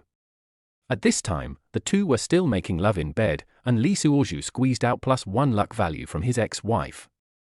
UGK lay on the bed with her hair disheveled. She glanced at her cell phone and handed it to Lee Suoju behind her. Section level? Lee Suoju looked at the transfer order. So generous? UGK got up and prepared to take a shower. Putting on her silk pajamas, she said proudly, Old Ma has fallen, and his people will naturally be cleared out. Is Wang Qiu her Lao Ma's man? That's right. Yu Jike sneered. That old guy raised a group of vixens in the reservoir to serve Lao Ma. Li Suoju's eyes lit up. Is there such a good thing? Don't even think about it. Yu Jike pinched him. I've had everyone cleared out. Li Suoju. Li Suoju just arrived at the unit on Monday. Zhao Mingliang, director of the Human Resources Department, came to their planning department office very early. Director Li, the road is long, why don't we set off now?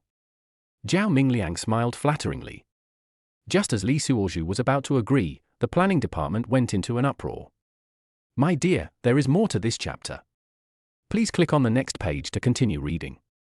It's even more exciting later. Coincidentally, Chen Bishi just walked into the office with her bag on her back. I was very happy when I saw Li Suoju there. I thought a vixen took her away. I was just about to say something bad about him. Then I heard, it's a long way to go, let's set off now. What departure? Where to? With that, he threw the bag on the table. The HR director quickly pushed his glasses down and greeted her with a smile. Oh, Miss Chen, I'll take Director Li to Guanshan Reservoir Sanatorium to take up his post. What? He was transferred? Chen Bishi's almond-shaped eyes were so wide that her double eyelids could not be seen. Master, are you leaving? He said with red eyes. This planning department is already in name only. If you leave again, what's the point for me to stay here?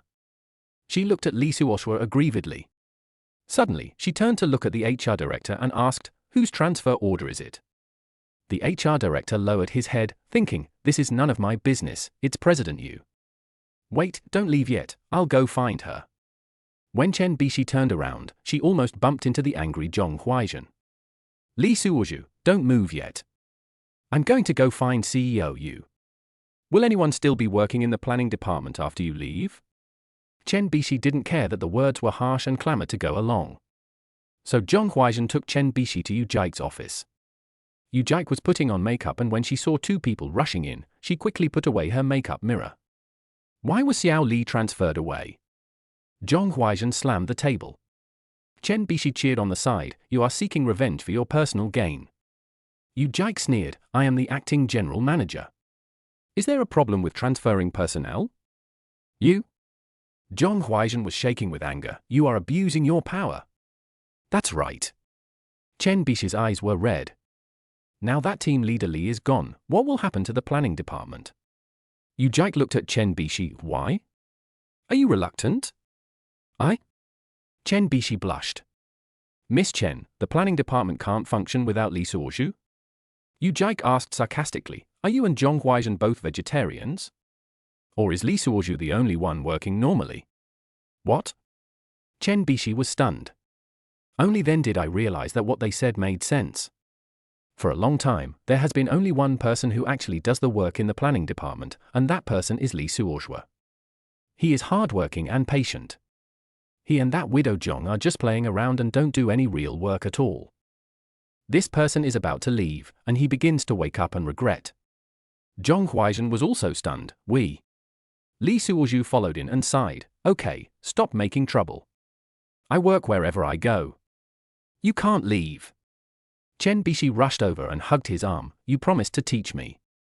Do you remember your master now? What have you done so far? Zhong Huaizhen also stepped forward. Xiao Li, do you really want to go to that desolate mountain? Li Suoju looked at the two women and thought, they really didn't appreciate it when they had it, and they regretted it when they lost it. They deserve it. He pulled his arm out of Chen Bishi's plump and tender arms. Bishi, how can I be worthy of being your master? You are the eldest lady. No, I can't live without you. You can't leave. Chen Bishi and Li Suoju did develop feelings for each other during this period. Li Suoju really gave her a lot of help and inspiration in many areas. It is no exaggeration to call him a master. Sometimes he is more like an older brother, protecting her from the wind and rain. Being with him, I feel at ease and safe. He turned to Yu Jike and said, I will report to the group and change your appointment. Just wait. Yu Jike snorted coldly. I will wait until the group decides before I execute it. He turned to look at the HR director, who was sweating profusely. Director Zhao, why don't you leave? Yes, yes. Zhao Mingliang hurried forward. Director Li, the car is ready. Li Suozhu gently pushed Chen Bishi away. I'm sorry, please keep in touch if you have anything.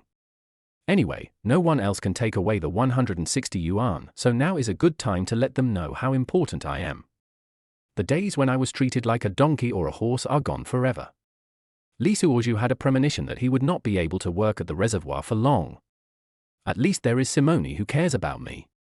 Everyone, see you later. After saying that, he sighed, turned around and followed Zhao Mingliang. Zhong Huaizhen's angry curses came from behind. Don't come back if you leave. Li Suozhu got into the car and looked at the office building in the rearview mirror. Forget it. He said to himself, Bishi, see you again if we are destined to meet again. Chapter 54. It's all your fault. The car drove onto the highway and Li Suozhu leaned back on the leather seat in the back seat. Zhao Mingliang occasionally stole glances at him through the rearview mirror, but saw that the new director was only fiddling with his cell phone. My phone vibrated, and Mo Hua sent me a message. I miss you, and I'm still thinking about what happened last night. Li Suozhu raised his lips slightly. Can't you stand it after just one night? Hate it. Mo Hua sent a shy expression. It's all because you're too awesome. Would you like to do it again? I don't dare anymore. I can't even walk properly now.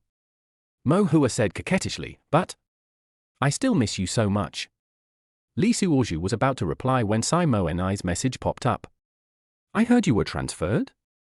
Li Suozhu quickly changed his tone to a serious one. Yes, Mr. Sai. Where did you go?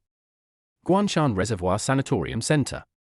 Simone was silent for a while. Why don't you come to my side? Huh? Li Suozhu stared at the screen and sneered. Boss Sai, it's better for us to be rare. Why? Simone asked. I'm short of people here, so why should I be afraid of meeting someone when I'm doing work? Mr. Sai, you are right. We still maintain a good working relationship. You? Simone hesitated to speak. At this time, Mo Hua sent another message. What are you thinking about? Why are you ignoring me? Li Suozhu hurriedly switched dialogue boxes. I'm driving. You're lying. You were clearly sitting in the back row. Mo Huan sent a secretly taken photo. Li Suozhu was shocked. You are following me? I just miss you. Mo Hua said coquettishly. Look out the window. Li Suozhu turned his head and saw Mo Huan winking at him from a red Porsche in the lane next to him. Crazy woman. He cursed with a smile. Simone sent another message. Li Suozhu, what do you mean? Li Suozhu was as angry as a bucket. Boss Sai, I still mean what I said before. You? Simone seemed to be holding back something. Mo Hua's car had already passed the front. Do you want to get in my car? Li Suozhu glanced at Zhao Mingliang, who was concentrating on driving. No, let's do it another day. It's a deal then. Mo Hua's car drove away quickly. Simone was still waiting for his reply. Li Suozhu carefully chose his words. Mr. Sai, I am very grateful for your appreciation, but what? But I am not worthy of you. Simone sent a string of ellipses. Li Suozhu breathed a sigh of relief. Finally he had managed to deal with it. Zhao Mingliang's voice came. Director Li, do you want to take a break? No need. Li Suozhu closed his eyes. Call me when we get there. But I was thinking, these women are more difficult to deal with than each other. The phone vibrated again. This time it was Chen Bishi. Li Suozhu turned off his cell phone immediately. Guanshan Reservoir is located by the mountains and the water, with picturesque scenery. Zhao Mingliang's car moved slowly along the winding mountain road. Li Suozhu opened his mobile phone and a lot of unread messages came in. Mo Hua, I've already followed you to the service area. Why are you ignoring me? Simone, Li Suozhu, we need to have a good talk. Chen Bishi's master, why are you leaving? Li Suozhu rubbed his temples. These women were really enough. Director Li, we're here. An hour later, Zhao Mingliang's voice was heard. Li Suozhu looked up and saw an antique garden-style building complex located beside the reservoir. This is a nice place. His eyes lit up. Zhao Mingliang smiled flatteringly. Of course, this is our company's feng shui treasure land. What do you mean? This place is beautiful with clear water and mountains, and full of spiritual energy. Zhao Mingliang lowered his voice. Old Ma met his current lover here. Li Suozhu's mind moved, so Wang Qiuhe. That's right. Zhao Mingliang looked around. This old guy is looking for young girls for old Ma. Li Suozhu thought thoughtfully, no wonder Yu Jike wanted to drive him away. The car stopped in front of a 2-story building. This is the director's office. Zhao Mingliang pointed upstairs, and downstairs is the reception room. Just as Li Suozhu was about to speak, his cell phone rang again. Mo Huan sent a video request. After he answered the call, he saw Mo Hua wearing a bikini, lying by the swimming pool. The swimming pool here is nice. She winked at the camera. Li Suozhu was stunned. Where are you? It's the indoor swimming pool at the sanatorium. Mo Hua turned over. I booked a room for a week. Li Suozhu looked at Zhao Mingliang. Is there a swimming pool here? Yes. Zhao Mingliang said with a smile, the facilities are very complete. Li Suozhu suddenly felt that this job seemed good. The phone rang again. It was Simone. You will report to the board of directors next week. Li Suozhu frowned. I just took office. What report do I have? This is an order. Simone said coldly. Li Suozhu was about to reply when Chen Bishi's video came in again. Master. Chen Bishi's eyes were red in the video. Well, I have something urgent to do here. I'll wait a minute. Li Suozhu quickly hung up. Director Zhao, take me to hand over the work. It seems that this reservoir is not peaceful. Wang Qiuhe was tidying up the office. When he saw Li Suozhu come in, he glanced at him coldly. A new official has just taken office. He said sarcastically. Li Suozhu ignored him and looked around the spacious office. Outside the floor-to-ceiling window is the rippling blue water of the reservoir and the dark green mountains in the distance. Good feng shui. He nodded. Wang Qiuhe sneered. The feng shui is good, but I don't know how long anyone can enjoy it. Li Suozhu turned around and looked at him. Yeah, I told you to get out. I curse it in my heart. Fuck you. If you argue with me, I can poke your mouth into a toilet. You. Wang Qiuhe was holding a few folders in his hands and raised them a few times. What? You still dare to throw it? Li Suozhu walked over with a smile. I'm giving you a chance. You've had enough of this, right? Old Ma has fallen, and you're still pretending to be a warrior? As he said this, he stared at Wang Qiuhe, who was lowering his head. If I were you, I would go and expose Lao Ma right away, stand in line, and keep my iron rice bowl. HMPH. Wang Qiuhe continued to organize the documents. Li Suozhu wanted to tease him a few more times, hoping to provoke him into committing suicide by jumping into the river. But at this moment, the door opened and Mo Huan pushed the door open in a bathrobe. Oops, sorry to bother you. She smiled charmingly. Wang Qiuhe's eyes lit up. Miss Mo, why are you here?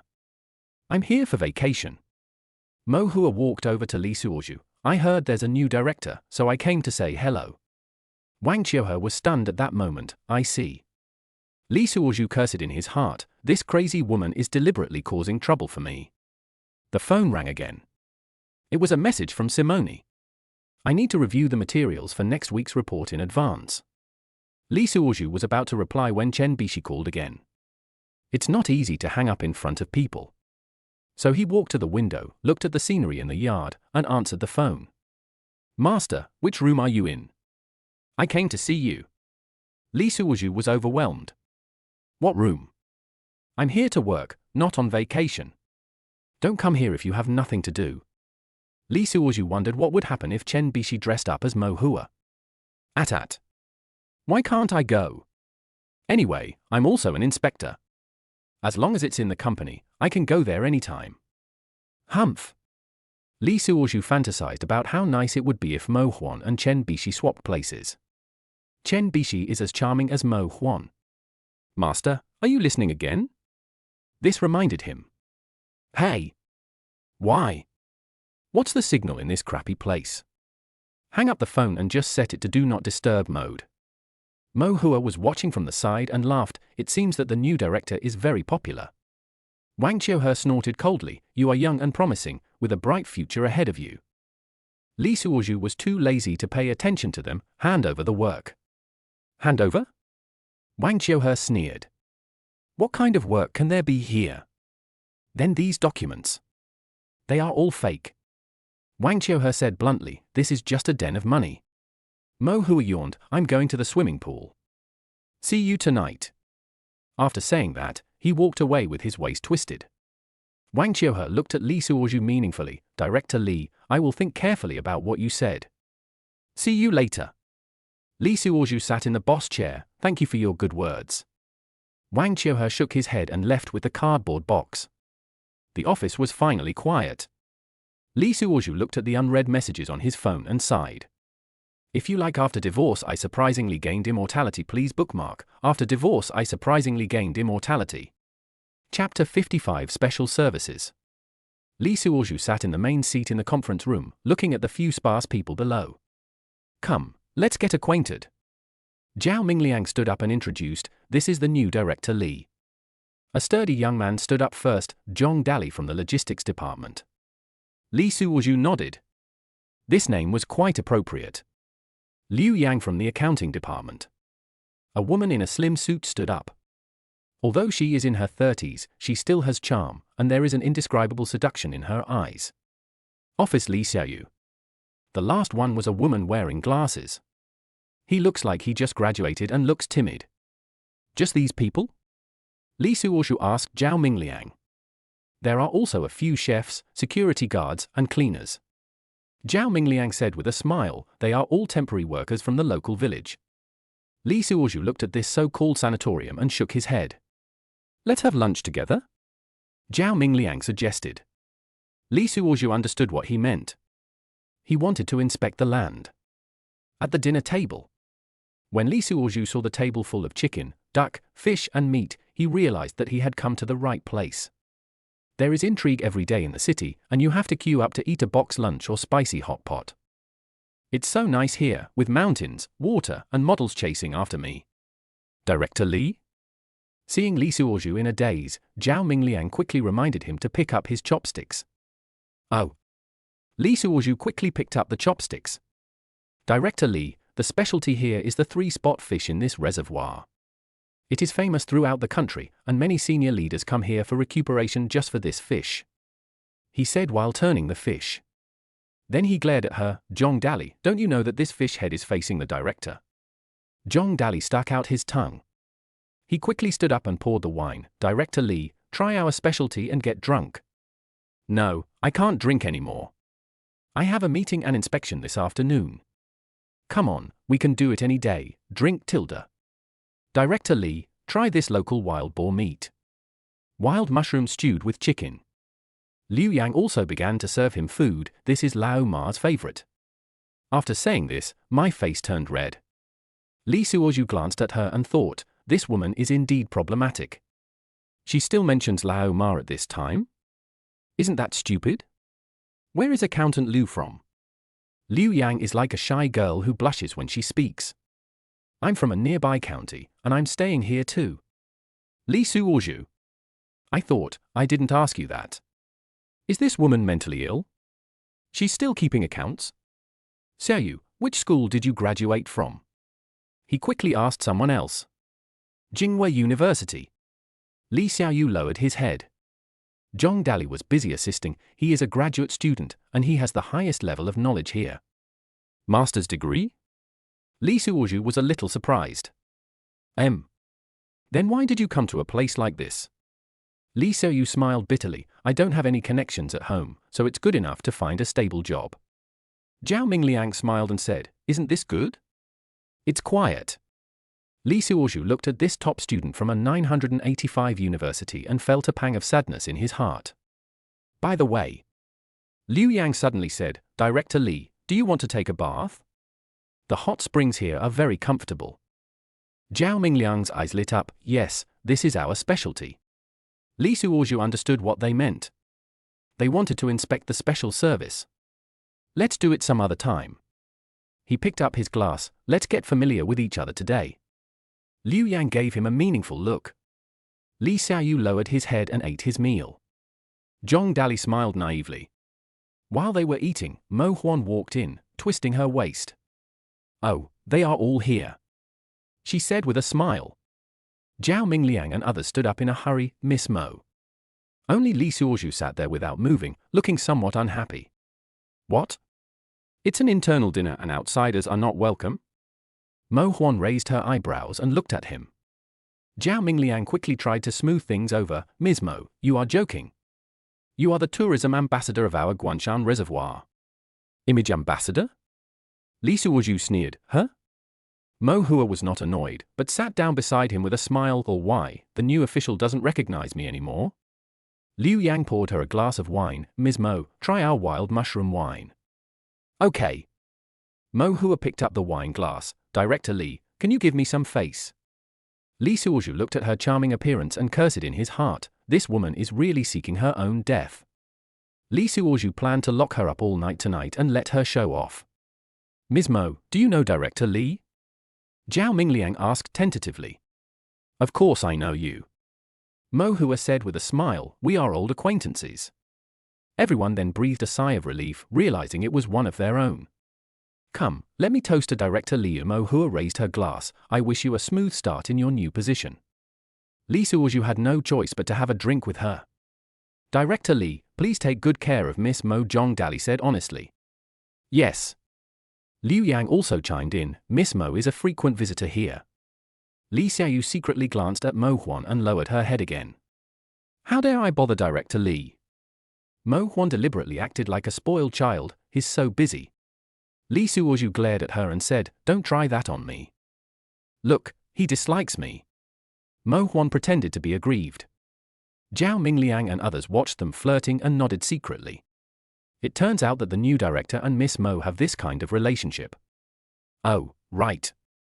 Mo Hua suddenly said, I have plans with some friends tonight. Director Li, please make arrangements for them. Li Suozhu frowned. Do you think this is your home? This chapter is not finished yet. Please click on the next page to continue reading the exciting content. That's what you're saying. Mo Hua rolled her eyes at him. I'm the image ambassador. Everyone laughed. Li Suozhu looked at her smug look and thought, if you insist on delivering yourself to me, then don't blame me. After the dinner, Li Suozhu returned to the office. As soon as I sat down, Liu Yang came in with the account book. Director Li, this is last year's account. Li Suozhu opened it and frowned immediately. What is this all about? They are all left over from the old Ma period. Liu Yang bit her lip. I didn't dare to ask. Li Suozhu sneered. 300,000 a month for food and beverage expenses? That. Liu Yang hesitated. And this, that special service fee of 200,000 per month for the hot spring department. Liu Yang's face turned pale. Director, I. Li Suozhu closed the account book and said, go and call Zhong Dali. Not long after, Zhong Dali came in. Tell me, where did all the money go? Zhong Dali scratched his head. Director, I am responsible for purchasing. Purchasing? Li Suozhu pointed at the account book. 5,000 for a wild fish? As he was speaking, the cell phone rang. It was a message from Simone. You will report on the financial status of the sanatorium to the board of directors next week.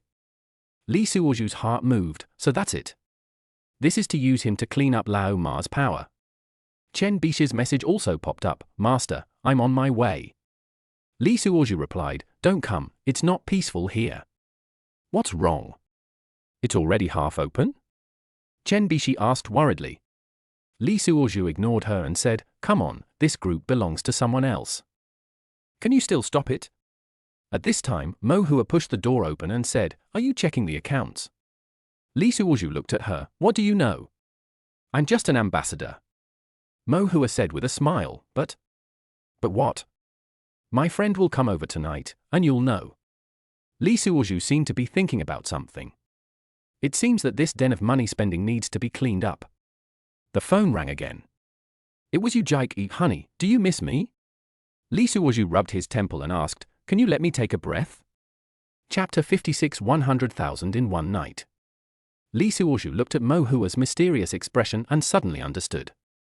Mo Huan is in the modeling circle, and the people she knows are all wealthy socialites. And this sanatorium has always been Lao Ma's den of money. Those so-called special service fees are probably related to these socialites. Your friend? Li Suozhu asked tentatively. They are all lonely rich ladies. Mo Huan leaned close to his ear. In the past, Wang Qiuhe arranged special services for them. Li Suozhu suddenly realized. No wonder Liu Yang and Zhong Dali are so secretive about these accounts. This is basically a high-end club. So you are here to explore the way for them? Li Suozhu sneered. Mo Hua smiled charmingly. I'm just worried that the new director doesn't know the rules. You know how to get things done. Of course. Mo Hua said proudly, I am the image ambassador. Li Suozhu looked at the account book and had already made up his mind. These rich ladies' money cannot be wasted. Since we are going to clean up Lao Ma's forces, we might as well take this opportunity to make a fortune.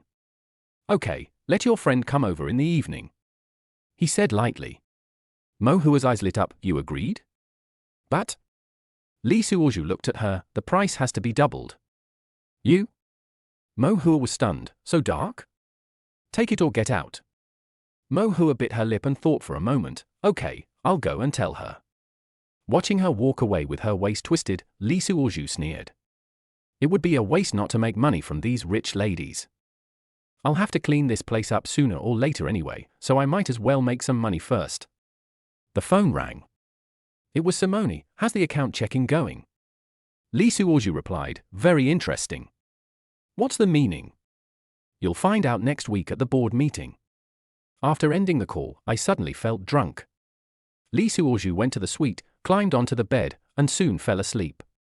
Until he was awakened by Mo Huan. Are you sick?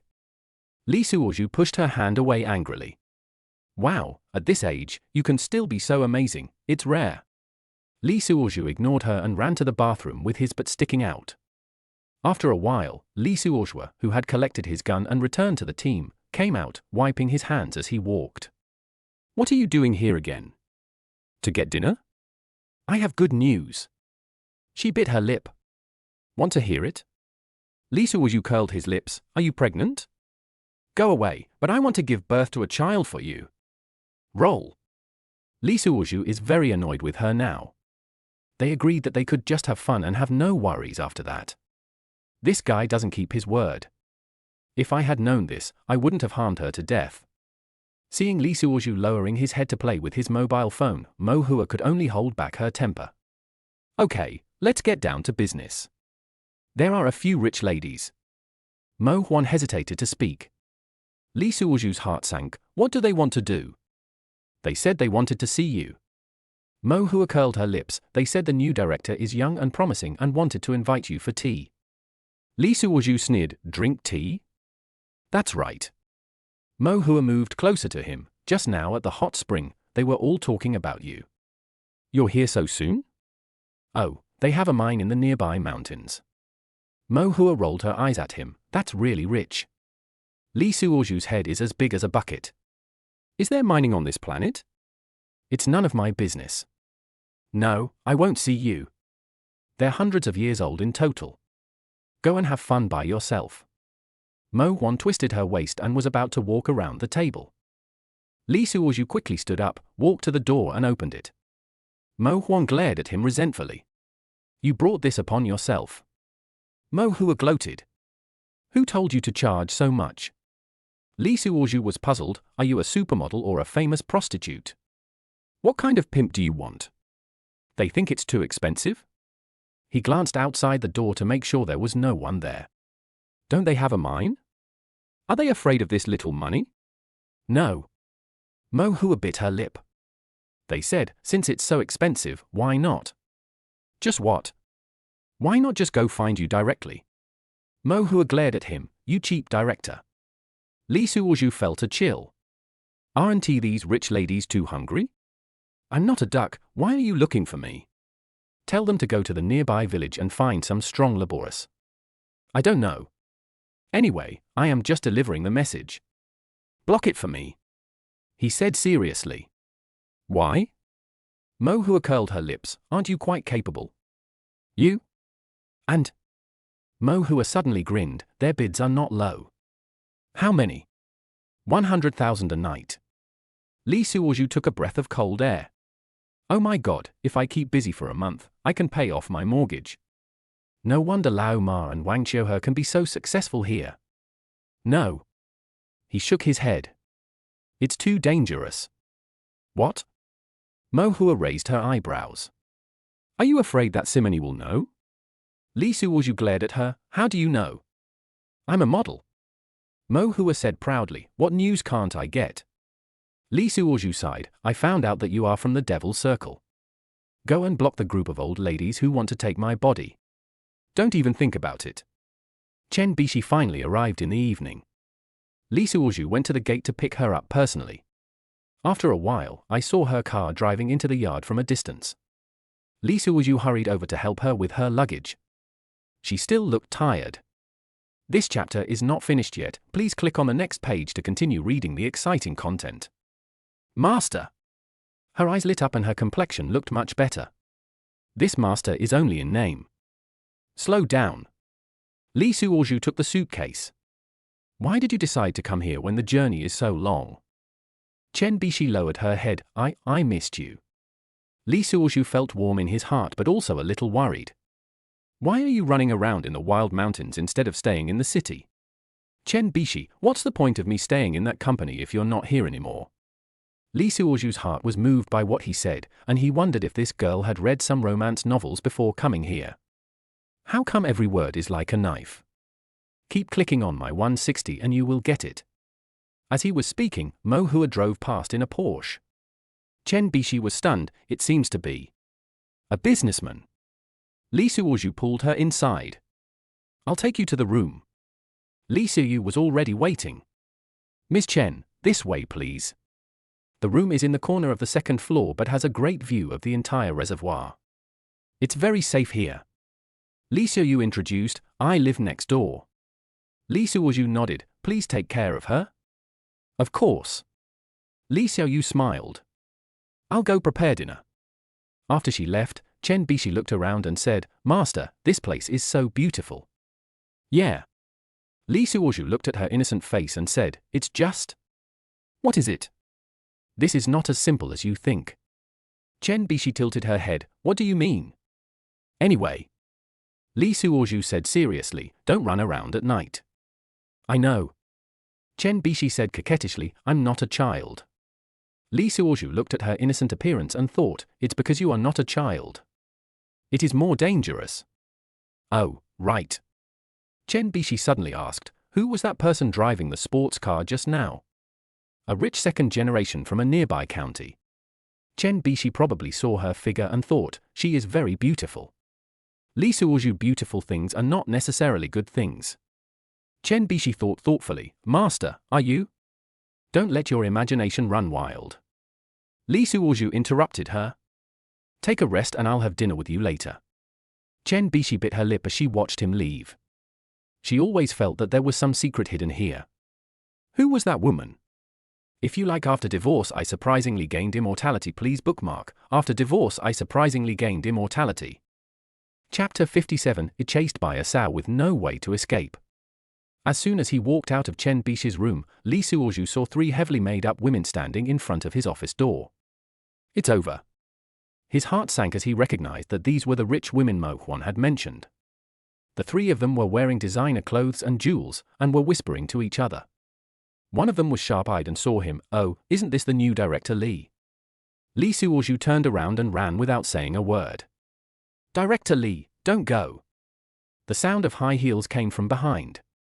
We just came here for tea. Li Suozhu ran faster and turned into the garden. Oh, young people have good physical strength.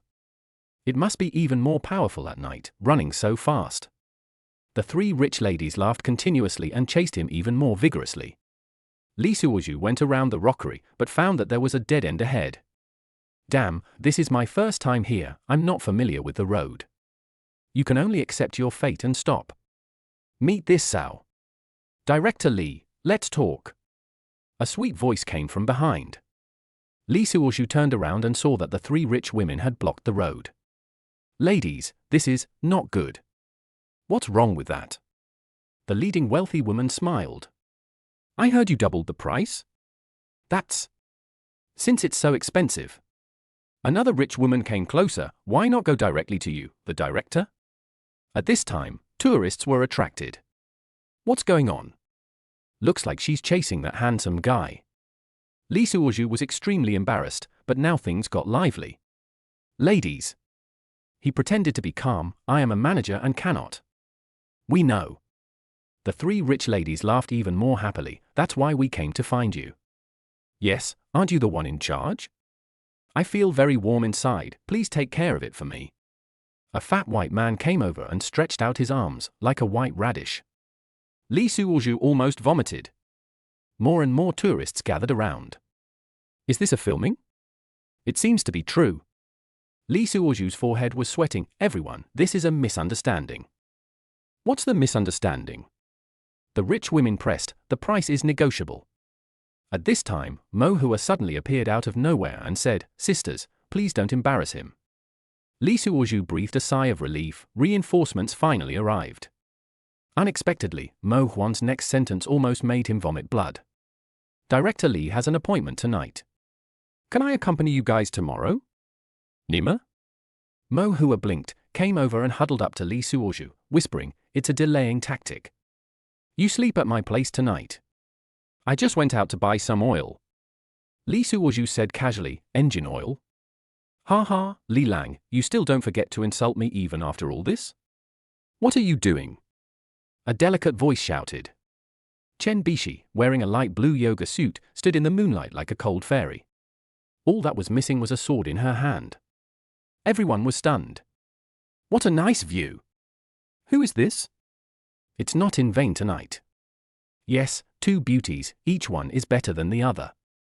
I like the latter one, which is tight but shows off the body. I like the one in front, it's so sexy. Only then did Li Suozhu carefully compare Chen Bishi and Mo Hua. Same height. Similar body shape. But the flesh inside is much worse. The moonlight was like water, sprinkling on Chen Bishi's graceful figure. The soft fabric clings to the skin, outlining the charming curves. A slender waist, long legs and round buttocks. Radiating youthful vitality under the moonlight. She stood there, as cold and aloof as a winter plum. The long black hair fluttered in the wind, making the delicate little face look even whiter. The most moving thing is that pair of eyes, which are crystal clear yet with a hint of anger that makes people dare not look directly at them. Dear. She used the lowest voice to deliver the most fascinating sound. What are you doing? Li Suozhu. Oh, no, I'm heartbroken. He covered his chest with his hands. He knew it was fake, but it was still lethal. Without waiting for Li Suozhu to answer, she walked over slowly. Every step seems to be stepping on people's hearts, making people unable to take their eyes off. Aunties. She turned her head, the curve of her mouth elegant and distant, her eyes sharp as a knife. Excuse me, Director Li and I have an appointment tonight. The three wealthy ladies looked at each other, stunned by the sudden appearance of this beauty. Who are you? I'm his girlfriend. Chen Bishi gently held Li Suozhu's arm, and her warm body temperature came through the fabric. Not only tonight, but he can only accompany me for the rest of my life. Li Suozhu felt her warmth and his heart beat faster uncontrollably. It's almost there. Is 160 coming soon? He waited for the system's notification sound, and for the 160 points of luck to arrive. But nothing happened. Damn it, didn't Simone give it all? What's missing from Chen Bishi? Li Suozhu complained in his heart. Brother Tong, are you out of power? Recharge and upgrade. Chen Bishi confessed.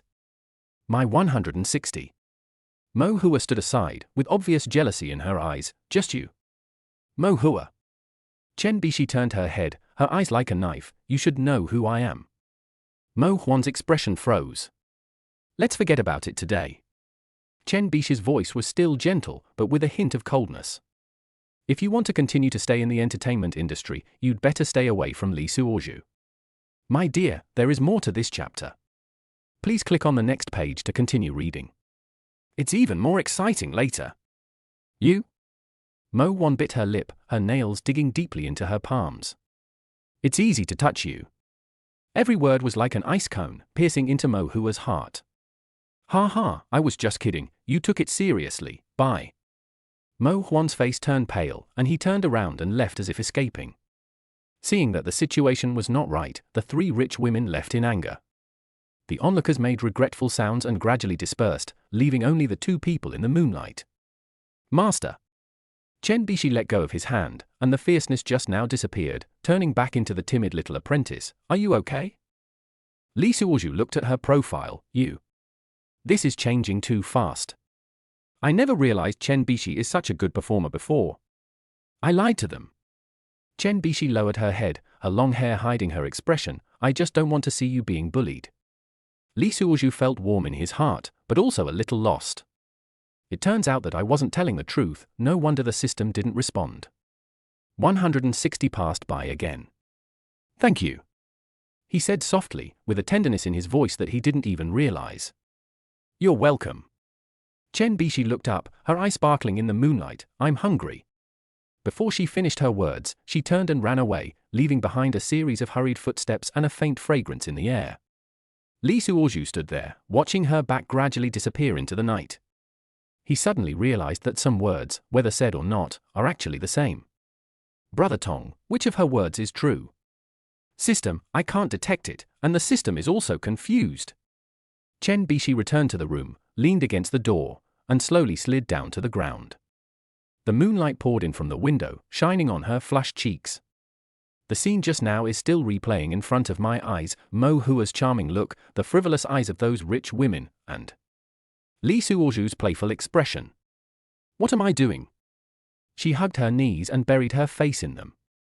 She admitted that she had a crush on a divorced man. She liked his mature and steady look, the gentleness he occasionally showed, and even the fine lines at the corners of his eyes made her heart beat. But she bit her lip. Li Suozhu is too extravagant, and there is always no shortage of women around him. A beauty like Mo Huan, a strong woman like Simone, and even an ex-wife. Can a man like this really settle down? My parents would be furious if they knew. She smiled bitterly. The jewel in the Chen family's crown, the daughter of a super-rich man, a master's degree graduate from a 985 university and pursued by many young talents.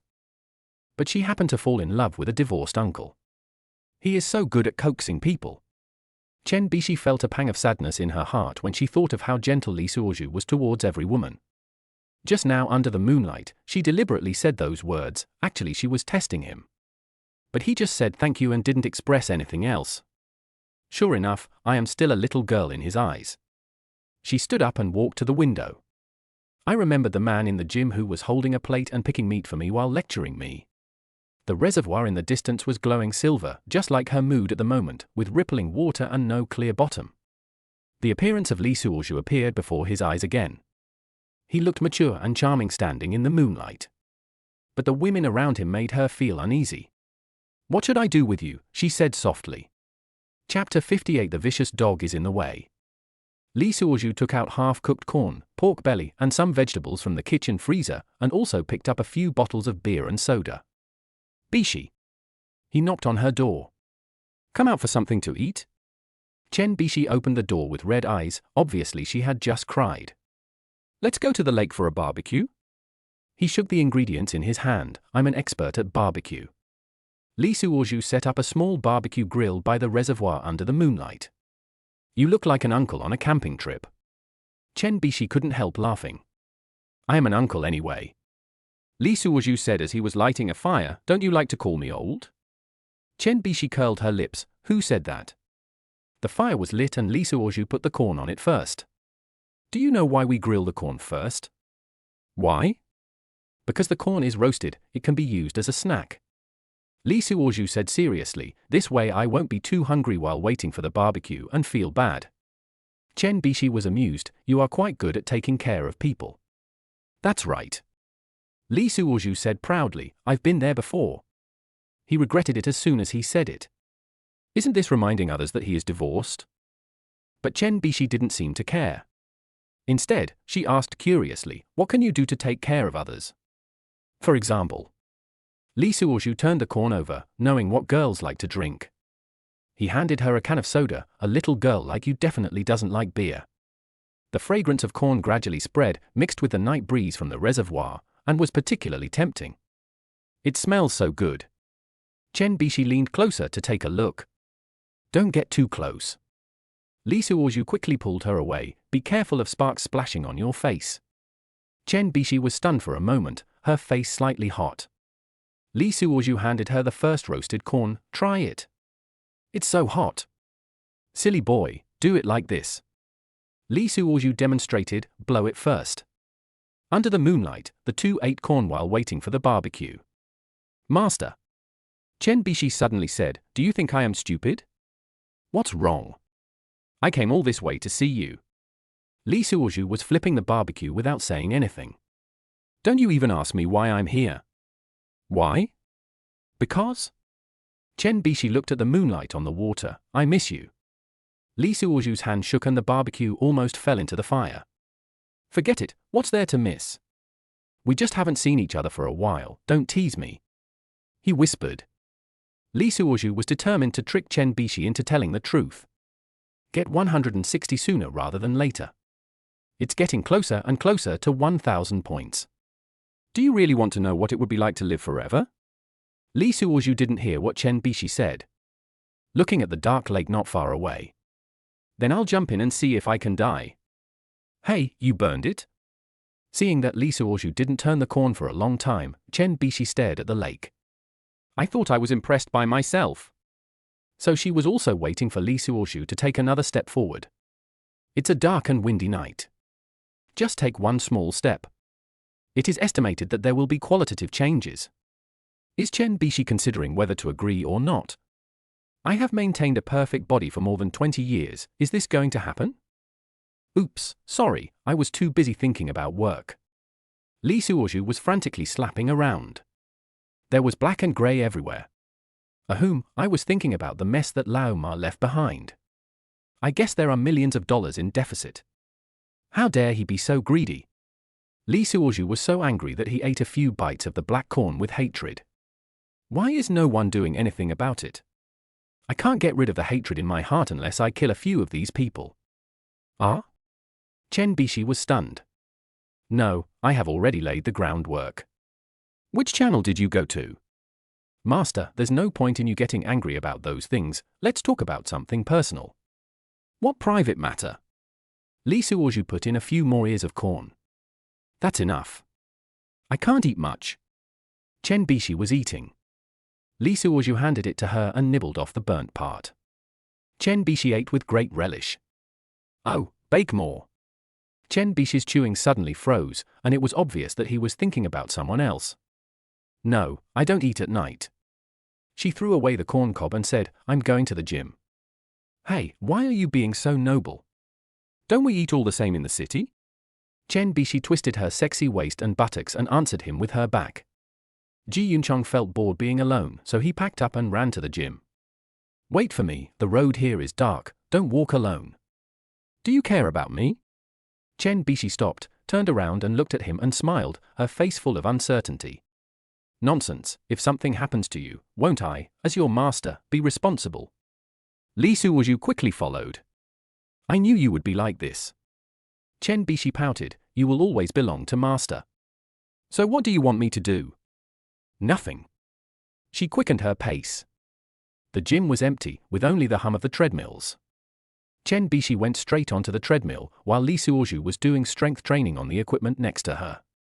The moonlight poured in through the glass window, illuminating Chen Bishi's graceful figure. She looks particularly charming when she runs, her ponytail swaying gently with the rhythm, and her curves faintly visible under her sportswear are eye-catching. What are you looking at? She noticed Li Suozhu's gaze. No. I didn't see anything. Li Suozhu quickly looked away. My dear, there is more to this chapter. Please click on the next page to continue reading. It's even more exciting later. HMPH, you say one thing and mean another. Li Suozhu thought for a long time, this desolate mountain. But he just couldn't do anything to her. I always feel that she should be cared for and not hurt by myself. But that 160 is too tempting, and this girl is too realistic. Can't she just fall in love with me romantically for once? I can just take it and leave, and I won't feel guilty. After thinking for a long time, I decided to be bolder. Girls all like romance. Li Suozhu put down the dumbbells and walked over to her. What do you think you are looking at? I noticed that your posture is wrong. What's wrong? Chen Bishi rolled her eyes at her. I'm the general manager of a chain of fitness centers. What don't I know? Li Suozhu is not concerned about right or wrong. Keep your back straight when running. He gritted his teeth and took a strong action. He reached out his big hand and held her waist directly. This way. The warmth from the palm stunned both of them. So tender? Li Suozhu was stunned. How could this guy who practices fitness all day have such a soft waist, as soft as tofu? So this is where eating tofu comes from. Chen Bish's face instantly turned red. You. Li Suozhu wanted to take his hand back, but she held him down. Master. She turned around, her voice a little dazed, her breathing rapid, her eyes half closed. The distance between the two people suddenly became very close. In the moonlight, her eyelashes were long and curly, with anticipation and shyness. Li Suozhu felt a warm breath piercing his lungs. I never had this feeling before, I always stamped and sealed it very quickly. But this time is different. Why is my heart beating so fast this time? Chen Bishi stood on tiptoe for some unknown reason. Li Suozhu didn't worry about it anymore and lowered his head slightly. Their lips are getting closer and closer. Wang wang tilde tilde, a stray dog from somewhere ran into the yard and barked. No. Chen Bishi suddenly came to her senses, took a step back, and covered her mouth and burning cheeks with her hands. Then he grabbed his coat and hurried out of the gym. Chapter 59 Car Accident.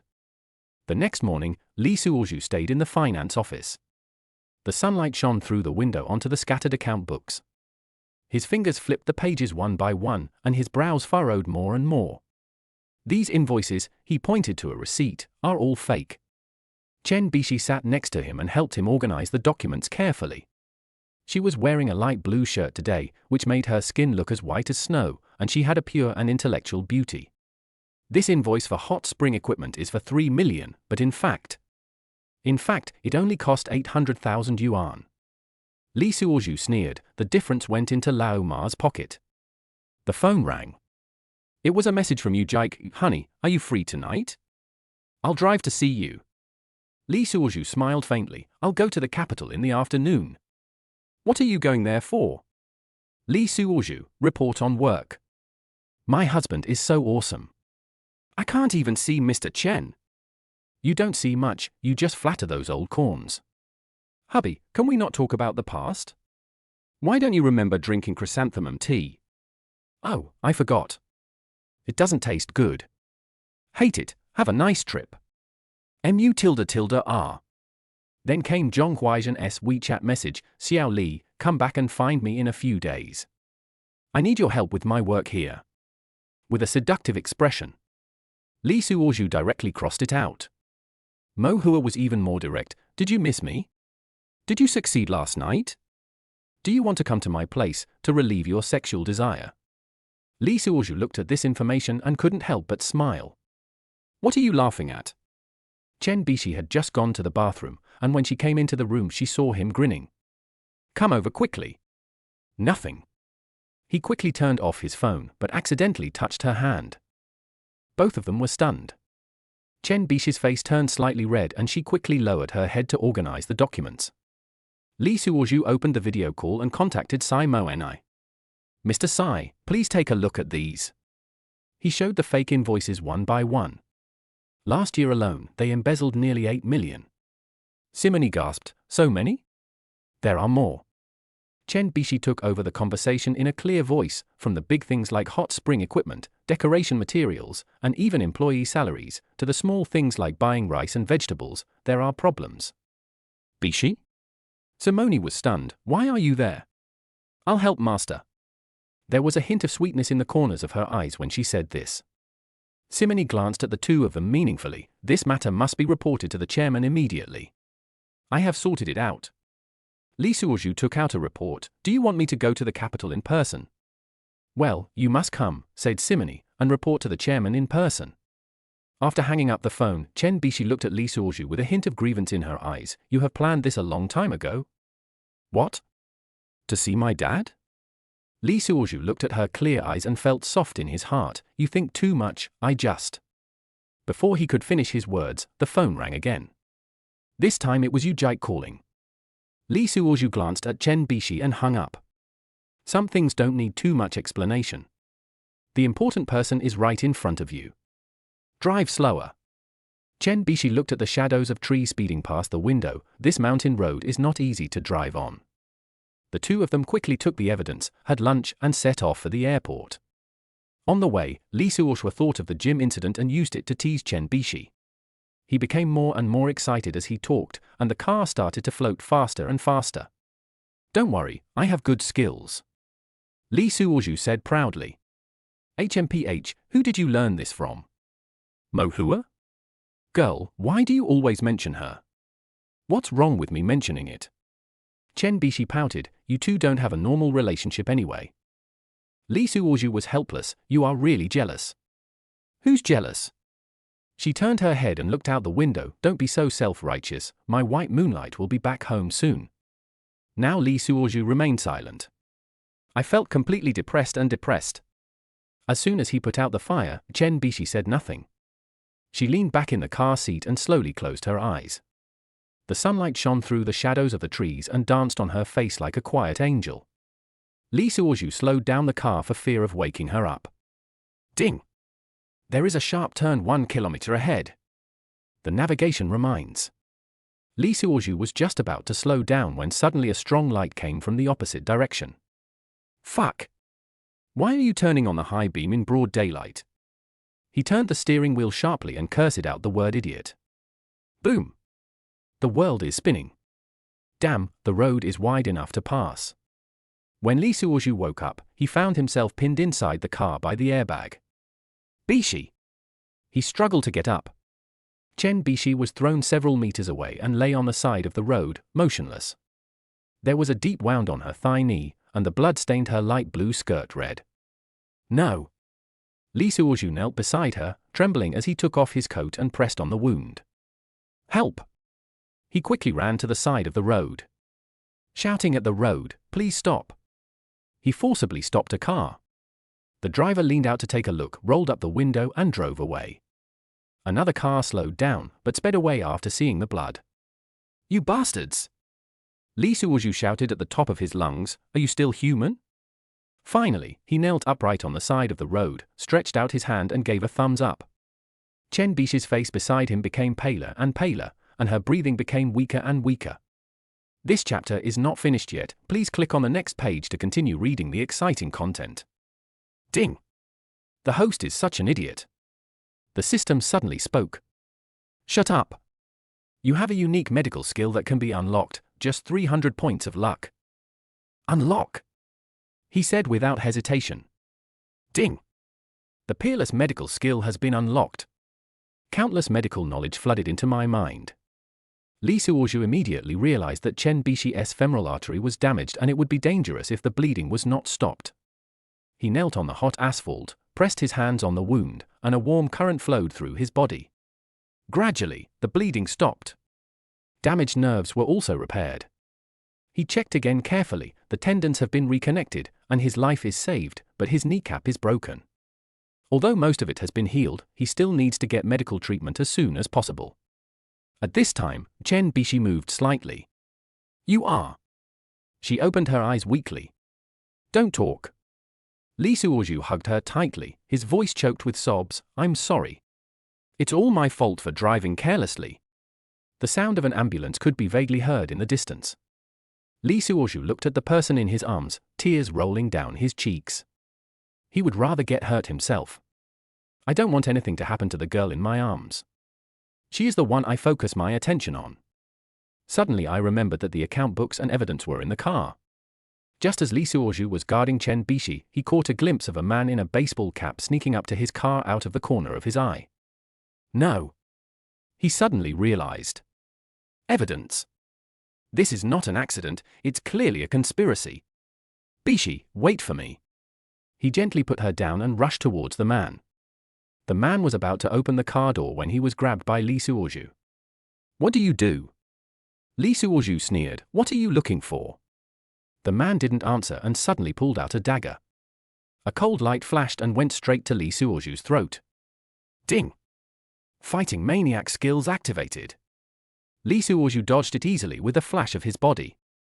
At the same time, his right hand attacked like a poisonous snake, accurately grabbing the opponent's wrist. Snap! The dagger fell to the ground. The man panicked and turned and ran. But he didn't know that this section of the road was a cliff. Ah!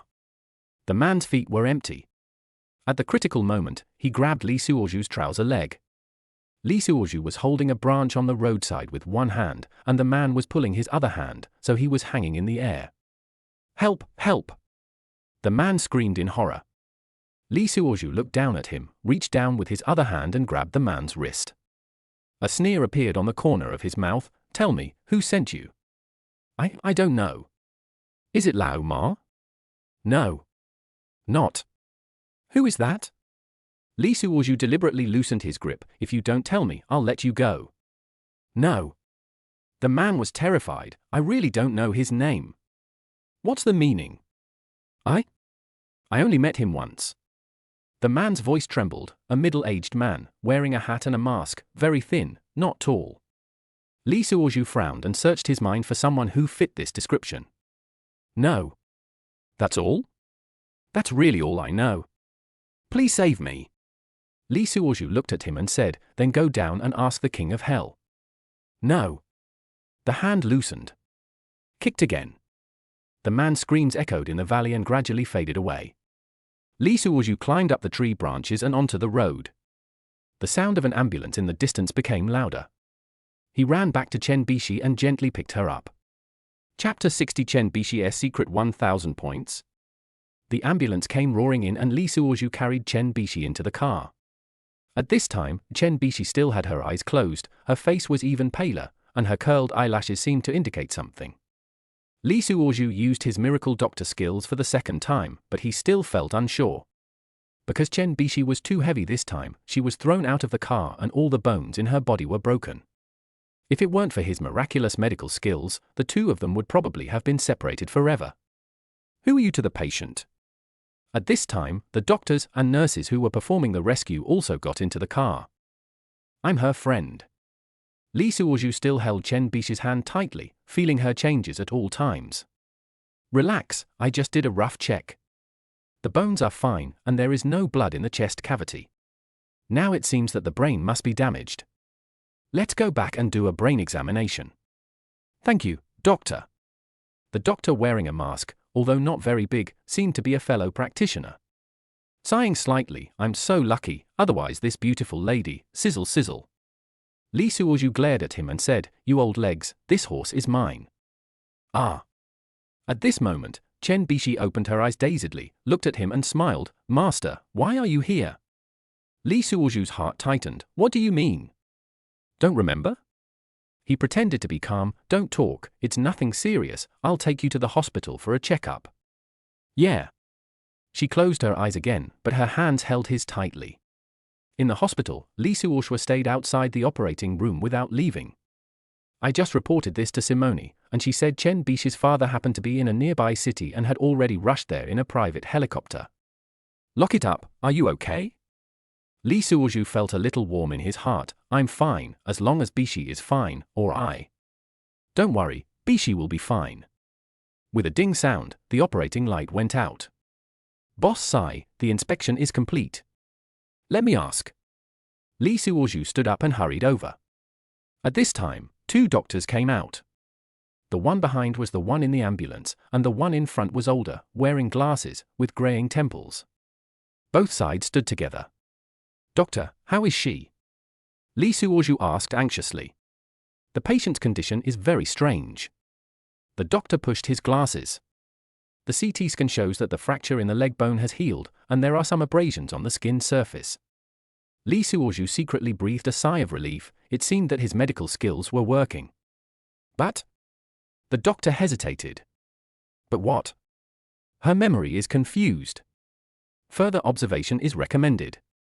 Go get the inspection report first, and then pay the money." Mr. Sai?" Lee Suoju then realized that the screen of his mobile phone was black. In fact, after Simone heard that Chen Bishi was fine, and saw Lee Suoju's anxious look, she became jealous and hung up the phone. The smell of disinfectant in the hospital corridor was pungent, and Lee Suoju ran up and down. "I felt nauseous and wanted to vomit after running. It's been 2 hours, and I can finally breathe a sigh of relief."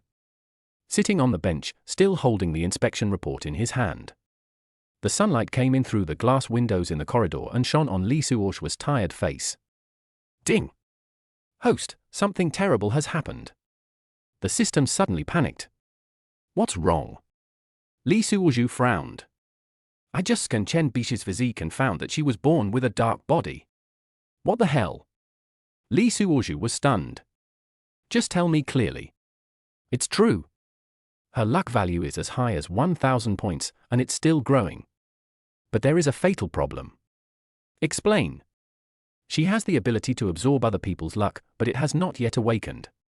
Once awakened, it is likely to backfire on your luck.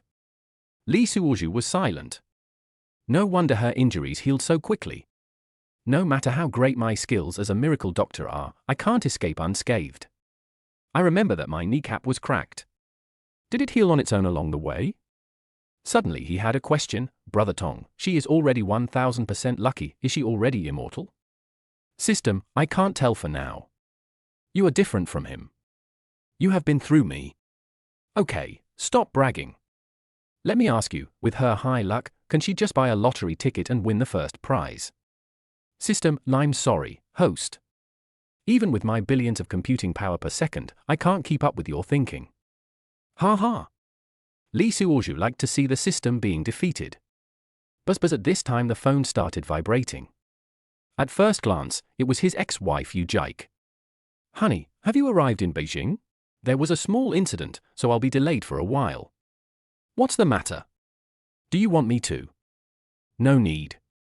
He interrupted directly. I can handle it myself. After hanging up the phone, Zhong Huaizhen's WeChat came again. I heard you are going to Beijing? Let's meet when you come back this time. I miss you. Lee Suoju was about to reply when Mo Huan called. Hey, Brother Madara, did you miss me? If you have something to say, just say it. Lee Suoju knew what she meant, but he was not in the mood to flirt with her. So cold? Mo Hua smiled. I miss you so much. Lee Suoju rubbed his temples. I'm in the hospital now. My dear, there is more to this chapter. Please click on the next page to continue reading. It's even more exciting later. Hospital? Mo Hua exclaimed. Are you injured? Not me. Oh. Mo Hua dragged out her tone meaningfully. Is it that little girl? Lee Suoju didn't say anything. Forget it, I won't tease you anymore. Mo Hua sighed. When will you come to see me? Have no idea. After hanging up the phone, Lee Suoju stood up and prepared to go to the ward to check. At this time, there were hurried footsteps in the corridor, and it was very noisy. A group of figures came quickly from afar. The leader was a middle-aged man in a black suit, with a sharp face, a solemn expression, and full of majesty. Which room is Bai Shirin? He walked in front of Lee Suoju, but his eyes were looking around. Lee Suoju recognized that this was Chairman Chen. 305, he stood up but did not go up to flatter. Chairman Chen glanced at him, his face as cold as ice. You are? I am. Lee Suoju was about to explain. Dad! The door of the ward opened and Chen Bishi stood at the door. She was wearing a hospital gown and her face was a little pale, but she was in good spirits, with a pale beauty that was beyond words. Lee Suoju was shocked when he saw it. Can he even get out of bed? 2 hours ago, he was still limp all over. Daughter, how are you? Chairman Chen stepped forward quickly. I'm fine. Chen Bishi smiled, but looked at Lee Suoju. I just feel a little dizzy. Then go home and rest quickly. Chairman Chen supported her. I'll ask the driver to wait downstairs. Seeing the warmth between father and daughter, Lee Suoju felt like an outsider and planned to leave quietly. Wait. Chen Bishi suddenly called Lee Suoju. Who are you? Lee Suoju felt a pain in his heart. I am your colleague. I originally wanted to say friend or master, but then I thought it would be better to say we have a good relationship. Colleague? Chen Bishi frowned. But how can I? Before she finished speaking, she showed an expression of sudden enlightenment. Oh, now I remember, you are Lee Suoju. Chairman Chen looked at his daughter, then at Lee Suoju, his eyes becoming increasingly profound. Let's go. He helped Chen Bishi walk out. Lee Suoju stood there, watching her figure gradually disappear. Host, what are you going to do now? The system asked. What else can I do? Li Suozhu smiled bitterly. Just do what you need to do. He took out his cell phone and booked the next available flight. He must go to the capital. Not only for the evidence, but also to find out Chen Bish's life experience. There is someone who has a higher luck value than me? Oh, this world is really full of surprises. Chapter 61 Scratch Lottery. On the plane, Li Suozhu deliberately chose an aisle seat. When the stewardess came over with the meal cart, he subconsciously started the system scan. Ding! The target has no luck value. Another stewardess passed by, still 0. It seems that these days, beautiful girls are not necessarily lucky. Li Suozhu leaned back in his chair, staring at the clouds outside the window in a daze. The plane landed smoothly at the capital airport, and he bought an instant lottery ticket at the lottery booth in the terminal. Would you like some scratch tickets? The boss recommended enthusiastically. Give me $300. It's a good way to test whether my luck is useful. The boss is a fat man with pigtails and some premature graying of hair. Dressed in an artistic style, people would believe he is a rock singer. Boss, what's the highest prize for this one? 500,000. The guy with the pigtail didn't even look up, he just focused on taking out the lottery ticket. Can you deal with it on the spot? No, you have to go to the lottery center to claim the grand prize yourself. Li Suozhu took a stack of lottery tickets, held it up and glanced at it. Brother Tong, do you think you can see which one will win without scratching? System, cannot see. That's it? System, because you don't need to look, it's all in my heart. With this set, you can win 2 500,000, 3 2,000, and several less than 100 yuan. How many? Li Suozhu was startled, and his pigtail beside him trembled. Brother, you haven't shaved yet, what are you yelling about? Li Suozhu glared at him and said, Boss, have you ever won a big prize here? Of course. The boss said excitedly, I've been doing this for 7 years and I've encountered 3 of them. How much? 20,000. Li Suozhu lowered his head and chuckled, you are honest. Forget it, I'll take it back and shave it slowly. Otherwise, it's better to redeem small prizes here. I can also earn some rebates. Li Suozhu nodded and said, Brother Tong, please give me a hint about the grand prize, but don't let him know. Before the luck value reaches 2,000, you have to be safe. Next, scrape it. Brother, why don't you scratch those? Li Suozhu quickly stuffed it into his bag and said, Oh, I'll take a few back home for my wife. She wants to try her luck. Walk out of the airport and look around. In the early summer in Beijing, the neon lights are on before it gets dark. Such a prosperous place should be full of beautiful women, right? He thought about going to the bar at night. Brother Tong, with your ability, why would I work? I can just buy lottery tickets and live a good life. System, I am a system of justice, and I am Blue V certified. Okay, I surrender to you. End the bickering with the system. Li Suozhu felt bad for Simone in his heart. You're so hypocritical that you even sent a car to pick me up. The romance we had that night was worse than shit. Just as I was thinking about it, my cell phone rang. It was a video call from Simone. Li Suozhu was overjoyed, thinking that the car was coming. Hello, Mr. Sai. He deliberately used a business-like tone. Are we there yet? Simone was wearing a professional suit and had delicate makeup on. Li Suozhu noticed that she had deliberately put on light makeup, and there was a hint of glitter in the corners of her eyes. Suddenly I feel younger and more lively. Yeah, I just got off the plane. Then just take a taxi to the company. I'll wait for you here. Li Suozhu. Okay, Mr. Sai, see you later. Fuck you, you hypocrite. I'll blow your black land into a desert. After hanging up the phone, Li Suozhu could only hail a taxi and head straight to the group headquarters. I chatted with the Beijing-style driver in the car. I asked about some high-end places here that offer special services. The driver told him the price. Li Suozhu smiled and said, who would go there if they paid? Those who go there are just idiots. The car stopped in front of an old office building and he was stunned. Brother, are you in the right place? Is this the XX group? That's right. I've been driving for more than 20 years and I've never driven wrongly, even if I drove backwards. The driver took out the invoice and spent a total of more than 200 yuan. Li Suozhu felt a little distressed, but luckily he won some change from the scratch-off lottery. Xiao Mada made an appointment with Simony for a few more hours.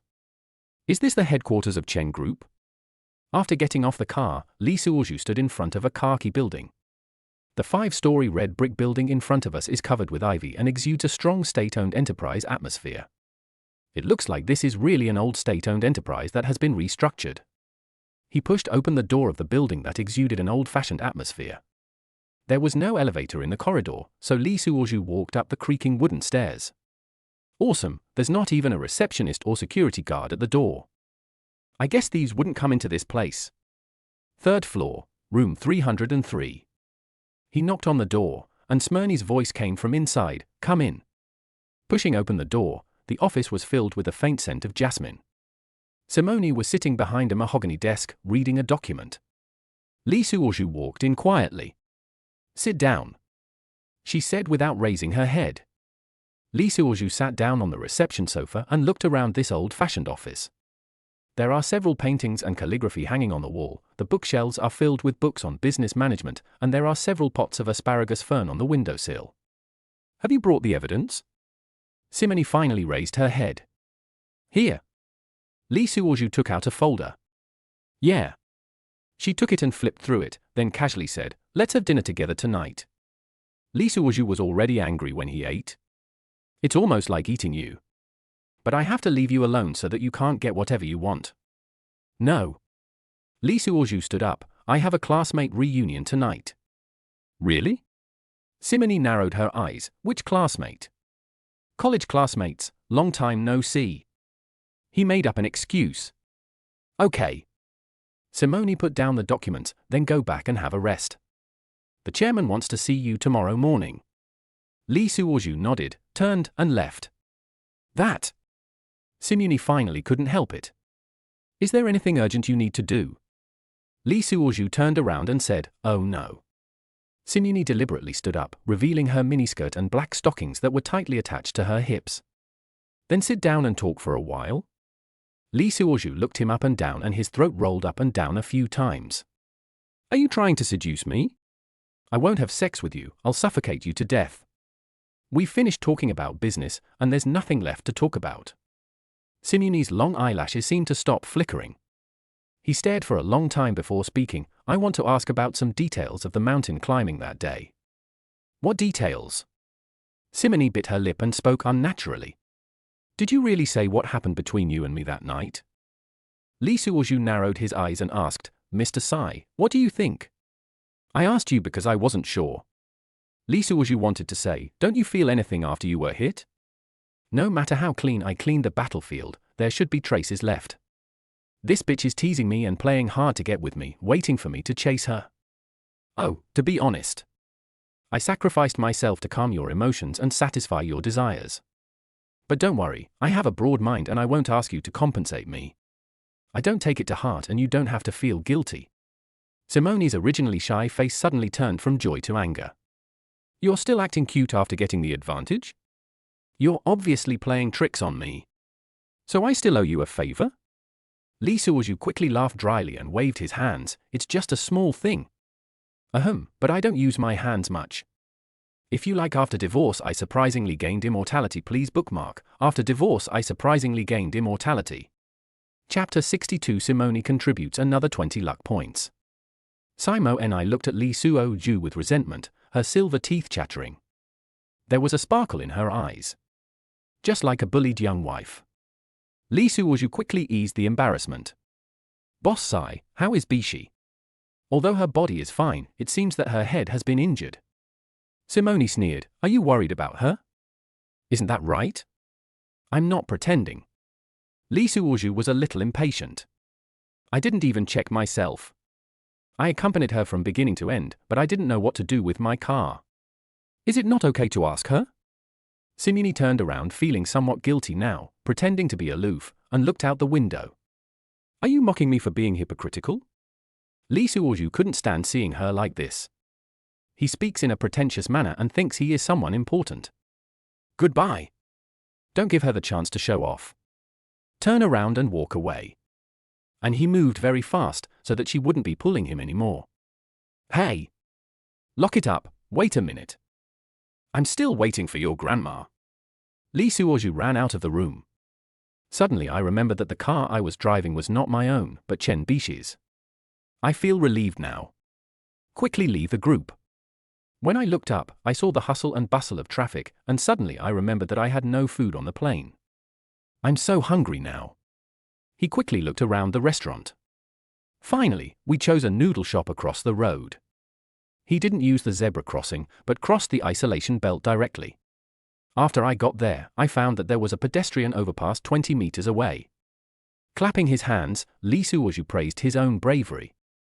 Push the door and walk into the noodle shop. It can be seen that this noodle shop is old and the door is covered with patina. There are ordinary white lime walls all around. The white lime also reveals the color of cement. Boss, give me a bowl of spicy noodles. Don't worry about all that. Just eat first. At least it's cleaner than the kitchen in a big hotel. Sitting at the table, waiting for a while. Suddenly the door opened and a fragrant breeze came closer. Simone walked over and sat down opposite him. Li Suozhu remembered the hip-hugging miniskirt she was wearing, and quickly lowered his head to look under the table. What are you looking at? Simone glared at him. It turned out that she came out wearing a mid-length windbreaker. All you can see are her long legs in black stockings. Why are you chasing me? Simone, I'm hungry. Boss, add an egg underneath. Simone. Li Suozhu ignored her, took out the 3 lottery tickets and started scratching the layers. Brother Tong, if you lie to me, I will drink water until I die, and I will make you drink until you are electrocuted. You're just going to eat this?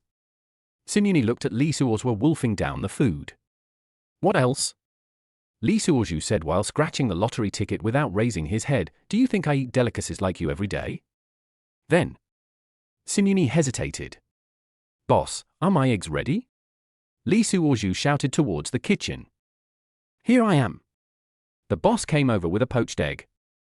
Simone's eyes lit up, thinking he ordered food for her. Unexpectedly, Li Suozhu directly put the egg into his own bowl, stirred it evenly and started eating. You? Simone stamped her feet in anger. You are too stingy, aren't you? I'm stingy? Li Suozhu looked up. Can't you order it yourself? I? Simone bit her lip. I don't have any money. Oh. Li Suozhu continued to eat noodles with his head down. Can't you treat me to a meal? Why should I invite you? Li Suozhu put down his chopsticks. You are my wife? You? Simone's chest heaved with anger. Then Chen Bishi is your wife? She isn't one either. Li Suozhu continued to scratch the lottery ticket, but she is my apprentice. Ha ha, apprentice. Simone sneered. You are really good at making excuses for yourself. No need to make excuses. Li Suozhu threw the last lottery ticket on the table. I just can't stand people like you. What kind of person am I? You are such a cool person. Li Suozhu wiped his mouth. You clearly want to eat, but you have to wait for others to treat you. You? Simone was so angry that she couldn't speak. Boss, check out. 28 in all. Li Suozhu threw down 30 yuan, grabbed the lottery ticket, got up and left. Where's the change? The boss shouted. No need to look for it. He said without turning his head, buy this beautiful lady a tea egg. Simone sat there, almost crying with anger. Stop. Simone chased out. Li Suozhu walked faster. This woman was too difficult to deal with. Li Suozhu. She ran after him in her high heels. Stop right there. What? Li Suozhu stopped. Do you still want to eat tea eggs? You? Simone stamped her feet in anger. How did you become like this? I've always been like this. Li Suozhu turned around. It's just that you were so high up before that you didn't notice it. As the night deepened, the street lights stretched the shadows of the two people very long. I am so high and mighty? Simone's eyes turned red. Then tell me, how am I so high and mighty? First, you didn't even send anyone to pick me up at the airport when I came to Beijing. Li Suozhu raised his finger. Second, you didn't even smile when we met. I? Third, he didn't give her a chance to speak. You clearly want to eat, but you have to pretend to be businesslike. That was me. Simone bit her lip. What do you mean by that? Li Suozhu sneered. Are you afraid of what others will say? Are you afraid that it will affect your image as vice president? My dear, there is more to this chapter. Please click on the next page to continue reading. It's even more exciting later. No. She trailed off. What is that? I'm angry. Simony suddenly shouted, do you know how long I have been waiting for you? Wait for me? Li Suoju was stunned. Ever since you said you were coming to Beijing, I've been waiting. She lowered her head, but as soon as you arrived, you asked Chen Bishi. I? Do you know how much I want to pick you up? Simony raised her head with tears in her eyes, But what? But I'm afraid I won't be able to control myself. She turned her face away. I'm afraid I'll pounce on you as soon as I see you. Li Suoju was stunned. Ding! Target's luck value plus 20. The system suddenly prompted. What did you say? He couldn't believe his ears. Nothing. Simony turned and was about to leave. Just pretend I didn't say anything. Li Suoju stood still and said, say it again. Let go. She struggled, it's not good for others to see. I don't care. He pulled her under the street light. Is what you just said true? Simony said nothing, just lowered her head. You really? That's enough. She looked up suddenly. Aren't you going to find your classmates? Go now. After saying that, she shook off his hand and ran away in her high heels. Li Suoju stood there, watching her figure disappear into the night. I'm not talking to you, I'm asking my system, it's just that I sent it to the wrong channel. Host, you are talking to me. The system sighed. Well, I was so anxious that she heard it. Li Suoju smiled bitterly. Brother Tong, is she serious this time? System, no, you are still a substitute. Brother Tong. You really can stab me. Chapter 63, Sunlighting Bar. VIP ward of Beijing First Hospital. Chen Bishi was lying on the pure white hospital bed, the moonlight shining through the floor-to-ceiling windows onto her delicate face. Tsai Mo and I stood by the window, looking at her sister Tsai Mo Yuan and brother-in-law Chen Bin sitting on both sides of the hospital bed. Chen Bishi, who was playing with her phone on the bed, suddenly asked, Mom and Dad, I feel fine now. I want to be discharged from the hospital. It's too uncomfortable here, tilde. After saying that, he rolled over on the bed like a child and started to fight. Oh, how old are you, and you're still acting like a spoiled child tilde. Tsai Mo Yuan and Chen Bishi look like sisters, but they have the charm of mature women.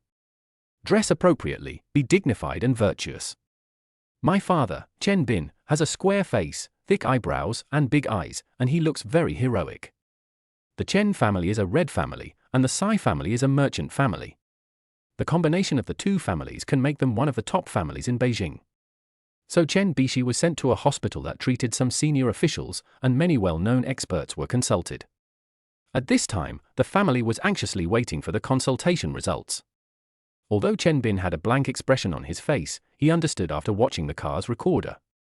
It was the large truck coming from the opposite direction that hit us on purpose. Li Suoju then signaled and shouted, Why are you turning on your high beams in broad daylight? Get over it. All these are enough to show that this was a premeditated assassination. The results of the expert consultation are out. Simony was the first to see it. She rushed out and took the diagnosis report. Her beautiful eyes only read the final conclusion, then she let out a long sigh and ran towards them. He whispered, apart from a minor concussion, there's nothing else wrong. The family breathed a sigh of relief and began to circulate the diagnosis. Tsai Mo Yuan is very virtuous and spoils her children the most. She sighed and began to discuss Chen Bishi, son. The couple has called Chen Bishi their old son since they were young. Chen Bishi rolled her eyes. Her memory was somewhat damaged, and she felt somewhat disgusted by her son calling her that. Mom? If you want a son, try to have another one with my dad, and don't always use me as spiritual comfort. Tsai Mo Yuan smiled and was not angry at all. Chen Bin was looking at the inspection report.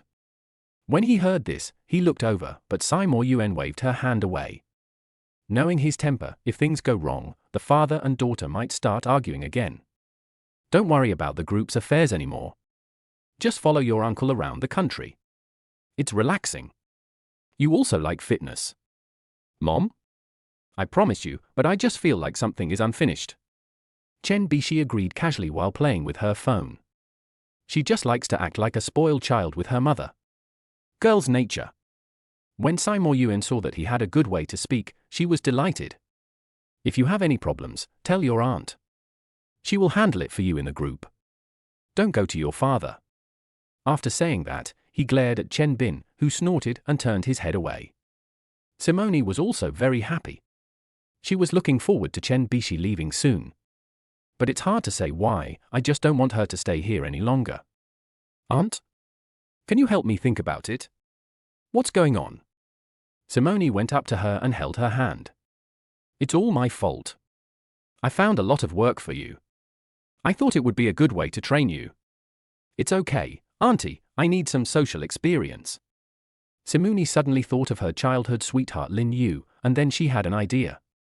By the way, Lin Yu doesn't know about your matter yet. Chen Bishi seemed to have not forgotten this aspect, and said angrily, don't mention him, it makes me sick, he did a lot of bad things abroad, Mom, don't bother with his family anymore, he's a whore in a foreign country. Simo Yuen and Chen Bin were shocked. Seeing their daughter pouting and acting coquettishly, they quickly pretended to be furious. If that's the case, I'll destroy his company. Simo Yuen's good temper flared up, old Chen, what's going on? My son has been waiting for him for so many years, isn't he delaying him? Chen Bin nodded. Although this matter was serious, it was not life-threatening. His brows were furrowed, but he was flipping through the evidence that Simone had brought. Let's talk about the Lin family later. There's something wrong with this matter right now, isn't there? What's wrong? Simo Yuen looked up and also looked at the A4 papers. Is it worth killing someone just for this little money? Chen Bin put down the documents. No matter how greedy Ma is, he wouldn't be so stupid. Simone thought a lot when she came, and she suddenly realized a new situation. Could it be, she began hesitantly, that they discovered something else? What's the matter? Chen Bin looked at her sharply. I don't know either. Simone turned her head away, I just think this is too strange. That Li Suozhu? Simo Yuen suddenly said, what is his relationship with Bai Shi? Colleague. Simone answered too quickly, attracting a suspicious look from her sister. Is he really just a colleague? Simo Yuen looked at her daughter, I heard. Why are you looking at me?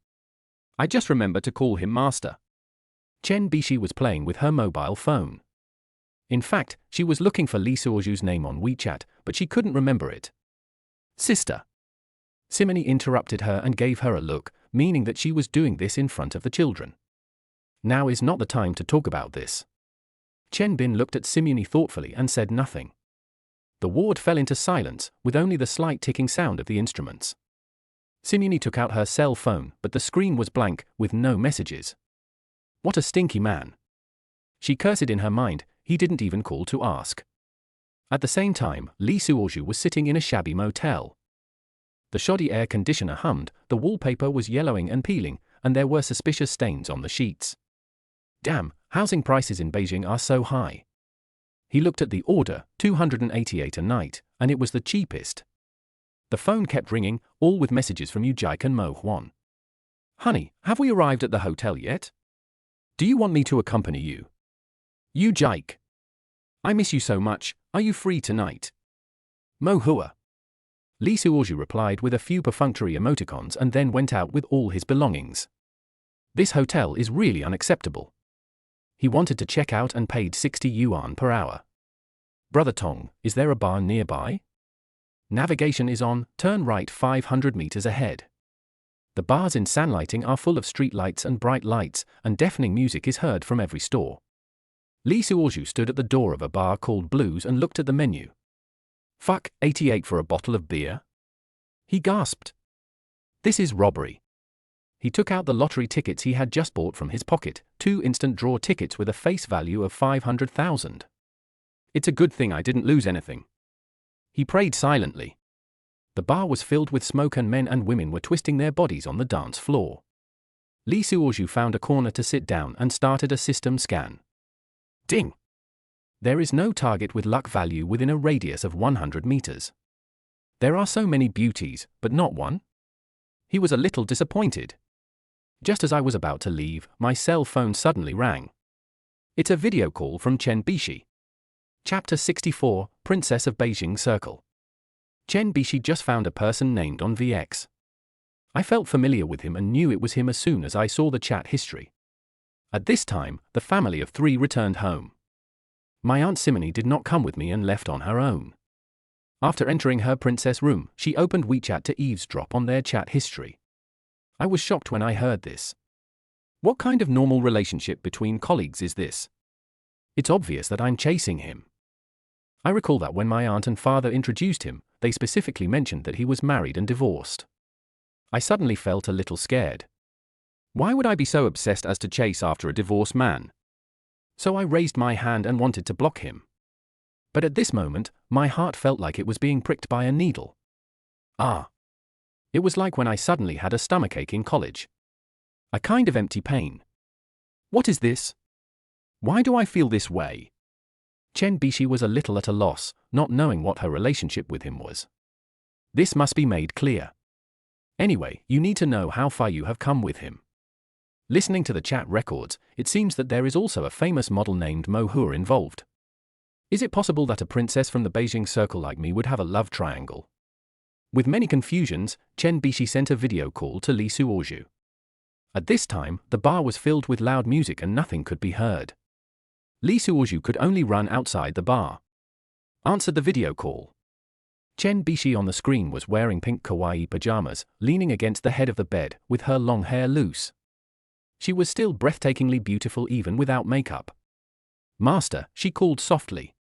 Li Suozhu's heart trembled and he quickly walked to a quiet place outside the bar. Try to give people the image of a good man. Why aren't you sleeping yet? He deliberately said with a stern face, it's important to recover from your injuries. I can't sleep.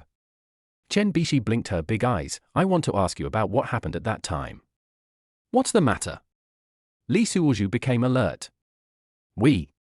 She bit her lip. Are we familiar with each other? No. He said firmly, just an ordinary colleague. Ever since Li Suozhu learned about her special physique, he has been a little hesitant to take action. It's better to calm down for a while. Really? Chen Bishi suddenly remembered something, and her conversation at the gym turned into poetry. If life is just a first meeting, why would the autumn wind make the fan sad? You said this, didn't you? Li Suozhu nodded. Well, congratulations, your memory has recovered a lot. I said it casually at the time to praise a lady in the gym. Were you there at the time? Hearing him say this, Chen Bishi suddenly felt a headache, her memory began to become confused again, and she rubbed her temples. But why do I feel that? The words were already out of his mouth, but he didn't know where to start. Li Suozhu, what do you think? Chen Bishi felt empty inside. She lowered her head, as if I had lost something very important. Li Suozhu clenched his fists and tried hard not to admit it. Bishi, listen to me. He took a deep breath, forgetting some things may be a good thing. Why? She raised her head, feeling extremely upset. Because? Li Suozhu looked at her pitiful appearance, his heart almost broke, because some memories will hurt you. But? Well, it's getting late. He interrupted her, go to bed early. I have a meeting tomorrow. After hanging up the video, Li Suozhu leaned against the wall and lit a cigarette. Host, why are you doing this? The system sighed. I'm afraid. He blew out a puff of smoke. I'm afraid she'll suck away my luck after she wakes up. But? No buts. Li Suozhu put out his cigarette. Being alive is the most important thing. Turn around. Prepare to continue wandering in the night of the capital. He put his hands in his pockets, whistled, and walked around the street in an arrogant manner.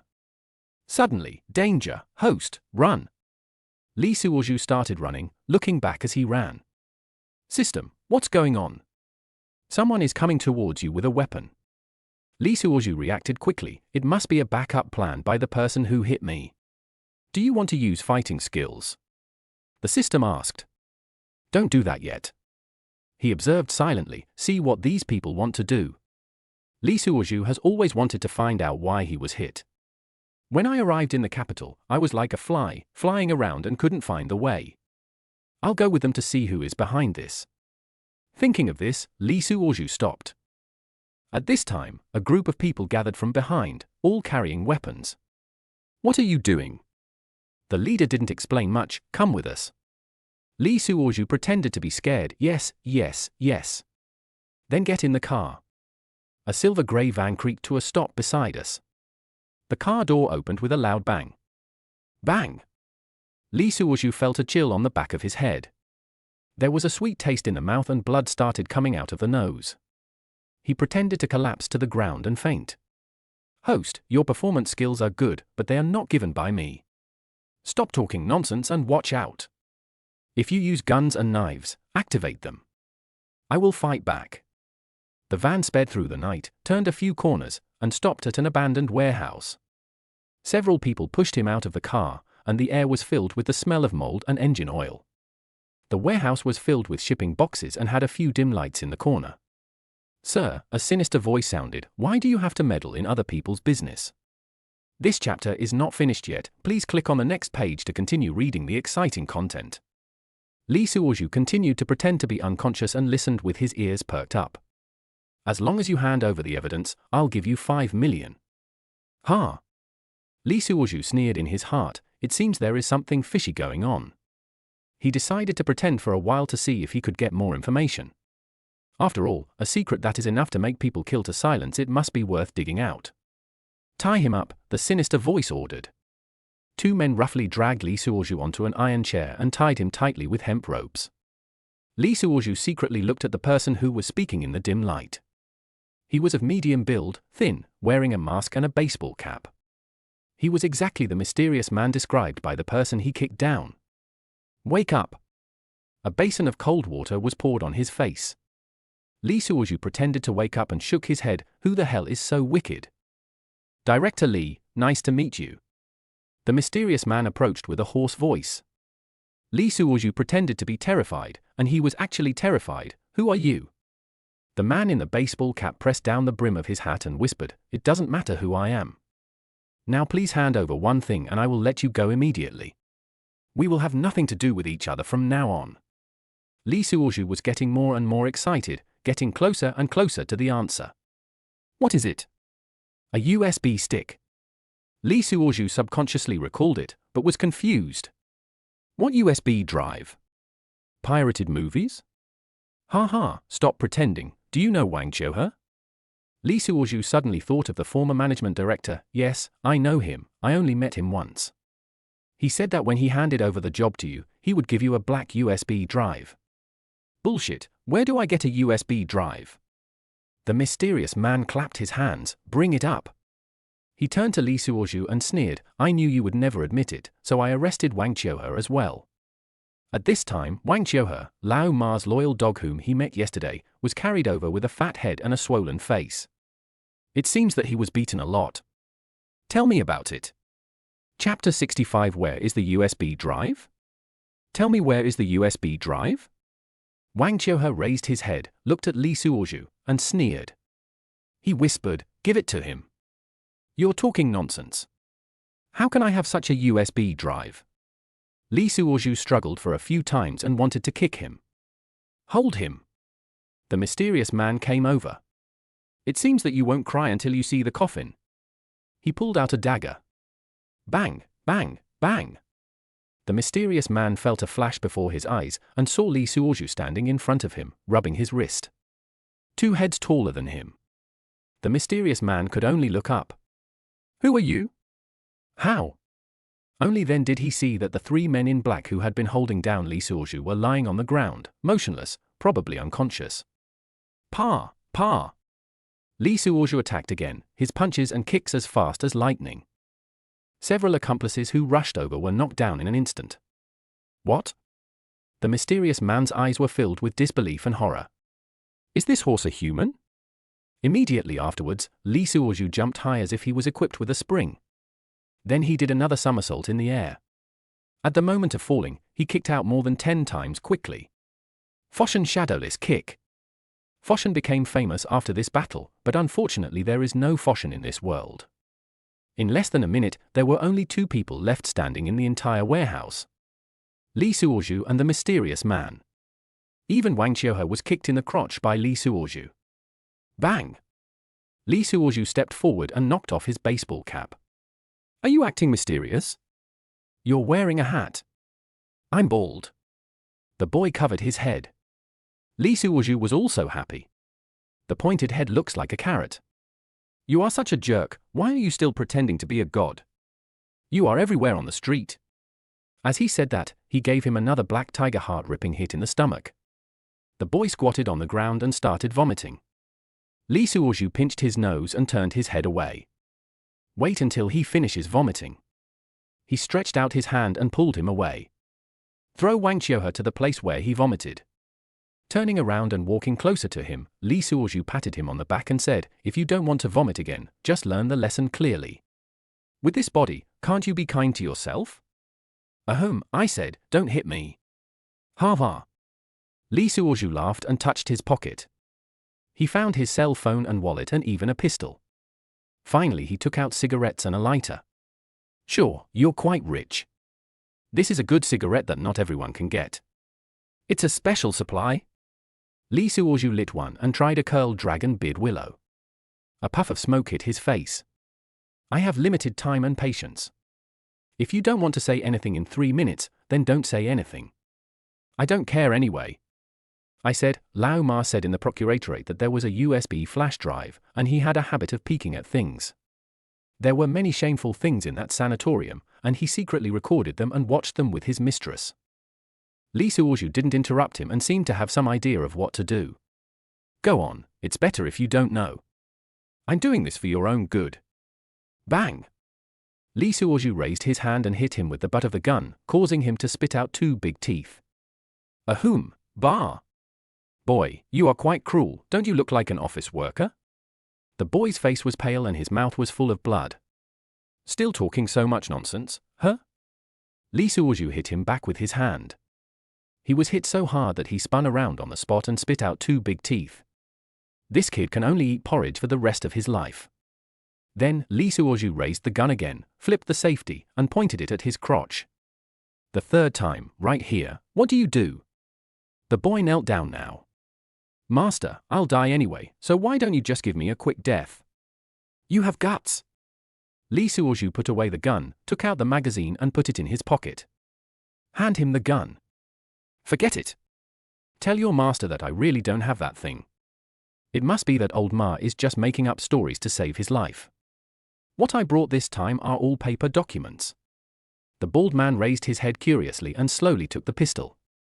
What do you mean? It is better to resolve a feud than to create one. I don't want to cause any trouble. I just want to live in peace. I'll tell you, my master, I promise that he will be fine here with me. Uncle, I believe you. Don't worry, I will definitely convey your words. The bald man kowtowed 3 times. Li Suozhu was not afraid of them, but was worried about Simo Ni and Chen Baishu. If I keep saying no, maybe something bad will happen to both of them. I just laid it out and thought that it was Lao Ma who was causing trouble and wanted to live a few more days. This group of people are not ordinary gangsters. The information released by the procuratorate must come from people in the white world. I have to stay alive for a while, so I'd better try to keep things peaceful. I'm sorry for today. Find a place to get some ceramic teeth. Then you can come to my place to eat fish for free. It sounds like children fighting. The bald guy quickly put on his cap. He staggered to his feet. Li Suozhu turned around again, and was so scared that he quickly took a few steps back. Brother, I chose not to pursue it this time. It's not because I'm afraid of you, but I just think we may have been used by Lao Ma. The boy nodded quickly. Yes, it must be. You are too courageous to lie for a USB flash drive. Li Suozhu smiled and patted his shoulder. I'm sorry, brother. Let's go to Guanshan Reservoir to eat fish when we have time. After saying this, he clasped his fists, turned around and walked towards the door. I went out and walked towards the light until I reached the highway. Fortunately, there was a bus stop nearby. Li Suozhu didn't care where he went, as long as he could leave here as soon as possible. Not long after, a bus came over. There was no one on the bus except the driver. It was so creepy. This chapter is not finished yet, please click on the next page to continue reading the exciting content. Li Suozhu got in the car and glanced at the driver deliberately. The driver covered his face with a similar cap as before, also wearing a hat and a mask. He didn't say anything, just drove. Li Suozhu sat beside him and looked at him. This kid has a really good mental quality. He just drives without blinking. They walked for more than 10 stops without saying a word and no one got on the bus. Brother Tong, am I on a ghost bus? Is the bus full of ghosts? No neutrino fluctuations were detected. Li Suozhu. It's also called neutrino here? It seems that there is metaphysics here too. No, I don't know what metaphysics is. Li Suozhu got off the car in a busy area and looked at his cell phone. It was 4 o'clock in the morning. After tossing and turning all night, I moved my neck and the back of my head still hurts a little. Holy host, that's it? Thinking that I would meet Chen Bishi's father during the day, there was no need to rent a hotel. Found a 24-hour fast food restaurant. I dove in, ordered some oden, and ate it comfortably. Fell asleep on the table. Someone pushed him in his sleep. When I opened my eyes, I saw it was Chen Bishi. So he was shocked. Why are you here? He said, wiping his saliva. Chen Bishi was wearing her usual yoga pants and a loose-fitting top. I called you and the waiter here answered the phone. You were fast asleep. Oh, what time is it? Li Suozhu picked up the mobile phone on the table and saw that it was almost 8 o'clock. I came to see you at 7 o'clock. Why are you sleeping here? Chen Bishi spoke differently from before. Very formal, just like the two people just met. Oh, I drank too much with my classmates last night, came here to eat a bowl of noodles, and fell asleep immediately. Li Suozhu didn't dare to look at her, for fear that she would absorb his luck. I don't know if she has awakened. Brother Tong, has she awakened? No, but you have to be careful too. Chapter 66. A person who wants to live quietly. Li Suozhu quickly stood up and took 2 cups of instant coffee. He walked back and handed Chen Bishi a cup. Here, it's not as good as your favorite Alashan coffee, so just drink it. Thank you. Chen Bishi sat opposite him. After taking the cup, she didn't drink it immediately, but gently stroked the edge of the coffee cup with her fingers. We used to be familiar with each other? The morning light at this time shone through the glass window of the fast food restaurant and sprinkled on her delicate face, revealing a crystal clear face without a single flaw.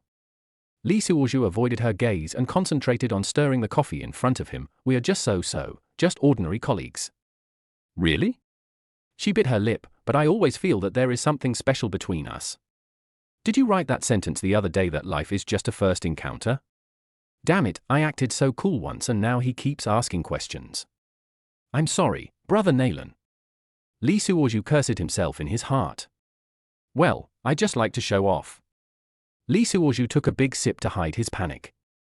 Hold the coffee cup against your face for a few seconds and take a peek at the face opposite you that is causing trouble for everyone. The face smiled disapprovingly, lowered its head and picked up the cup. The hair fell down. Li Suozhu subconsciously wanted to help, but immediately changed his posture. Instead, he lifted his sleeves up. Chen Bishi seemed to see this and smiled without saying anything. I'll go to Mr. Chen to report my work in a while. Where are you going? Me. Chen Bishi put down the cup, wiped her pink lips with a tissue, and said, I have decided to leave the group. Li Suozhu looked up. My uncle is too busy with his gym chain and wants me to help. She lowered her head. I think it's a good idea. Li Suozhu felt mixed emotions.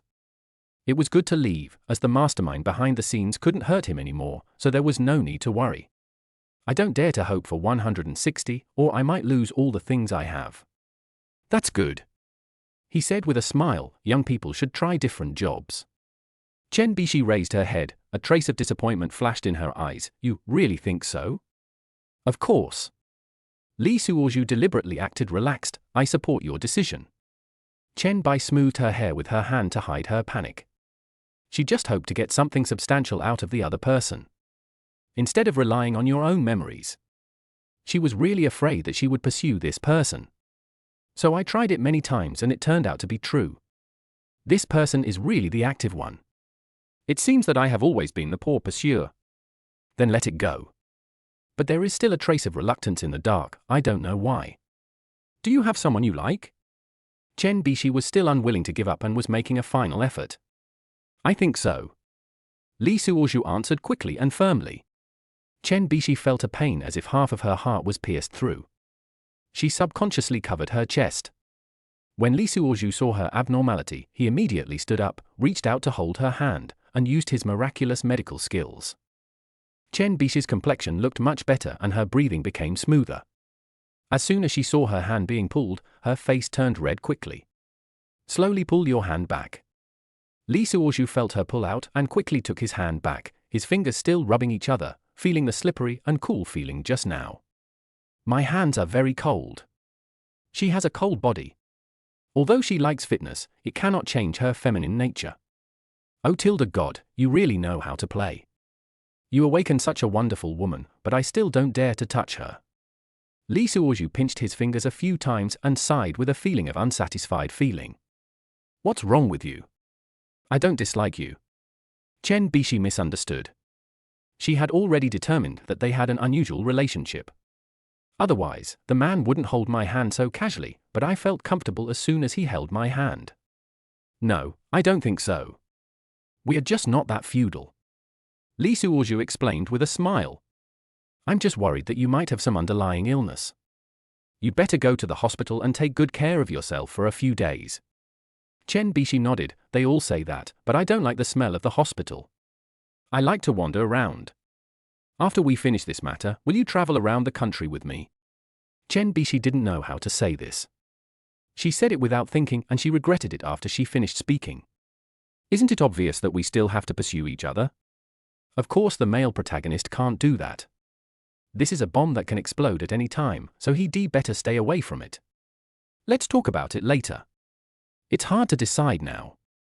This excuse was already very obvious, and Chen Bishi was a little confused. Given her conditions, why is this man always avoiding her? I can't remember much about the past, so don't be offended if I ask you anything. No, what do you want to know? Who do you like? Li Suozhu was stunned. This question was unexpected and I didn't know how to answer it. Well, let's keep it private. It's inconvenient to talk about it. Chen Bishi immediately changed the question. Oh. Then do you know who I have liked before? Or who has liked me? Well, I do know a little bit about that. You have a childhood sweetheart abroad, but I forgot his name. Chen Bishi nodded. So, have you ever liked me? Li Suozhu was stunned for a few seconds. Of course, who wouldn't like such an excellent woman like you? Chen Bishi continued to press. I mean the kind of love between men and women. No, I am not worthy of you. I dare not even think about it. My dear, there is more to this chapter. Please click on the next page to continue reading. It's even more exciting later. Dang! Chen Bishi put the soup spoon into the cup. That's true tilde. Li Suozhu saw that it was useless to talk any further, so he stood up. It's almost time. I'm going to report to your father. Chen Bishi didn't say anything, she just stood up and walked in front. The two arrived at the door. Take my car. Li Suozhu nodded, thank you. The two got into the car. Chen Bishi started the car and merged into the traffic. The traffic was so heavy that neither of them could walk fast. Chen Bishi honked the horn from time to time and cursed the driver in front. Damn, this technique is not as good as my woman's. Li Suozhu. This is the peak time, don't rush. Li Suozhu was afraid that she would get angry and rear-end him. Tell me, if a man is not as good as a woman, what's the point of living? System, host, calm down. Be careful. Her words may not necessarily be her own. Li Suozhu was sweating all over and secretly looking at her beside him. Brother Tong, are you saying that she also has a system similar to yours? No, but she may have a second personality. Anyway, it's very complicated. Be careful and don't throw away 610 for 160. Seeing that he didn't say anything, Chen Bishi became even angrier. You can write poetry, right? How about a farewell poem? Li Suozhu's is not difficult, you can find a lot of them. When will I meet my old friend at the corner of the sea? Where can I find my soulmate at the end of the world? Chen Bishi looked ahead, steering the wheel with one hand. After hearing this, her body trembled noticeably. What a kind soulmate. I'm sorry for making a fool of myself. Chen Bishi, after reporting your work, where are you going? Li Suozhu, let's go back wherever we came from. I like Guanshan Reservoir. The traffic was not congested at this time. Chen Bishi accelerated and drove away. The group building still looks old, with ivy growing all over the mottled walls. The chairman's office on the 5th floor. Go find your aunt first, Li Suozhu said to Chen Bishi. She nodded and said, okay, we're separated now. I don't know when we'll see each other again. Take care. After saying that, she turned and left. The sound of stepping on the old floor gradually faded away, and the back figure looked desolate and lonely. Li Suozhu turned around and knocked on the door, then turned back to see that the corridor was empty. The person who opened the door was a young man, probably Chen Bin's secretary. In the office, Chen Bin was standing in front of the window wearing a dark grey suit, his back exuding a sense of majesty. Sit down. He didn't look back. Li Suozhu sat down on the reception sofa and looked around this old-fashioned office. There are mahogany furniture and purple clay tea sets, and several calligraphy and paintings by famous artists are hung on the wall. I won't talk about the sanatorium matter anymore. It has been sent to the procuratorate. Chen Bin turned around with a sharp look in his eyes. I heard about what happened last night. What's the matter? Li Suozhu was a little surprised how he knew it so quickly. The secretary closed the door of their room and went out. Chen Bin said word by word, you were kidnapped. Li Suozhu looked straight at him. So you know who it is? Chen Bin nodded and shook his head. It better not be her. If you like, after divorce I surprisingly gained immortality. Please bookmark, after divorce I surprisingly gained immortality. Chapter 67, number 111, Lam Tin Street. You don't need to know. You handled it well. I guess the matter is over. Then you also know that Lao Ma is lying, right? Li Suozhu looked straight at him. Oh? Chen Bin sat down opposite him. Tell me about it. If the USB flash drive really existed, he would have taken it out long ago, Li Suozhu analyzed. Why wait until now? Chen Bin nodded, that makes sense. Besides, Li Suozhu continued, the matter of the sanatorium is probably not that simple. What do you know? Chen Bin's eyes narrowed. I don't know anything. Li Suozhu spread his hands, but I think it's best to end this matter here.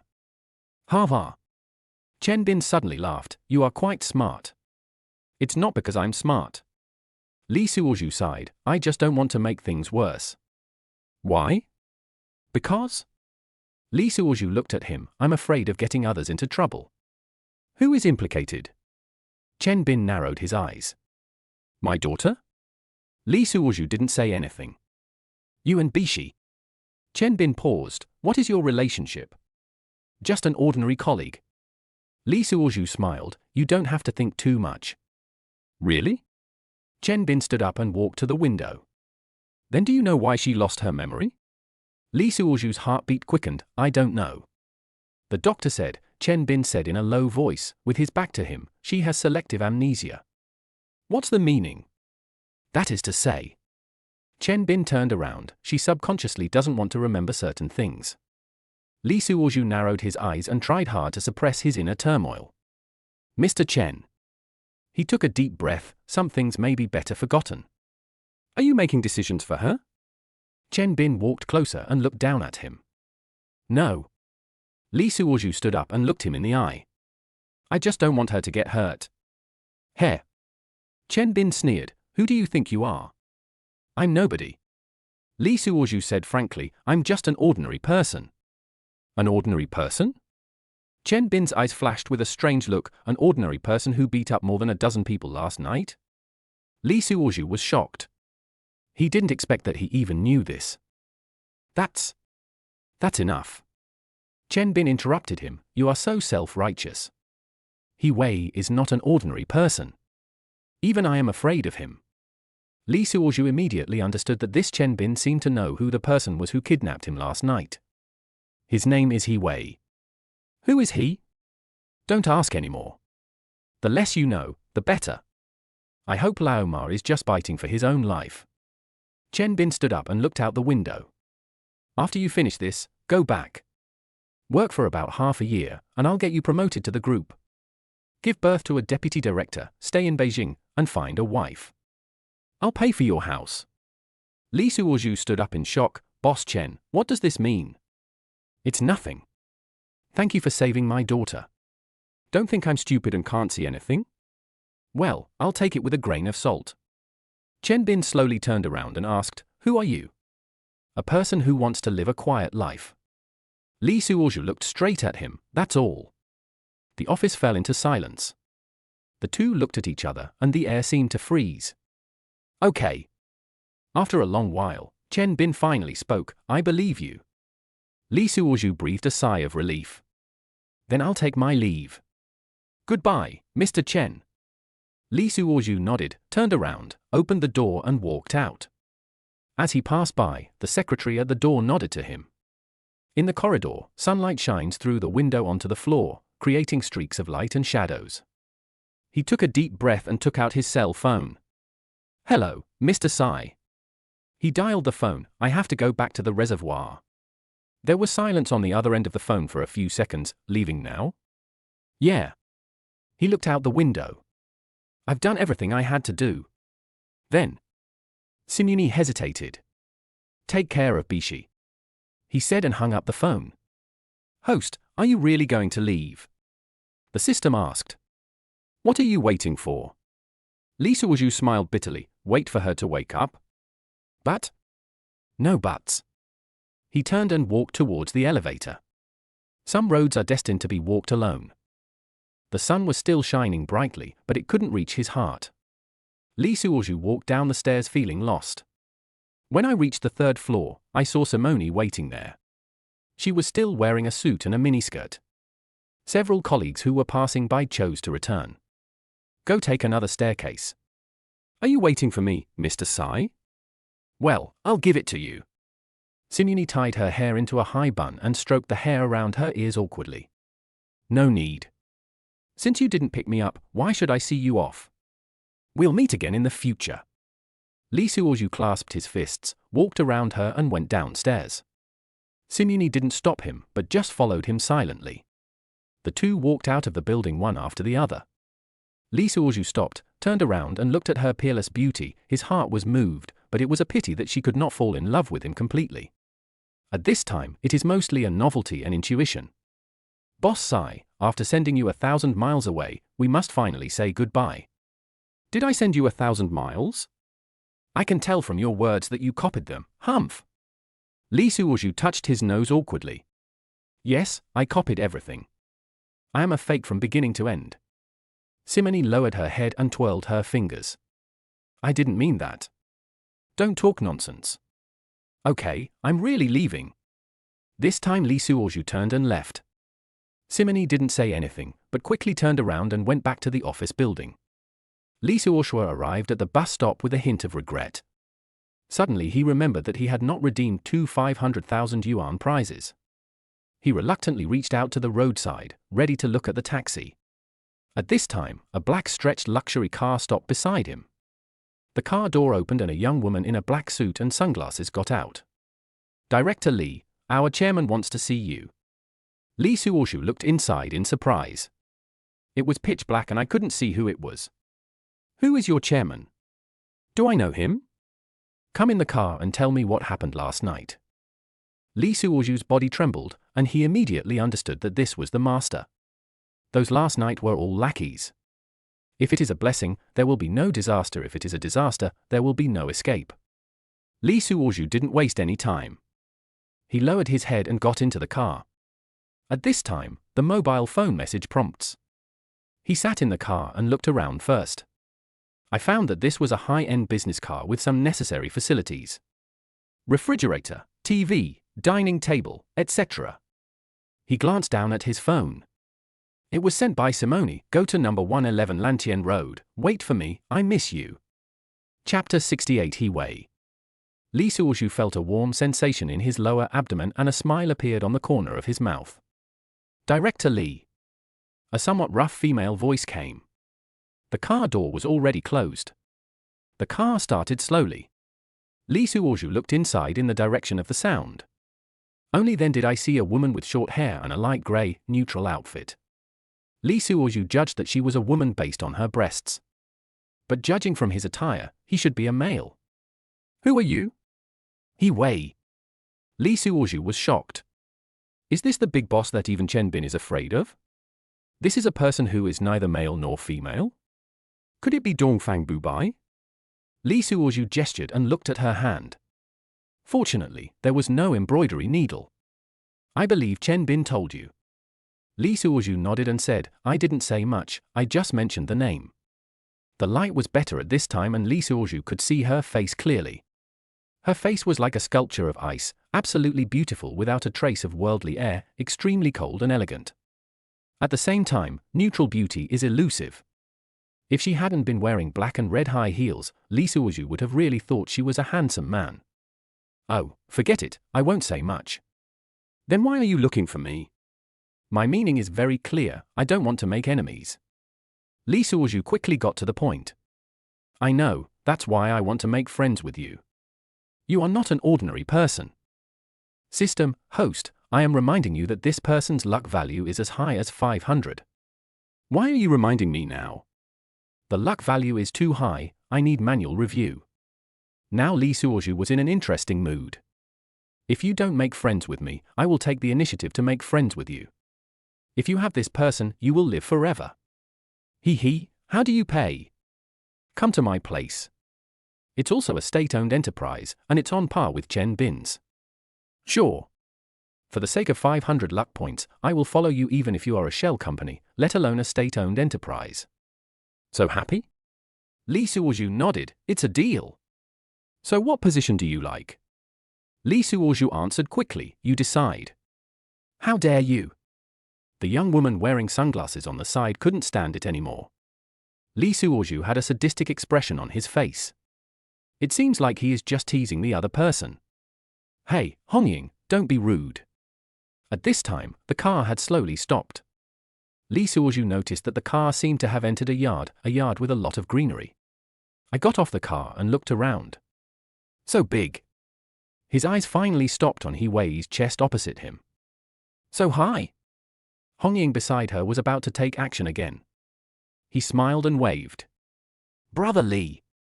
Li Suozhu was confused by his address. Are you calling me your brother? Mr. He, I can't afford you. He Wei was about to speak when suddenly a loud shout was heard. This is the master from last night. Let me learn from him. As soon as he finished speaking, a white-haired old Taoist walked out of the villa. He was wearing a grey and white Taoist robe and holding a green sword. The scabbard was inlaid with several pearls that sparkled in the sun. Is this Mr. Li? The old Taoist squinted his eyes and looked at Li Suozhu, his voice hoarse with a hint of arrogance. It's me. Li Suozhu nodded, but he was laughing in his heart, thinking that this was serious. I am Xuani. The old Taoist stroked his beard and smiled. I heard that Mr. Li is very skilled in martial arts. No way. Li Suozhu thought to himself, didn't they say there are no Taoist priests in this world? So I answered him doubtfully, I only know a little bit of kung fu. Why don't we have a fight? The old Taoist said, slowly drawing out his sword. The sword flashed with cold light and made a slight humming sound. This? Li Suozhu pretended to be embarrassed, I won't kick the nursing home. What the hell is a nursing home? The old Taoist didn't understand and looked at He Wei. He Wei sneered, Master, he dislikes your age and is afraid of hurting you. Humph. You're speaking with such a big tone. Watch me. After he finished speaking, the sword flashed and a straight cut was immediately made on the green lake belt next to it. Leaves and branches were scattered all around, and the old Taoist was looking very proud, stroking his colorful beard. Sword Chi? Li Suozhu thought to himself, is there such a master in this world? Don't be nervous, it's all a trick. You can beat this old Taoist with just 3 punches. Li Suozhu. Please. At this time, the old Taoist made a starting gesture. Li Suozhu picked up a branch from the ground. Old man, I'm going to make you look bad today. Etc. The old Taoist was about to raise his sword to attack. Li Suozhu stopped him immediately, and the tip of the sword stopped abruptly in mid-air. Do you have a name in your secular family? I am a layman, my name is Ma Weigua. Li Suozhu looked as if he had expected it. No wonder then. How do you recognize it? Li Suozhu shook his head, I don't recognize him, I'm afraid of being scolded. Shameless boy, look at the sword.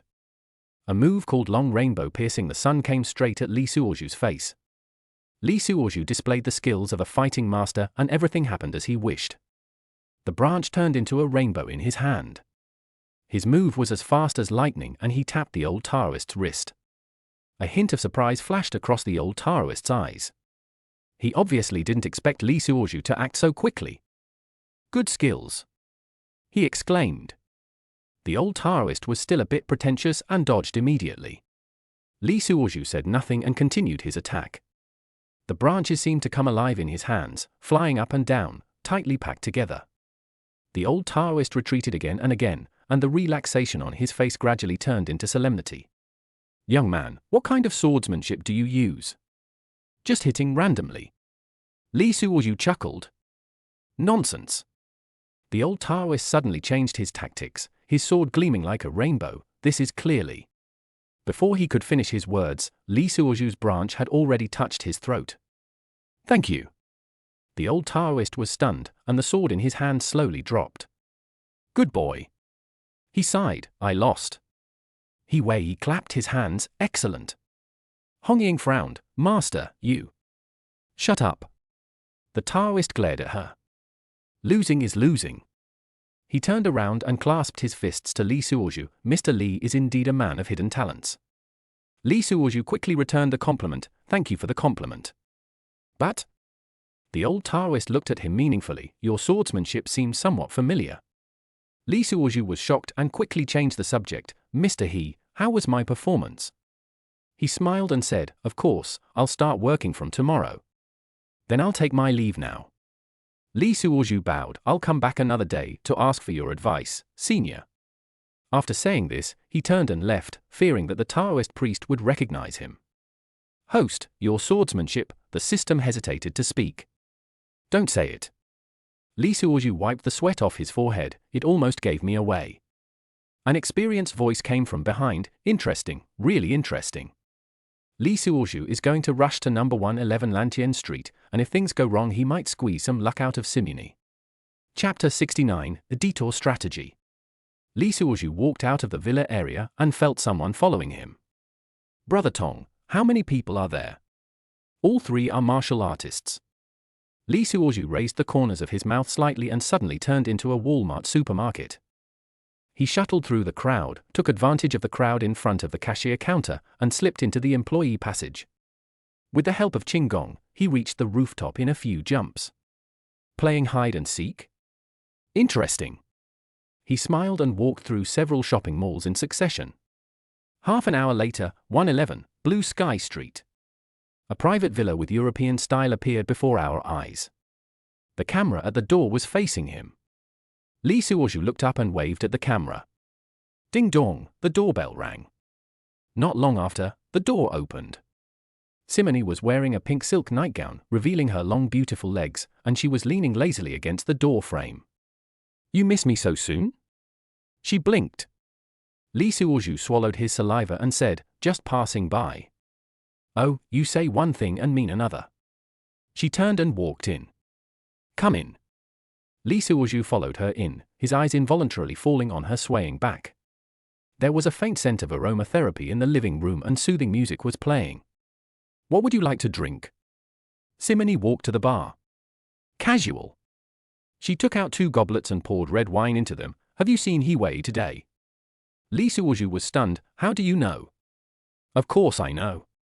She handed him a glass of wine. "Nothing in this capital city can be hidden from me." "Do you know what she wants to do?" Simony sat down opposite him and crossed her legs. "I want to win you over." Li Suoju looked at her snow-white thighs and his heart beat faster. "Aren't you afraid that she will take me away?" "I'm afraid." She suddenly came closer. "So I want to keep you." Li Suoju smelled her fragrance and felt a little dizzy. "How to stay? What do you think?" She parted her red lips slightly, her eyes blurred. Li Suoju resisted the urge. "Boss Sai, you've had too much to drink." "No." She put her arms around his neck. "I'm sober." "But..." "Don't say buts," she interrupted. "Don't you have any feelings for me at all?" Li Suoju's heart almost melted when he saw her pitiful appearance. Ding! Target's luck value plus 20. Yes. He said softly, how could there not be? Then why do you always avoid me?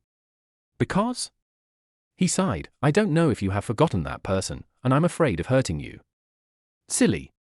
She leaned into his arms. What could hurt me more than losing you? Lee Suoju hugged her slender waist and smelled the fragrance of her hair. You know what? She looked up, from the first time I saw you, Before she could finish her words, Lee Suoju had already kissed her lips. What about the other person? Hateful, it ruins the mood. Why mention him? I'm very sober this time. Simone finally hugged him and refused to let go. It was wrapped around her like an octopus, and her fair and tender skin turned a little red. Lee Suoju looked at her confused eyes and said softly, how about taking a bath together? Turn off all the phones first. Simone said vaguely. Late at night, exhausted, Simone's hair tangled around her pink face. Lying there panting, Lee Suoju stood on the balcony and smoked a cigarette. Open the phone and look at some messages. Yu Jike was asking questions again. And there is Mo Hua. There is actually Chen Bishi. Lee Suoju thought she would never look for him again. Open it and take a look. Master, let's meet tonight. I always feel like I have something to tell you. Lee Suoju looked at the time and it was already late at night. Looks like I missed it. There is nothing much to say when I think about it. I keep repeating the same old things over and over again. It makes me annoyed just thinking about it. Anyway, I can't touch her for the time being, so just leave her alone. Right now, let's focus on He Wei. By the way, He Wei. He turned and walked into the house. When he passed the coffee table, he picked up the mouthwash and took a sip. He spit into the trash bag beside him. Inside was a used raincoat. Boss Sai, I want to ask you something. Simone was still feeling dizzy and her whole body was sore. Lee Suoju showed no mercy this time and held on for double-digit time in one go. The hypocritical ground became loose and turned into sand. Fulfilled his promise. Simonicole was unlucky, her eyes were seductive, and her mind was still in a mess. I'm so tired, let me rest. Okay, lie down. I'll ask He Wei. I want to know her information. Simone turned her head, her face full of messy hair. Through her hair, one could see her big almond-shaped eyes with 3 or 4 layers of eyelids. You're attracted to her? Lee Suoju nodded and said, to be honest, I'm going to go to her place and find out about her situation. Simone didn't blame him this time because she was satisfied. This guy is just a lunatic. Give up on her, she doesn't like men and she even pursued me. What? Lee Suoju stood up suddenly, without any clothes on, and stood in the middle of the ground with his arms and legs spread out. Why are you surprised? Marshall, his granddaughter, was raised as a boy since she was young. She served in the army, worked, and started her own business. Now she is the top boss in the Beijing circle and no one dares to mess with her. Simone turned over and sat up with gritted teeth. We are about the same age. She has only one habit, which is to like women. The women she keeps are all movie stars. She has had relationships with every diva. Otherwise, she would be banned. My dear, there is more to this chapter. Please click on the next page to continue reading. It's even more exciting later. Lee Suoju was stunned. He did it for no other reason than there was another condition to obtain the luck value. Win her heart. How can I get this horse? She doesn't like men. Brother Tong, tell me how to do it? My information does not contain any countermeasures, by the way, your swordsmanship. I'm so anxious, what swordsmanship are you talking about? That's Blue Star's famous swordsmanship, the Dugu 9 swords. The host is really knowledgeable. I admire him. It seems that he must have a way to deal with He Wei. Lee Suoju cursed the system angrily. You should upgrade, check if there is an upgrade package. He turned around and walked closer to Simone, put his hand on her waist, and touched her a few times. Hate it, please stop teasing me, I give in. They both walked towards the bathroom. By the way, the He family is holding a cocktail party in the circle tomorrow. Are you going? If you want to go, let's go together. Lee Suoju had been staring at his neck, and when he heard it, he immediately retorted, aren't you afraid that others will know about our relationship? Just to let others know, This He has been annoying me lately. Today he sent me a lot of WeChat messages, all of which were love proposals, so corny, but not a single one was for you. If life could only be like the first time we met? Lee Suozhu suddenly remembered that this was what he said, but another worry came up. This sentence is also used on Chen Bishi. This just in case. Yeah, so He is quite tacky. Lee Suozhu, then how did she pursue you? Simone, it's just some common words, written by boys to girls, like I can't breathe without you, and when I think of you I have the courage and goals in life. It's vulgar. Lee Suozhu suddenly had an idea. Why not use Simone to get close to He, make the matter a fait accompli and take He down? This way, he could get 500 and have both the kingdom and the beauty. Chapter 70, attending a dinner party, it was so lively with so many women. As night falls, the lights in the capital gradually light up. Lee Suozhu stood in front of the floor-to-ceiling window, looking at the flashing neon lights in the distance. His heart was in turmoil. The man in the mirror was wearing a well-tailored black suit, his tie slightly tilted to the left. This was the third time he had adjusted it. Are you still worried about your tie? Simone's voice came from behind. Lee Suozhu turned around and couldn't help holding his breath. She was wearing a tight red evening gown with a slit that revealed her long legs. Her black hair was tied into an elegant bun, with a few strands of hair hanging by her ears, adding to her charm. How is it? She turned around, and the hem of her skirt drew a graceful arc. It's so beautiful. Lee Suozhu praised sincerely. Simone walked over and adjusted his tie for him. Don't be nervous, it's not like you haven't seen the world before. The faint scent of her perfume lingered at the tip of his nose, making Lee Suozhu's heart beat faster. I'm afraid. What are you afraid of? She interrupted him. Are you afraid of meeting Chen Bishi? Or are you afraid of meeting He? Lee Suozhu smiled bitterly, a little bit of both. Silly boy. She stood on tiptoe and kissed him gently on the cheek. I'm here. She wiped off the lipstick marks with her hands, her movements were intimate and natural. Luxury cars drove slowly in front of the Kempinski Hotel. Lee Suozhu and Simone's Rolls-Royce stopped in front of the red carpet, and the waiter respectfully opened the car door. The night breeze is cool, and there is a faint scent of flowers in the air. The hotel lobby is magnificent, and the huge crystal chandelier refracts the light into thousands of fragments, sprinkling on the guests' faces. Mozart's serenade flowed in the air, and celebrities in the capital were chatting and laughing in low voices among the clinking glasses. Look, that's He. Simone whispered in his ear. Lee Suozhu followed her gaze and was stunned. He stood in the middle of the hall, wearing a pure white custom suit, a black shirt and a neatly tied tie. His short hair was neat, and his every move showed the temperament of a king. If it weren't for the faintly visible curves, I would have really mistaken her gender. Is he handsome? Simone asked deliberately. Handsome. Lee Suozhu said the truth, and then she pinched his waist. He seemed to notice the commotion here and walked over here with a glass of champagne. Her steps are very special, with both the masculinity of a man and the elegance of a woman. Welcome. She stopped and glanced at the two of them. It seems that I, as the host, am late. The voice is deep and magnetic, making it difficult to tell whether it is a man or a woman. Mr. He, you are too polite. Simone took Lee Suozhu's hand and said in a friendly tone, we just arrived too.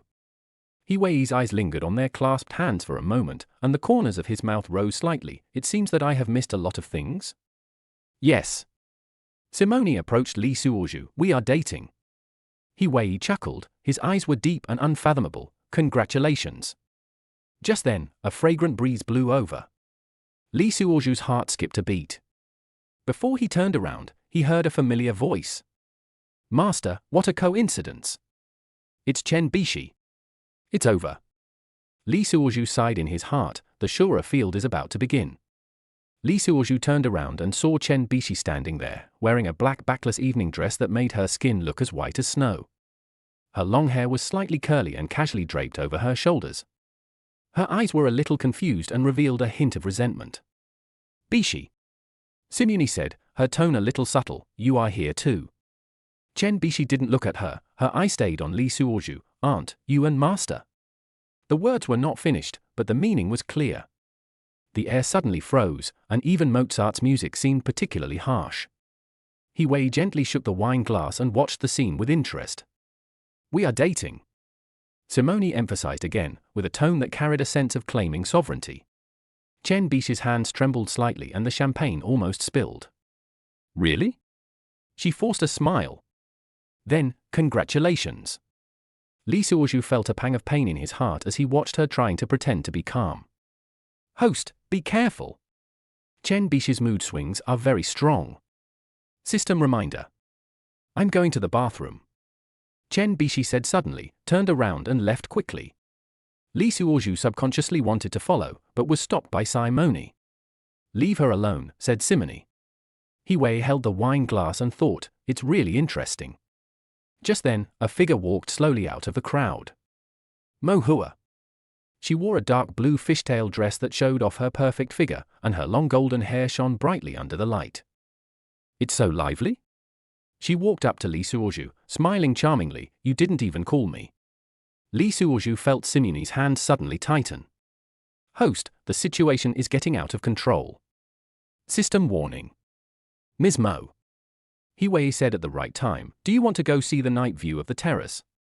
Mo Hua was unmoved. I would rather talk to Mr. Li. She leaned closer to Li Suozhu. The scent of perfume was faint and vague. I haven't thanked you for what happened last time. Simone sneered. Miss Mo, what do you mean? What do you mean? Mo Hua blinked innocently. I just want to thank my lifesaver. Li Suozhu felt his head was as big as a bucket. In the distance, Chen Bixi stood at the bathroom door, watching the scene silently. The fingers dug deep into the palm. Lifesaver? Simone's voice was chilling. Miss Mo, that's an interesting thing to say. This chapter is not finished yet. Please click on the next page to continue reading the exciting content. Mo Huan took a sip of champagne leisurely, and the crystal glass reflected a dazzling light under the light. What, did I say something wrong? She tilted her head, her long golden hair swaying slightly with the movement. If it weren't for Mr. Li, I might have already. That's enough. Li Suozhu interrupted her. It was just a coincidence that day. He Wei stood aside, her eyes becoming more profound. Her fingers tapped the wine glass lightly, making a subtle sound. Coincidence? Mo Hua smiled. The hero saving the beauty that night didn't seem like a coincidence. Simone let go of Li Suozhu's hand and turned to face Mo Hua. Ms. Mo, do you have any misunderstanding about the lifesaver? The air was filled with the smell of gunpowder. The band in the distance changed the song and Chopin's nocturne slowly sounded. Misunderstanding? Mo Hua took a step forward, then Mr. Sai, tell me, what did I misunderstand? The distance between the two women was less than 1 meter, but it seemed as if invisible sparks were flying. Li Suozhu was about to speak when he suddenly felt someone pulling the corner of his clothes. Turning around, it was Chen Bixi. She didn't know when she came back here. Master, I have something to tell you. She tried to speak in a low voice so that only the two of them could hear. Before Li Suozhu could answer, Simone had already caught his attention. She turned her head and said, Bixi, let's talk tomorrow if you have anything to say. No. Chen Bixi shook her head. I have something urgent to do. It has to be now. Mo Hua looked at this scene with a playful smile on her face. Hey, what's going to happen here? Ms. Mo. He Wei finally spoke. Why don't you go somewhere else? As soon as she finished speaking, Chen Bixi grabbed Li Suozhu's hand, turned around and walked towards the terrace. Bixi! Simone wanted to catch up. Mo Hua stood in front of her and said, why are you in such a hurry? Let the young people talk. You! Simone turned pale with anger.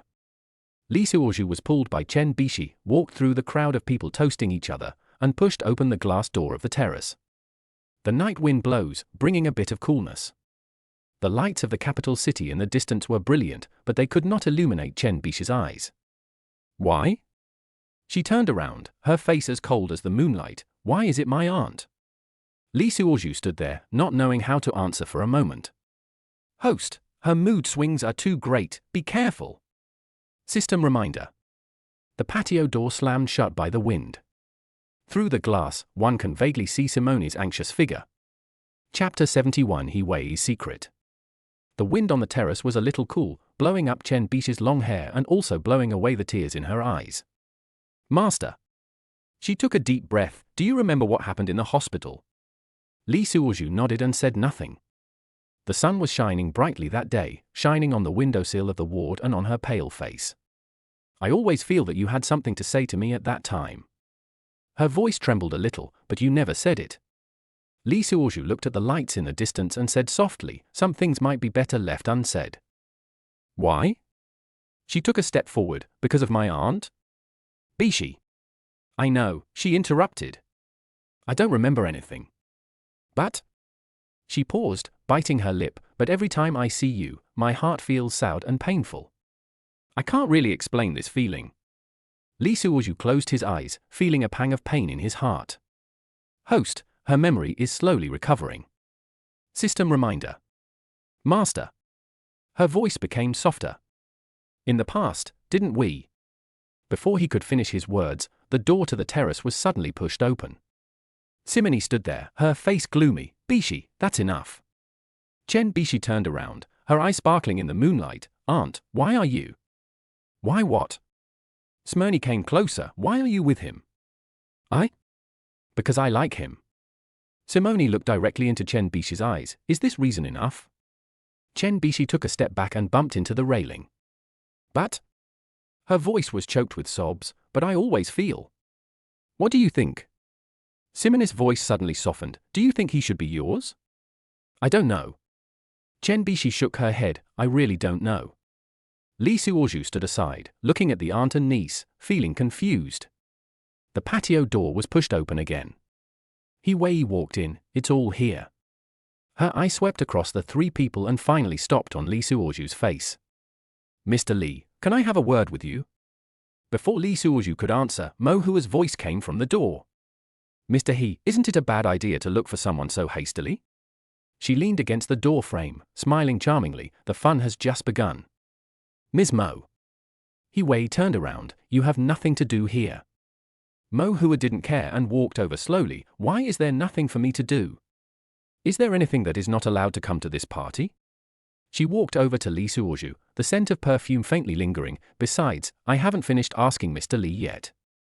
He narrowed her eyes slightly, and her silhouette looked particularly grim under the moonlight. What do you want to ask? She sneered. Ask him if he really likes Simone. This sentence is like a stone thrown into a calm lake.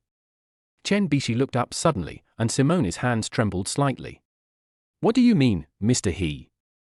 Simone pretended to be calm. He Wei did not answer, but looked at Lee Suoju. You tell her. Lee Suoju was shocked. He didn't expect He Wei to be so direct. I? You what? He Wei took a step forward. Do you know what Simone means to me? The air on the terrace seemed to freeze. Mo Hua blinked. Oh, this is interesting. He Wei. Simone suddenly spoke, her voice trembling. Don't talk nonsense. Nonsense?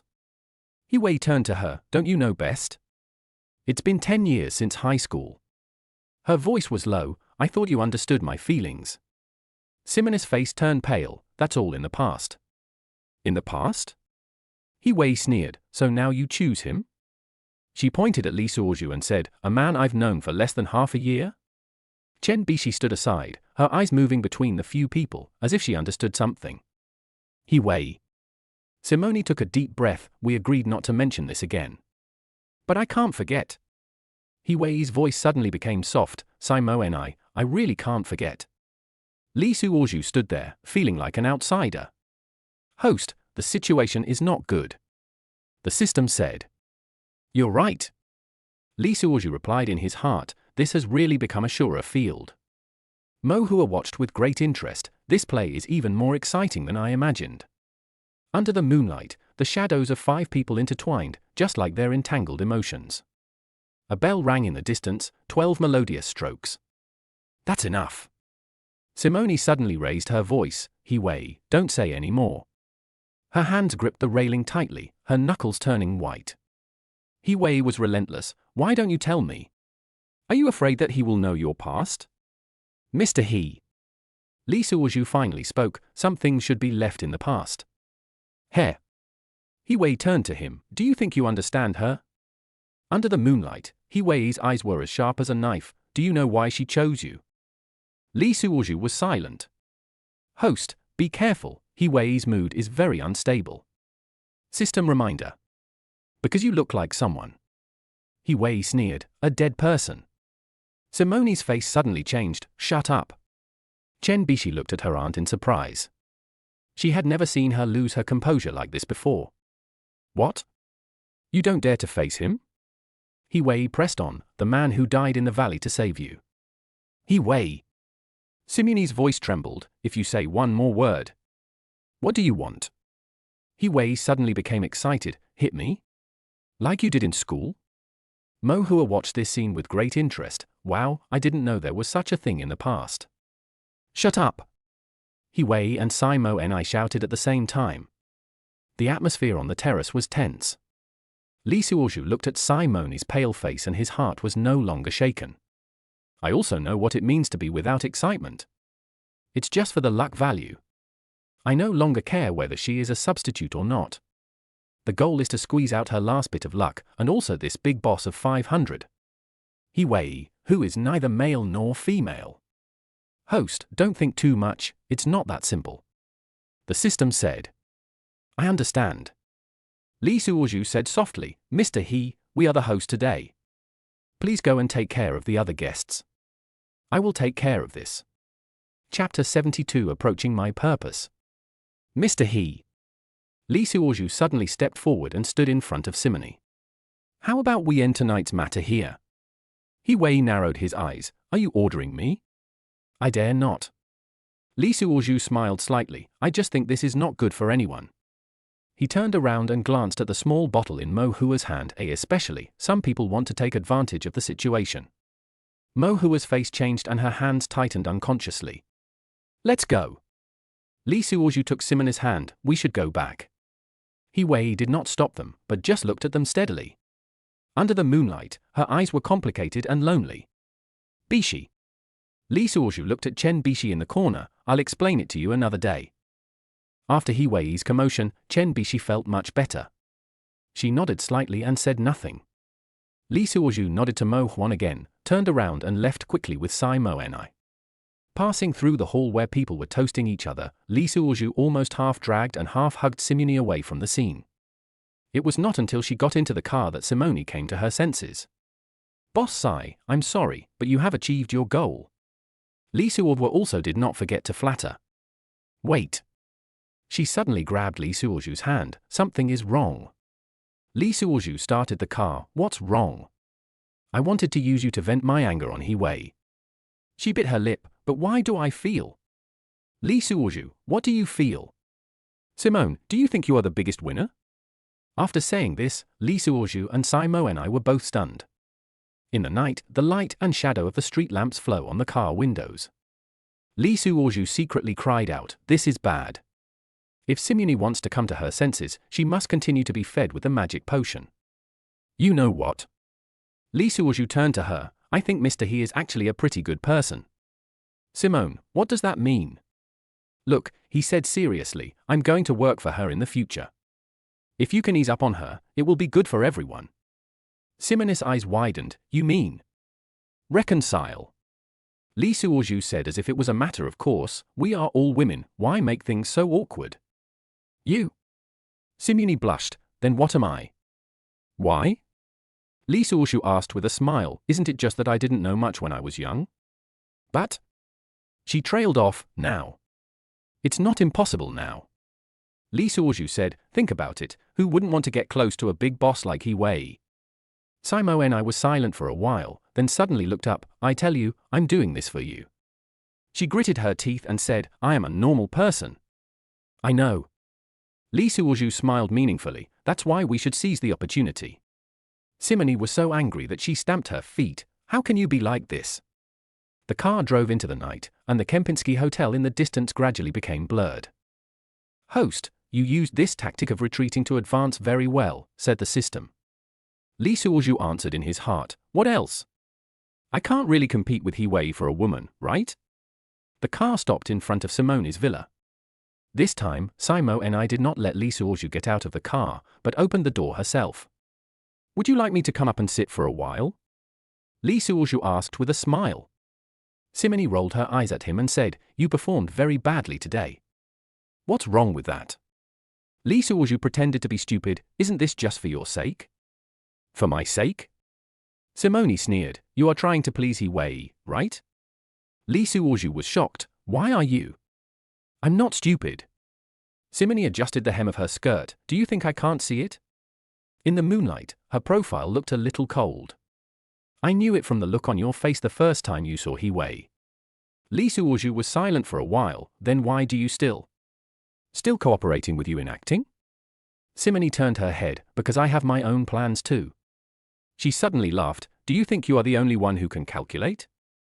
Lee Suoju looked at her, smile, and suddenly felt a chill on his back. Host, this woman is not simple. The system said. So. Lee Suoju chose his words carefully. You really want to be with Mr. He? Shut up. Simone interrupted him. I told you, I'm a normal person. But her face turned slightly red. So what are your plans? Lee Suoju asked. Simone tidied her hair. Why do you think He Wei can't forget me? Because I have something she wants. Simone's voice suddenly turned cold, a secret that can destroy her. Lee Suoju was shocked. What secret? You don't need to know.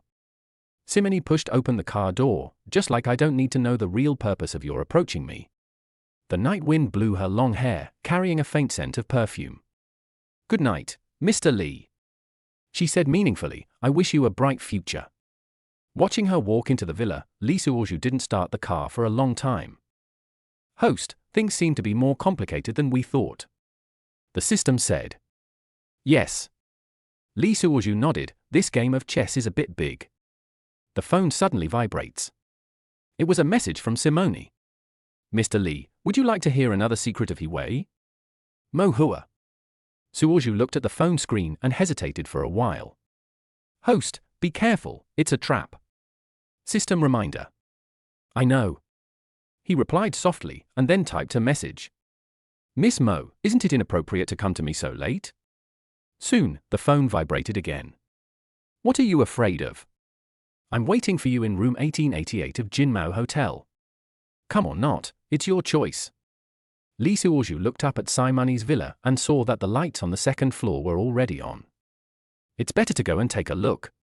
He said to himself, maybe I can squeeze out some luck. Jinmao Hotel is not far from here. The corridor was silent, with only the dark red carpet absorbing the sound of footsteps. Lee Suoju stood in front of room 1888 for a long time. He was wondering why the killer was looking for the USB flash drive and whether it had anything to do with this. He was really afraid that when he opened the door, he would see Mo Huan's dead body. The door opened. Mo Huan leaned against the door frame. She had removed her heavy makeup from the dinner party and put on a silk nightgown, which made her look more natural and charming. Want to come in or leave? She asked softly. Lee Suoju let out a sigh of relief. The warm yellow light in the room shone from behind her, casting an ambiguous shadow on the carpet in the corridor. Lee Suoju took a few glances inside and stepped over the threshold. There was a faint scent of incense floating in the room. The red wine on the coffee table had already been boiled, and two high-heeled glasses were reflecting the light of the crystal chandelier. Actually, Mo Hua poured wine for the two of them. I just want to see you alone. That's it? Lee Suoju took the wine glass but didn't drink it. Sometimes, she chuckled, I just want to see someone, and I don't need a reason. Chapter 73 I wish you a bright future. As the night deepens, the neon lights outside the window flicker, as if telling something. The early morning sun filtered through the blinds, drawing streaks of light and shadows across the office floor. Lee Suoju stood in front of Simone's desk, watching her read her resignation application. In the morning light, her eyelashes trembled slightly, as if she was thinking about something. Have you really decided? She finally spoke, her voice very soft. Yeah. Lee Suoju nodded. Mr. He gave me a good opportunity. Simone put down the documents and looked up at him. Do you know what you are doing? The sunlight shone on her face, making it difficult to see her expression. I know, he said. Okay. She picked up the pen and signed her name on the document. I wish you the best of luck in your future. The sound of the pen scratching on paper is like composing a farewell movement. Now that I have walked out of the building, I still have some free time. Lee Suoju plans to cash in the grand prize from a scratch-off lottery ticket. I took a taxi to the lottery center. After a series of complex checks, Finally, the 1 million plus 6,000 were deposited into my own card. I was secretly laughing as I walked. This world is great, you don't have to pay taxes on lottery wins. At this time, the cell phone buzzed again. It's Yukiko. After thinking about it, I roughly guessed what she was going to say. I picked up the phone and it was true. Are you crazy? Her voice was filled with anger and confusion. Why do you want to quit? Lee Suoju leaned against the stone pillar outside the building, watching the people coming and going. I found a better opportunity, he said. Hiwei's company is also a state-owned enterprise. There was silence on the other end of the phone for a while. What should we do then? Yukiko cried, you just keep silent. I'll stay in Beijing for a while. He interrupted her, just give it a try. Don't even think about changing jobs if you've reached that level. With Hiwei, who is 500, attracting her, Yu Jike is nothing to worry about. Lee Suoju. She suddenly raised her voice, what do you want? As he was speaking, another call came in. How small is it? Sorry, Mr. He has something urgent to discuss with me. He said and hung up the phone. Mr. He, I'll be there in half an hour. Standing in the shadow of the company building, Lee Suoju lit a cigarette. The sun gradually rose, dispelling the last trace of night on the street. A new day, a new beginning. But what makes Lee Suoju anxious is what secret Hiwei has. Although Mo Huan is a little thick-skinned, she seems to know some rumors. These did not seem to be groundless. With her ability as a socialite, she seemed to know something. Thinking back, Hiwei was willing to kill someone to get the USB flash drive. Lee Suoju's heart tightened. Could it be that Hiwei really had some shameful secret? Morning in the city always comes especially quickly. As soon as the sunlight on the skyline reveals a hint of gold, the streets begin to become bustling. Lee Suoju stood on the side of the road waiting for a bus. The morning breeze blew up the corners of his suit, bringing with it the unique coolness of early autumn. The number of missed calls from Yu Jike on his phone kept increasing, so he simply turned his phone to silent mode. A black Mercedes slowly stopped in front of him, the window rolled down. Hiwei was wearing sunglasses, with a faint smile on his lips. Get in the car. The leather seats exuded a light scent of perfume, which mixed with the faint smell of cologne on Hiwei's body, making people feel indescribably comfortable. There was light music playing in the car. Lee Suoju recognized it as Chopin's Nocturne. The soothing piano sound eased the tense atmosphere a lot. Mr. He, you are so polite. I can just take a car there myself. You came specially to pick me up. Hiwei was still dressed in a neutral style, except that he was not wearing a shirt under his loose suit. Did you sleep well last night? Hiwei suddenly asked, with a hint of amusement in her voice. Lee Suoju looked at the scenery outside the window that was rapidly receding, and replied calmly, not bad. As for Mo Huan. Hiwei paused, I know everything. Lee Suoju was shocked, but his face remained calm. Know what? Hiwei took off his sunglasses and turned to look at him. Why do you think I gave you this opportunity? The sunlight filtered through the car window, casting tiny shadows on her face. Her eyes seemed to hold an unfathomable depth. Because of my ability? Lee Suoju asked tentatively. Hiwei chuckled, what do you think? The car drove into a secluded road, and the plane trees on both sides cast mottled shadows in the morning light. We are here, said Hiwei. Lee Suoju then noticed that the car was parked in front of a low-key single-family villa. The red brick exterior wall was covered with ivy, and there were several roses planted in the garden in front of the door. The morning dew was still hanging on the petals, sparkling in the sun. This is my private residence. Hiwei opened the car door. Come in, I have something to discuss with you. The interior decoration of the villa is surprisingly simple, not as luxurious as imagined, but exudes a light and elegant temperament. The French window of the living room faces a small courtyard, and a few birds jump among the branches, making crisp chirps. Hiwei walked to the bar and brewed coffee skillfully. Do you know why Simone agreed to your resignation application? The coffee machine made a slight humming sound, which mixed with a birdsong outside the window, formed a wonderful piece of music. Lee Suoju sat on the sofa, looking at the sunlight through the French window and the shadows on the floor. Because of you? Smart. Hiwei came over with 2 cups of coffee, but this is only one of the reasons. She placed the coffee on the coffee table, and the aroma filled the air. The real reason is Before she could finish her words, her cell phone rang suddenly. After looking at the caller ID, He Wei's expression suddenly became serious. "Sorry, I need to answer this call." She walked towards the courtyard, leaving Lee Suoju sitting alone in the living room, looking at the steam rising from the coffee cup, with a lot of thoughts in his mind.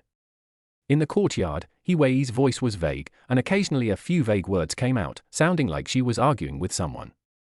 The sunlight shone through the French windows onto her back, making that slender figure look a little lonely. Lee Suoju picked up the coffee. The mellow taste seemed to have a hint of bitterness, just like the complicated situation at the moment. His eyes wandered around the living room, trying to read something from the simple furnishings. There were several abstract paintings hanging on the wall. The frames were all the simplest black, but they revealed an indescribable elegance.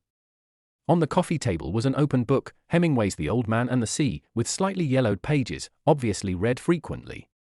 Lee Suoju couldn't help but think of what Mo Hua said last night, that under He Wei's appearance, perhaps there was an inner world that was more complicated than anyone imagined.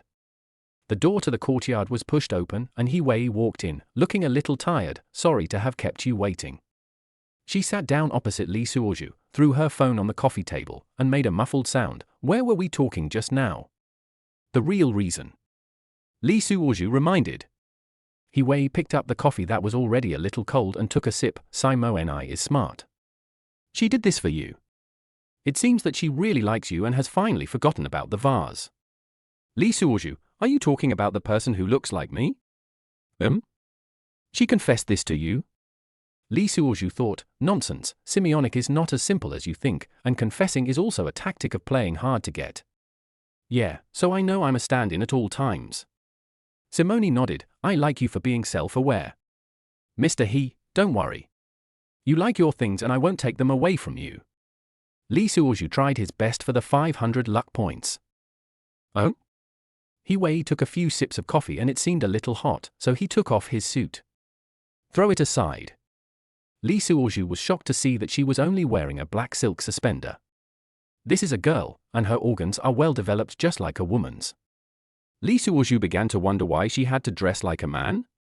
He Weiji then picked up the Maishan special supply on the table and used her black fingernails to push open the copper lid of the lighter. In the light of the fire, Lee Suoju could see clearly that she was wearing light grey lipstick. "If you want to suck it, get it yourself." She spit out a circle of eyes. "How about we call each other brothers from now on?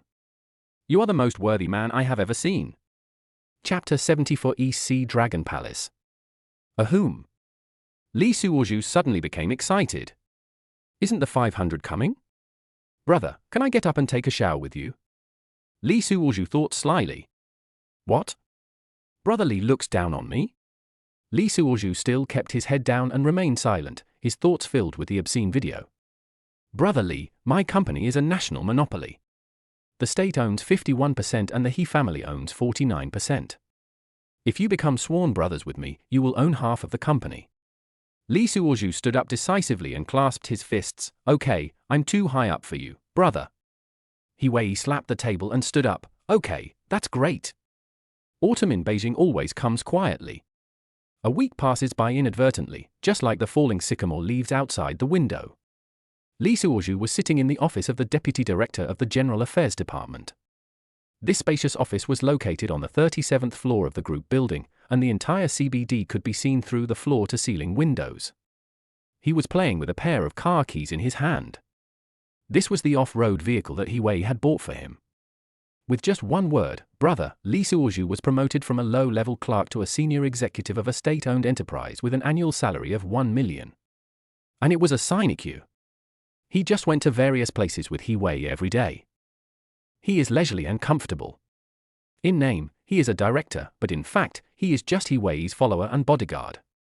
"Director Lee, General Manager, he wants you to come over." Secretary Xiao Zhong reminded softly at the door. "Got it."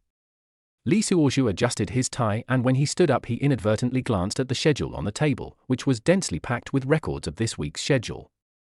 Almost every item was marked with accompanying Mr. He. In the elevator, he recalled what happened yesterday. "Brother Lee, what do you think of this project?" He Wei leaned back in the leather chair, tapping lightly on the conference table with his slender fingers. "The risk is too great," he said bluntly. He Wei smiled with satisfaction when he heard this. You're right, I want a brother who dares to speak the truth.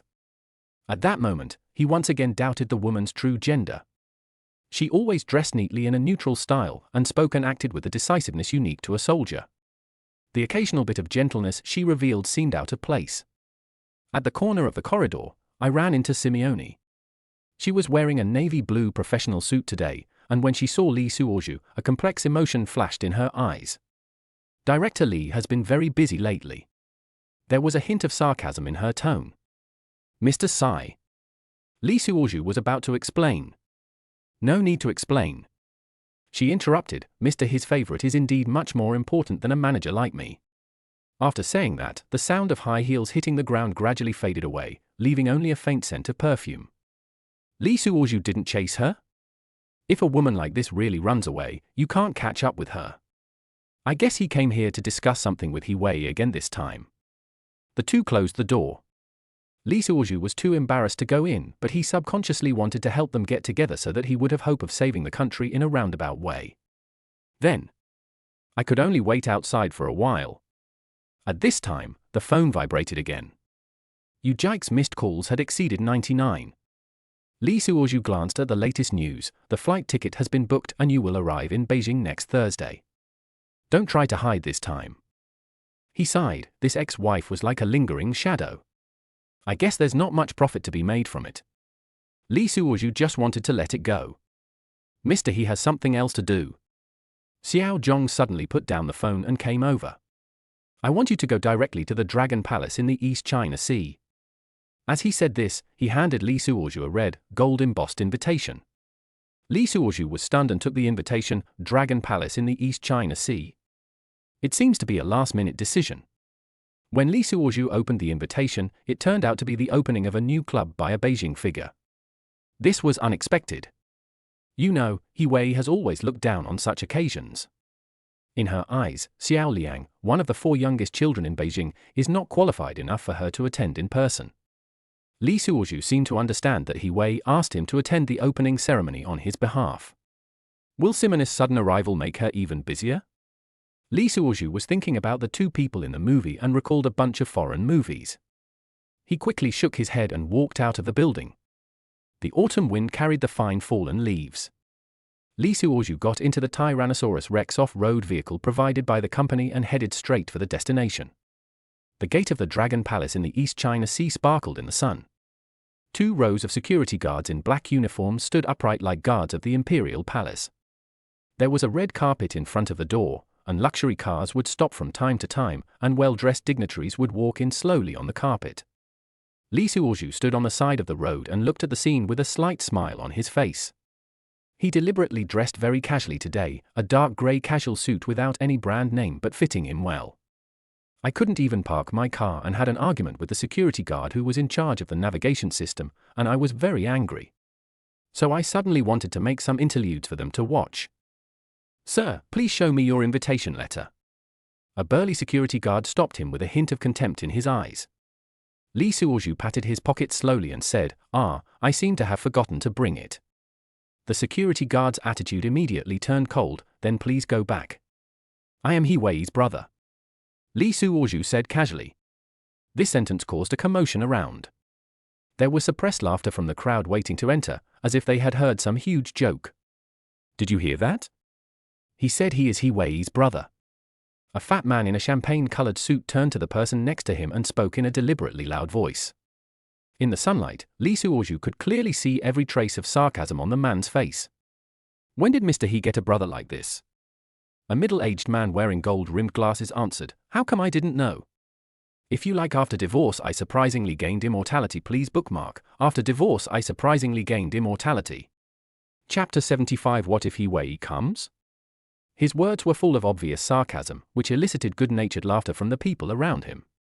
Lee Suoju stood there, letting the sunlight shine on his body, still with a faint smile on his face. He could feel the gazes from those around him. Some were curious, some were contemptuous, and most of them were interested in watching the fun. Sir, the security captain came over. His attitude was quite polite. Today is the opening ceremony of the East China Sea Dragon Palace. Guests must bring an invitation letter to enter, if you don't have. If I say yes, it means it. Li Suozhu interrupted him. His voice was not loud, but everyone in the room could hear it clearly. There was a murmur among the crowd. People nowadays dare to say anything. A lady in a Chanel suit shook her head gracefully, but her voice was deliberately audible. If Miss He knew that someone was pretending to be her brother here, another woman said meaningfully. Just then, a young man in a tailor-made suit walked out of the crowd. Every step he took exuded a sense of superiority, as if he was walking on a catwalk. Li Suozhu recognized him as Li Mingyang, a second-generation Beijinger. It was said that his father was the deputy minister of a certain department. Interesting. Li Mingyang walked up to Li Suozhu and looked him up and down. Really interesting. The sunlight shines on Li Mingyang's tie clip, reflecting a dazzling light. People around unconsciously gathered around, as if they were in a theater waiting for a good show to begin. The appearance of Li Mingyang subtly changed the atmosphere around him. The crowd who were originally watching the excitement unconsciously stepped back a few steps, leaving a space for the prince of the Beijing circle. The sunlight shone obliquely on the space, as if creating a natural stage for him. He Wei's brother? Li Mingyang walked around Li Suozhu, his voice full of amusement. I'm curious, when did Mr. He get a brother like you, who dresses so plainly? He emphasized the last two words, causing another round of chuckles from those around him. Several young men following him were laughing so hard that they were bent over, and one of them even exaggeratedly wiped non-existent tears from the corners of his eyes. Li Suozhu still maintained that faint smile, looking calmly at the arrogant young man in front of him, as if he was watching a boring performance. Master Li, this person looks very familiar to me. A woman wearing Prada came forward. Li Mingyang waved his hand. Why? Sister Lily knows him? He turned to the security captain and said, Lao Zhong, wait a minute. Before he finished speaking, the woman named Lily leaned over and whispered a few words in his ear. Li Mingyang's expression suddenly became more amused. Oh? So that's how it is. He looked at Li Suozhu meaningfully. So you are an administrator of the sanatorium at Guanshan Reservoir. Li Suozhu seemed to understand that the blonde woman must have seen him in that sanatorium. Ha ha, did you remember your boss wrongly? Doesn't Guanshan Reservoir belong to Chen Bin? Someone said. Yeah, why not mention Chen Bin? Ha ha. The Chanel lady began to shake her head again. Who does Chen Bin know? Li Mingyang adjusted his tie. Since he is not Mr. His man, then I will teach him the rules. He snapped his fingers, and several security guards immediately stepped forward, staring at Li Suozhu with eager eyes. I'll give you a chance. Li Mingyang said condescendingly, kneel down and apologize, and we'll let this go. There was a jeer from the crowd, and someone started shouting, kneel down. Kneel down. The sunlight gradually became dazzling. Li Suozhu squinted his eyes and looked at the faces around him, some of which were contemptuous or watching the show. Suddenly, he felt a little funny. Master Li, he began, his voice still calm, are you sure you want to do this? What? You still want to hold on? Li Mingyang sneered, in this circle, how can a small fry like you get in? The security guards took another step forward, and the temperature in the air seemed to drop suddenly. Just when the atmosphere was tense, there was a sudden commotion among the crowd. Wait! A middle-aged man in a Versace suit came forward with a hesitant look on his face. Mr. Li, I think I've seen this person somewhere before. Li Mingyang frowned. Where? At the He family's dinner last week. The middle-aged man recalled carefully. He sat next to Mr. He, and the whole night. This sentence is like a stone thrown into a calm lake, causing ripples. The people around began to whisper to each other, and discussions arose one after another. Is this true? Not everyone can attend the He family's dinner party. I heard that even Mr. Li didn't receive an invitation that day. Is it true that he and Mr. He? A young man who had a good relationship with Li Mingyang leaned close to his ear and said, Yangzi, why don't we just forget about it? What if we really offend Mr. He? Li Mingyang's face turned ugly. He did not receive an invitation to the He family dinner, which made him lose a lot of face in the circle. Now looking at the ordinary dressed young man in front of him, he became even more angry. What are you afraid of? He sneered, and raised his voice a few degrees. Even if He Wei comes, so what? When these words came out, even his own followers were shocked. You know, in the circle of Beijing, the He family is not someone that anyone can mess with. But now that things have come to this, Li Mingyang has decided to take risks. He strode forward and looked directly at Li Suozhu. Even if He Wei comes, he will have to give an explanation for what happened today. Are you sure? Li Suozhu still maintained that faint smile. What? You want to scare me? Li Mingyang's voice became louder. I want to see if He Wei can. Before he finished speaking, the crowd suddenly fell silent. The sound of high heels hitting the ground came from far away, like the footsteps of some destiny. Li Mingyang's words stopped abruptly because he saw a scene that made him lose all color in an instant. He Wei Jing walked slowly in the morning light, wearing a neat white suit, and his aura was so strong that people dared not look directly at him. And beside her, Simony followed gracefully, as if it was some kind of wonderful match. In the sunlight, the two women's expressions were a little amusement-filled, as if they were watching a carefully prepared show. You just said. He Wei stopped in front of Li Mingyang and said in a cold voice, so what if I come? The whole scene froze in an instant and even the air seemed to stop flowing. Everyone held their breath waiting for the most exciting part of the play. If you like After Divorce I Surprisingly Gained Immortality, please bookmark After Divorce I Surprisingly Gained Immortality. Chapter 76, Drooped Like an Eggplant. Just when the atmosphere was at its most tense, a burst of hearty laughter broke the awkwardness.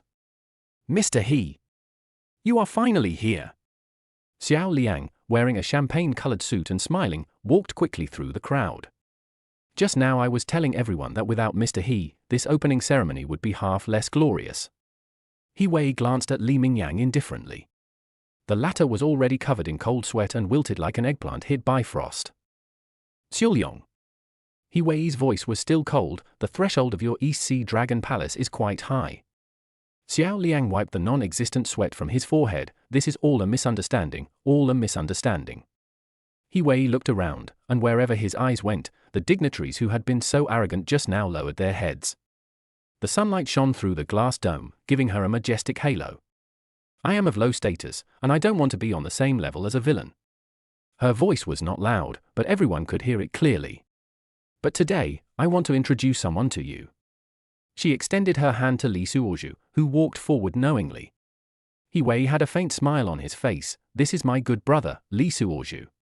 He used to be Mo Enai's assistant, so he's not an outsider, right, Mo Enai?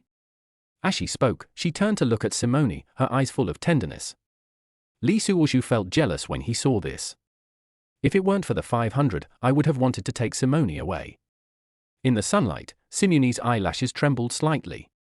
She forced a smile and nodded gently. He Wei held Mo Enai's left arm and patted Li Suozhu's shoulder affectionately with her right hand. The figures of the three of them cast long shadows in the sunlight. Xiaoyong. Her voice suddenly became serious. From now on, the lock will be like me in person. You must take good care of it. Yes, yes, yes. Xiao Liang nodded repeatedly. Don't worry, Mr. He, I will definitely. Before he finished speaking, He Wei had already walked towards the hall with Li Suozhu and Mo Enai. The sunlight shines through the colored glass, casting colorful shadows on the ground. The figures of three people walking in this light and shadow are like a painting full of metaphors. At the main table, Li Suozhu seemed to be listening to the casual greetings, but in fact he was secretly observing He Wei and Simony. He Wei would whisper something into Mo Enai's ear from time to time, and although Mo Enai appeared calm on the surface, the fingers holding the wine glass turned slightly white. What is the secret behind this? Li Suozhu looked at Simony, who was obviously going against her conscience but had to endure it, and his doubts grew deeper. The sunlight shines through the crystal chandelier, casting golden rays of light on the dining table, but it cannot illuminate the secrets in these people's hearts. Mr. He, this is the key to the best suite in our East China Sea Dragon Palace. Xiao Liang held a mahogany box in both hands. The top floor has an outdoor swimming pool. There is no other suite like this in the whole capital. He Wei just glanced at it calmly. Leave it there. The sunlight shines through the floor-to-ceiling windows onto the mahogany box, casting a low-key luster. In this capital city where every inch of land is valuable, having a suite with an outdoor swimming pool shows how much Xiaoyong values the He family. During the banquet, He Wei hardly moved his chopsticks, just occasionally taking a sip of the water poured by the female bodyguard. Her prudence and elegance are like innate habits, and her every move reveals an indescribable temperament. It seems they are afraid of me. He Wei leaned closer to Li Suozhu, speaking so softly that only the two of them could hear. Actually, they are afraid of my grandfather and a few uncles. This group of people. She paused, her eyes sweeping across the flattering faces around her. I know exactly what's going on in your mind. Then why did Mr. He come here? I'm here just so I can humiliate them. Lee Suoju said without forgetting to glance at Sai Mo and I. Simuni was also paying close attention to their actions. Not only her, but everyone at the table was watching them silently. The sunlight shines through the crystal chandelier, casting tiny shadows on her face. He Wei's short hair is combed as smooth as a runway, and her soft hair texture can't hide her feminine beauty.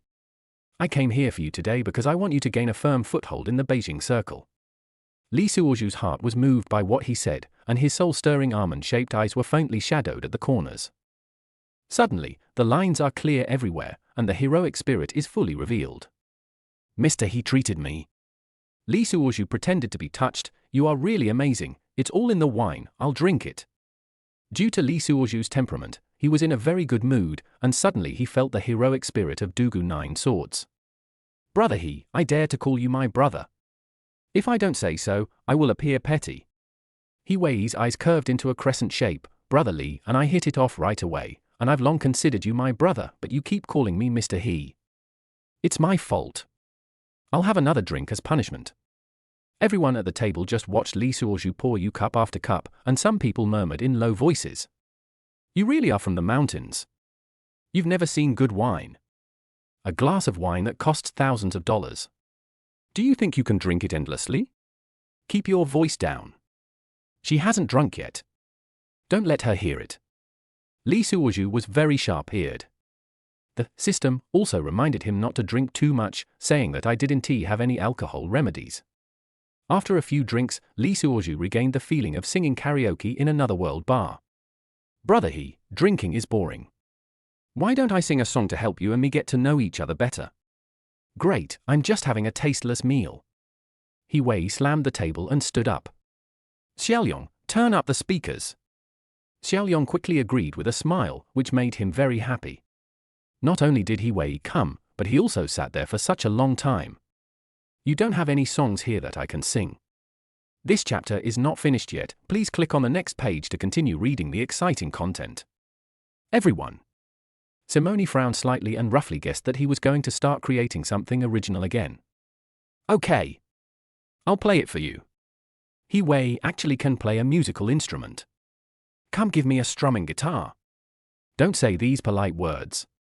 He Wei interrupted him with a gentle smile on his face. We are brothers.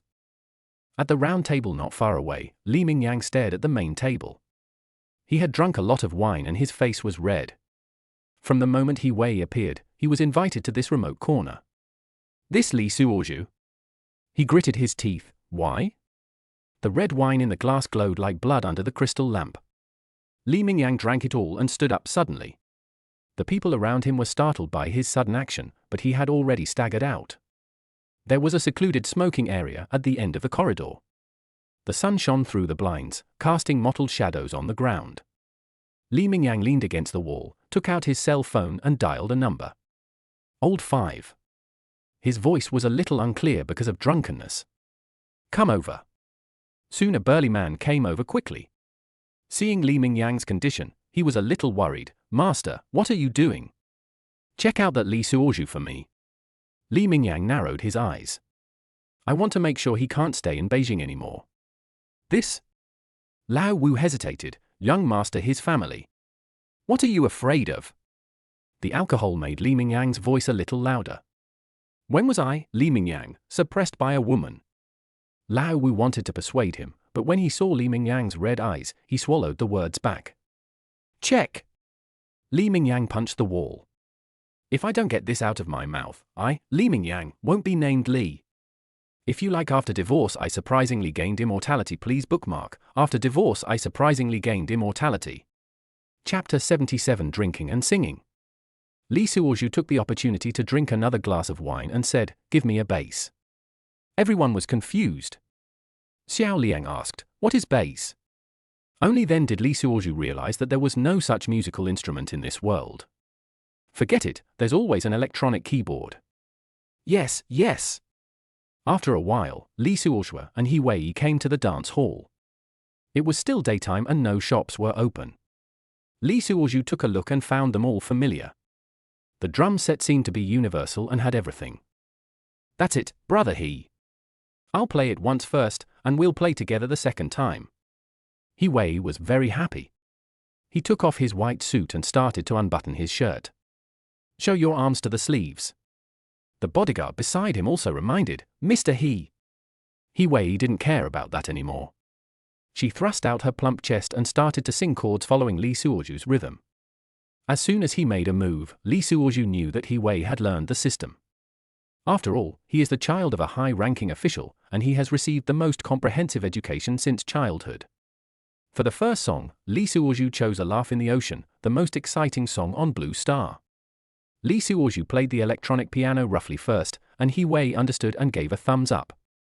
"Brother Lee is very talented, this piece of music is really heroic." So the second time, He Wei's mixed guitar immediately started with a high-pitched sound. The song begins.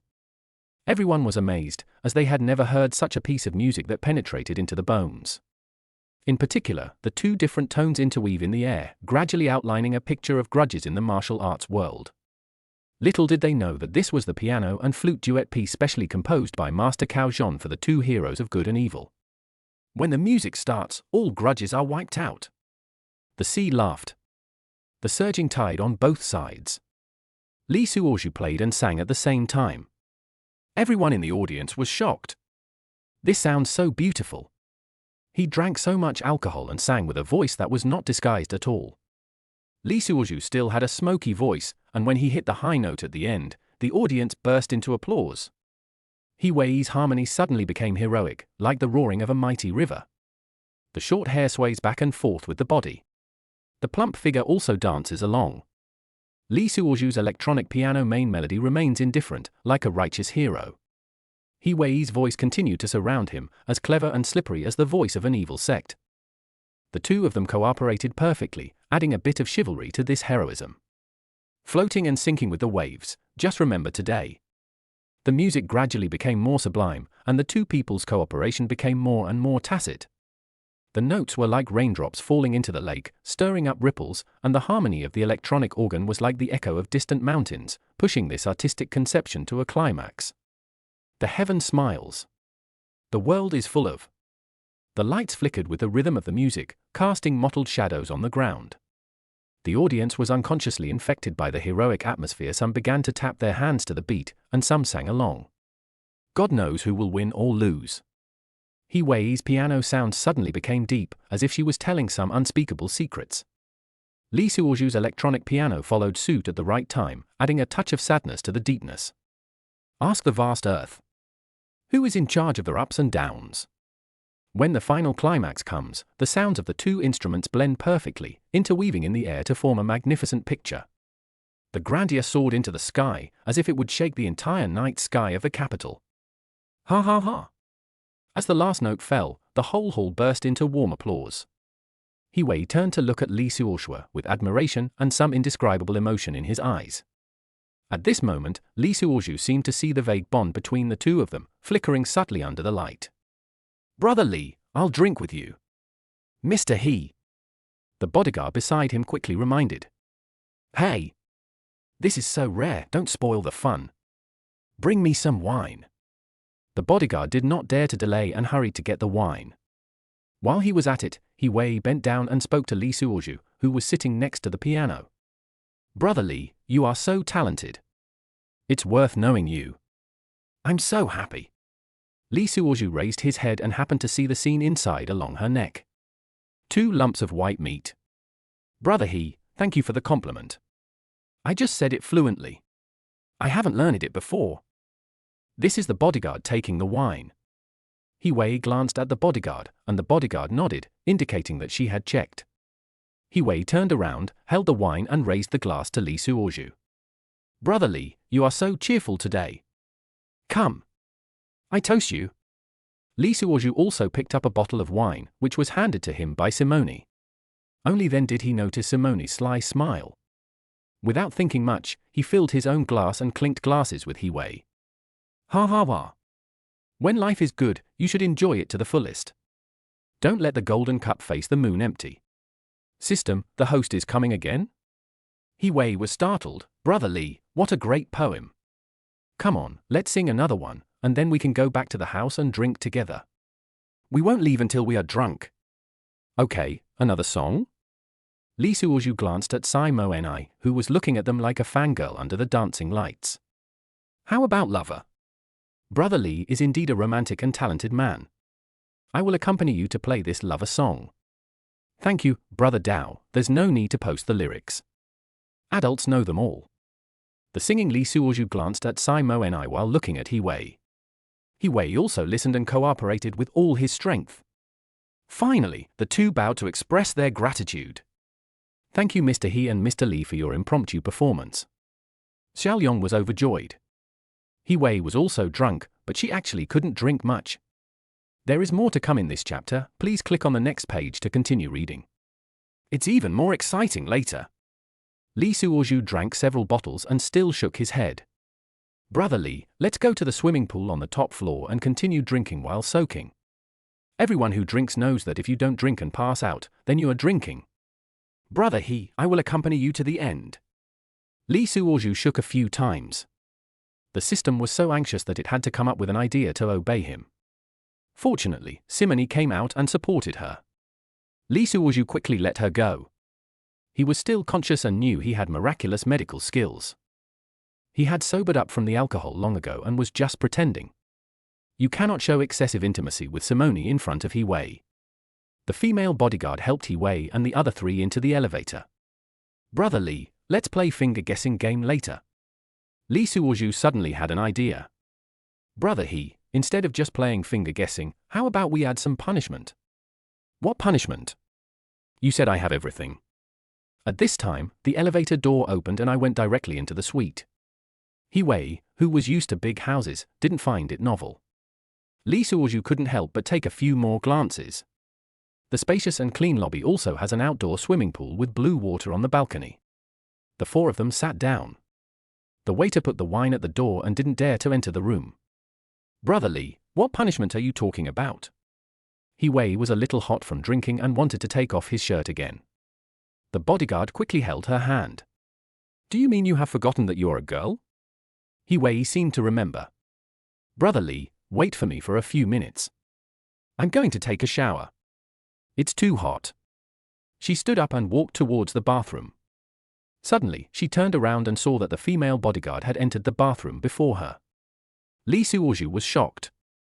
He wasn't drunk at all. He was on guard wherever he went.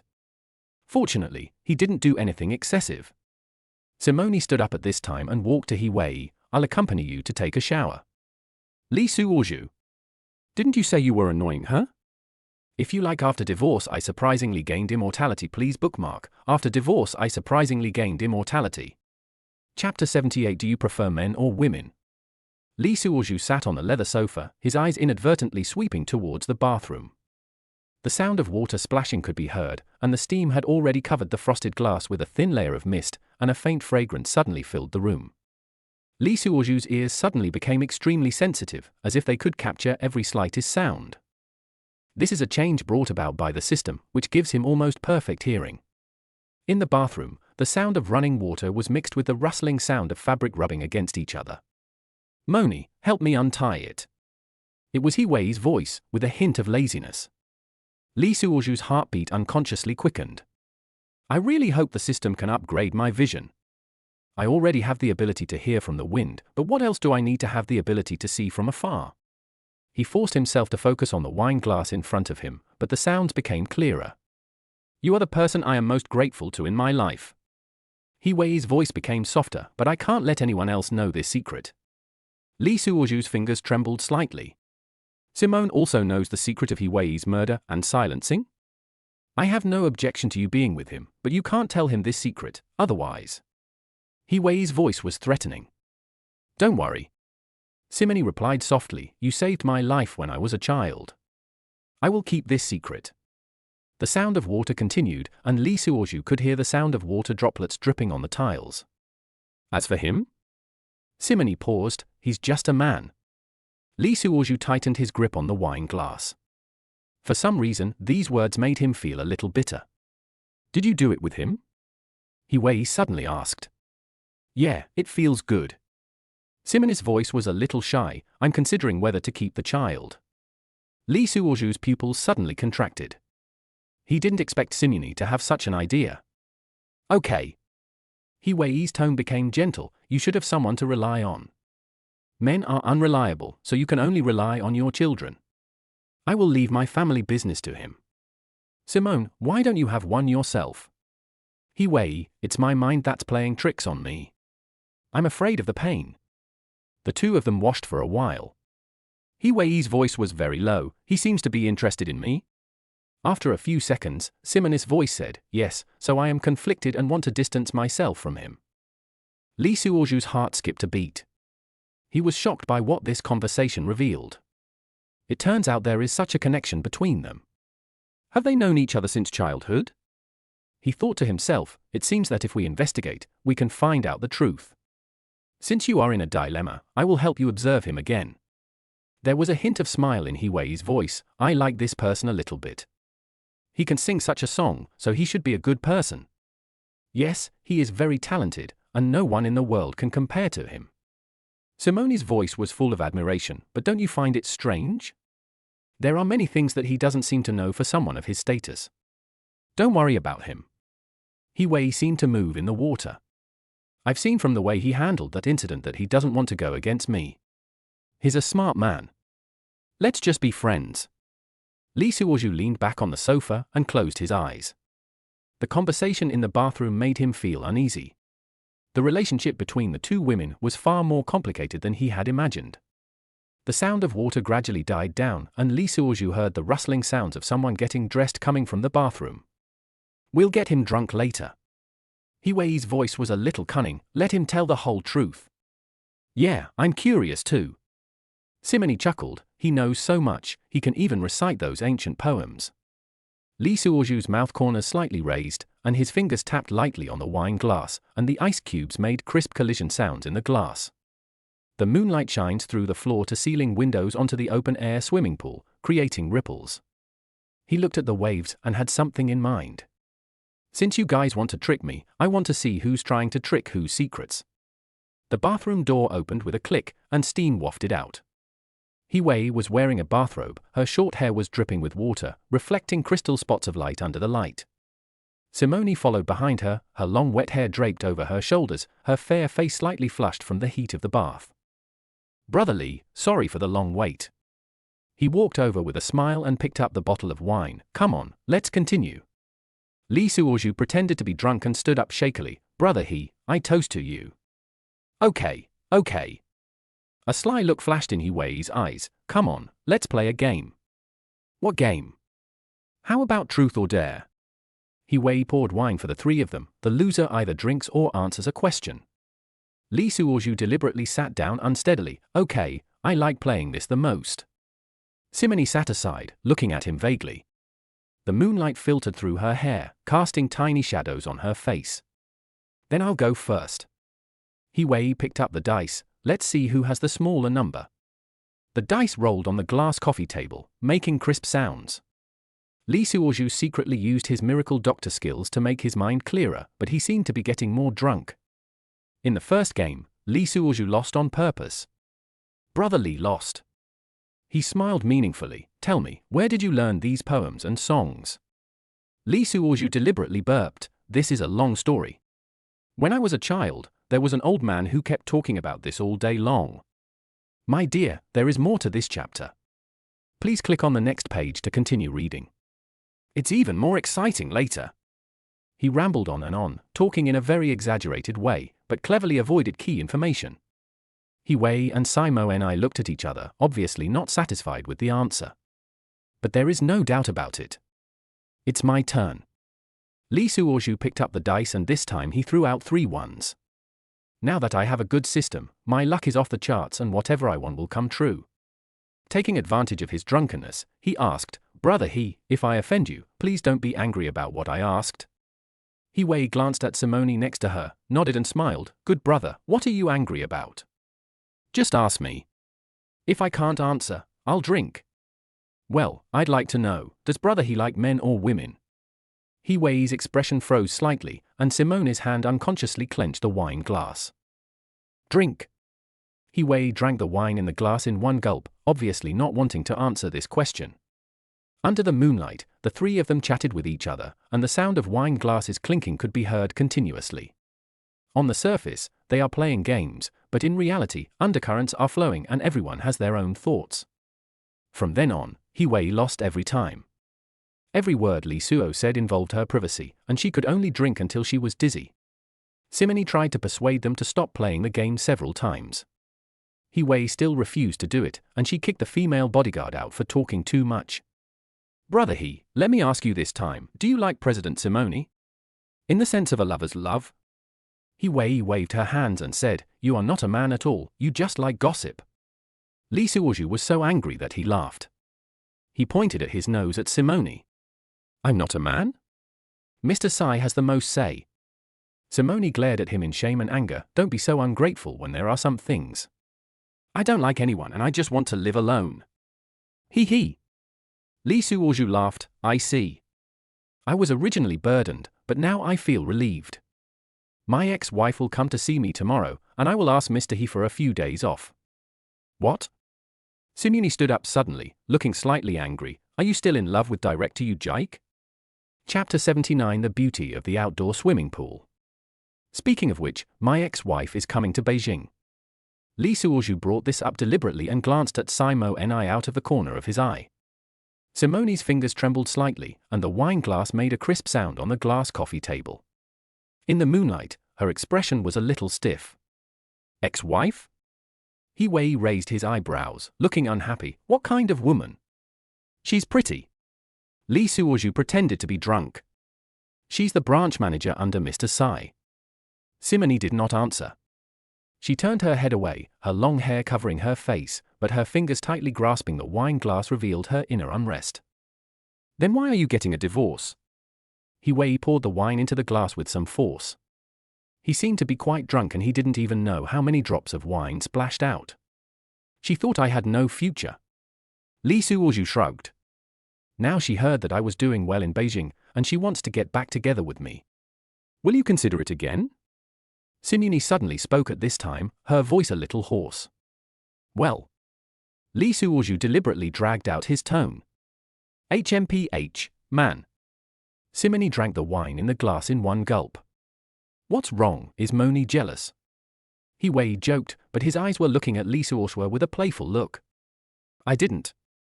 Simone said stubbornly, but her face turned red. When will she come? He Wei asked, his fingers unconsciously stroking the wine glass.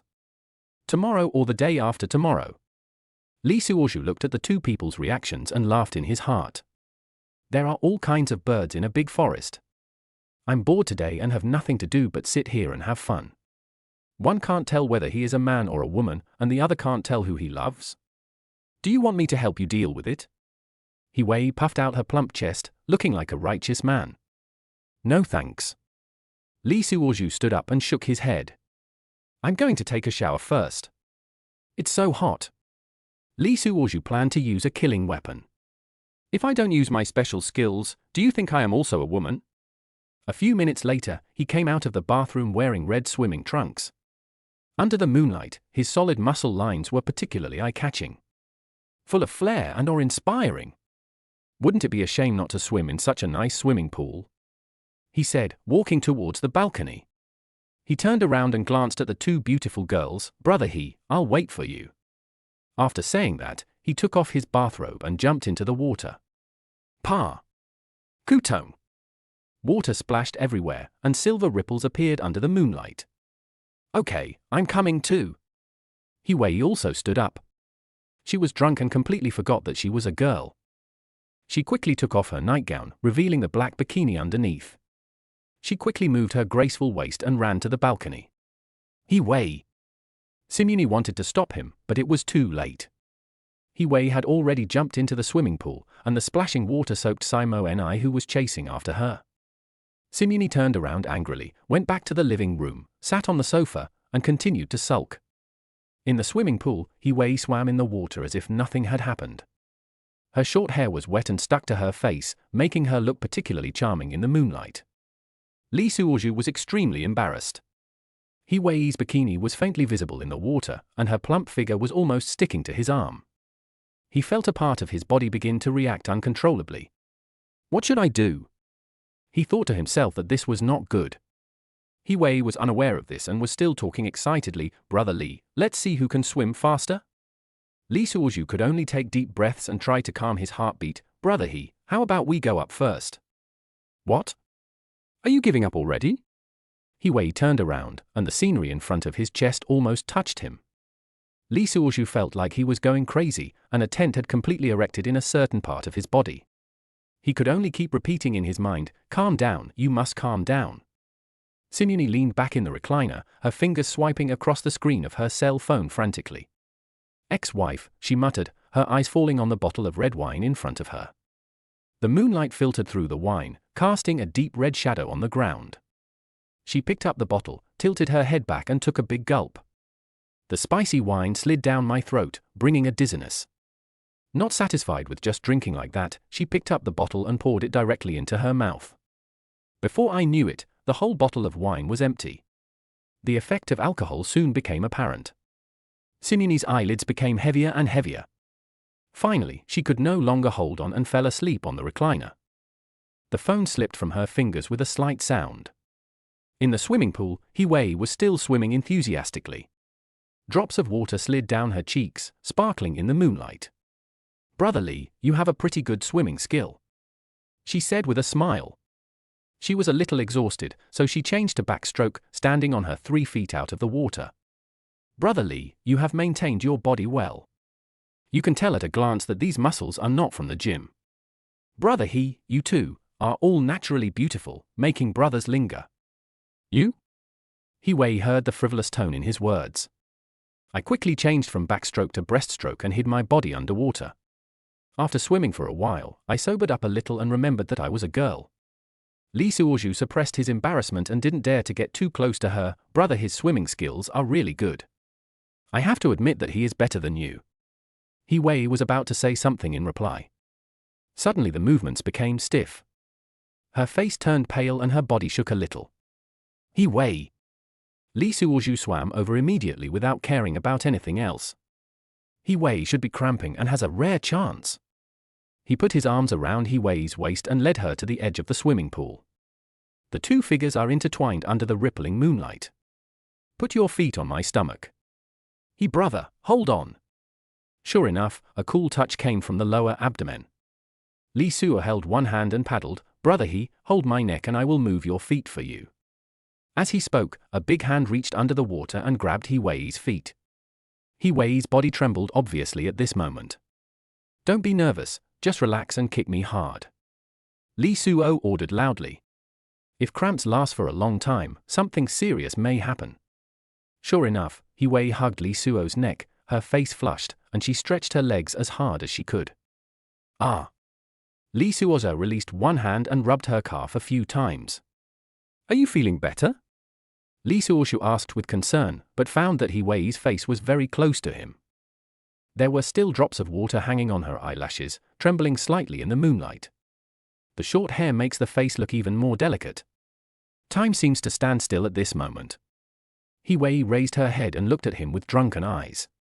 Under the influence of alcohol, her eyes were a little blurry, her lips were slightly open, and the breath she exhaled had a faint aroma of alcohol. I don't know who approached first, but their lips touched instantly. The moonlight shines on the swimming pool, and the rippling water reflects the figures of the two people hugging each other. The kiss came suddenly but naturally. He Wei's lips are soft and smell of red wine. Lee Suoju could feel her heartbeat through the thin bikini. A few seconds later. Suddenly, He Wei pushed Lee Suoju away as if she was awakened by something. There was a trace of panic in her eyes and a blush on her face, not sure if it was because of the alcohol or shyness. No, she stammered, scrambling to climb out of the pool. The water droplet slid down her body and left a trail of wet footprints on the ground. She almost fled into the room without even having time to put on her nightgown. Lee Suoju leaned against the swimming pool and watched He Wei's back as she left. Her figure was really perfect without any extra fat. The most attractive thing is the skin color and the elasticity that will bounce back to your heart's content. Aren't these 500 coming? Immortality is not far away. Under the moonlight, the waves in the swimming pool gradually subsided as if nothing had happened. Only the remaining warmth on his lips reminded him that the unexpected kiss just now was real. Like after divorce. I unexpectedly became immortal. Please collect this. I unexpectedly became immortal after my divorce. Chapter 80 Vehicle-Mounted Ammunition. Lee Suoju walked into the room wiping his hair, with water droplets sliding down his strong muscles. He Wei had already changed into clean clothes, but there were still some water stains on his chest. She sat on the sofa, her hands unconsciously twisted together, her former carefree attitude gone. Brother Lee. Her voice was trembling. You must be hungry. Should we go back to eat? What's your choice? Lee Suoju looked at her awkward appearance and laughed in his heart. The power of this kiss was greater than expected, and it directly turned this strong woman into a timid little girl. He glanced at Simony, who was sleeping soundly on the recliner. How about waiting for Mr. Sai for a while? Okay. He Wei breathed a sigh of relief, as if he had found a way out. The two sat opposite each other, with a hint of awkwardness in the air. The moonlight poured in through the floor-to-ceiling windows, casting mottled shadows on the carpet. Just now. He Wei hesitated to speak. Brother He, don't worry about it. Lee Suoju pretended to be generous. It's all because of drinking. He Wei nodded, curling her hair unconsciously with her fingers. Brother Lee sings really well. Brother He, thank you for your praise. Lee Suoju noticed that her eyes were evasive when she spoke. I wonder what else Brother He wants to hear. All right. He Wei looked up at him, then quickly lowered his head. Brother Lee knows a lot. I know a little bit. He chuckled, but I admire Brother His piano skills. He Wei's ears turned slightly red. We've been learning this since elementary school. It's no big deal. Brother He is so modest.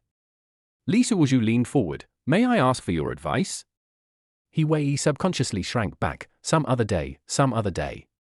Lee Suoju looked at her flustered look and felt secretly happy. This strong woman from Beijing also has such a lovely side. Oh, right. He suddenly remembered something. What kind of music do you like, Brother He? Classical. He Wei relaxed a little. I like Bei Beishi's Moonlight Sonata very much. What a coincidence. Lee Suoju's eyes lit up. I like it too. Really? He Wei finally raised his head, a gleam in his eyes. Brother Lee also understands Western music. I know a thing or two. He said modestly, but in his mind he was thinking about how to get more information. Brother Lee is really knowledgeable. He Wei's tone was filled with admiration, but he soon remembered something and his expression became complicated. Lee Suoju noticed her changes and understood. This kiss might have reminded her of something she shouldn't have thought about. Brother He? He asked tentatively. Nothing. He Wei tried to remain calm, just thinking of some past events. Past events? Lee Suoju asked deliberately.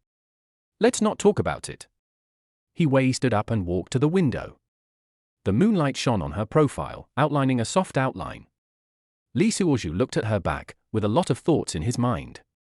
The secret of this woman is probably more complicated than I imagined. Simony turned over in the recliner and murmured softly in her sleep. He Wei looked back, a hint of tenderness flashing in his eyes. Brother Lee. She suddenly said, there are some things that you shouldn't ask. Lee Suoju nodded, but he wanted to know more in his heart. What was the unknown secret between these two women? In the early hours of the morning, Simony finally woke up, rubbing her sleepy eyes. It's time to go. He Wei said softly, his eyes avoiding Lee Suoju intentionally or unintentionally. Simony quickly got up. Oh, what time is it? Did I oversleep? It's okay. He Wei was less masculine and more feminine. Simony was a little puzzled and looked at them suspiciously. I'll go get ready and leave. After a while, the female bodyguard came in carrying a box. He Wei smiled knowingly. Hongying, you don't have to be so nervous. It was the first time that Lee Suoju knew the name of this female bodyguard. Master, there are many strangers here today, so you'd better be on guard. Lee Suoju understood after hearing this. I guess the female bodyguard brought the gun up. After a while, Simony finished washing up and put on some light makeup. 4 people walked out together. The female bodyguard walked in front, carrying a box in her hand. Then the 3 of them walked side by side. He Wei walked naturally in the middle. The moment the elevator door opened, the corridor was already full of people. Xiaoyong took the lead, followed by a dozen business tycoons in suits and ties, all with smiling faces. "Mr. He, take care. Take care, Mr. He. We must meet again some other day." He Wei smiled, nodded, waved her hand, and said nothing, acting like a big boss. Li Suozhu looked at the flattering expressions of these people and laughed secretly in his heart. This is the rule in the capital. No matter how big a person is, he has to bow his head in front of He Wei. A heavy luxury business car slowly drove out of the Dragon Palace in the East China Sea, and the neon lights outside the car window cast mottled light and shadows on the glass. "Brother Li, ask someone else to drive your car back. You can come with me. Mr. He, just do whatever you want. Once you get in the car, you can no longer pretend to be a brother in front of others or behind their backs." There was silence for a few seconds.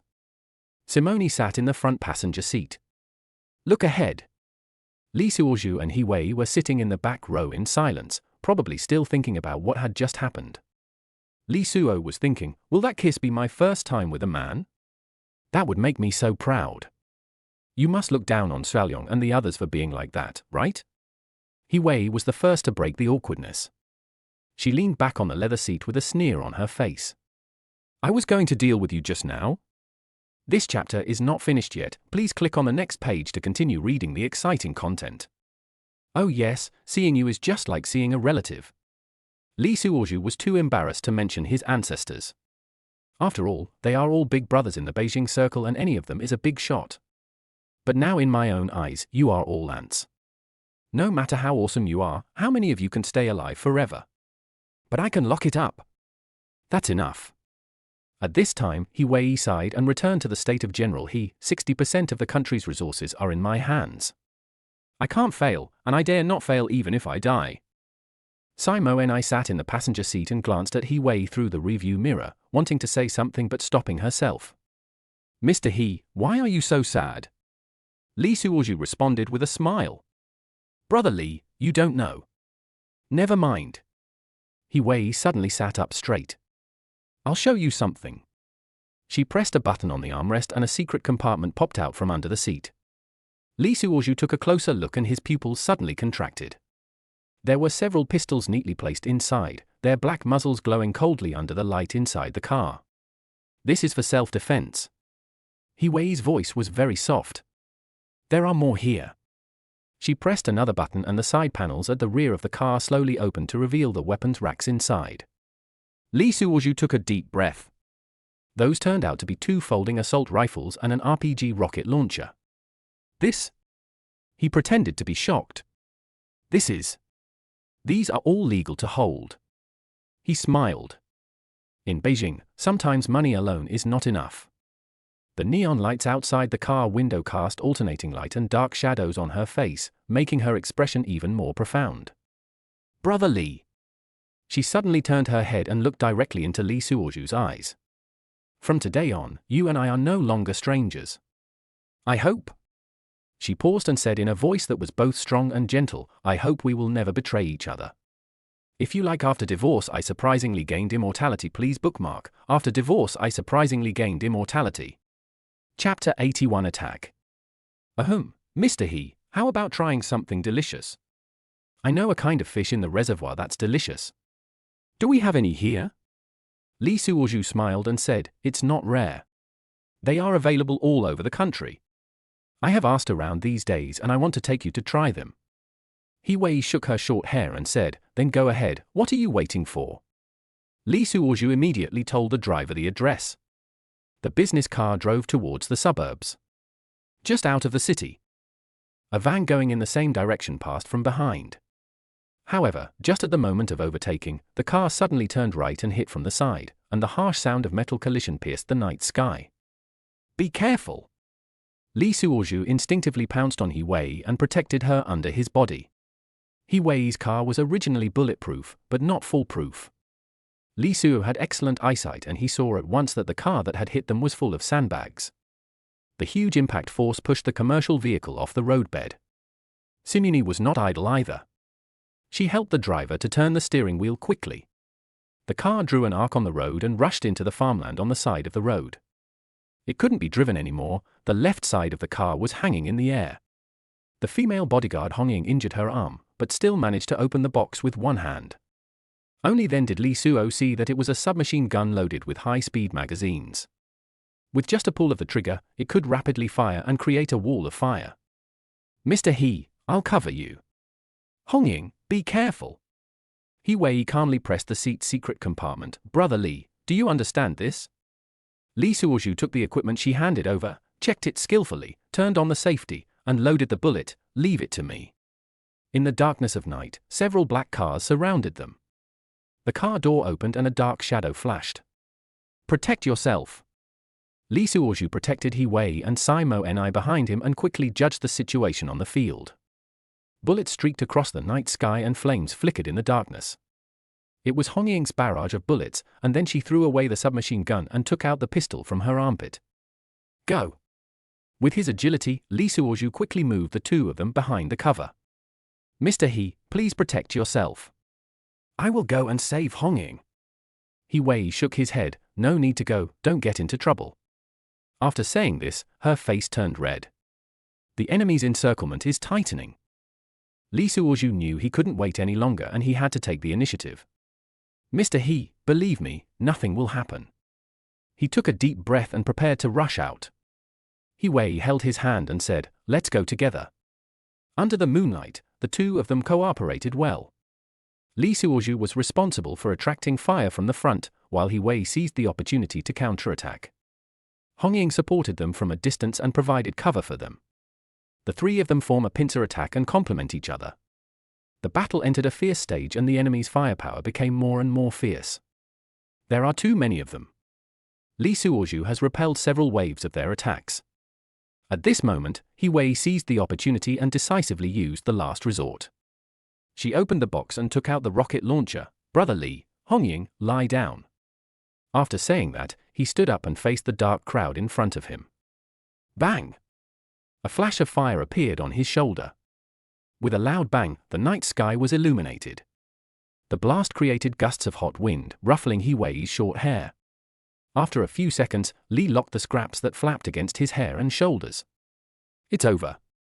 He breathed a sigh of relief and turned around to check on the two people. He Wei looked at his scratched arm, with a hint of heartache in his eyes. "Brother Li is injured." "It's just a minor injury." He smiled. "I hope you're all right." Hong Ying quickly took out the first aid kit from the box and began to bandage him. Under the moonlight, He Wei snatched it away. "I'll do it. Hong Ying, you go on guard." While bandaging the wound skillfully, he smiled and said, "Thanks to Brother Li tonight." "Mr. He, have you ever been a soldier?" Seeing how skilled and courageous she was, Li Suozhu couldn't help but admire her and looked at her with admiration. "I come from a military family, how can I not be a soldier?" Under the moonlight, He Wei's fingers gently bandaged Li Suozhu's wound. Her movements were gentle, but every bandaging action looked so professional. "You said you are from a military family?" Li Suozhu looked at her serious expression and couldn't help asking.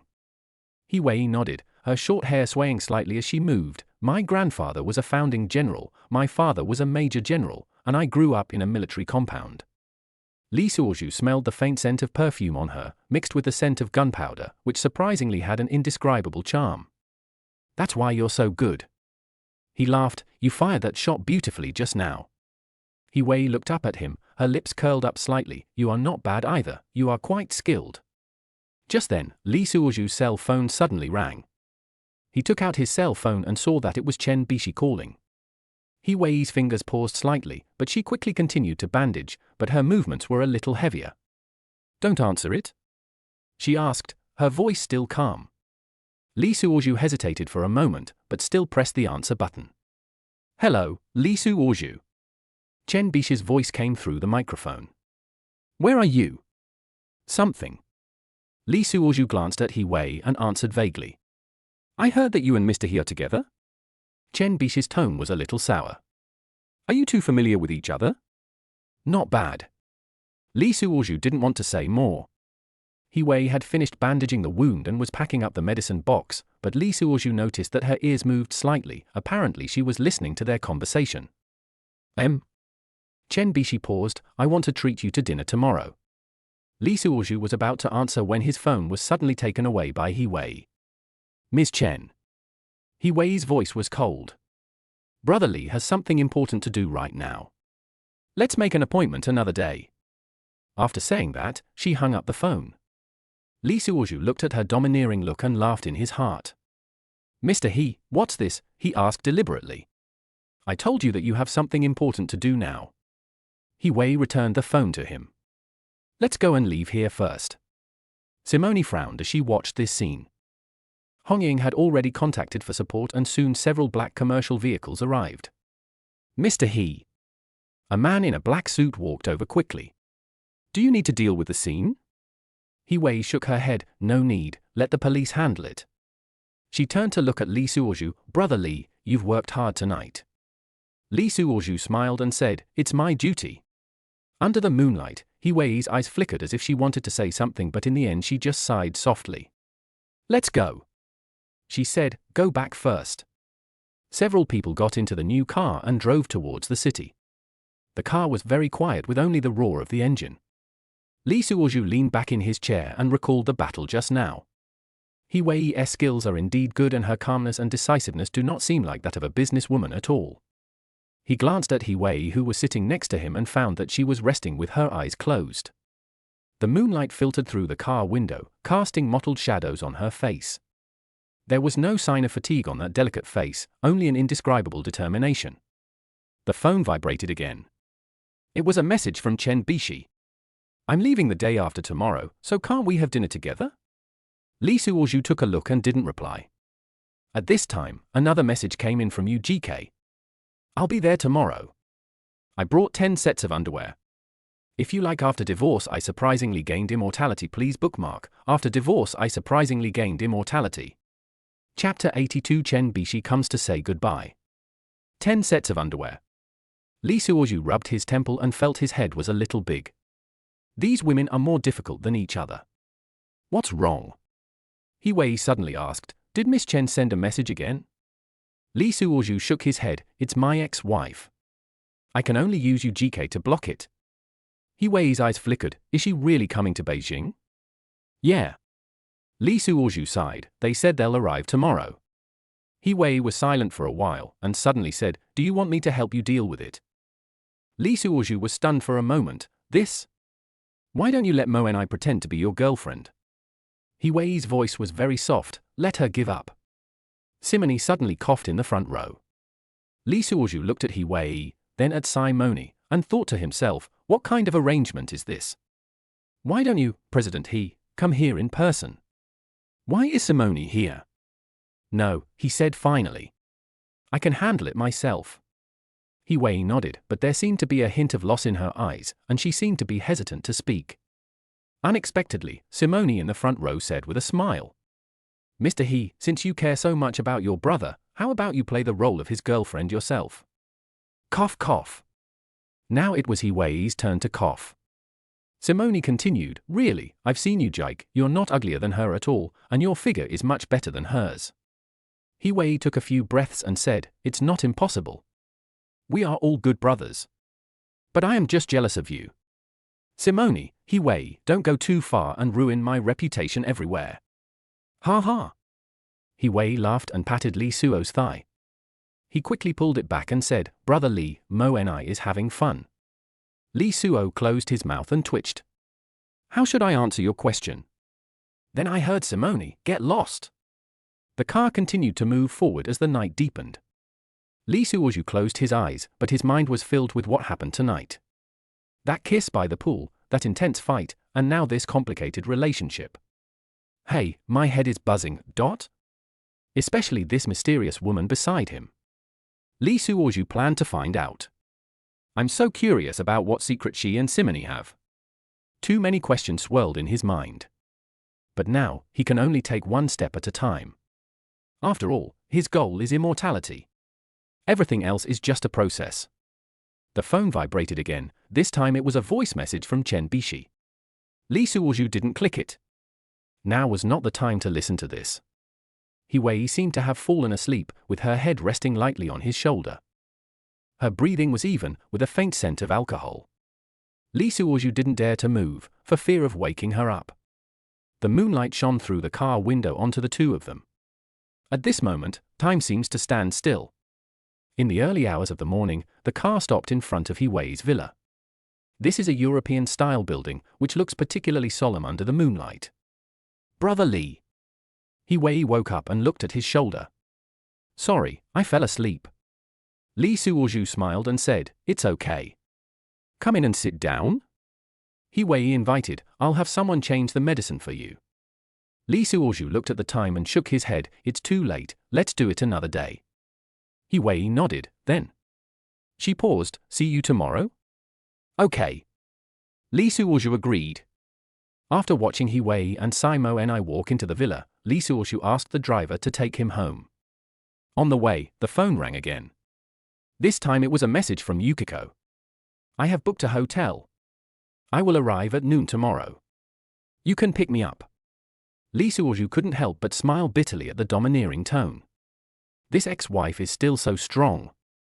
Thinking back to the reason for the divorce, it was because she felt she had no future. Now that I hear that I'm doing well, I want to get back together. How ironic. As he was thinking, his cell phone rang again. "It's Chen Bishi. What is your relationship with Hee-Wei? Why didn't you answer my call?" Li Suozhu rubbed his temples. These women were more difficult to deal with than the other. When I got home, it was already 3 in the morning. He lay in bed, but couldn't fall asleep. All I can think about is what happened tonight. The next morning, Li Suozhu was woken up by a phone call. "It's Yukiko." "I'm here, where are you?" Li Suozhu looked at the time. It was only 7 o'clock in the morning. "So early?" he asked. "What? Inconvenient?" Yukiko's tone was full of sarcasm. "Are you with your new love?" Li Suozhu was helpless. "Which hotel are you in?" "I'll pick you up." "Ritz-Carlton," Yukiko said and hung up the phone. Li Suozhu was just about to get up when his cell phone rang again. "It's Hee-Wei." "Brother Li, good morning. How is your injury last night?" Seeing the gentle tone, Li Suozhu felt warm in his heart. Just as I was about to reply, Simone's message came. "Are you free today? I'd like to talk to you. Next up is Chen Bishi. I'm downstairs, I'll treat you to breakfast." Li Suozhu stood in front of the window and saw Chen Bishi's car parked downstairs. He took a deep breath, feeling that this day was going to be a long one. "Reply to Hee-Wei first. Thank you for your concern. I feel much better now. Then there is Simone. In the afternoon, I have something to do now." Finally, looking at Chen Bishi downstairs, he decided to go down and meet her. This chapter is not finished yet. Please click on the next page to continue reading the exciting content. After all, there is no way to avoid it. After changing clothes and going downstairs, Chen Bishi leaned against the car waiting for him. She wore a white dress today with her long hair draped over her shoulders, looking pure and charming. "Are you finally willing to see me?" she said with some complaint in her tone. Li Suozhu smiled and said, "Can't we always see each other?" "Yes." Chen Bishi curled her lips, "But don't you have Mr. He now?" "You think too much." Li Suozhu shook his head. "We are just ordinary friends." "Really?"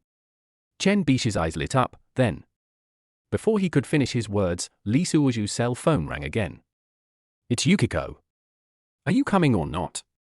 Li Suozhu looked at the time. "Sorry, I have something else to do." "Hee-Wei again?" Chen Bishi asked sourly. "No." Li Suozhu smiled bitterly. "She's my ex-wife." "What?" Chen Bishi's eyes widened. "Why did she look for you?" Li Suozhu nodded helplessly. "So you are going to see her now?" Chen Bishi's tone became even more sour. Li Suozhu suddenly had an idea. "Bishi, let me ask you a question. When did your aunt and Hee-Wei meet?" Chen Bishi was still angry about what happened just now and didn't react immediately. "Why are you asking this? Do you really like my aunt?" Li Suozhu said. "Do you believe it?" Chen Bishi, "I don't know, but my aunt does have this ability. If it weren't for Hee-Wei's protection, the people chasing her in Beijing would line up outside the city gate." Li Suozhu smiled and said, "What about you?" "Humph. That's why I went out of town. It's too troublesome in the capital.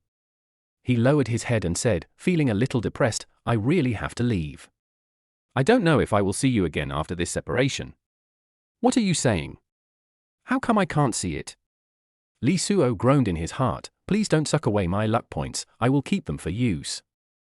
Brother Tong? What should I do? She is emotionally unstable, but has not yet awakened. Be careful and keep your distance. That's great. My aunt and He Wei have known each other since they were young. In fact, my aunt is not my biological aunt. She was adopted by my grandfather from an orphanage. What?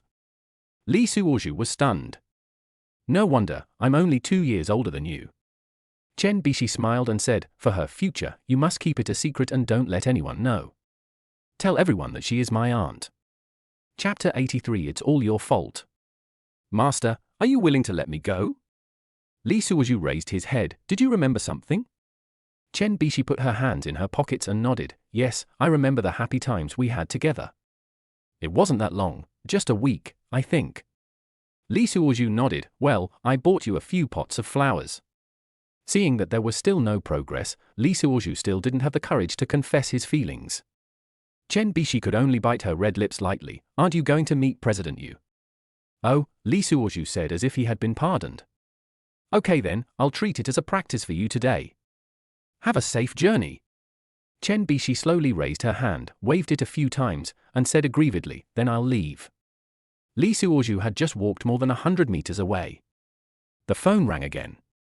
It was the location sent by UGK. A cafe in a 5-star hotel. I looked back at Chen Bishi's car, but it had disappeared without a trace. When Lee Suoju arrived, UGK was already sitting there waiting for him. She was wearing a light grey business suit, black high heels and delicate makeup today. Are you here? UGK looked up at him with some anticipation in her eyes.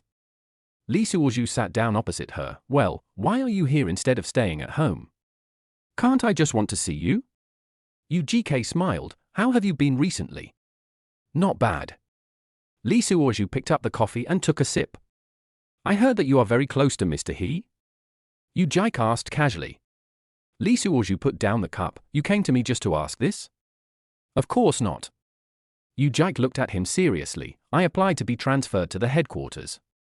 Lee Suo was stunned. Why? Because I found that I really can't live well without you. UGK's voice was a little choked. I have been regretting it all these years. But? Lee Suoju didn't know what to say. I know you won't accept me now.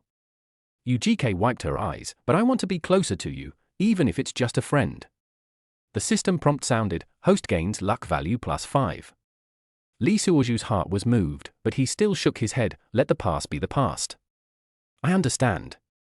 UGK forced a smile, don't worry, I won't disturb your life. I just think that you won't be able to live alone without someone to take care of you. I just want to clean up the house for you when you have nothing to do. Don't give me that, Lee Suoju thought to himself. Don't give me that. The two chatted for a while, and UGK hinted several times that she had brought some underwear for him to appreciate. Lee Suoju didn't dare to get too close to her, this was also to protect her? What if something happened between him and He Wei, that crazy woman, would kill him again? Looking at UGK's receding back, Lee Suoju sighed. In the coffee shop, sunlight shines obliquely onto the table through the floor-to-ceiling windows. Simone's fingers tapped lightly on the glass, and the ice cubes hit the wall of the glass, making a crisp sound. Lee Suoju was about to speak when his cell phone suddenly vibrated. The caller ID shows He Wei. He glanced at Simone, who nodded slightly, and then he picked up the phone. Brother Lee. He Wei's voice was unusually cold. I found out. Lee Suoju's heart tightened and he sat up straight subconsciously. What happened last night was done by Li Mingyang. He Wei said word by word, the chill in her voice almost overflowing through the microphone. The one from the Li family? Lee Suo frowned, and the image of the young man who always looked arrogant emerged in his mind. That's right. He Wei sneered, he has already run away, like a lost dog. After a pause, she continued, but his family is still in the capital, and his roots are still there. Lee Suoju heard the murderous intent in her words, and his heart trembled. Boss He, when will the cycle of revenge end? As soon as he finished speaking, there was a sudden silence on the other end of the phone. This silence is more terrifying than any words. Brother Lee. He Wei's voice suddenly became unusually calm, and this calmness was frightening. Are you teaching me how to do things? I just feel. What do you think? He Wei interrupted him, with a hint of sarcasm in her voice. Do you think this is just playing house? She took a deep breath and continued, in the capital, kindness is weakness, and weakness is a dead end. I thought you already understood this. Li Suozhu remained silent. The sun was still warm, but he felt a hint of chill. I've sent someone to do it. He Wei's tone returned to its usual calmness, but this calmness was more like the calm before the storm. You don't need to get involved in this matter. After he finished speaking, a busy tone came from the other end of the phone. Li Suozhu put down his phone, looked at the cold coffee in the cup, and remained silent for a long time. Simone sighed softly. She wants to take action against the Li family. Li Suozhu nodded. He actually wanted to get some gossip about their relationship, but he was scolded by others. So embarrassing. Then let her be. Simone took a sip of the lemonade. In this circle, kindness is indeed a luxury. Li Suozhu nodded and could only temporarily please the two women. Yes. I understand. As the sun gradually set, more and more people came into the cafe. Li Suozhu looked at Simone across from him and suddenly asked, What is your relationship with Mr. He? Simone's fingers paused slightly, and the ice cubes in the cup made a slight clinking sound. This chapter is not finished yet. Please click on the next page to continue reading the exciting content. She raised her head with a faint smile on her lips. Do you care about this? Just curious. Li Suozhu said casually. It's not good to know too much about some things. Simone put down the cup and stood up.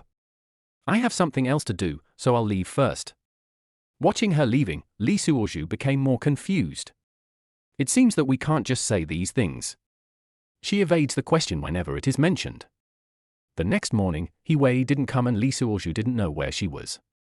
The secretary informed Li Suozhu that there would be an art salon in the evening and Mr. He wanted you to go as well. Me too? The secretary told him the address. Li Suozhu was suspicious. Will they do the same thing again? In the morning, Yu Jike sent me a message on WeChat saying that she was working in the group. A sinecure at the headquarters is responsible for liaising with various locations to summarize and analyze business. Hubby, let's get together tonight. Yu Jike invited again and took a selfie below her belly. Li Suozhu discovered that she was wearing a blue miniskirt and her tight thighs revealed a bunch of black stockings. Why do you have a bruise there? Li Suozhu thought she was injured while moving. Yujiku sent a message. I didn't tell you if you wanted to know it yourself. The company gave me a small one-bedroom apartment. The address is 123, Haiyon Road. Remember it. I'm drunk and forgetful. Li Suozhu scolded. You'd better forget where the toilet is. Yu Jike sent a kitchen knife and poop, then I'll shit in your mouth. After the conversation full of positive energy. Noon. Li Suozhu gave up the idea of looking for Simone. Afraid of meeting Yu Jike. So he and Simone sent messages to harass and bombard her. Are you free? Simone was a little angry but happy in her heart. You can only harass me here since your ex-wife is here, right? Then I will fight back and make sure you can't touch me. Humph. Li Suozhu said, by the way, I'm wondering why you allowed him to come? Are you stupid? How can I date you?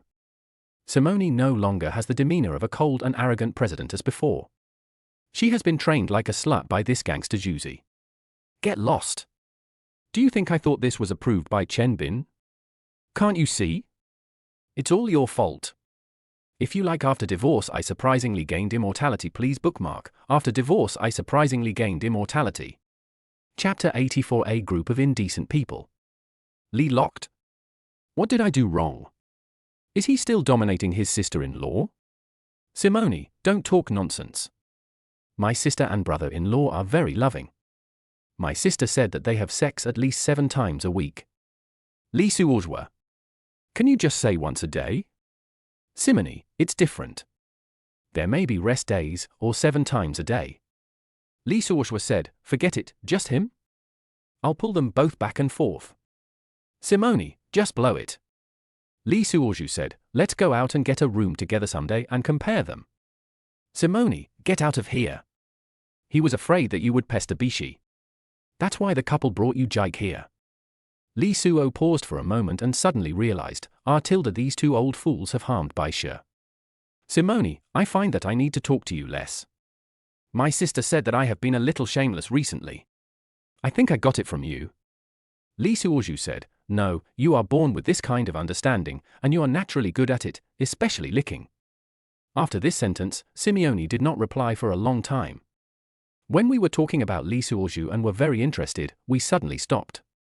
Lee Suoju was still thinking, this should give me some luck, I've talked to this extent. But until I got off work in the evening, there was no reminder and I didn't see He Wei.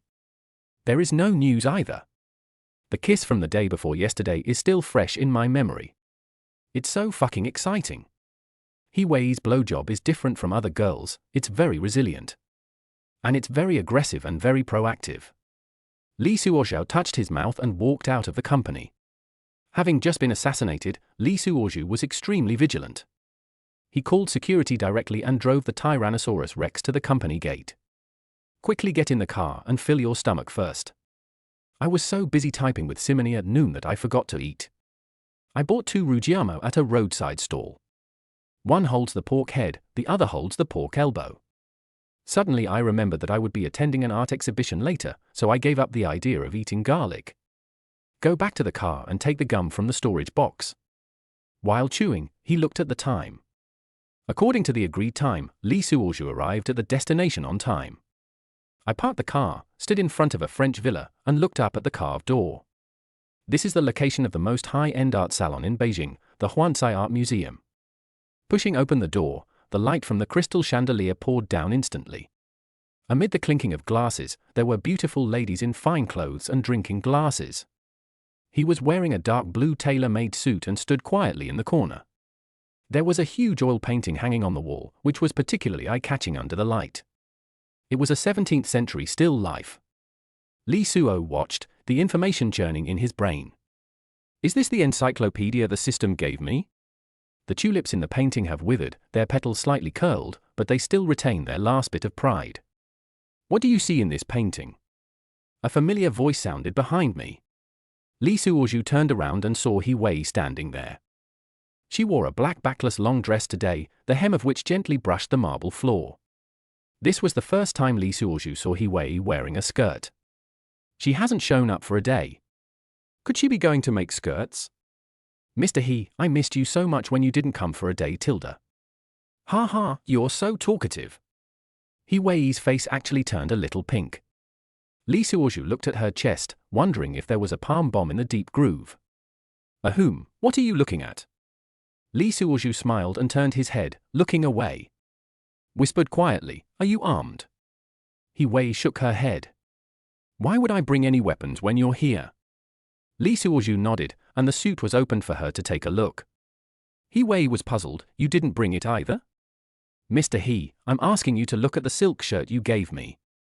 He Wei looked around and saw that there were not many people around, so she pretended to put her arm around his. I took the opportunity to pinch him a few times.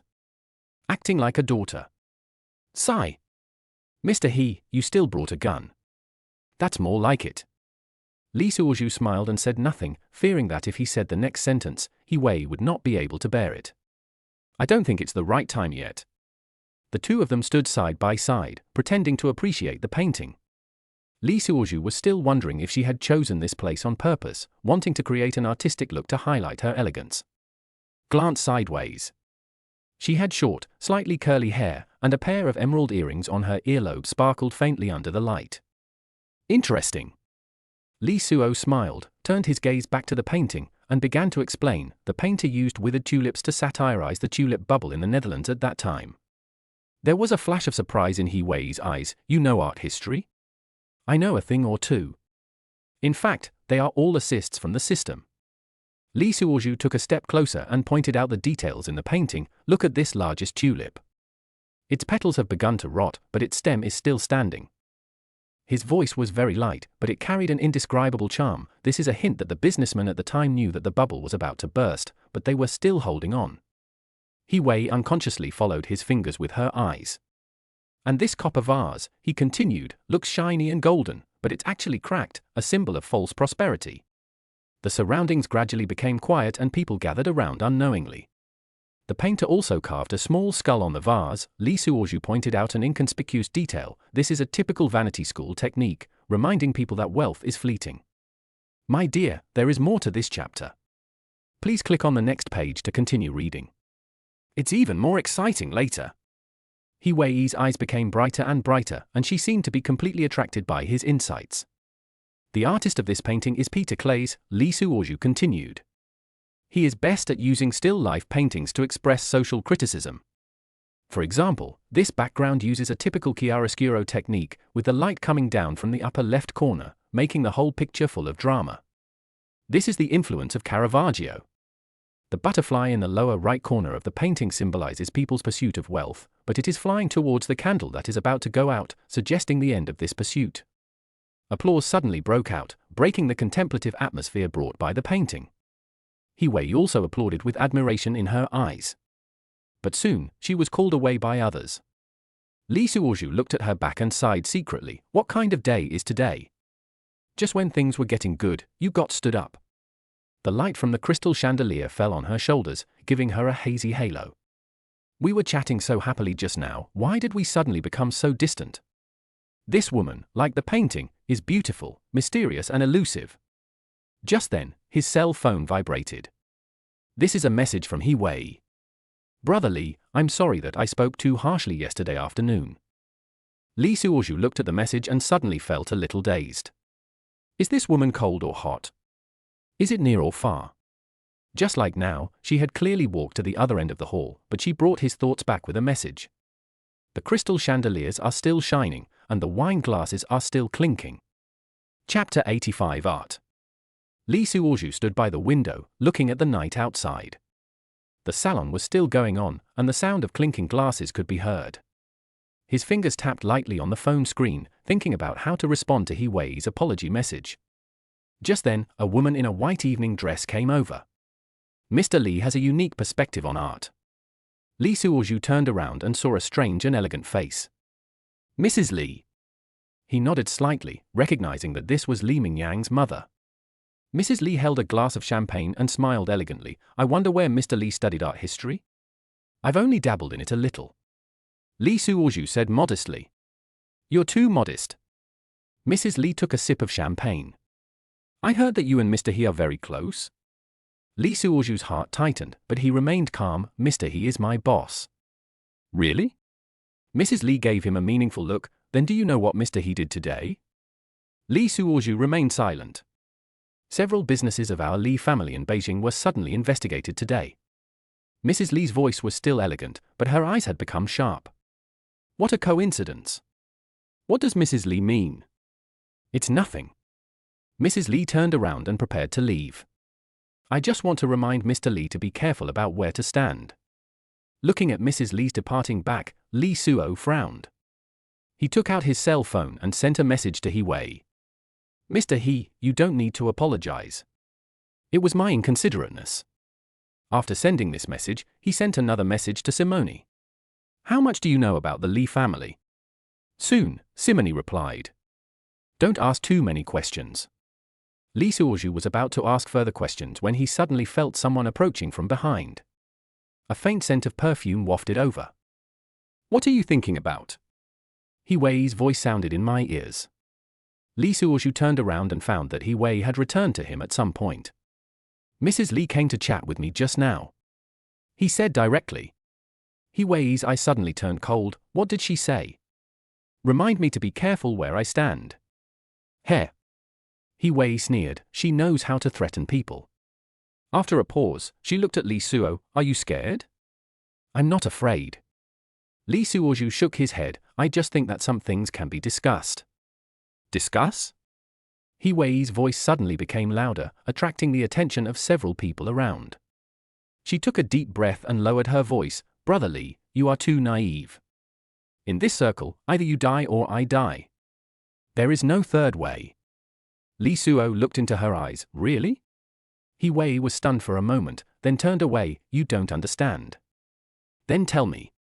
Lee Suozhu took a step forward. Who can guarantee that there won't be a next time, and that we can turn hostility into friendship? He Wei turned her head sharply. her eyes sharp, turn hostility into friendship. Brother Lee's talent is really not matched by yours. What a pity. Is it possible? He suddenly smiled, but there was a hint of bitterness in her smile. If everyone is like you think, will there be no war in this world? After saying that, she turned around and was about to leave. Lee Suo grabbed her wrist and said, He-Wei. This was the first time he called her by her name. He-Wei's body trembled slightly, but she did not struggle. Let go. Her eyes were fierce as usual, but she regretted it for a moment and immediately changed to a gentle look. Lee Suoju didn't let go of his hand for the time being. Please think about how we met. Didn't my actions earn your trust? He-Wei, every good story starts with kindness. After saying this, Lee Suoju immediately let go of her hand. He-Wei adjusted the beads on her wrist and said calmly, Brother Lee, you are very good, but some things are not as simple as you think. It's better for us to maintain a simple superior-subordinate relationship. After saying that, she turned and left, the sound of her high heels hitting the ground echoing in the hall. Lee Suoju stood there, watching her back gradually disappear in the crowd. I guess I'm a little familiar with him. TSK, Lee Suoju laughed bitterly, I'm really redundant. This is a broken planet. You can fight or not. Why did I say all that? Anyway, I want to win her heart. It seems that people can't be kind. This hermaphrodite just likes to be tough, right? He took out his phone and found another message from Simone. Don't try to get closer to the truth. It will do you no good. Lee locked and turned off his phone, then walked to the bar and ordered a whiskey. The amber wine sparkled charmingly under the light, just like the tenderness that occasionally flashed in He-Wei's eyes. But that tenderness was fleeting after all. Are you all pretending to be stupid with me? Lee Suoju plans to banish Simeone to the cold palace first, and I told you to follow his lead. The art gallery is still brightly lit at midnight. Lee Suoju stood in front of a huge oil painting, but his eyes fell on He-Wei not far away. I found that she had changed back into a neutral style, wearing a slim-fitting suit and high heels, sparkling under the crystal chandelier.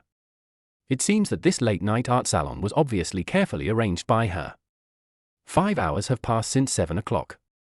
Lee Suoju seemed to understand that He-Wei was just taking up his night time.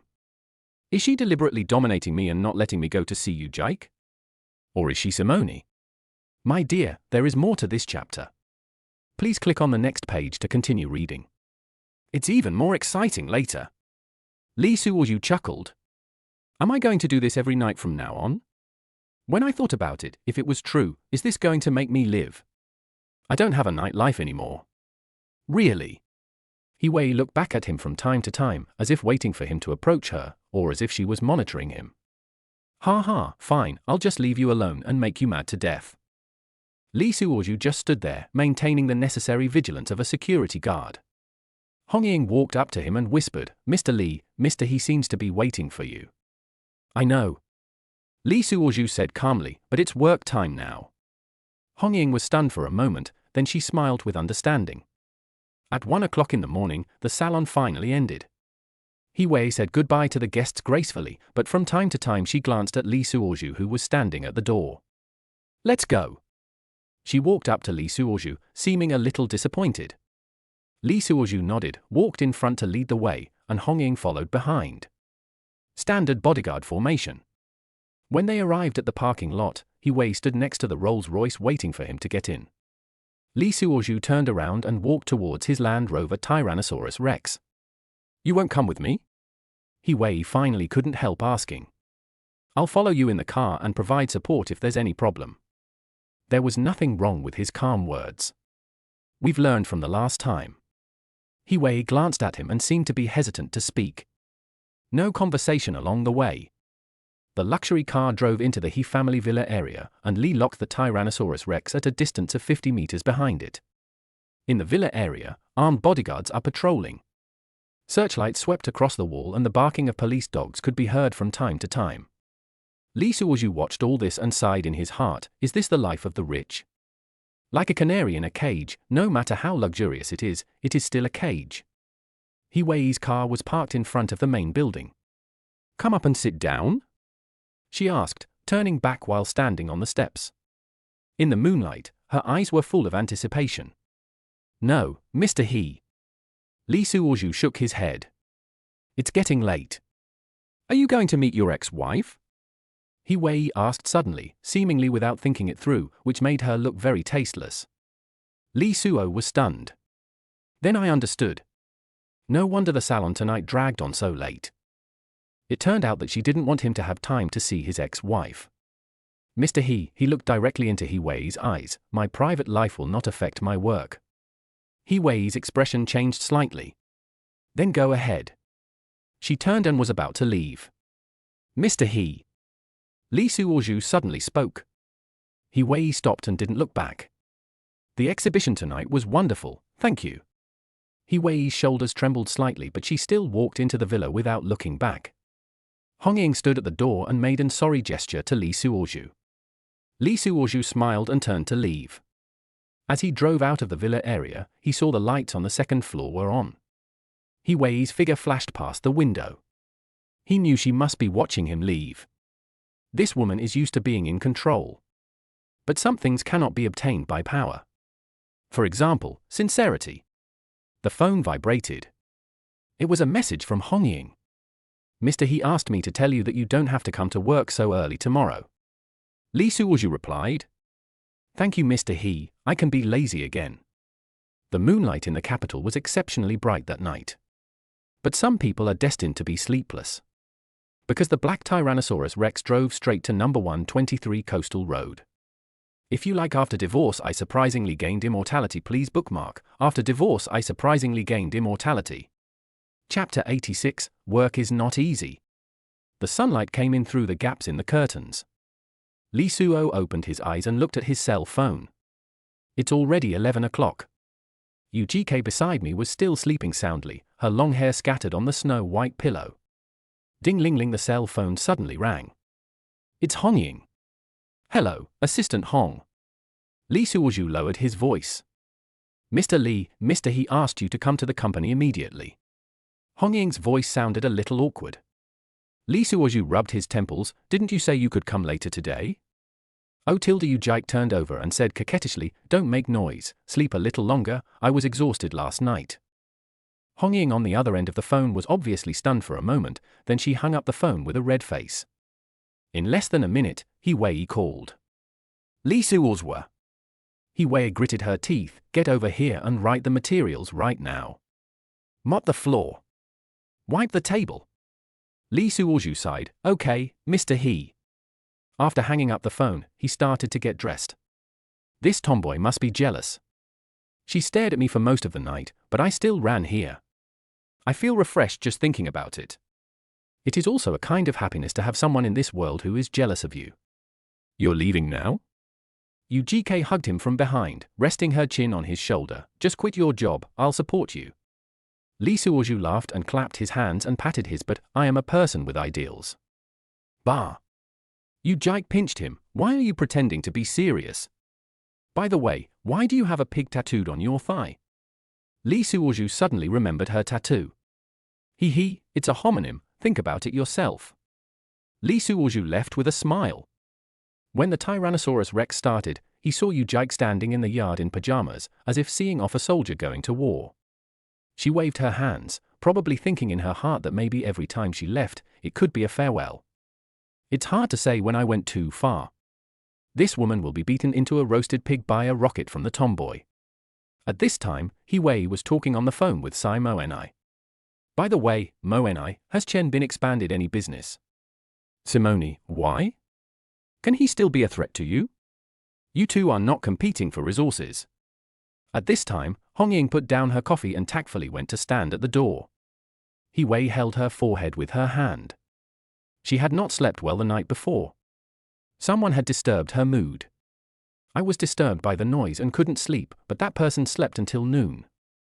I just wanted to ask him what the new project is. After all, the group needs innovation. Simone's mocking voice came from the phone. You want to know how UGK got here? He Wei thought, don't you want to know? And you're making fun of me? It's like this. Li Suozhu is too powerful. I have to be on guard. So I investigated carefully. I want to know where he spent the night last night since he hasn't come to work yet. I thought, let me tell you and see how you can remain calm. Simony was indeed anxious. What? Didn't I watch the art exhibition with you in the middle of the night? Yeah, what about the second half of the night? Doesn't his robot sleep? Simony panicked. Let me ask, don't hang up. Hiwei could hear the questioning from the other end. Excuse me, is Yujiku from the statistics department at work? Reporting to President Sai, Miss Yu hasn't come yet. She asked for leave from the HR department, saying that she just moved here and is not used to the climate. She will take a day off and will go to work tomorrow. Got it, Tilda? Hiwei heard it very clearly and her heart skipped a beat. It hurts like being shot by a bullet. Why? Do I care so much about whether a man sleeps with a woman? Hiwei covered her chest and closed her eyes in meditation. Hiwei, I asked, and it's true that Yujike didn't come to work. When saying this, Simone no longer had the sarcasm she had just had. I feel so sad. This pair of bastards must have been together last night. Simone clenched the pen in her hand so hard that it made a rattling sound. Hiwei said, I have something else to do, and hung up. I quickly took a sip of coffee, but it still didn't work. Hongying, go see if Lee Suoju is here. It was almost 12 o'clock when Lee Suoju arrived at the company. From a distance, I saw Hiwei standing at the door of the office with a sullen face. She was still wearing her suit and tight pants. Round buttocks. Mr. He. Lee Suoju nodded. Come in. Hiwei turned and walked into the office. A pile of papers slammed heavily onto the table. We'll finish it today. Hiwei said coldly, you are not allowed to leave the company. I'll have someone bring in a camp bed. Ask your secretary to deliver the meal at the appointed time. She added, any questions? Lee locked. I wanted to make a few remarks in rebuttal, but then I thought better of it. I'd just like to see her being jealous without realizing it. Just let her eat without pointing it out or paying any attention to her. Playing hard to get. No problem. Lee Suoju said calmly. The phone vibrated. It was a message from Simone. Are you at work? How about having dinner together? Lee Suoju took a look and did not reply. Another message? Are you at the company? Are you angry? Still no reply. Hiwei looked at Lee Suo curiously as he was fiddling with his cell phone. Brother Lee, I have a lot of work to do today, so can you put aside your personal matters? Okay, Mr. He, I'm going out to work. Lee Suoju returned to his office and closed the door with his heel. I put the materials on the table, turned on the computer, sat in the chair and let out a sigh of relief. Start processing the file. After a while, he was chatting with Chen Bishi when the secretary brought him a lunchbox. Chen Bishi, picture, this is my new place, the scenery is nice, right? She sent me a photo of her balcony with mountains in the distance. Lee Suoju replied with a smile, it looks very quiet. He leaned back in his chair and imagined Chen Bishi standing on the balcony. Chen Bishi, yes, it's much quieter than the capital. She sat in the rattan chair, rocking gently, a look of nostalgia in her eyes. But I still miss my friends in Beijing. Lee Suoju, especially your aunt, right? He was typing while eating his box lunch. Chen Bishi, aggrieved expression master, you only know how to bully me. She pouted and tapped her fingers on the screen. By the way, I heard that you and Mr. He. Lee Suoju, it's just a work relationship.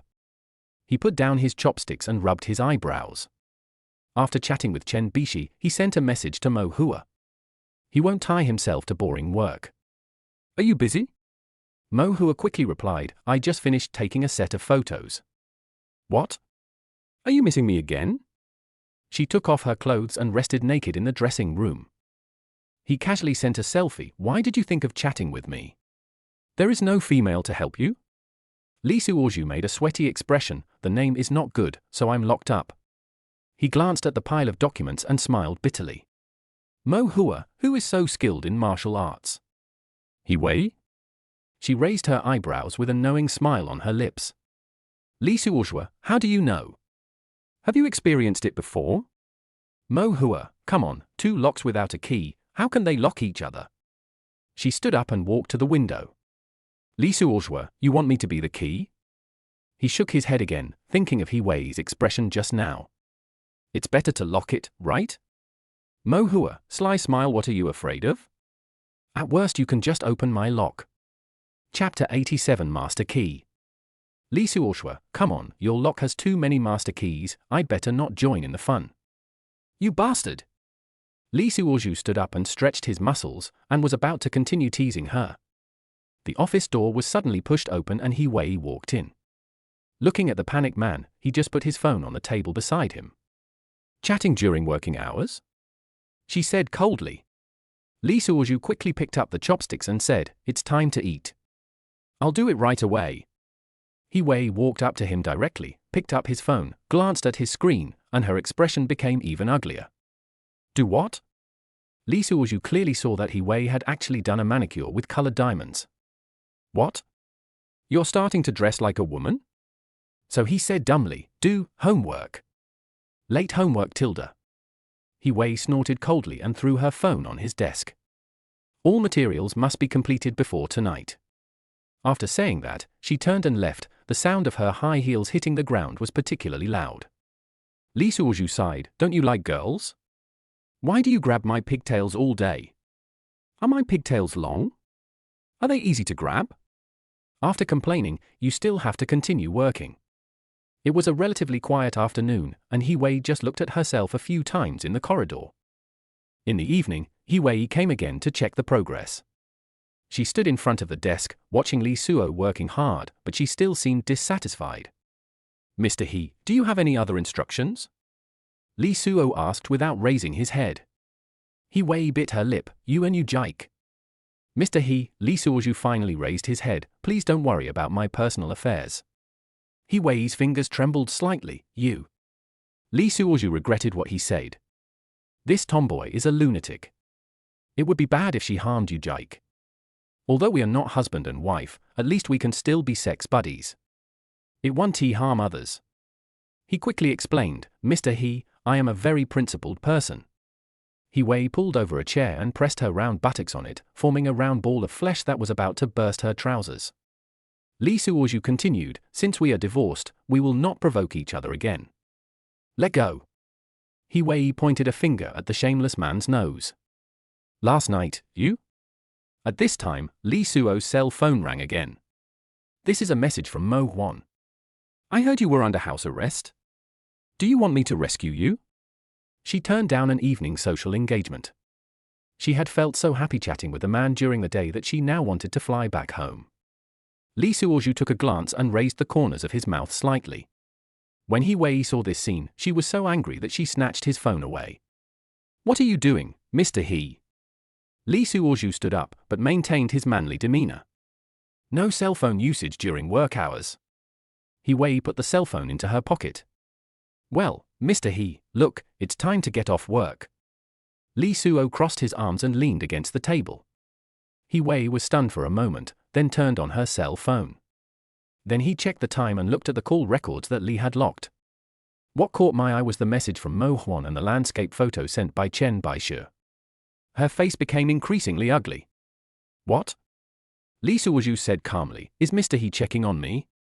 He Wei took a deep breath and put her phone heavily on the table. You?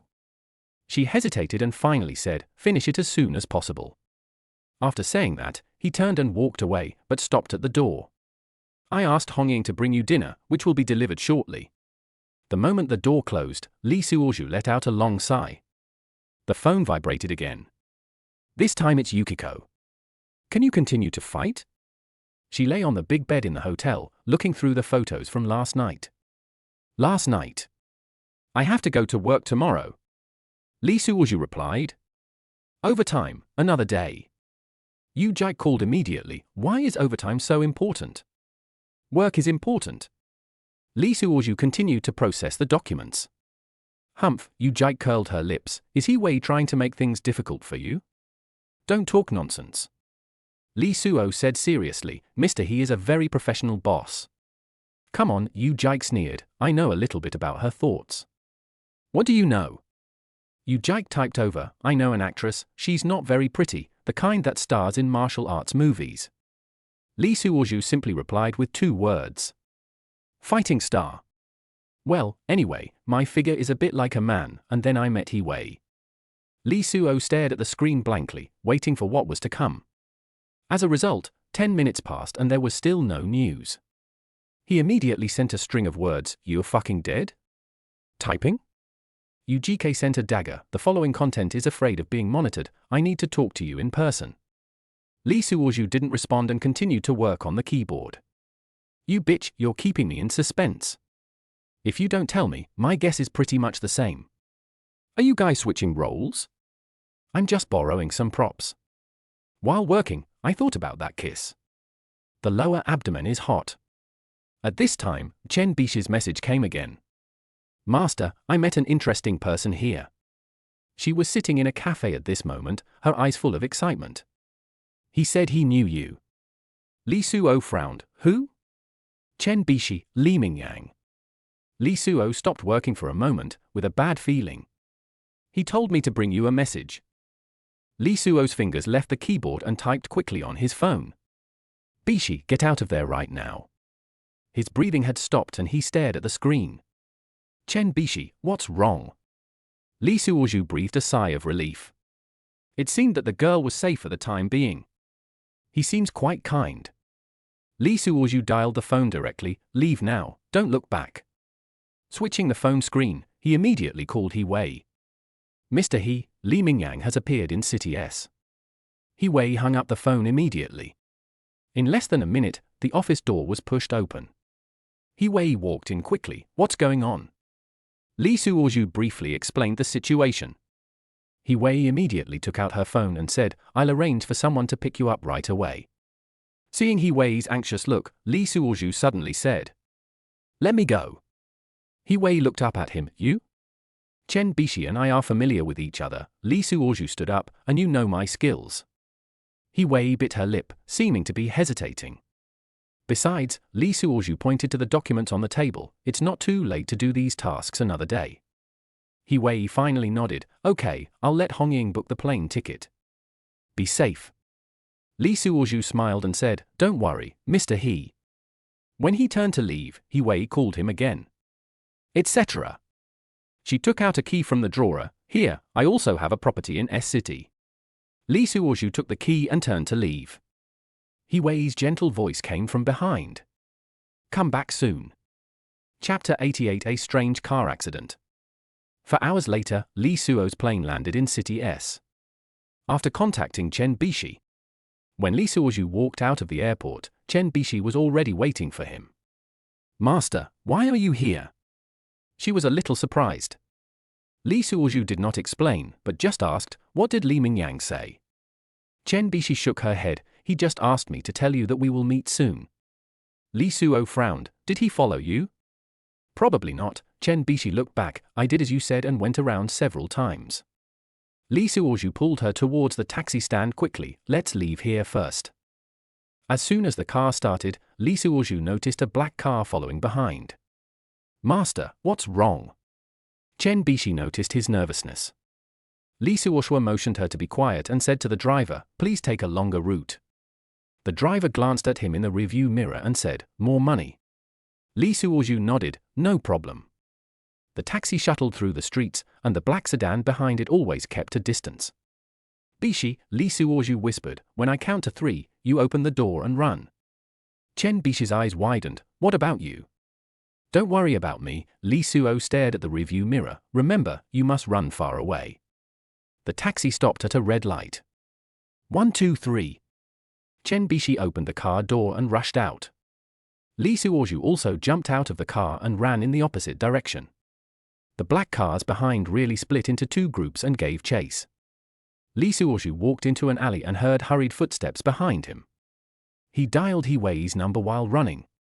"Mr. He, Li Mingyang's men are catching up with us." He Wei's voice was a little anxious. "Where are you?"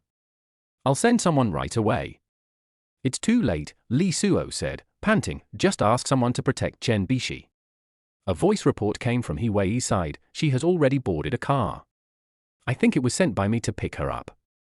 Lee Suoju breathed a sigh of relief. "That's good, I'll go and stabilize Li Mingyang. The footsteps behind me are getting closer." Lee Suoju suddenly stopped and turned to face the pursuers. 3 men in black pointed their guns at him. "Mr. Lee," the leader sneered, "Mr. Lee wants to see you." Lee Suoju looked around. "In this alley?" No, the man in black motioned him to move forward. The car is outside. Lee Suozhu walked out of the alley slowly and saw a stretched Lincoln parked on the side of the road. The car door opened, revealing Li Mingyang's gloomy face. Haven't seen you for a long time. Lee Suozhu got into the car without saying anything. After the car started, Li Mingyang handed him a glass of wine. Would you like to try it? Lee Suozhu took it and smelled it. Did you put drugs in it? Li Mingyang laughed. You are quite cautious. Just say what you want to say. Lee Suozhu put the wine glass back. Li Mingyang put away his smile. I know the relationship between you and He Wei. He Wei has never had eyes for any man. Lee Suozhu took a deep breath and asked, Did I meet your father at the exhibition that day? What? Li Mingyang narrowed his eyes. Are you soft-hearted? Aren't you awesome?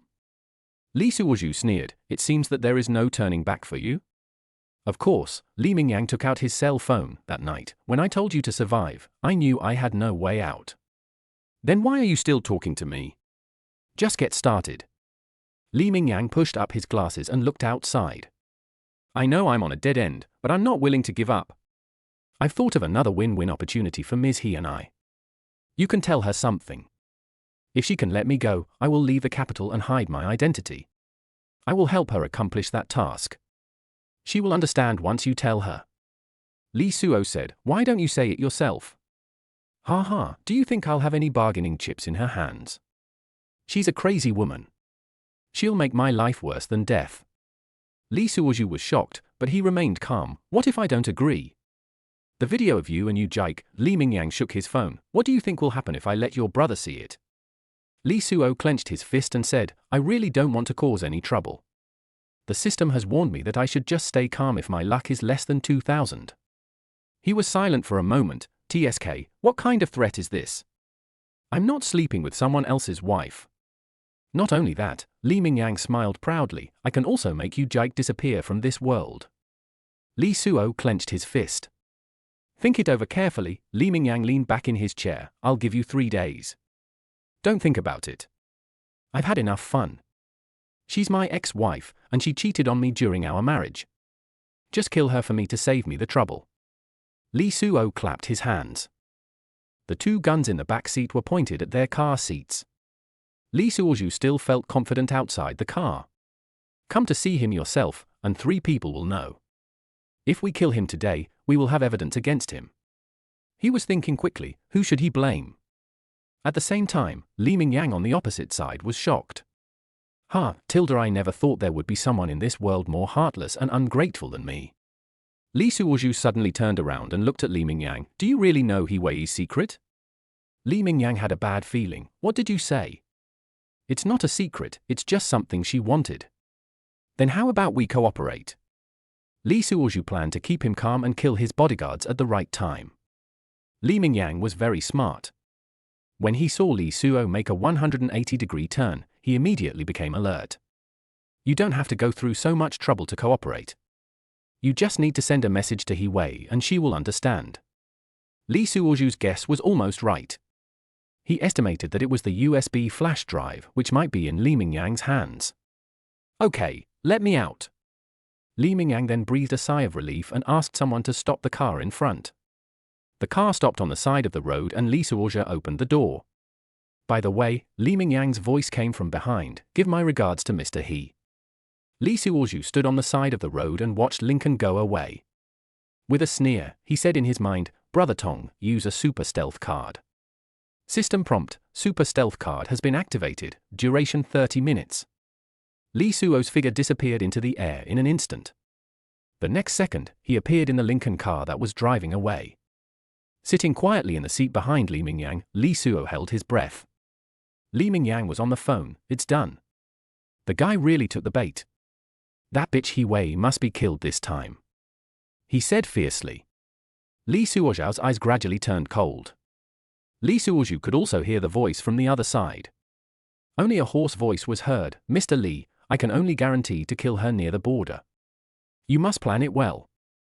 Don't worry, I'll ask her most trusted person to tell her that I can definitely bring her here. The voice continued, Okay, Mr. Li, can you add a little more money? Li Mingyang sneered, how dare you? Aren't you also seeking revenge? The voice explained, those were two countries at war, they can't be considered personal grudges. Li Mingyang, don't make it sound nice. One of your brothers was killed by He Wei's team. Do you think I don't know? The other party was silent for a few seconds. Forget it, I will cooperate with you this time, and we will be enemies if we meet again in the future. Li Mingyang laughed, let's solve our common enemy first, maybe we can cooperate again. The person on the other end sighed and said, what a devil. I'll wait for your news. Then he ended the call. Will that Li Suozhu of yours go? Li Mingyang put away his phone. It's up to him whether he wants to go or not. I will lead him. It only takes 3 days. I just want to buy time and set up traps there. Li Suozhu clenched his fists. It turned out that this scumbag had no substantial evidence at all and wanted to use him to push He Wei into a desperate situation. At this time, the car drove into a busy intersection with a wide road and many cars. It was a red light for Li Mingyang's car. Li Suozhu seized the opportunity and came quietly to the driver's seat. The driver didn't notice anything unusual. Li Suo put his hands on the steering wheel. With one effort, the steering wheel was slammed to the left. At the same time, he stepped hard on the accelerator. The Lincoln lost control, rushing towards the side lane. A heavy truck was approaching. Bang! A huge crash echoed through the street. The Lincoln was knocked off the road like a toy. The car body rolled in the air and parts flew everywhere. Finally, it hit the ground hard and caught fire. Li Suozhu had already retreated to a safe distance. He looked at the wreckage in the fire with a calm expression. Passers-by fled in panic. The sound of sirens came from far away. Li Suozhu ended his invisible state and took out his mobile phone. Mr. He, his voice was filled with a hint of smile, Li Mingyang was in a car accident. What? He Wei's voice was full of surprise. It seems you don't need to find someone to assassinate him. He has already become barbecue. Li Suozhu continued. This is really God's help. He Wei said with a smile. By the way, Chen Bishi wants to see you. She said suddenly. If you like After Divorce I Surprisingly Gained Immortality, please bookmark After Divorce I Surprisingly Gained Immortality. Chapter 89. I'll go with you. In the house you arranged? Li Suozhu asked. Well, do you know the address? He Wei asked. I know. Li Suozhu said and hung up the phone. He took one last look at the accident scene. The fire trucks have arrived and started to put out the fire. The police are evacuating the onlookers. The sirens of ambulances cut through the night sky. But there was no possibility for Li Mingyang to survive. Li Suozhu turned and left, his back gradually disappearing into the night. This mad dog was finally completely dealt with. Now, it's time to meet Chen Bishi. The suburban night shrouds a luxurious villa, and several garden lights emit a soft light in the darkness. A dozen bodyguards in black were patrolling the yard, their walkie-talkies making rustling sounds from time to time. Li Suozhu walked quickly into the gate. The bodyguards nodded and greeted him, but no one came forward to question him.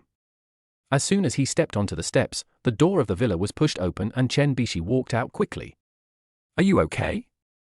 She looked Li Suo up and down, her eyes filled with concern that was beyond words. Li Suozhu felt warm in his heart. He and Chen Bishi had been on and off together these days. We can never be together. That luck value of 160 is no longer the purpose of approaching her. He shook his head with a faint smile on his face. Don't worry, I'm fine, right? Chen Bishi breathed a sigh of relief, but soon regained her usual reserve. Come in and talk. In the living room, the two sat opposite each other, with a vague awkwardness in the air. The knot in Chen Bishi's heart could not be smoothed out.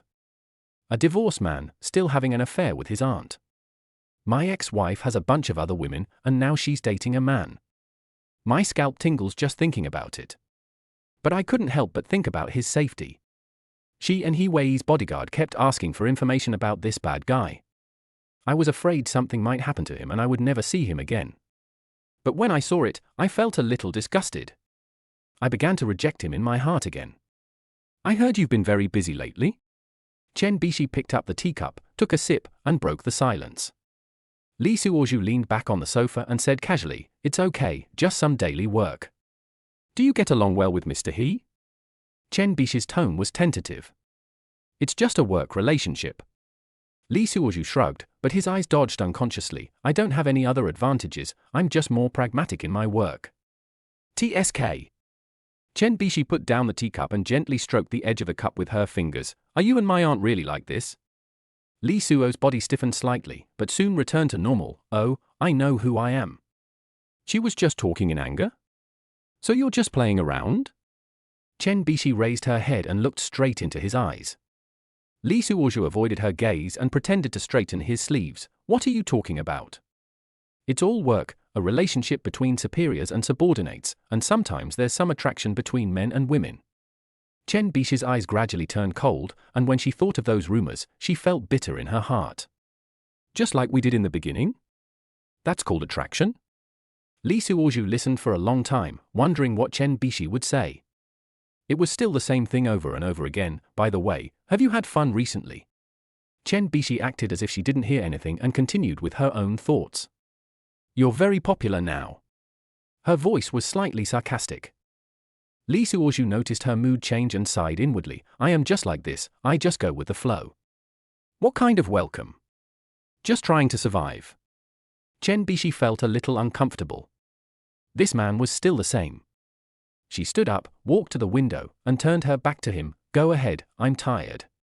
Lee Suozhu looked at her slender back, wanting to say something but stopping himself, and finally just stood up silently. Take care, he said softly and turned to walk towards the door. Chen Bishi listened to his footsteps gradually fading away, tears surrounding her beautiful contact lenses, reflecting the crescent moon outside the window. Lee Suozhu walked out of the villa, and the night wind blew away the warmth on his face. He got in the car and said, let's go to the airport. Yes, Mr. Lee. Looking at the villa gradually moving away in the rearview mirror. Along the way, Chen Bishi's last expression kept replaying in his mind. As he passed a traffic light, he caught a glimpse of the roadside flower shop, which still had its lights on. Thinking of the flower pots he had bought for Chen Bishi, he smiled bitterly and shook his head. Some feelings, like withered petals, can ultimately not withstand the passage of time. An hour later, an airplane bathed in moonlight soared into the sky and flew towards the capital. After arriving in the capital, Lee Suozhu sat in the special car that came to pick him up. Send me back to my residence. I want to have a good sleep. I'm so sleepy. Lee Suozhu yawned and stretched. Mr. Lee, Miss He asked you to go directly to the company. She is waiting for you. The driver and the bodyguard couldn't hold back their laughter after they said this. Now everyone knows that Mr. He, who is not interested in men, has a brother. What? Lee Suo glanced at his watch. It's already 1 in the morning. Are you still going to the company? This is how Mr. He arranged it. Go away. Lee Suozhu waved his hand and took the opportunity to close his eyes for a while. Arrive. Mr. Lee. Lee Suozhu got out of the car and pushed open the company door tiredly. The hall was quiet except for the security guard on duty who was dozing off. He dragged his heavy feet towards the elevator and the security guard hurried out to greet him. Is that Mr. He up there? He couldn't believe it and was afraid that He Wei was messing with him again. The security guard quickly said, I saw Assistant Hong Ying in the corridor from the surveillance camera. Oh, thank you. It seems she is really here. Take the elevator to the top floor. I actually saw Hong Ying chatting with a cleaning lady in the corridor. Seeing Lee Suozhu coming, he greeted him immediately. Are you okay?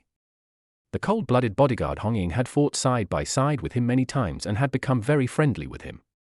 Have you solved the problem of Mr. He? Hong Ying pointed inside with her finger. Lee Suo looked through her open suit pocket and saw that she had a petite body but overdeveloped breasts. He really wanted to ask if there was any glue padding. In fact, he saw the 2 submachine guns slung under her arms. What are you looking at? Hong Ying quickly grabbed the suit together. With a red face, she glared at Lee Suozhu coquettishly.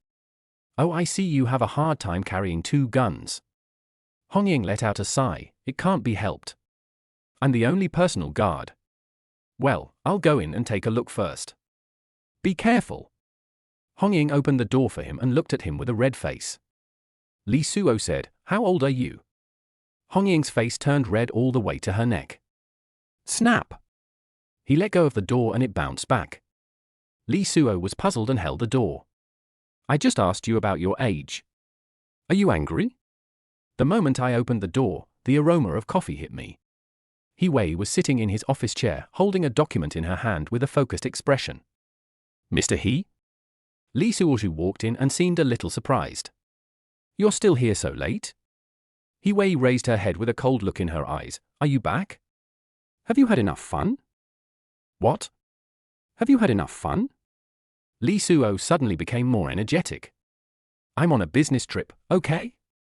Li Suozhu tried to explain. He Wei stood up and her high heels made a crisp sound on the floor. These documents on the table must be processed tonight. Li Suozhu almost cried as he looked at the pile of documents. Mr. He, I haven't had a day off. That's your business. He Wei said coldly, tapping the table lightly with her slender fingers. Li Suozhu looked at the colored diamonds on her fingertips. They were different from before she left and she had changed into a new set.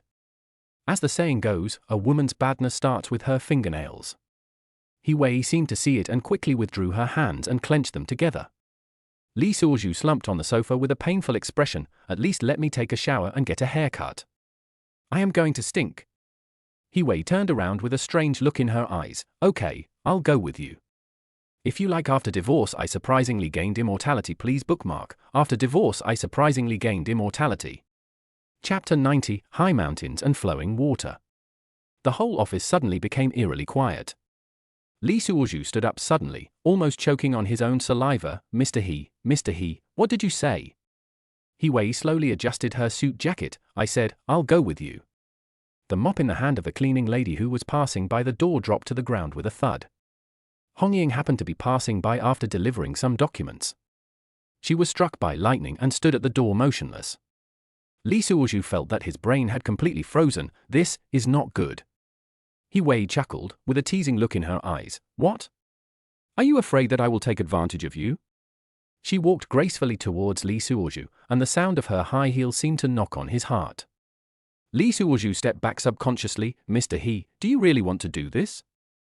He Wei suddenly stopped and her expression returned to a stern tone. What are you afraid of? I don't really want to take a shower with you. She turned and walked towards the door, leaving a message. Let's go to the Dragon Palace in the East China Sea last time. That room is equipped with musical instruments. Li Suozhu let out a long sigh and wiped the cold sweat from his forehead. Hong Ying secretly observed He Wei's back at the door, thinking that the president was very abnormal today. He Wei walked to the end of the corridor before she let her slightly red cheeks calm down. This man, she thought, biting her lip, I will not let you even think about contacting other women for a second. Li Suozhu touched his face and felt that his body temperature had not completely subsided. This time, without Simone, will we be able to welcome the arrival of 500? When Hong Ying came in with the coffee, she could still see the blush on Li Suo's face. Mr. Li, she said, trying not to laugh, Mr. He told you to hurry up. Li Suozhu sighed and picked up the document resignedly. What sin have I committed? Not long. Hong Ying came in with another box of lunch.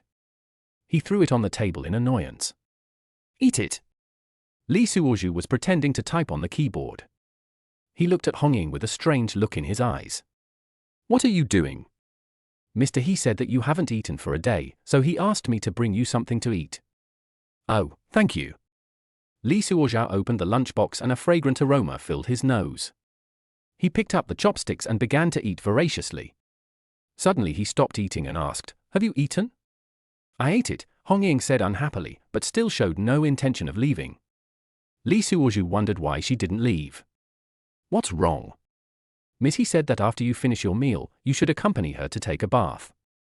Li Suozhu almost spit out the food in his mouth. Go take a shower, what else are you going to eat? Isn't there a high-end buffet there? HMPH. Hong Ying still didn't leave and stood there with her arms folded. Just say whatever you want to say. Li Suozhu looked at this awkward girl and knew that she seemed to have some anger that she couldn't let out. You don't joke with me in the future, okay? Hong Ying finally said it shyly. What kind? Li Suo stopped eating and pushed the lunchbox away. He would have a seafood dinner soon anyway. Can't you see, Ms. He? Li Suo pretended to be confused and continued to stare at Hong Ying in confusion, making her at a loss. Oh, at least don't let Mr. He misunderstand. Only then did Li Suozhu realize that Hong Ying and He Wei were inseparable, and He Wei had never had any other close female bodyguards. So I asked curiously, "Don't you have a shift change?" Hong Ying shook her head and twisted her 2 fingers together. "Mr. He, why don't you hire a few more bodyguards?" Hong Ying lowered her head. "Too many bodyguards is dangerous. The person closest to you may also be the most." "I understand," Li Suozhu nodded. "Don't worry, I won't make jokes anymore in the future." Hong Ying nodded in satisfaction, turned and left. The luxurious private room in the Dragon Palace of the East China Sea was filled with mist. Li Suozhu sat by the swimming pool, wearing only a pair of swimming trunks, feeling uncomfortable all over. He Wei leaned against the opposite pool wall, wearing a conservative black swimsuit, but she looked at him without any hesitation. The 2 of them revisited the old place and knew everything. They are all planning future storylines for The Last Kiss. No matter how you design it, you don't want it to end. "Mr. He," Li Suozhu cleared his throat, "how about I go out first?" "What are you afraid of?" He Wei chuckled. "It's not the first time. Don't you want to wash it well?" "Wash it?" Her eyes lingered on Li's firm abdominal muscles. Li Suozhu felt like a mouse being stared at by a cat. "Hong Ying," He Wei suddenly said, "go get that guqin." Hong Ying's voice came from outside the door. He Wei stood up, and drops of water slid down her curves. "Can you play this?" She walked to the stone bench by the pool and sat down. Li Suozhu glanced sideways and found that he really could do it. When he was a child, before he went to primary school, his mother sent him to a skills class, where he mastered many skills, especially musical instruments, which he plays with ease. Hong Ying came in holding a guqin, her face as red as a boiled shrimp. "Put it here." He Wei pointed to the side. Hong Ying put down her zither and quickly walked out. "Come on, brother Li." He Wei patted the seat beside her. "How about playing a song to liven up the atmosphere?" Li Suozhu hesitated for a moment, but finally stood up and walked over. Drops of water dripped from his body, leaving a trail of water on the ground. He Wei's gaze followed the water droplets, and her eyes became deep. Li Suozhu sat down and gently stroked the strings of the zither with his fingers. This chapter is not finished yet. Please click on the next page to continue reading the exciting content. "What are you playing?" he asked. "It's up to you." He Wei's voice was a little hoarse. Li Suozhu thought about it and began to play the famous song High Mountains and Flowing Water. Li Suozhu took a deep breath, concentrated and closed his eyes. "As I gently stroke the guqin with my hands, a faint scent of sandalwood permeates my heart. The whole body of this zither is black, and fine lines can be vaguely seen on the body of the zither, which shows that it is a treasure from a long time ago. My mind was filled with clouds and mist, and my heart gradually sank into that eternal story." Boya played the zither, and Ziki was his soulmate. A clear sound of a piano suddenly pierced the night sky, like the first gushing of a clear spring in the mountains. He Wei's originally nonchalant expression suddenly froze. There is an indescribable sadness and loneliness in the sound of the piano. Li Suo's fingers slid gently across the strings, and every note seemed to carry a story. The mountains are towering and the water is gurgling. The sound of the piano is sometimes like the tinkling of a clear stream in a mountain stream, sometimes like the rushing of a river, majestic and magnificent. He Wei sat up straight without realizing it, her eyes fixed on Li Suo's fingers. Those eyes that were so powerful in the business world were now a little moist. Outside the door, Hong Ying was originally dozing off against the doorframe, but at this moment she stood up straight involuntarily. In the sound of the piano, she seemed to see the towering green mountains and the rushing river. Li Suokuo's fingers danced on the strings, and his whole body seemed to be integrated with the piano. His expression was focused and affectionate, as if he was not playing the instrument but telling an ancient story. He Wei looked at his profile and suddenly felt a palpitation. This man who usually seems so lazy and carefree seemed so strange and charming at this moment. The sound of the piano gradually reaches a climax, like a mountain stream merging into a river, roaring and rushing. Hong Ying walked into the room involuntarily, stood in the corner, and held her breath. She had never thought that a guqin piece could make people so intoxicated. He Wei's fingers unconsciously clutched her bathrobe, and a trace of confusion flashed in her eyes. At this moment, she seemed to see another Li Suozhu. The soul hidden beneath the cynical appearance. The sound of the piano suddenly changed and became lingering and sad, as if telling of 1,000 years of lovesickness. He Wei felt her heartbeat quicken and her cheeks felt slightly hot. Chapter 91, A Heartbreaking Song. Where can I find a soulmate in the world? Hongying secretly wiped her eyes in the corner, thinking that this Mr. Lee was really a hidden talent.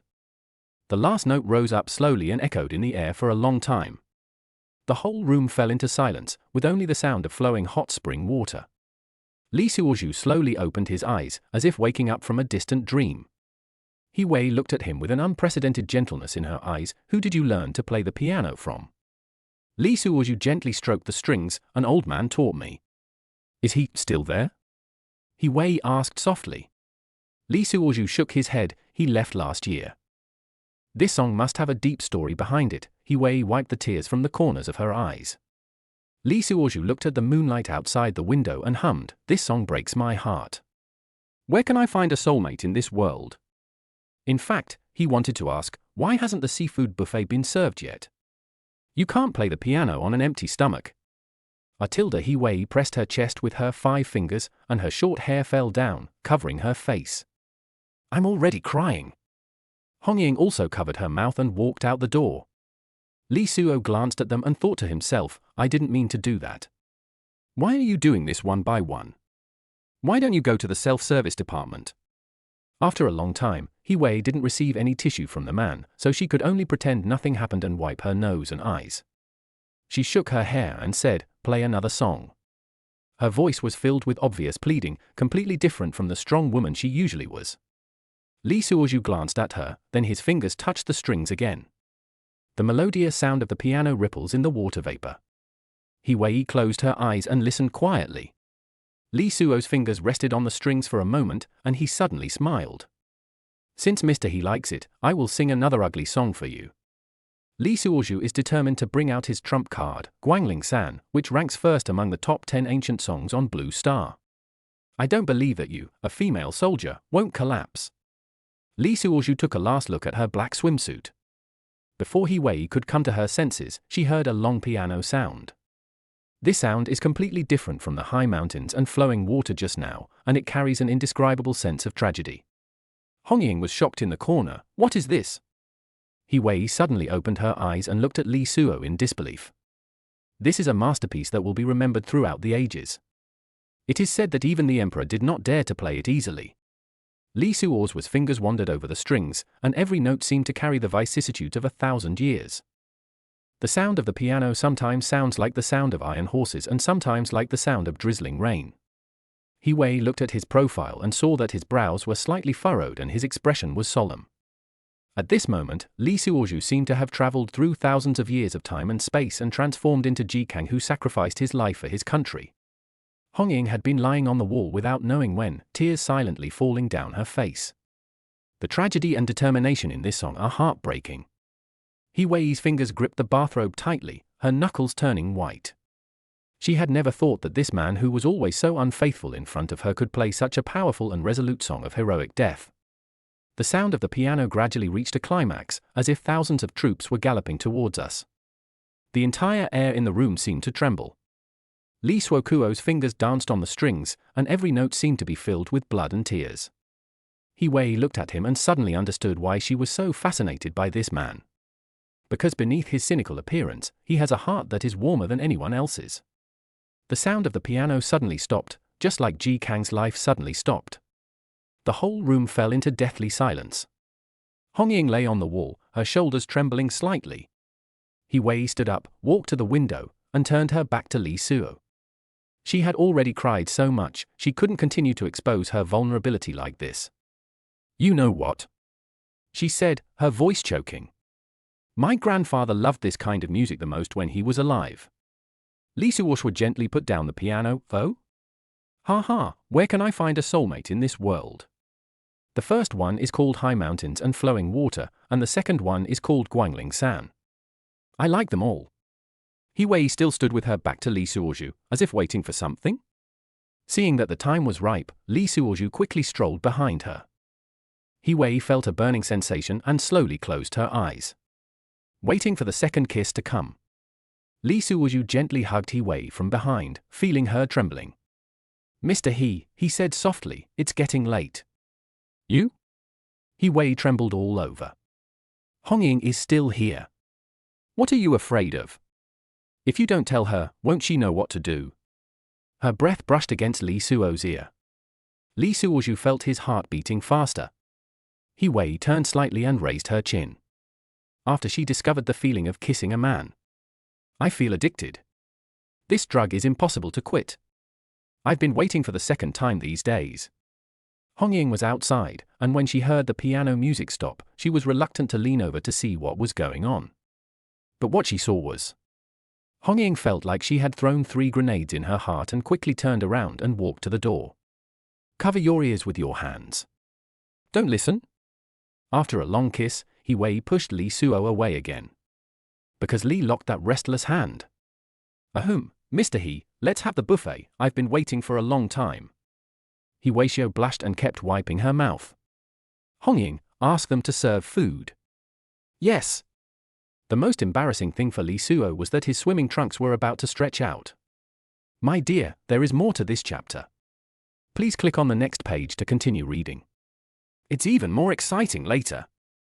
He quickly bent over and went to the bathroom. I'm going to take a shower. He Wei couldn't help but sneer when she saw him running in like a toad. You deserve it, I'll suffocate you to death. In the shower room, Li Suo let the cold water wash over his body. He needs to calm down. I don't know, has the 500 arrived? After checking, it has not been sent yet.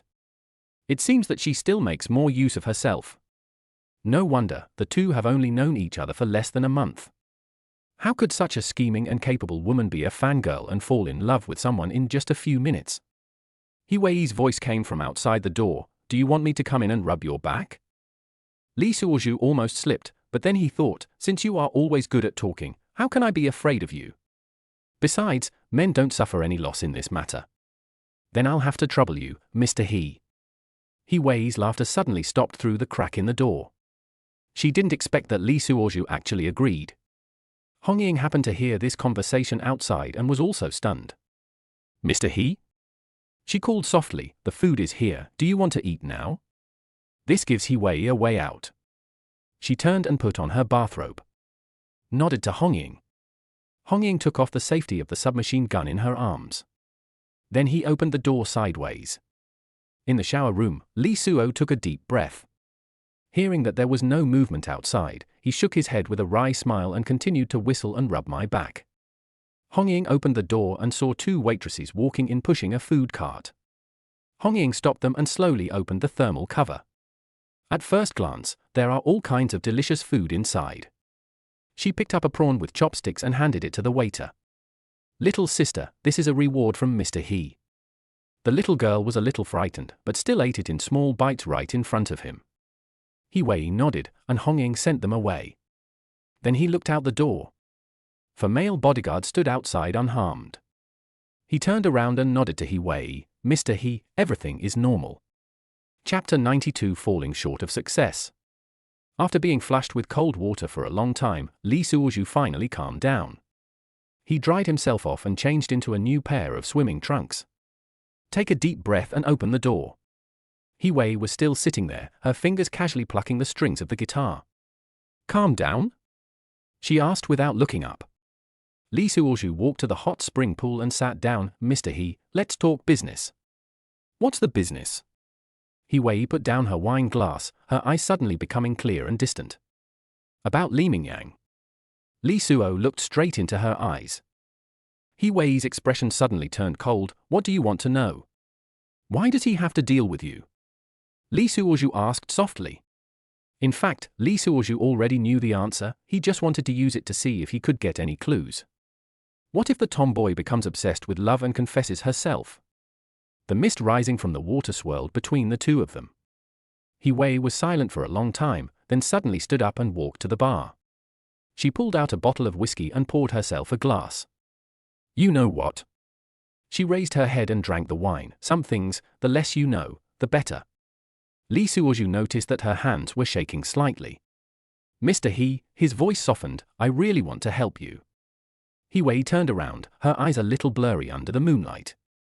Help me? She sneered, do you know what help me means? She walked up to Li Suozhu and looked down at him. You think I don't know what you're thinking? Her voice was filled with sarcasm.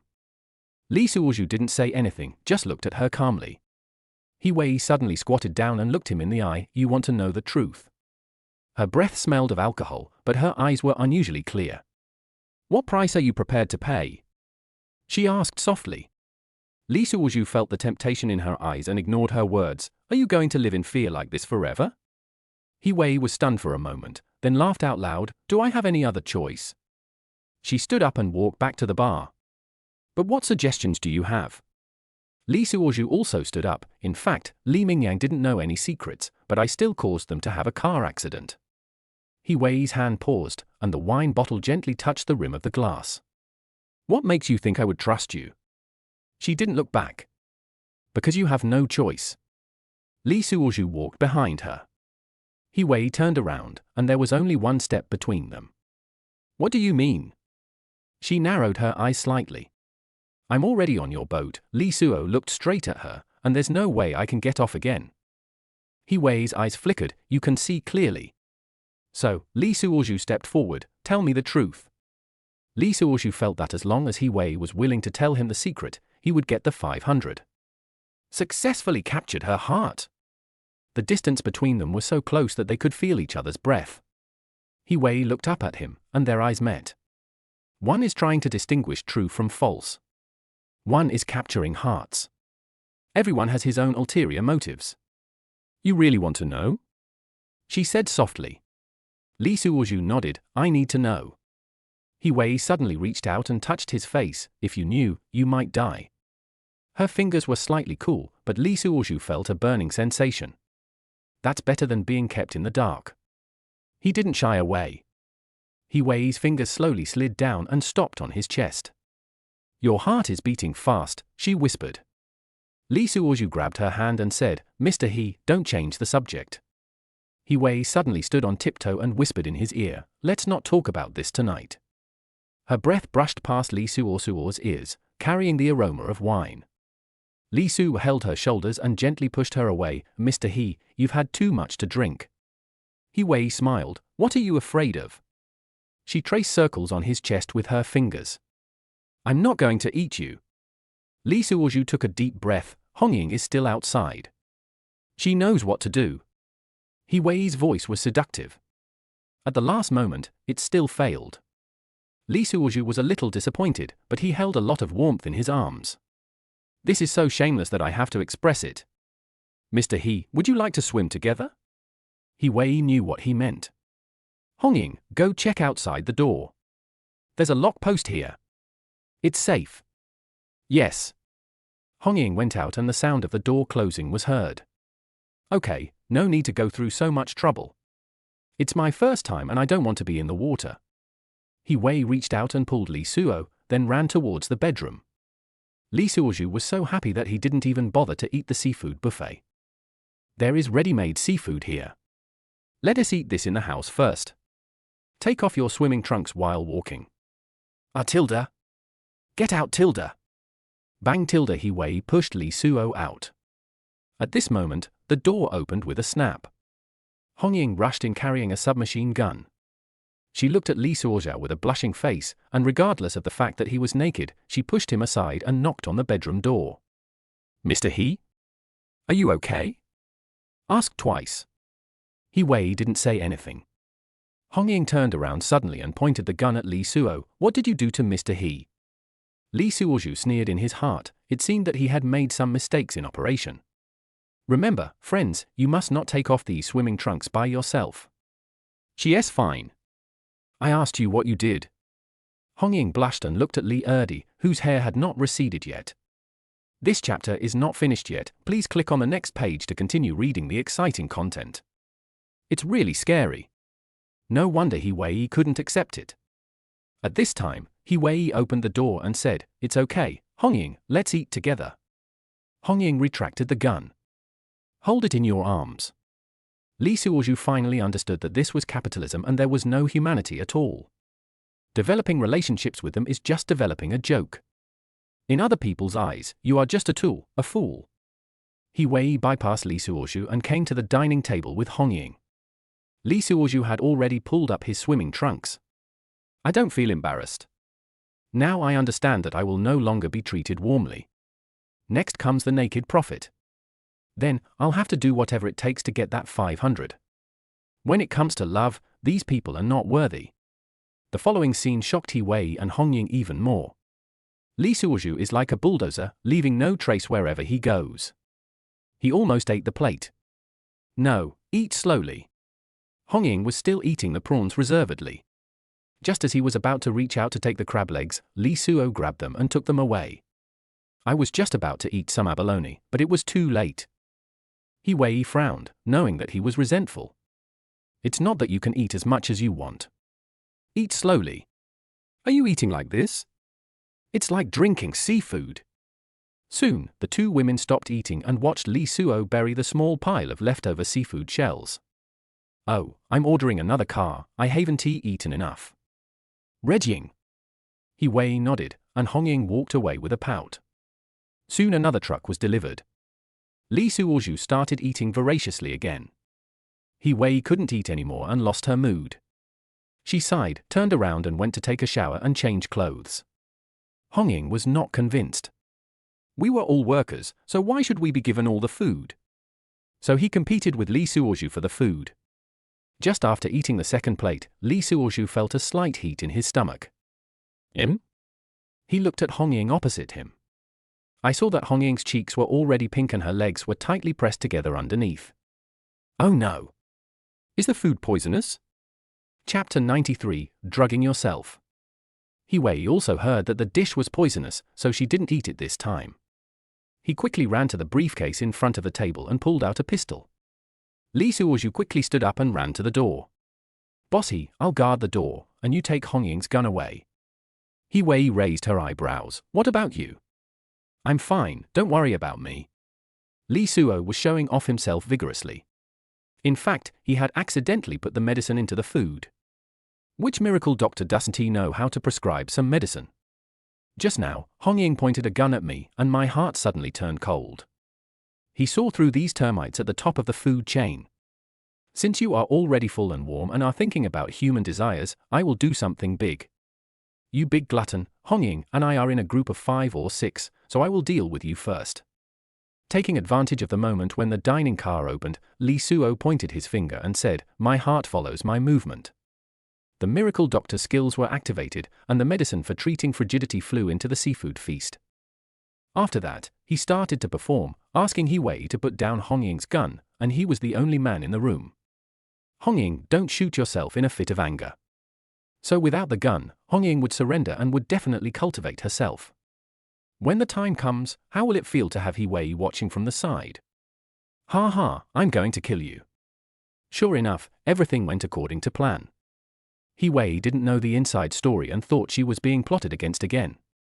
He quickly followed the instructions of the big pervert Li Suozhao and took out the 2 submachine guns from Hong Ying's armpits.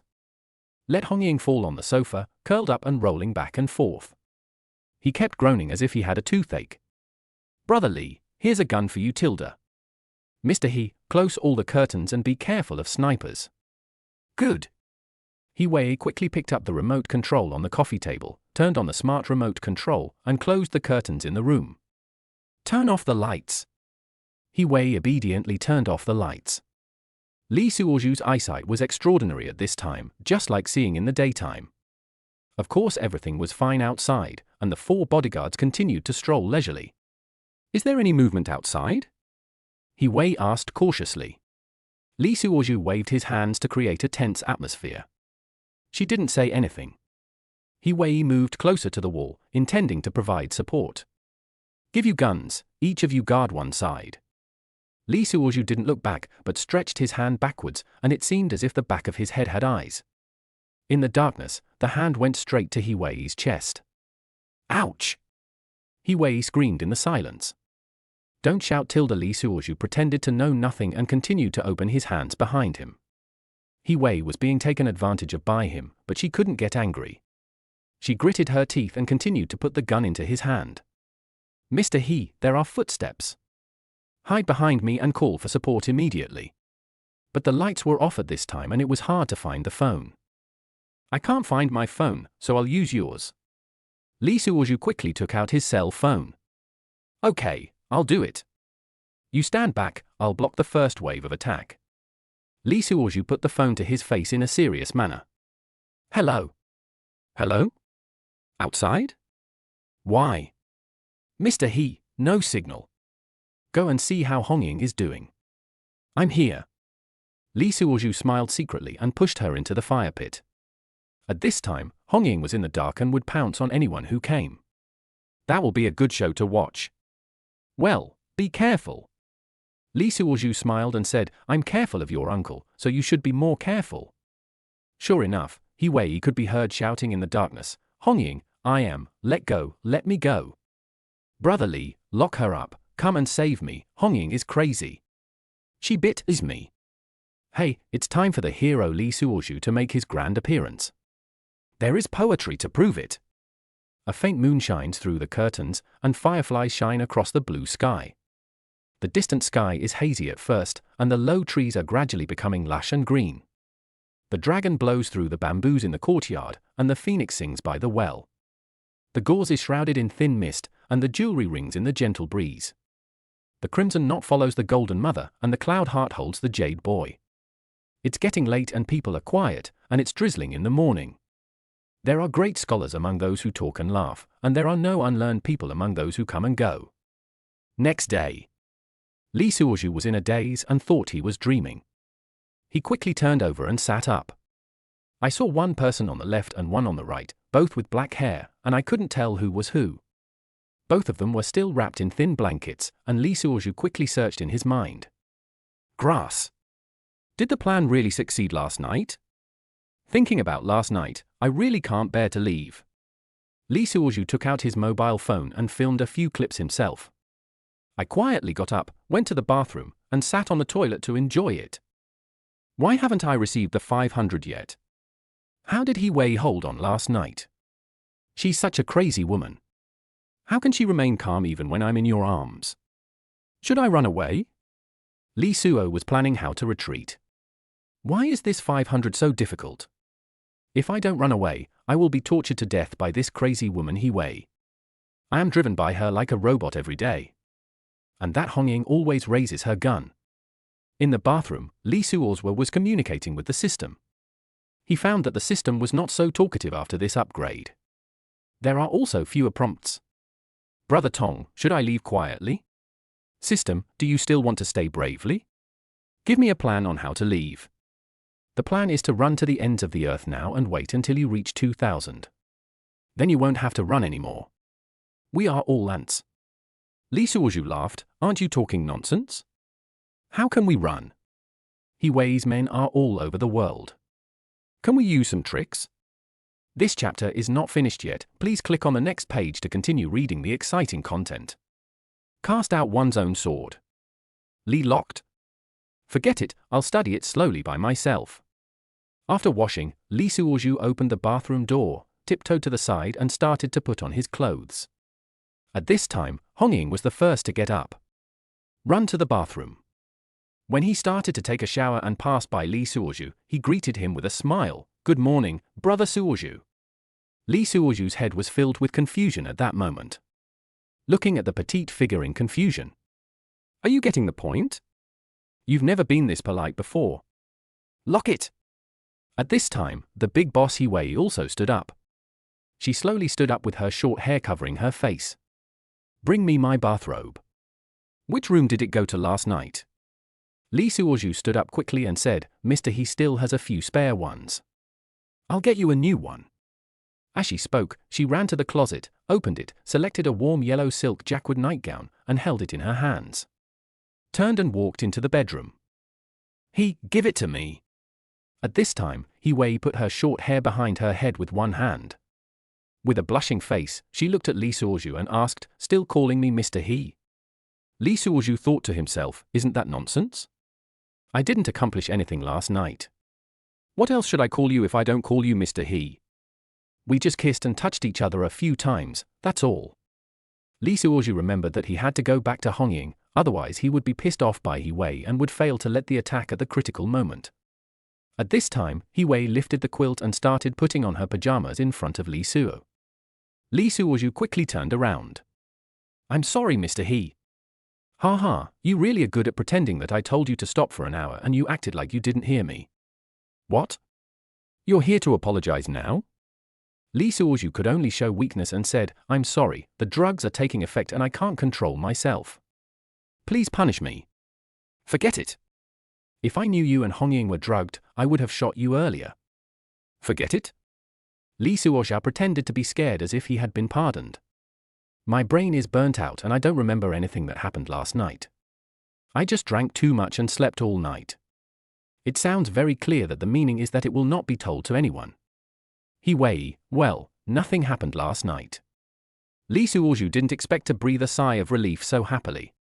Then I'll go get ready. It seems like it was just a false alarm and nothing happened. Lee Suozhu slowly turned around and walked out. Wait! Take away all the sheets, mattress and other items of this bed. It was all a false alarm. Lee Suozhu is still thinking about how to leave? The world is so big that I can't just hang myself on He Wei. If I don't leave, I will be hanged by her. If you like After Divorce I Surprisingly Gained Immortality, please bookmark After Divorce I Surprisingly Gained Immortality. Chapter 94. Determined to leave. The three of them didn't speak along the way. It was not until they returned to the company that He Wei said, I will continue to organize the materials today. Lee Suozhu sat in the office chair, staring out the window in a daze. This black leather office chair was specially bought for him by He Wei. It is so comfortable that it makes people drowsy. Brother Suo, have a cup of coffee.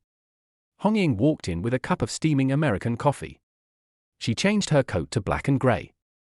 She changed into a light pink suit, which made her skin look even whiter, and there was a hint of shyness in her eyes. Thank you. Lee Suozhu took the coffee and smelled its mellow aroma. Hongying did not leave immediately, but stood there, hesitant to speak. Anything else? Lee Suozhu looked up at her. That, last night. Hongying's face turned red instantly. Didn't we just take a bath, sing, eat, and sleep last night? Nothing else happened. Lee Suozhu said lightly. Hongying bit her lip, but... Bossy told you to go back to work, Lee Suozhu interrupted her. Watching Hongying leave dejectedly, Lee Suozhu laughed secretly in his heart. These women all thought they could tie him down. That is a nice thought. From now on, I have to make He Wei tired of me. This is the toughest opponent I have faced since I captured the luck value. Chen Bishi is okay, at least she can treat people gently, but this crazy woman is unreasonable. Over time, Lee Suozhu was almost depressed because of this little bit of luck. When I think of last night, the arrow is on the string and can't be shot. From the beginning, we have to keep making trouble. She is so annoying that she has to let herself go. He took out his cell phone and sent a message to Simone, I miss you. In less than a minute, Simone responded, slippery tongue. Lee Suozhu smiled and replied, really, let's have dinner together tonight? Mr. He, you won't be angry? Simone was obviously testing. Is it her business? Lee Suozhu said deliberately. Sure enough, not long after, He Wei appeared at the door of his office. When she came back, she was wearing a black business suit, her short hair was neatly tucked behind her ears, and her eyes were cold. Playing with your phone during work hours? She said coldly. Lee Suozhu put his phone on the table and said, Mr. He, please let me do something else. I can't do this. You have to do it even if you don't want to. He Wei rolled her eyes. This is training you. Mr. He, Lee Suozhu stood up and said with determination, thank you for your kindness in cultivating me, but I want to resign from you. He Wei was stunned for a moment. What? I want to live a quiet life. Lee Suo leaned back in his chair. A quiet life? He Wei sneered, with whom? Lee Suozhu shook his head, I am destined to be alone in this life. What about Hongying? He Wei gritted her teeth. Lee Suozhu had already thought about it. If she wants to follow, let her follow. She has no official status anyway. Lee Suozhu said indifferently. Scumbag. He Wei cursed. Lee Suozhu just smiled and didn't say anything. He knew that the angrier He Wei was, the closer he was to freedom. Do you think I will let you go? He Wei said coldly. Lee Suozhu stood up and walked to the window. Mr. He, you can't keep someone who doesn't want to stay. He Wei looked at his back and suddenly felt a little flustered. This man seemed to be really leaving. Just try and leave if you dare. She turned and left, the sound of her high heels being particularly harsh. Lee Suozhu looked at her back, a smile appearing on the corner of his mouth. He picked up his phone and sent a message to Simone, "I'll wait for you at the usual place at 7 p.m. Then he sent another message to you, Jike, "I have an appointment tonight, see you another day." Finally, Chen Bishi asked, "Are you used to living in S-City?" 3 messages, 3 women, 3 attitudes. He knew that He Wei would definitely check his cell phone records. These messages are the traps he set. Let her see how unfaithful this man is. Is a philandering man worth her efforts? Just return to my office. The office door was pushed open again, and Hong Ying walked in holding a document. "Brother Lockup, this requires your signature." Her voice was so gentle that it sounded like she was acting coquettishly. Lee Suozhu took the document and deliberately let his fingers touch hers. "This is not your job, why are you running around?" Hong Ying's face turned red again. "Anything else?" he asked knowingly. Hong Ying shook her head but did not leave. That night, she faltered. "I have an appointment tonight," Lee Suozhu said directly. Hong Ying's expression changed instantly. Turned around and left. He knew that these words would reach He Wei's ears within 10 minutes. Sure enough, He Wei called. "Come to my office." Her voice was as cold as ice. Lee Suozhu adjusted his suit and walked slowly towards He Wei's office. Lee Suozhu pushed open the office door and saw He Wei standing in front of the floor-to-ceiling window, looking out. The sunlight shines through the glass, outlining her slender figure. "Mr. He." Lee Suozhu stood at the door and spoke indifferently. He Wei didn't turn around, tapping the window frame with her fingers. "Are you really going to leave?" Her voice was trembling, completely different from the strong woman she usually is. Lee Suozhu walked to the sofa and sat down, looking at the priceless tea set on the coffee table. "Why bother?" he said softly. "You have your career, and I have my life. My dear, there is more to this chapter. Please click on the next page to continue reading. It's even more exciting later."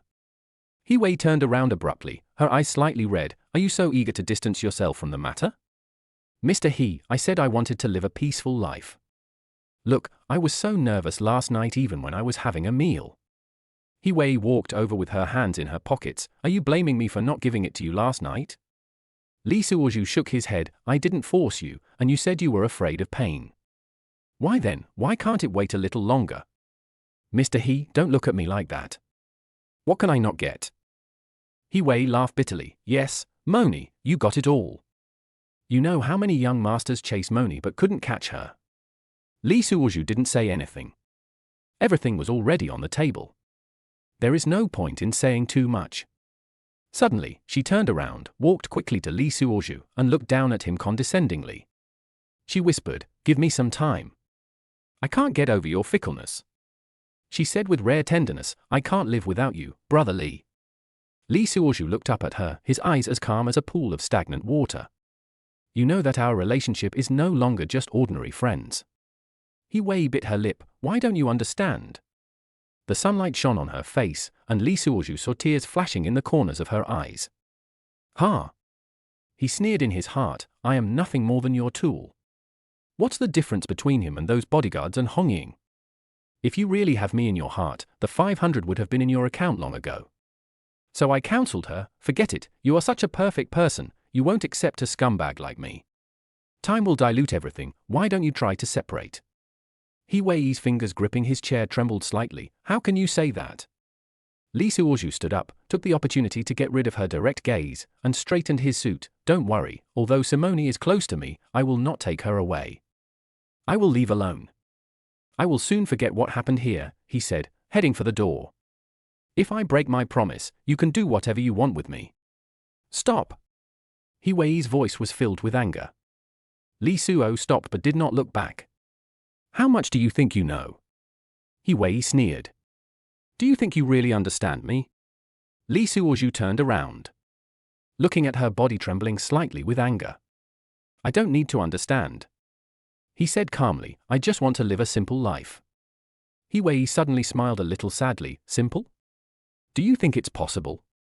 She walked to the desk and picked up a document. "Look at this." She threw the file on the coffee table. Li Suozhu looked down and saw that it was a share transfer agreement. 2% of the shares. He Wei looked at him. If you keep it, it's yours.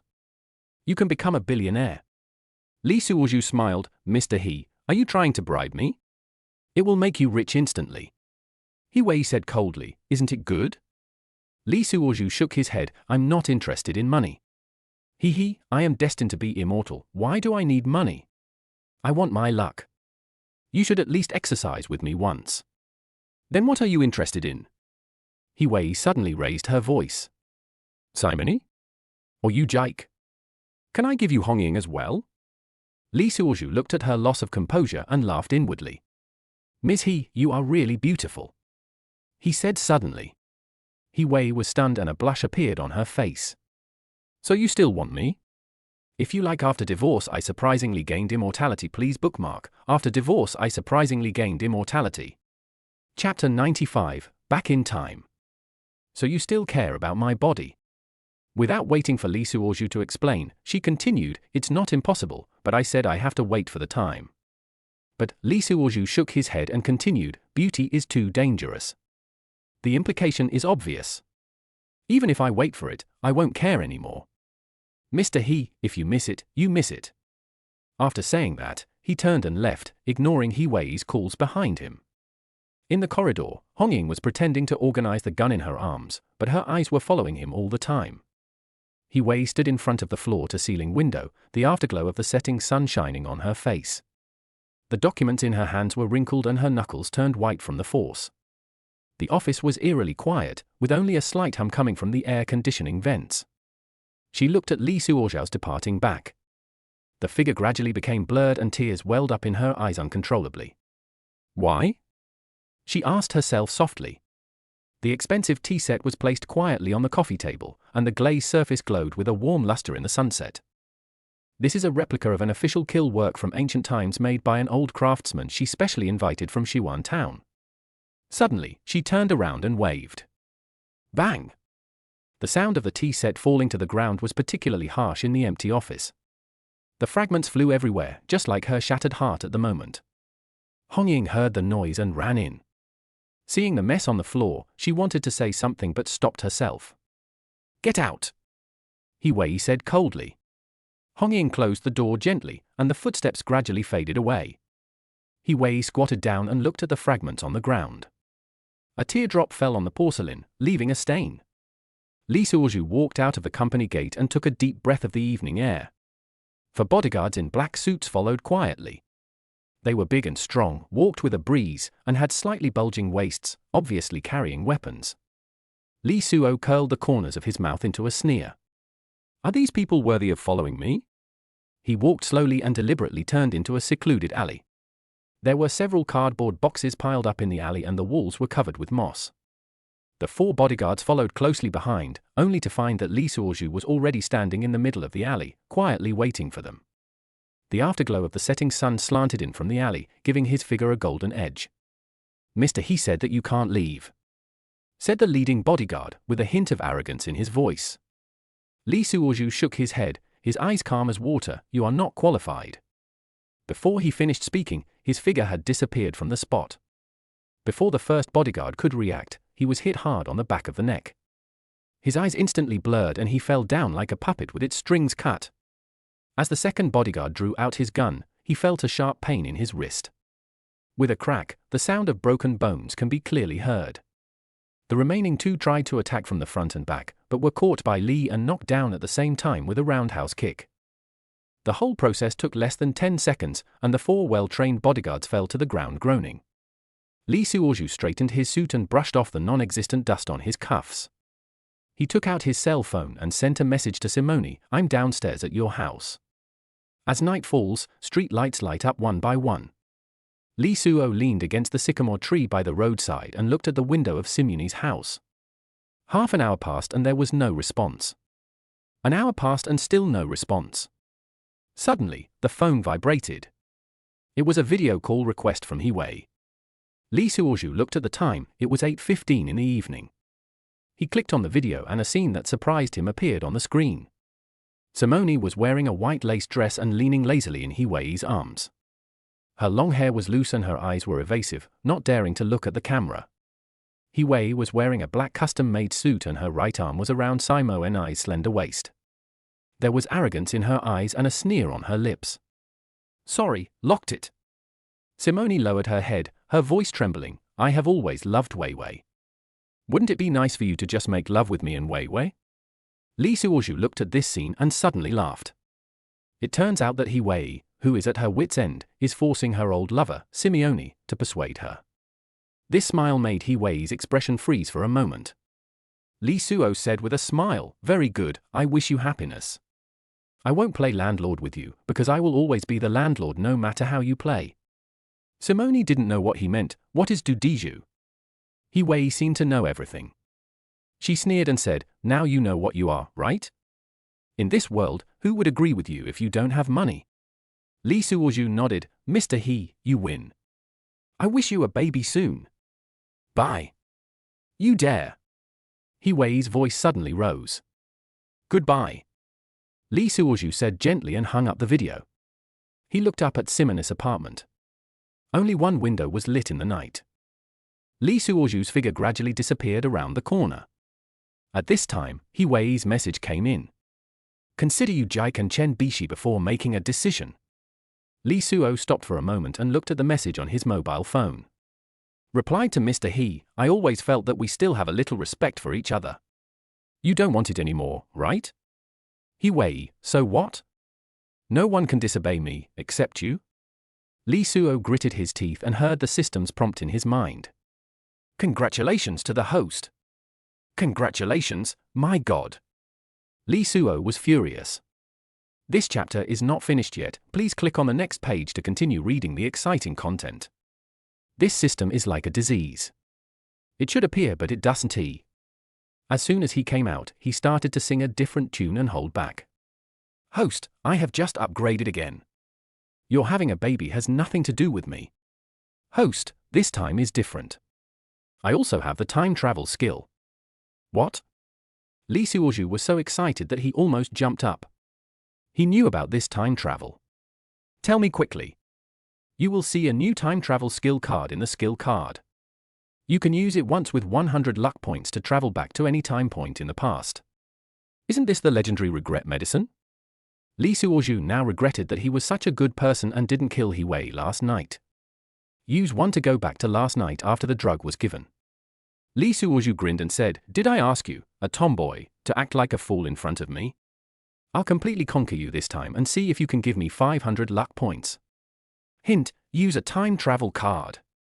After a moment of blurring, Li Suo found himself back in the dark room. When I reached out my hand, I felt something soft. Give me the gun, Mr. He. The words spoken in an instant still linger in my ears. You? The next step was to ask He Wei to go and see how Hongying was doing. Guard the door yourself. As a result, Hongying pounced on He Wei like a madman in the dark. I took the opportunity to rush back and pull them both into the bedroom. Help Hongying first in the dark. When he turned around and tried to move He Wei, who was standing there stupidly, she refused to do it. Ran out the door and peeked. Li Suozhu was very considerate of her at the time and felt that she would only get the 500 if she was willing. So I devoted all my efforts to healing Hongying. This time it's different. Hey. Li Suo returned to the two women in the darkness. A pair of evil hands stretched out. In the darkness, I could hear the two girls screaming, Brother Li, what are you doing? No, I'm angry. Brother Lock Pillar. Brother Li. You are going too far. Brother Lock Pillar. Brother Li. I shot. If you like After Divorce I Surprisingly Gained Immortality, please bookmark After Divorce I Surprisingly Gained Immortality. Chapter 96 finally got it. The battlefield here is in a mess. The open-air swimming pool on the top floor of the East China Sea Dragon Palace reflects the cool moonlight. Splash! 2 pork tripods fell into the water. Li Suozhu was the first to emerge from the water and wipe the water off his face. At the same time, he pulled up He Wei, who was beside him. Hongying has been knocked unconscious by you 4 times. Please forgive me. He Wei's plump body trembled all over and she begged for mercy sadly. Li Suozhu was waiting for the system's prompt. 500 has arrived. but the system has not. He could only check in his mind, and sure enough, the total was still 485, not received. He was so angry that his teeth were itching. We are both like this, why are you still not moved? He Wei, be serious. I'm still under the influence of the drug. He Wei didn't dare to get angry with Li Suozhu, so she scolded Xiao Liang angrily. I'm going to kill Xiao Liang. He even dared to cheat me. This is outrageous. Hey! Get out of here. He Wei, Xiao Liang is doing this for your own good, so don't look for him afterwards. Get out of here, for a shit. Let's talk about this. Wait a minute, I'll find you some movie stars, they're all my lovers. He Wei pushed Li Suo away with both arms. The more I push, the more excited I become. I can't wait, He Wei. Maybe next time. Under the moonlight, the swimming pool was rolling up snow-white waves. Finally 2 hours later. A pair of white jade arms with several hideous scars actively hugged Li Suo's neck. A word Brother Suozhu was heard. Ding! The host finally won He Wei's heart and gained 500 points of luck. Li Suo roared angrily, Tilda? The dragon roars to the sky. They dried each other. Back in bed, He Wei fell into a deep sleep like a dead dog. Li Suozhu used his miracle doctor skills to remove the effects of the medicine for Hongying.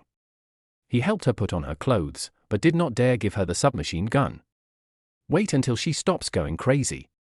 Taking advantage of this free period, Li Suozhu continued to plan with the system. Brother Tong, although I have obtained these 500 points, He Wei will not let me go easily. If I am trapped here, I am afraid I will not have a chance to get the subsequent 1,000 plus points of luck. Hostchen has foresight, and I admire him very much.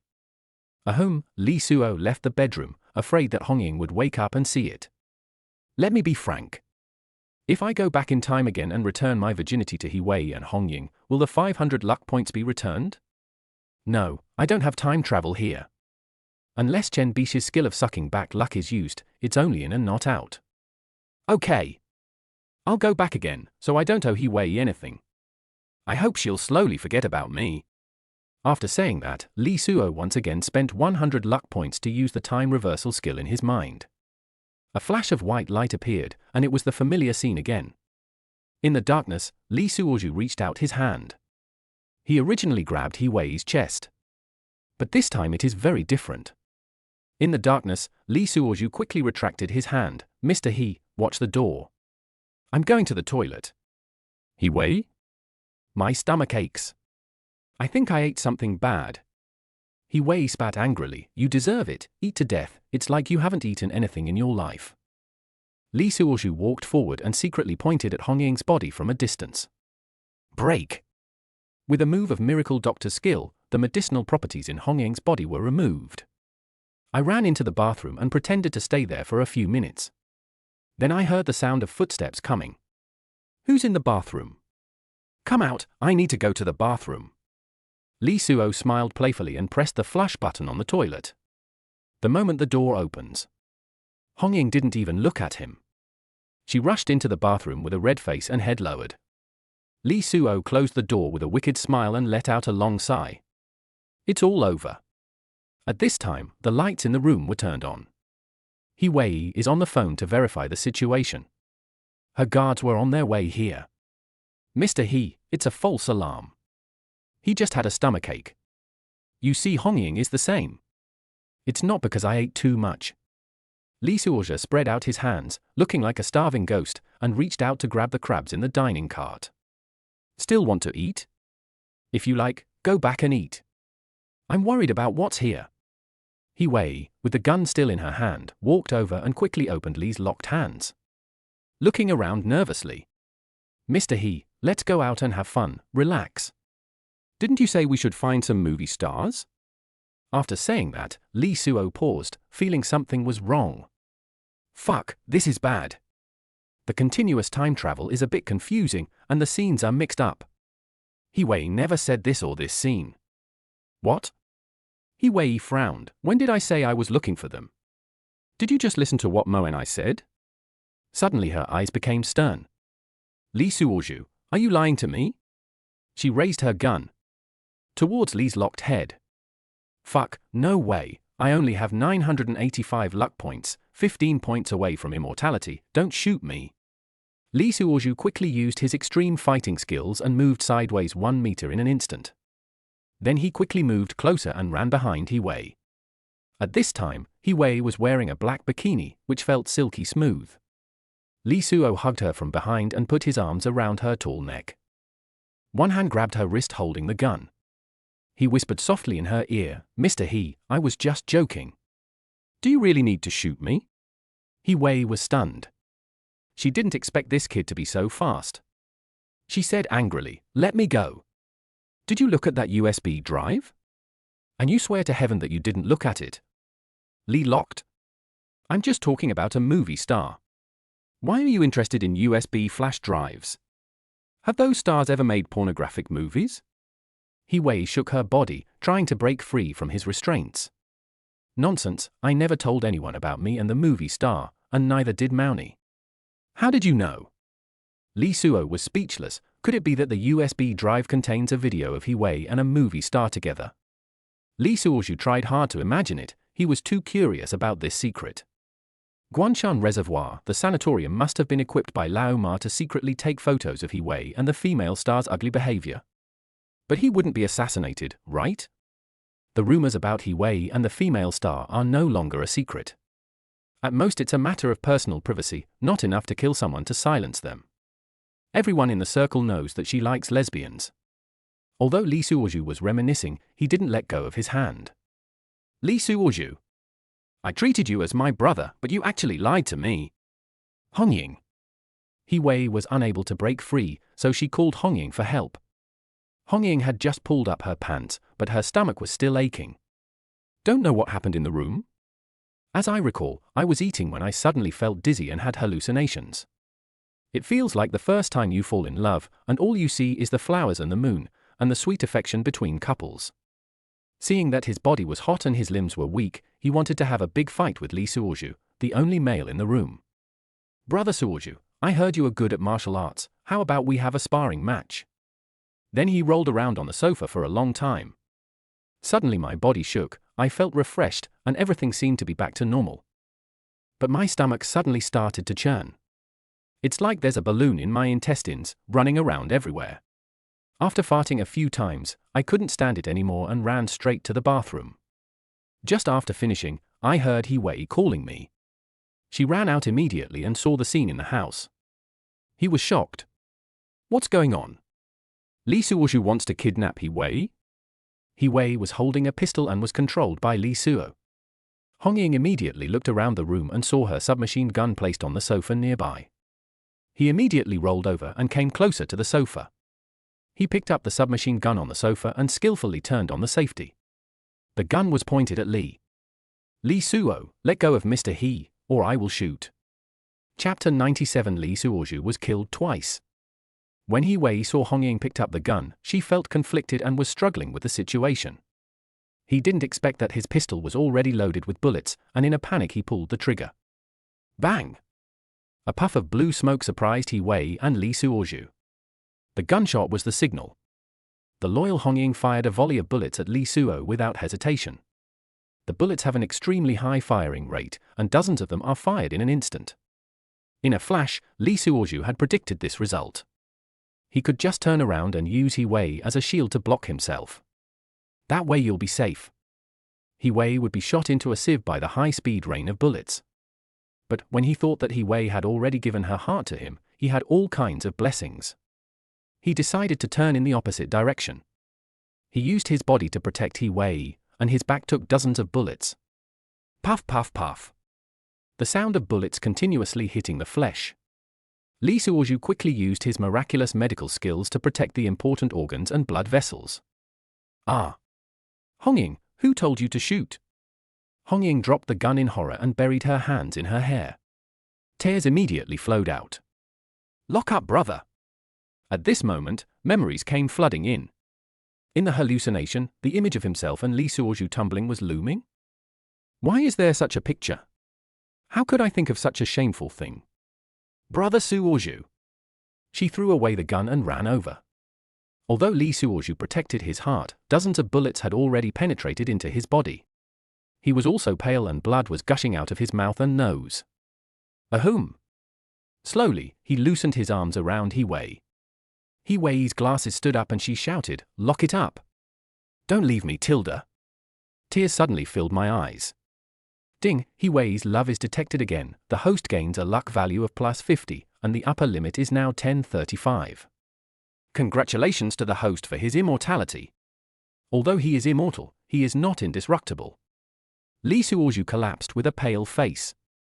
No! He Wei screamed to the sky in despair. Hongying, why did you kill him? I didn't expect you to be my biggest enemy. I'll kill you. He Wei has lost her rationality and is almost crazy. In fact, it's crazy. She raised the pistol and pointed it at Hongying's head without hesitation, pulling the trigger continuously. Li Suozhu was right between them. Without thinking, he rushed towards He Wei's gun and knocked her down. He Wei had lost her mind, and even when she fell down, she was still pulling the trigger. All 9 large-caliber bullets penetrated Li Suozhu's body. A few of them even penetrated. Li Suozhu spat out a mouthful of blood. Ahem! Hongying is not the enemy. Before he could finish his words, his eyes rolled up and he fell down. No! No!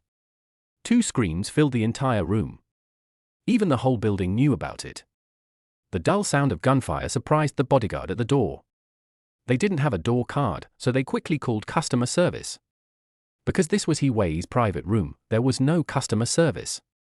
The bodyguard could only knock on the door violently.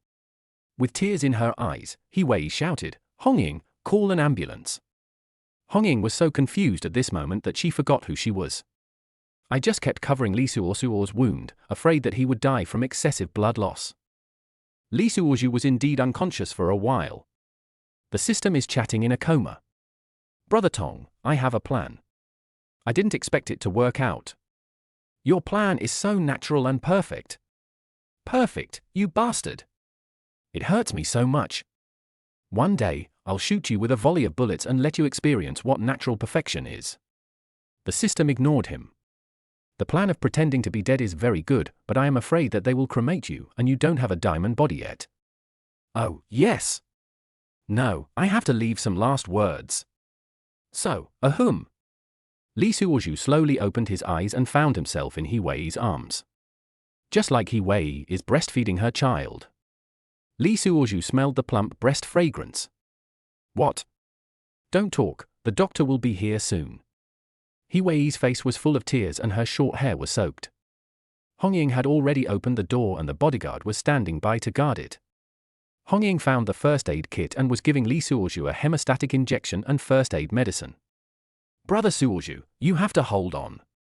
I support you, why don't you take a volley of bullets and try it? But now is not the time for nonsense. Li Suozhu pretended to have blurred eyes. The last bit of spirit disappeared. Bury me, on a mountain, to the sun. No. You can't die. He Wei's hands were covered with Li Suozhu's blood. He also touched Li Suozhu's cheek hard. Li Suozhu finally laughed. Mr. He, I want my head to be facing the sun. Don't cremate it. I'm afraid of the burns. After saying that, Li Suozhu slowly closed his eyes. The miracle doctor's skill was activated, blocking the heartbeat and breathing, and the body began to slowly cool down. Tilda! He Wei screamed. Hongying slowly put down what she was holding. The hair is disheveled at this time. She slowly stood up and saw that the guns had been put away by the bodyguards. He rushed to the nearest bodyguard. Give me your gun and I want to go down and accompany him. The bodyguard was protecting his pistol in horror. Commander read. Calm down. The two of them were fighting there. This chapter is not finished yet, please click on the next page to continue reading the exciting content. He Wei raised her head and ordered loudly, Hongying, I order you to stop and return to your post immediately. Only then did Hongying calm down. Bring me one of my coats and lock it up. Hongying silently took out one of He Wei's suits. After opening it, it slowly covered Li Suozhu's face. The two women had stopped crying. Start facing reality. More than 10 minutes later, doctors and paramedics ran in. He Wei stood up and stood aside coldly. After a careful examination, the doctor shook his head at He-Wei. He-Wei nodded and waved. "Carry it away." Hong-Ying still didn't believe it and went up to check. "Hong-Ying, stop making trouble and contact the hospital to arrange a separate room." "Yes." Hong-Ying could only agree silently. He-Wei turned and walked into the inner room to change clothes. Li Suozhu was carried away. The bodyguards also went out to stand guard.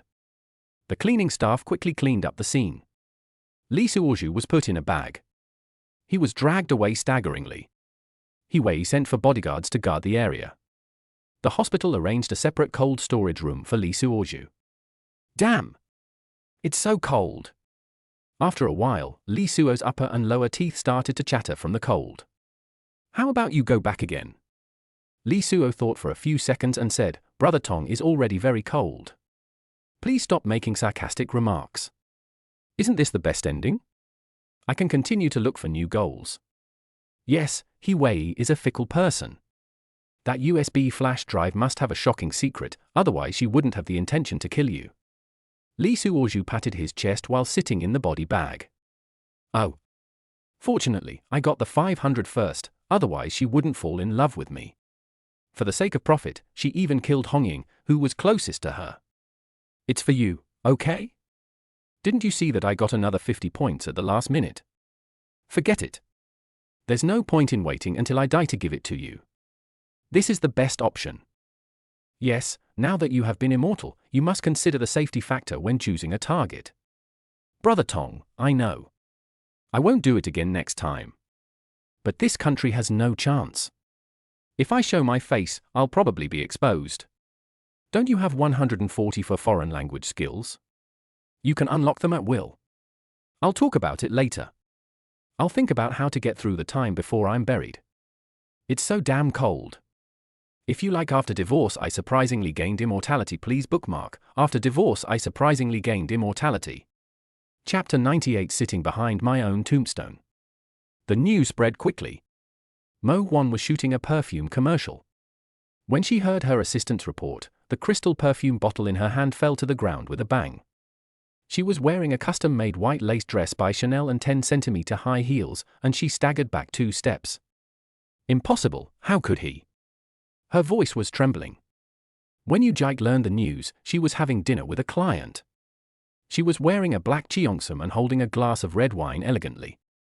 The moment the news came over the phone, the red wine overflowed from the rim of the glass, staining the tablecloth red. Who fired the shot? Her voice was as cold as ice. Chen Bishi received a call in the yoga studio. All the strength in her body seemed to be drained away, and she collapsed on the yoga mat. He-Wei told Simeone that same day. Simone was very calm. Seems to know the answer. She said coldly, "I knew that this would be the outcome if he followed you so desperately." He-Wei sighed, "Everything happened too suddenly. It's all my fault. I rejected him again and again, but his death is a good thing. I am completely relieved about that matter." Simone had tears in her eyes. "I'll go change his clothes. He can't go out in tattered clothes." He-Wei lowered her head and said, "I'll go with you." Simone changed into a down jacket and went to the morgue with He-Wei. At this time, Li Suo's face was covered with a layer of frost. It's as frozen as hair tail. The whole body is silvery white.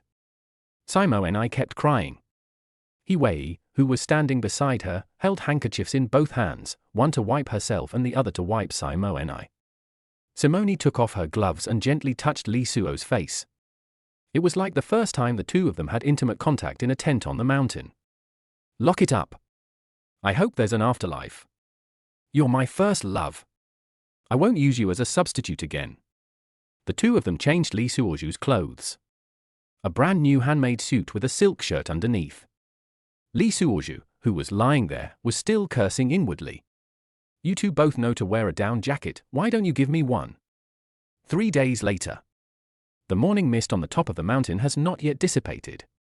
The mountain that He-Wei bought has an excellent view, facing the rising sun. A newly built winding mountain road winds up, and a black hearse moves slowly.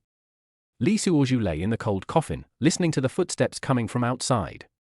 "This horrible weather, I'm going to freeze to death if I don't bury the body soon," he complained in his heart. "Host, please hold on. This is the last leg. The morning hall is located on a platform halfway up the mountain. Simeone was wearing a black morning dress and standing in the front row. Her eyes were red and swollen, obviously she had been crying for a long time. Yu Jike was dressed in white, standing in the corner like a wandering soul. Chen Bishi held a bouquet of white roses and stood silently behind the crowd. Mo Huan didn't come because she was afraid that He Wei, that lunatic, would attack her. Because He Wei has begun to ban her domestic resources. She just drove and followed from a distance and memorized the location of the grave. Everyone is gone, what's the point of all this fancy stuff? But you, Li Suozhu, are the strongest man in this life. As the organizer, He Wei wore a black suit and had a stern expression. Hong Ying stood behind her with empty eyes. Let's start, He Wei said softly. The priest began to chant, and his solemn voice echoed among the mountains. Lock it up. Simeone suddenly said, I'm sorry. Yu Jike sneered, what's the point of saying this now? What qualifications do you have to speak? Simeone turned around, who abandoned him in the first place? That's enough. He Wei suddenly raised her voice, this is a farewell, not jealousy. Chen Bishi walked forward and placed a white rose on the coffin, Master, rest in peace. No one noticed that Chen Bishi walked to the back of the crowd with an expressionless face, looking at He Wei coldly, her teeth chattering. Li Suo, who was in the coffin, wanted to laugh when he heard this, I have failed in life. There is not even anyone to cry at my grave after I die. Everyone is so calm. Host, please hold on, it will be over soon. Finally, it was time for the burial. 8 ritual personnel dressed in black carried the coffin. The cemetery that He Wei personally chose for Li Suozhu faces east. This way, you can be the first to see the sun every day, she whispered. The coffin slowly descended. Simeone finally couldn't help it and threw herself into He Wei's arms and cried bitterly. Yu Jike turned and left, her back looking desolate. Chen Bishi knelt on the ground, crying silently. Hong Ying stood aside, her clenched fists trembling slightly. Rest in peace. He Wei's voice was very soft, this is your home. The dirt fell down shovel by shovel. Li Suozhu felt the weight coming from above and thought, it's finally over. What are the host's plans next? After they leave, I will leave this damn place. Where to go? I heard there is an island country deep in the ocean, with many geishas and beautiful scenery. The system fell silent. The funeral crowd gradually dispersed. He Wei took one last look at the tombstone and turned away. As the sun sets, only a new grave remains on the top of the mountain. The tombstone is engraved with the words, wherever my heart is at peace, that is my hometown. It was late at night, the moon was dark and the wind was strong. Occasionally, the roar of a wild beast would make the silent valley even more eerie. Crack! The moonlight shines on the surface of the tombstone. This makes the handsome and cool face engraved on the tombstone particularly realistic. Just like a real person in the world. The natural white jade sarcophagus behind him was moved open a little. Host, don't be impatient, be careful not to damage the sarcophagus. I know, but I have to use more strength. I feel so suffocated. I don't want to stay here for even a second. Under the moonlight, a pale hand stretched out from the crack. Move the coffin lid open little by little. Luckily, I'm a rich man and didn't need to be buried, otherwise I'd have to be a mole for a long time. What is a mole? Brother Tong, are you from Blue Star's system? No. Li Suozhu hadn't spoken for several days, so he wanted to have a joke with the system. Finally, he turned over and jumped out of the sarcophagus like a ghost. I turned around, closed the coffin lid, and checked around, and it was almost the same as before. Clapping his hands, okay, let's go down the mountain. Host, I checked and it seems that women with lucky values are only limited to China, and there are no semicolons abroad. Li Suo stopped for a moment. Hesitantly, he said, anyway, let's leave here first. I won't go back to China until some time has passed. I must travel around the world. Yes, but you need an identity first. Brother Tong, do you have a disguise card? No. Wow. Li Suozhu sat behind his own tombstone, that's a bit troublesome. I don't have any documents. How can I go abroad? Smuggle? Li Suo was thinking, this place is very similar to Blue Planet, will the world map be similar? I can't go to the south for now because there are too many demons. The west is poor and dirty. There's war in the north, so I can only go east. I have a good idea to make others unable to recognize you. Li Suozhu became excited. Brother Tong, tell me quickly, what's a good idea? Light a fire, burn your face, and then use your magical healing skills to heal yourself. I don't think it will return to its original state. Li locked. You really screwed me, it hurts so much. But you can give it a try. Chapter 99. Chen Bishi continues to pursue clues. The moonlight is like water, sprinkling on the mountains. Li Suozhu sat behind the tombstone, looking at the lights of the city in the distance, and fell into deep thought. At this time, what is most needed is system assistance. He looked through his system panel. Unlimited creativity card? He stroked his chin. Brother Tong, does this skill give you whatever you want? Yes, but it only lasts for 24 hours. Li Suo's eyes lit up, then dimmed again. It's better to keep it. This kind of life-saving skill can't be used casually. He stood up and dusted himself off. The night wind blew, bringing the rustling sound of the distant pine forest. An invincible fighting maniac is enough. Let's go to the airport first. After saying that, he used his extreme fighting skills and shuttled through the mountains like a black shadow. In the moonlight, his figure appeared and disappeared from time to time. Climb over 3 hills and jump over 2 streams. Li Suo's suit had been torn by the branches. I run like a wild man. Host, do you want to take a break? No, I still remember that I was a super lawyer. How powerful is your mouth? Can it beat a gun? Wait until you can see the light. Li Suo curled his lips and continued running forward. The sky gradually turned pale. Taiping International Airport has come into view. Li Suozhu hid in the jungle near the airport, watching the passengers coming and going. He looked down at himself and saw that his suit had become strips of cloth, making him look exactly like Tarzan. If we go out like this, we'll definitely be caught. How about you carry a snakeskin bag? What's the meaning? Pretending to be a homeless person, no one would suspect me. Li Suo's eyes lit up. Yes. He searched in the jungle for a while and actually found an abandoned woven bag. He made himself look even more ragged and smeared some dirt on his face. Is this okay? Perfect. Just a typical homeless person. Li Suozhu walked into the airport with a swagger. Sure enough, people stayed away from him when they saw him. The security guard frowned and looked at him, but didn't chase him away. Li Suozhu walked around the terminal hall. Tokyo, 9 a.m. He looked at the flight information. That's it. When does the host plan to use the stealth card? Wait until the ticket check. He found a corner and sat down, waiting while people around him walked away, holding their noses. Li Suozhu smiled secretly in his heart. For this acting skill, the Oscar owes me a little golden man. Host, are you sure you want to go to the island country? What's wrong? The women over there all seem very strange. Li Suozhu rolled his eyes. Brother Tong, what weird things are you watching on the internet again? Sunlight shines in through the glass curtain wall. Li Suozhu looked at the time, then got up and walked towards the bathroom. It's time to go on stage. At this time, in the airport monitoring room, several security guards were keeping a close eye on the tall homeless man. The intercom communicated continuously. A man in his 30s was directing. He went to the bathroom on the right side of the terminal. Number 9, please go in and monitor him to ensure the safety of the passengers. Number 9 received. Number 9 is on the way. In less than a minute, 2 young men in black security uniforms approached the bathroom. Who? Calling the command center. No target found. What? Please repeat the content. Calling the command center. This is number 9. No target found. Turn on all surveillance cameras and find a homeless man with a bag on his back. At this time, Li Suozhu had already used an invisible card and walked to the security checkpoint.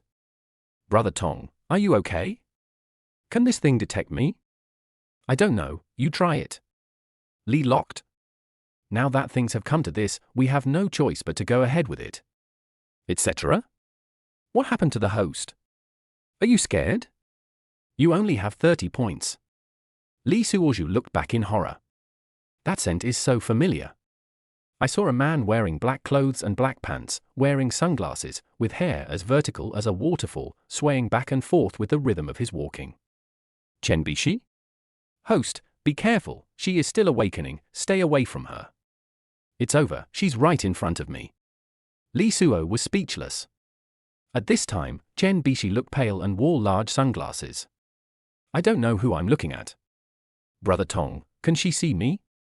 Brother Tong, are you also selling counterfeit products? I want to call 315 to complain. At this time, Chen Bishi pulled the suitcase and put it in the security check channel. Lee Suoju was right next to her and let out a long sigh. Fortunately, she didn't see me. So Lee Suoju followed her through the security check channel. Fortunately, no alarm was triggered. Chen Bishi still pulled the suitcase with an expressionless face and walked towards the entrance with a model's gait. She's going to the island country too? Lee Suoju followed her in confusion. How could Lee Suoju be willing to stay away from him? Isn't this fate? The plane flew smoothly through the clouds. Lee Suoju stood in the space behind Chen Bishi, smelling the faint fragrance in her hair. Watching Chen Bishi flipping through her phone. As I watched, my heart was moved. It turns out that this girl was only looking at photos and videos of her together. Is this how she spends her time when she goes out during this period? This chapter is not finished yet, please click on the next page to continue reading the exciting content. Lee Suoju also tilted his head and followed the browsing. The first photo was taken at the gym, where Lee Suoju was eating the buffet like a hungry wolf. Chen Bishi laughed and wiped her nose. Probably crying. Next, Lee Suoju competed with Han Gongzi in poetry. Young Master Han was holding a bunch of flowers, and Lee Suo was only showing his head. Chen Bishi stretched out her jade-white fingertips and tapped Lee Suojiao's face a few times.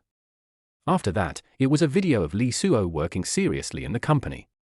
There was also a lively discussion with Zhong Huaizhen on the planning proposal. Also, those pots of green ivy. Chen Bishi looked at it, picked up the phone, held it tightly against her chest, and let out a long sigh. Master, may your spirit in heaven bless me and help me avenge you. The host reminds you that the invisibility card has 5 minutes left. Lee Suoju's eyes were already wet. Why? You weren't like this when I was alive? Do you have to wait for me to die before you realize my attachment? Brother Tong, she kept talking about revenge for me, referring to He Wei. Could it be that she knows the clues to He Wei's secret? 3 minutes left. Lee Suo gritted his teeth. It was really impossible to communicate with this slightly crazy system. I can't use up any more invisibility cards. I have to use them sparingly. He quickly stood up and walked to the bathroom at the rear of the cabin. The stewardess pushed the food cart past him without noticing. Lee Suoju also took a box lunch with him. After entering the restroom, he locked the door. Just wait here until you reveal yourself. After saying that, he opened the lunchbox and started eating. Yeah, not bad, abalone fried rice. Lee Suoju hadn't eaten since he pretended to be dead. Anyway, if he didn't eat, he wouldn't have to poop, which was convenient. He finished his meal in no time and threw the lunchbox into the trash can beside him. At this time, complaints from passengers could be heard outside.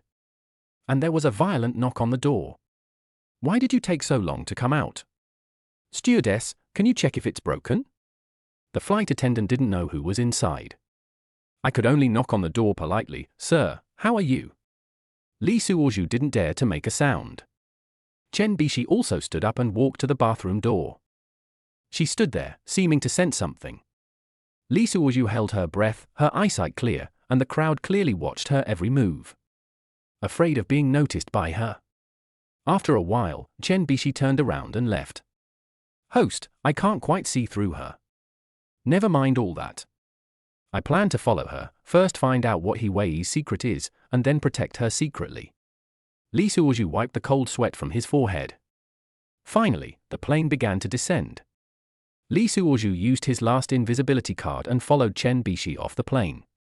What followed was endless quarrels and apologies from the flight attendants. There were also a few people who had wet their pants and were changing their pants nearby. Narita Airport is bustling with people. Chen Bishi was holding a piece of paper in her hand, on which was written, Shansua Village, Beichuan County, Shiying Haonan. Where are we going? Lee Suoju moved closer curiously. Chen Bishi suddenly stopped, as if she had heard it, and whispered, Master, you must bless me, find He Wei's secret, and avenge you. Lee Suoju's heart was shocked. How come it's so weird? It's like the two of them are having a conversation. Host, the invisibility card is about to expire. I know, but this is not an easy task. He quickly hid in a nearby bathroom. Lee locked the door and waited for the reveal. It seems that this trip to Japan will be interesting. Chapter 100. Arriving at the island country. Under the riverbank near Narita Airport, Lee Suoju curled up in a dark bridge tunnel. The cherry blossoms in April are falling everywhere, making the place even more desolate. He spread the cardboard boxes he had picked up from the airport trash can on the ground, against the damp wall. Brother Tong, what secret do you think Chen Bishi and Hiwei have? Not sure, it may be related to the USB flash drive. The river was flowing, and occasionally a cruise ship passed by, bringing with it the sounds of laughter and joy. Suddenly, two ragged old men came over. Hey! This is our territory. The system originally randomly rewarded him with the native language of a small country, which made him so angry that he wanted to return it. The system couldn't specifically add the island language for him. Lee Suo sneered at the two dwarfs, who walked with bow legs and waved wooden sticks. He shouted in a low voice, "Baga, you guys are dead." Okay? Then he stood up slowly. This station is as tall as the two people opposite it stacked together. The two old guys were stunned and stopped pretending. The stick in his hand immediately turned into a guide stick. Sorry, we'll leave now. Lee Suo's eyes turned cold. It's too late now. What's the point? He pushed his left foot on the spot and both legs flew into the air. Snap! Snap! The two old guys flew out backwards like bowling pins. Ha ha, Yoshi! The two beggars ran away without saying a word. At this time, the sun was setting and there were fewer and fewer people on the river bank. Lee Suoju sat down again. Suddenly, a drunken singing voice was heard. This place is quite popular. Lee Suoju looked in the direction of the sound. Look up at the sky. A middle-aged man in a designer suit staggered over. He was holding a bottle of wine in his hand. His tie was loose and he had a briefcase slung over his shoulder. Bang! The middle-aged man fell headfirst in front of Lee Suoju. Isn't this delivered to your door? Lee Suoju quickly dragged the man into the bridge tunnel. I opened the wallet and saw Mingbo Jian, 38 years old, the director of a trading company. I'd like to borrow your identity for a while. He deftly stripped the man of his clothes and hid him behind a cardboard box. I changed into a suit and tidied my appearance. Now it's good to have a high luck value, whatever you want will come true. Now I look like a human being. Host, are you sure you want to go to that village? Of course, I want to see what Chen Bishi is going to find there. As night falls, the moonlight is like water. Lee Suoju stretched his muscles and practiced his Qinggong skills. Yamesa Village, Kitogawa Prefecture, here I come. His figure was like a leaf, lightly passing over the treetops. The scenery along the way passed quickly before his eyes. Cherry blossoms are flying and the moonlight is hazy. Follow the navigation given by the system. It only took Lee Suoju 1 hour to reach the place. It is a small fishing village by the sea. Looking around, Lee Suoju jumped down from the roof. Clap your hands and body. The beach is so clean, there's no dust at all. Lee Suoju put on the original owner's glasses. Wait, this has to be 1000 degrees, right? Fortunately, I have the support of the system, so I don't care about this degree at all. Take out a mask and put it on your face. Approaching a nearby 24-hour fast food restaurant. I bought a bowl of oden with the original owner's money. While eating, I chatted with the store owner, a young man in his 20s. The island language provided by the system is a bit old-fashioned, and the store owner shook his head when he heard it. Lee Suoju was holding the oden and sitting by the window. This village seems very quiet, he said in a lame voice, deliberately hunching his back. The clerk was wiping the counter and said without looking up, yeah, there are only old people here. Have all the young people gone to the big cities?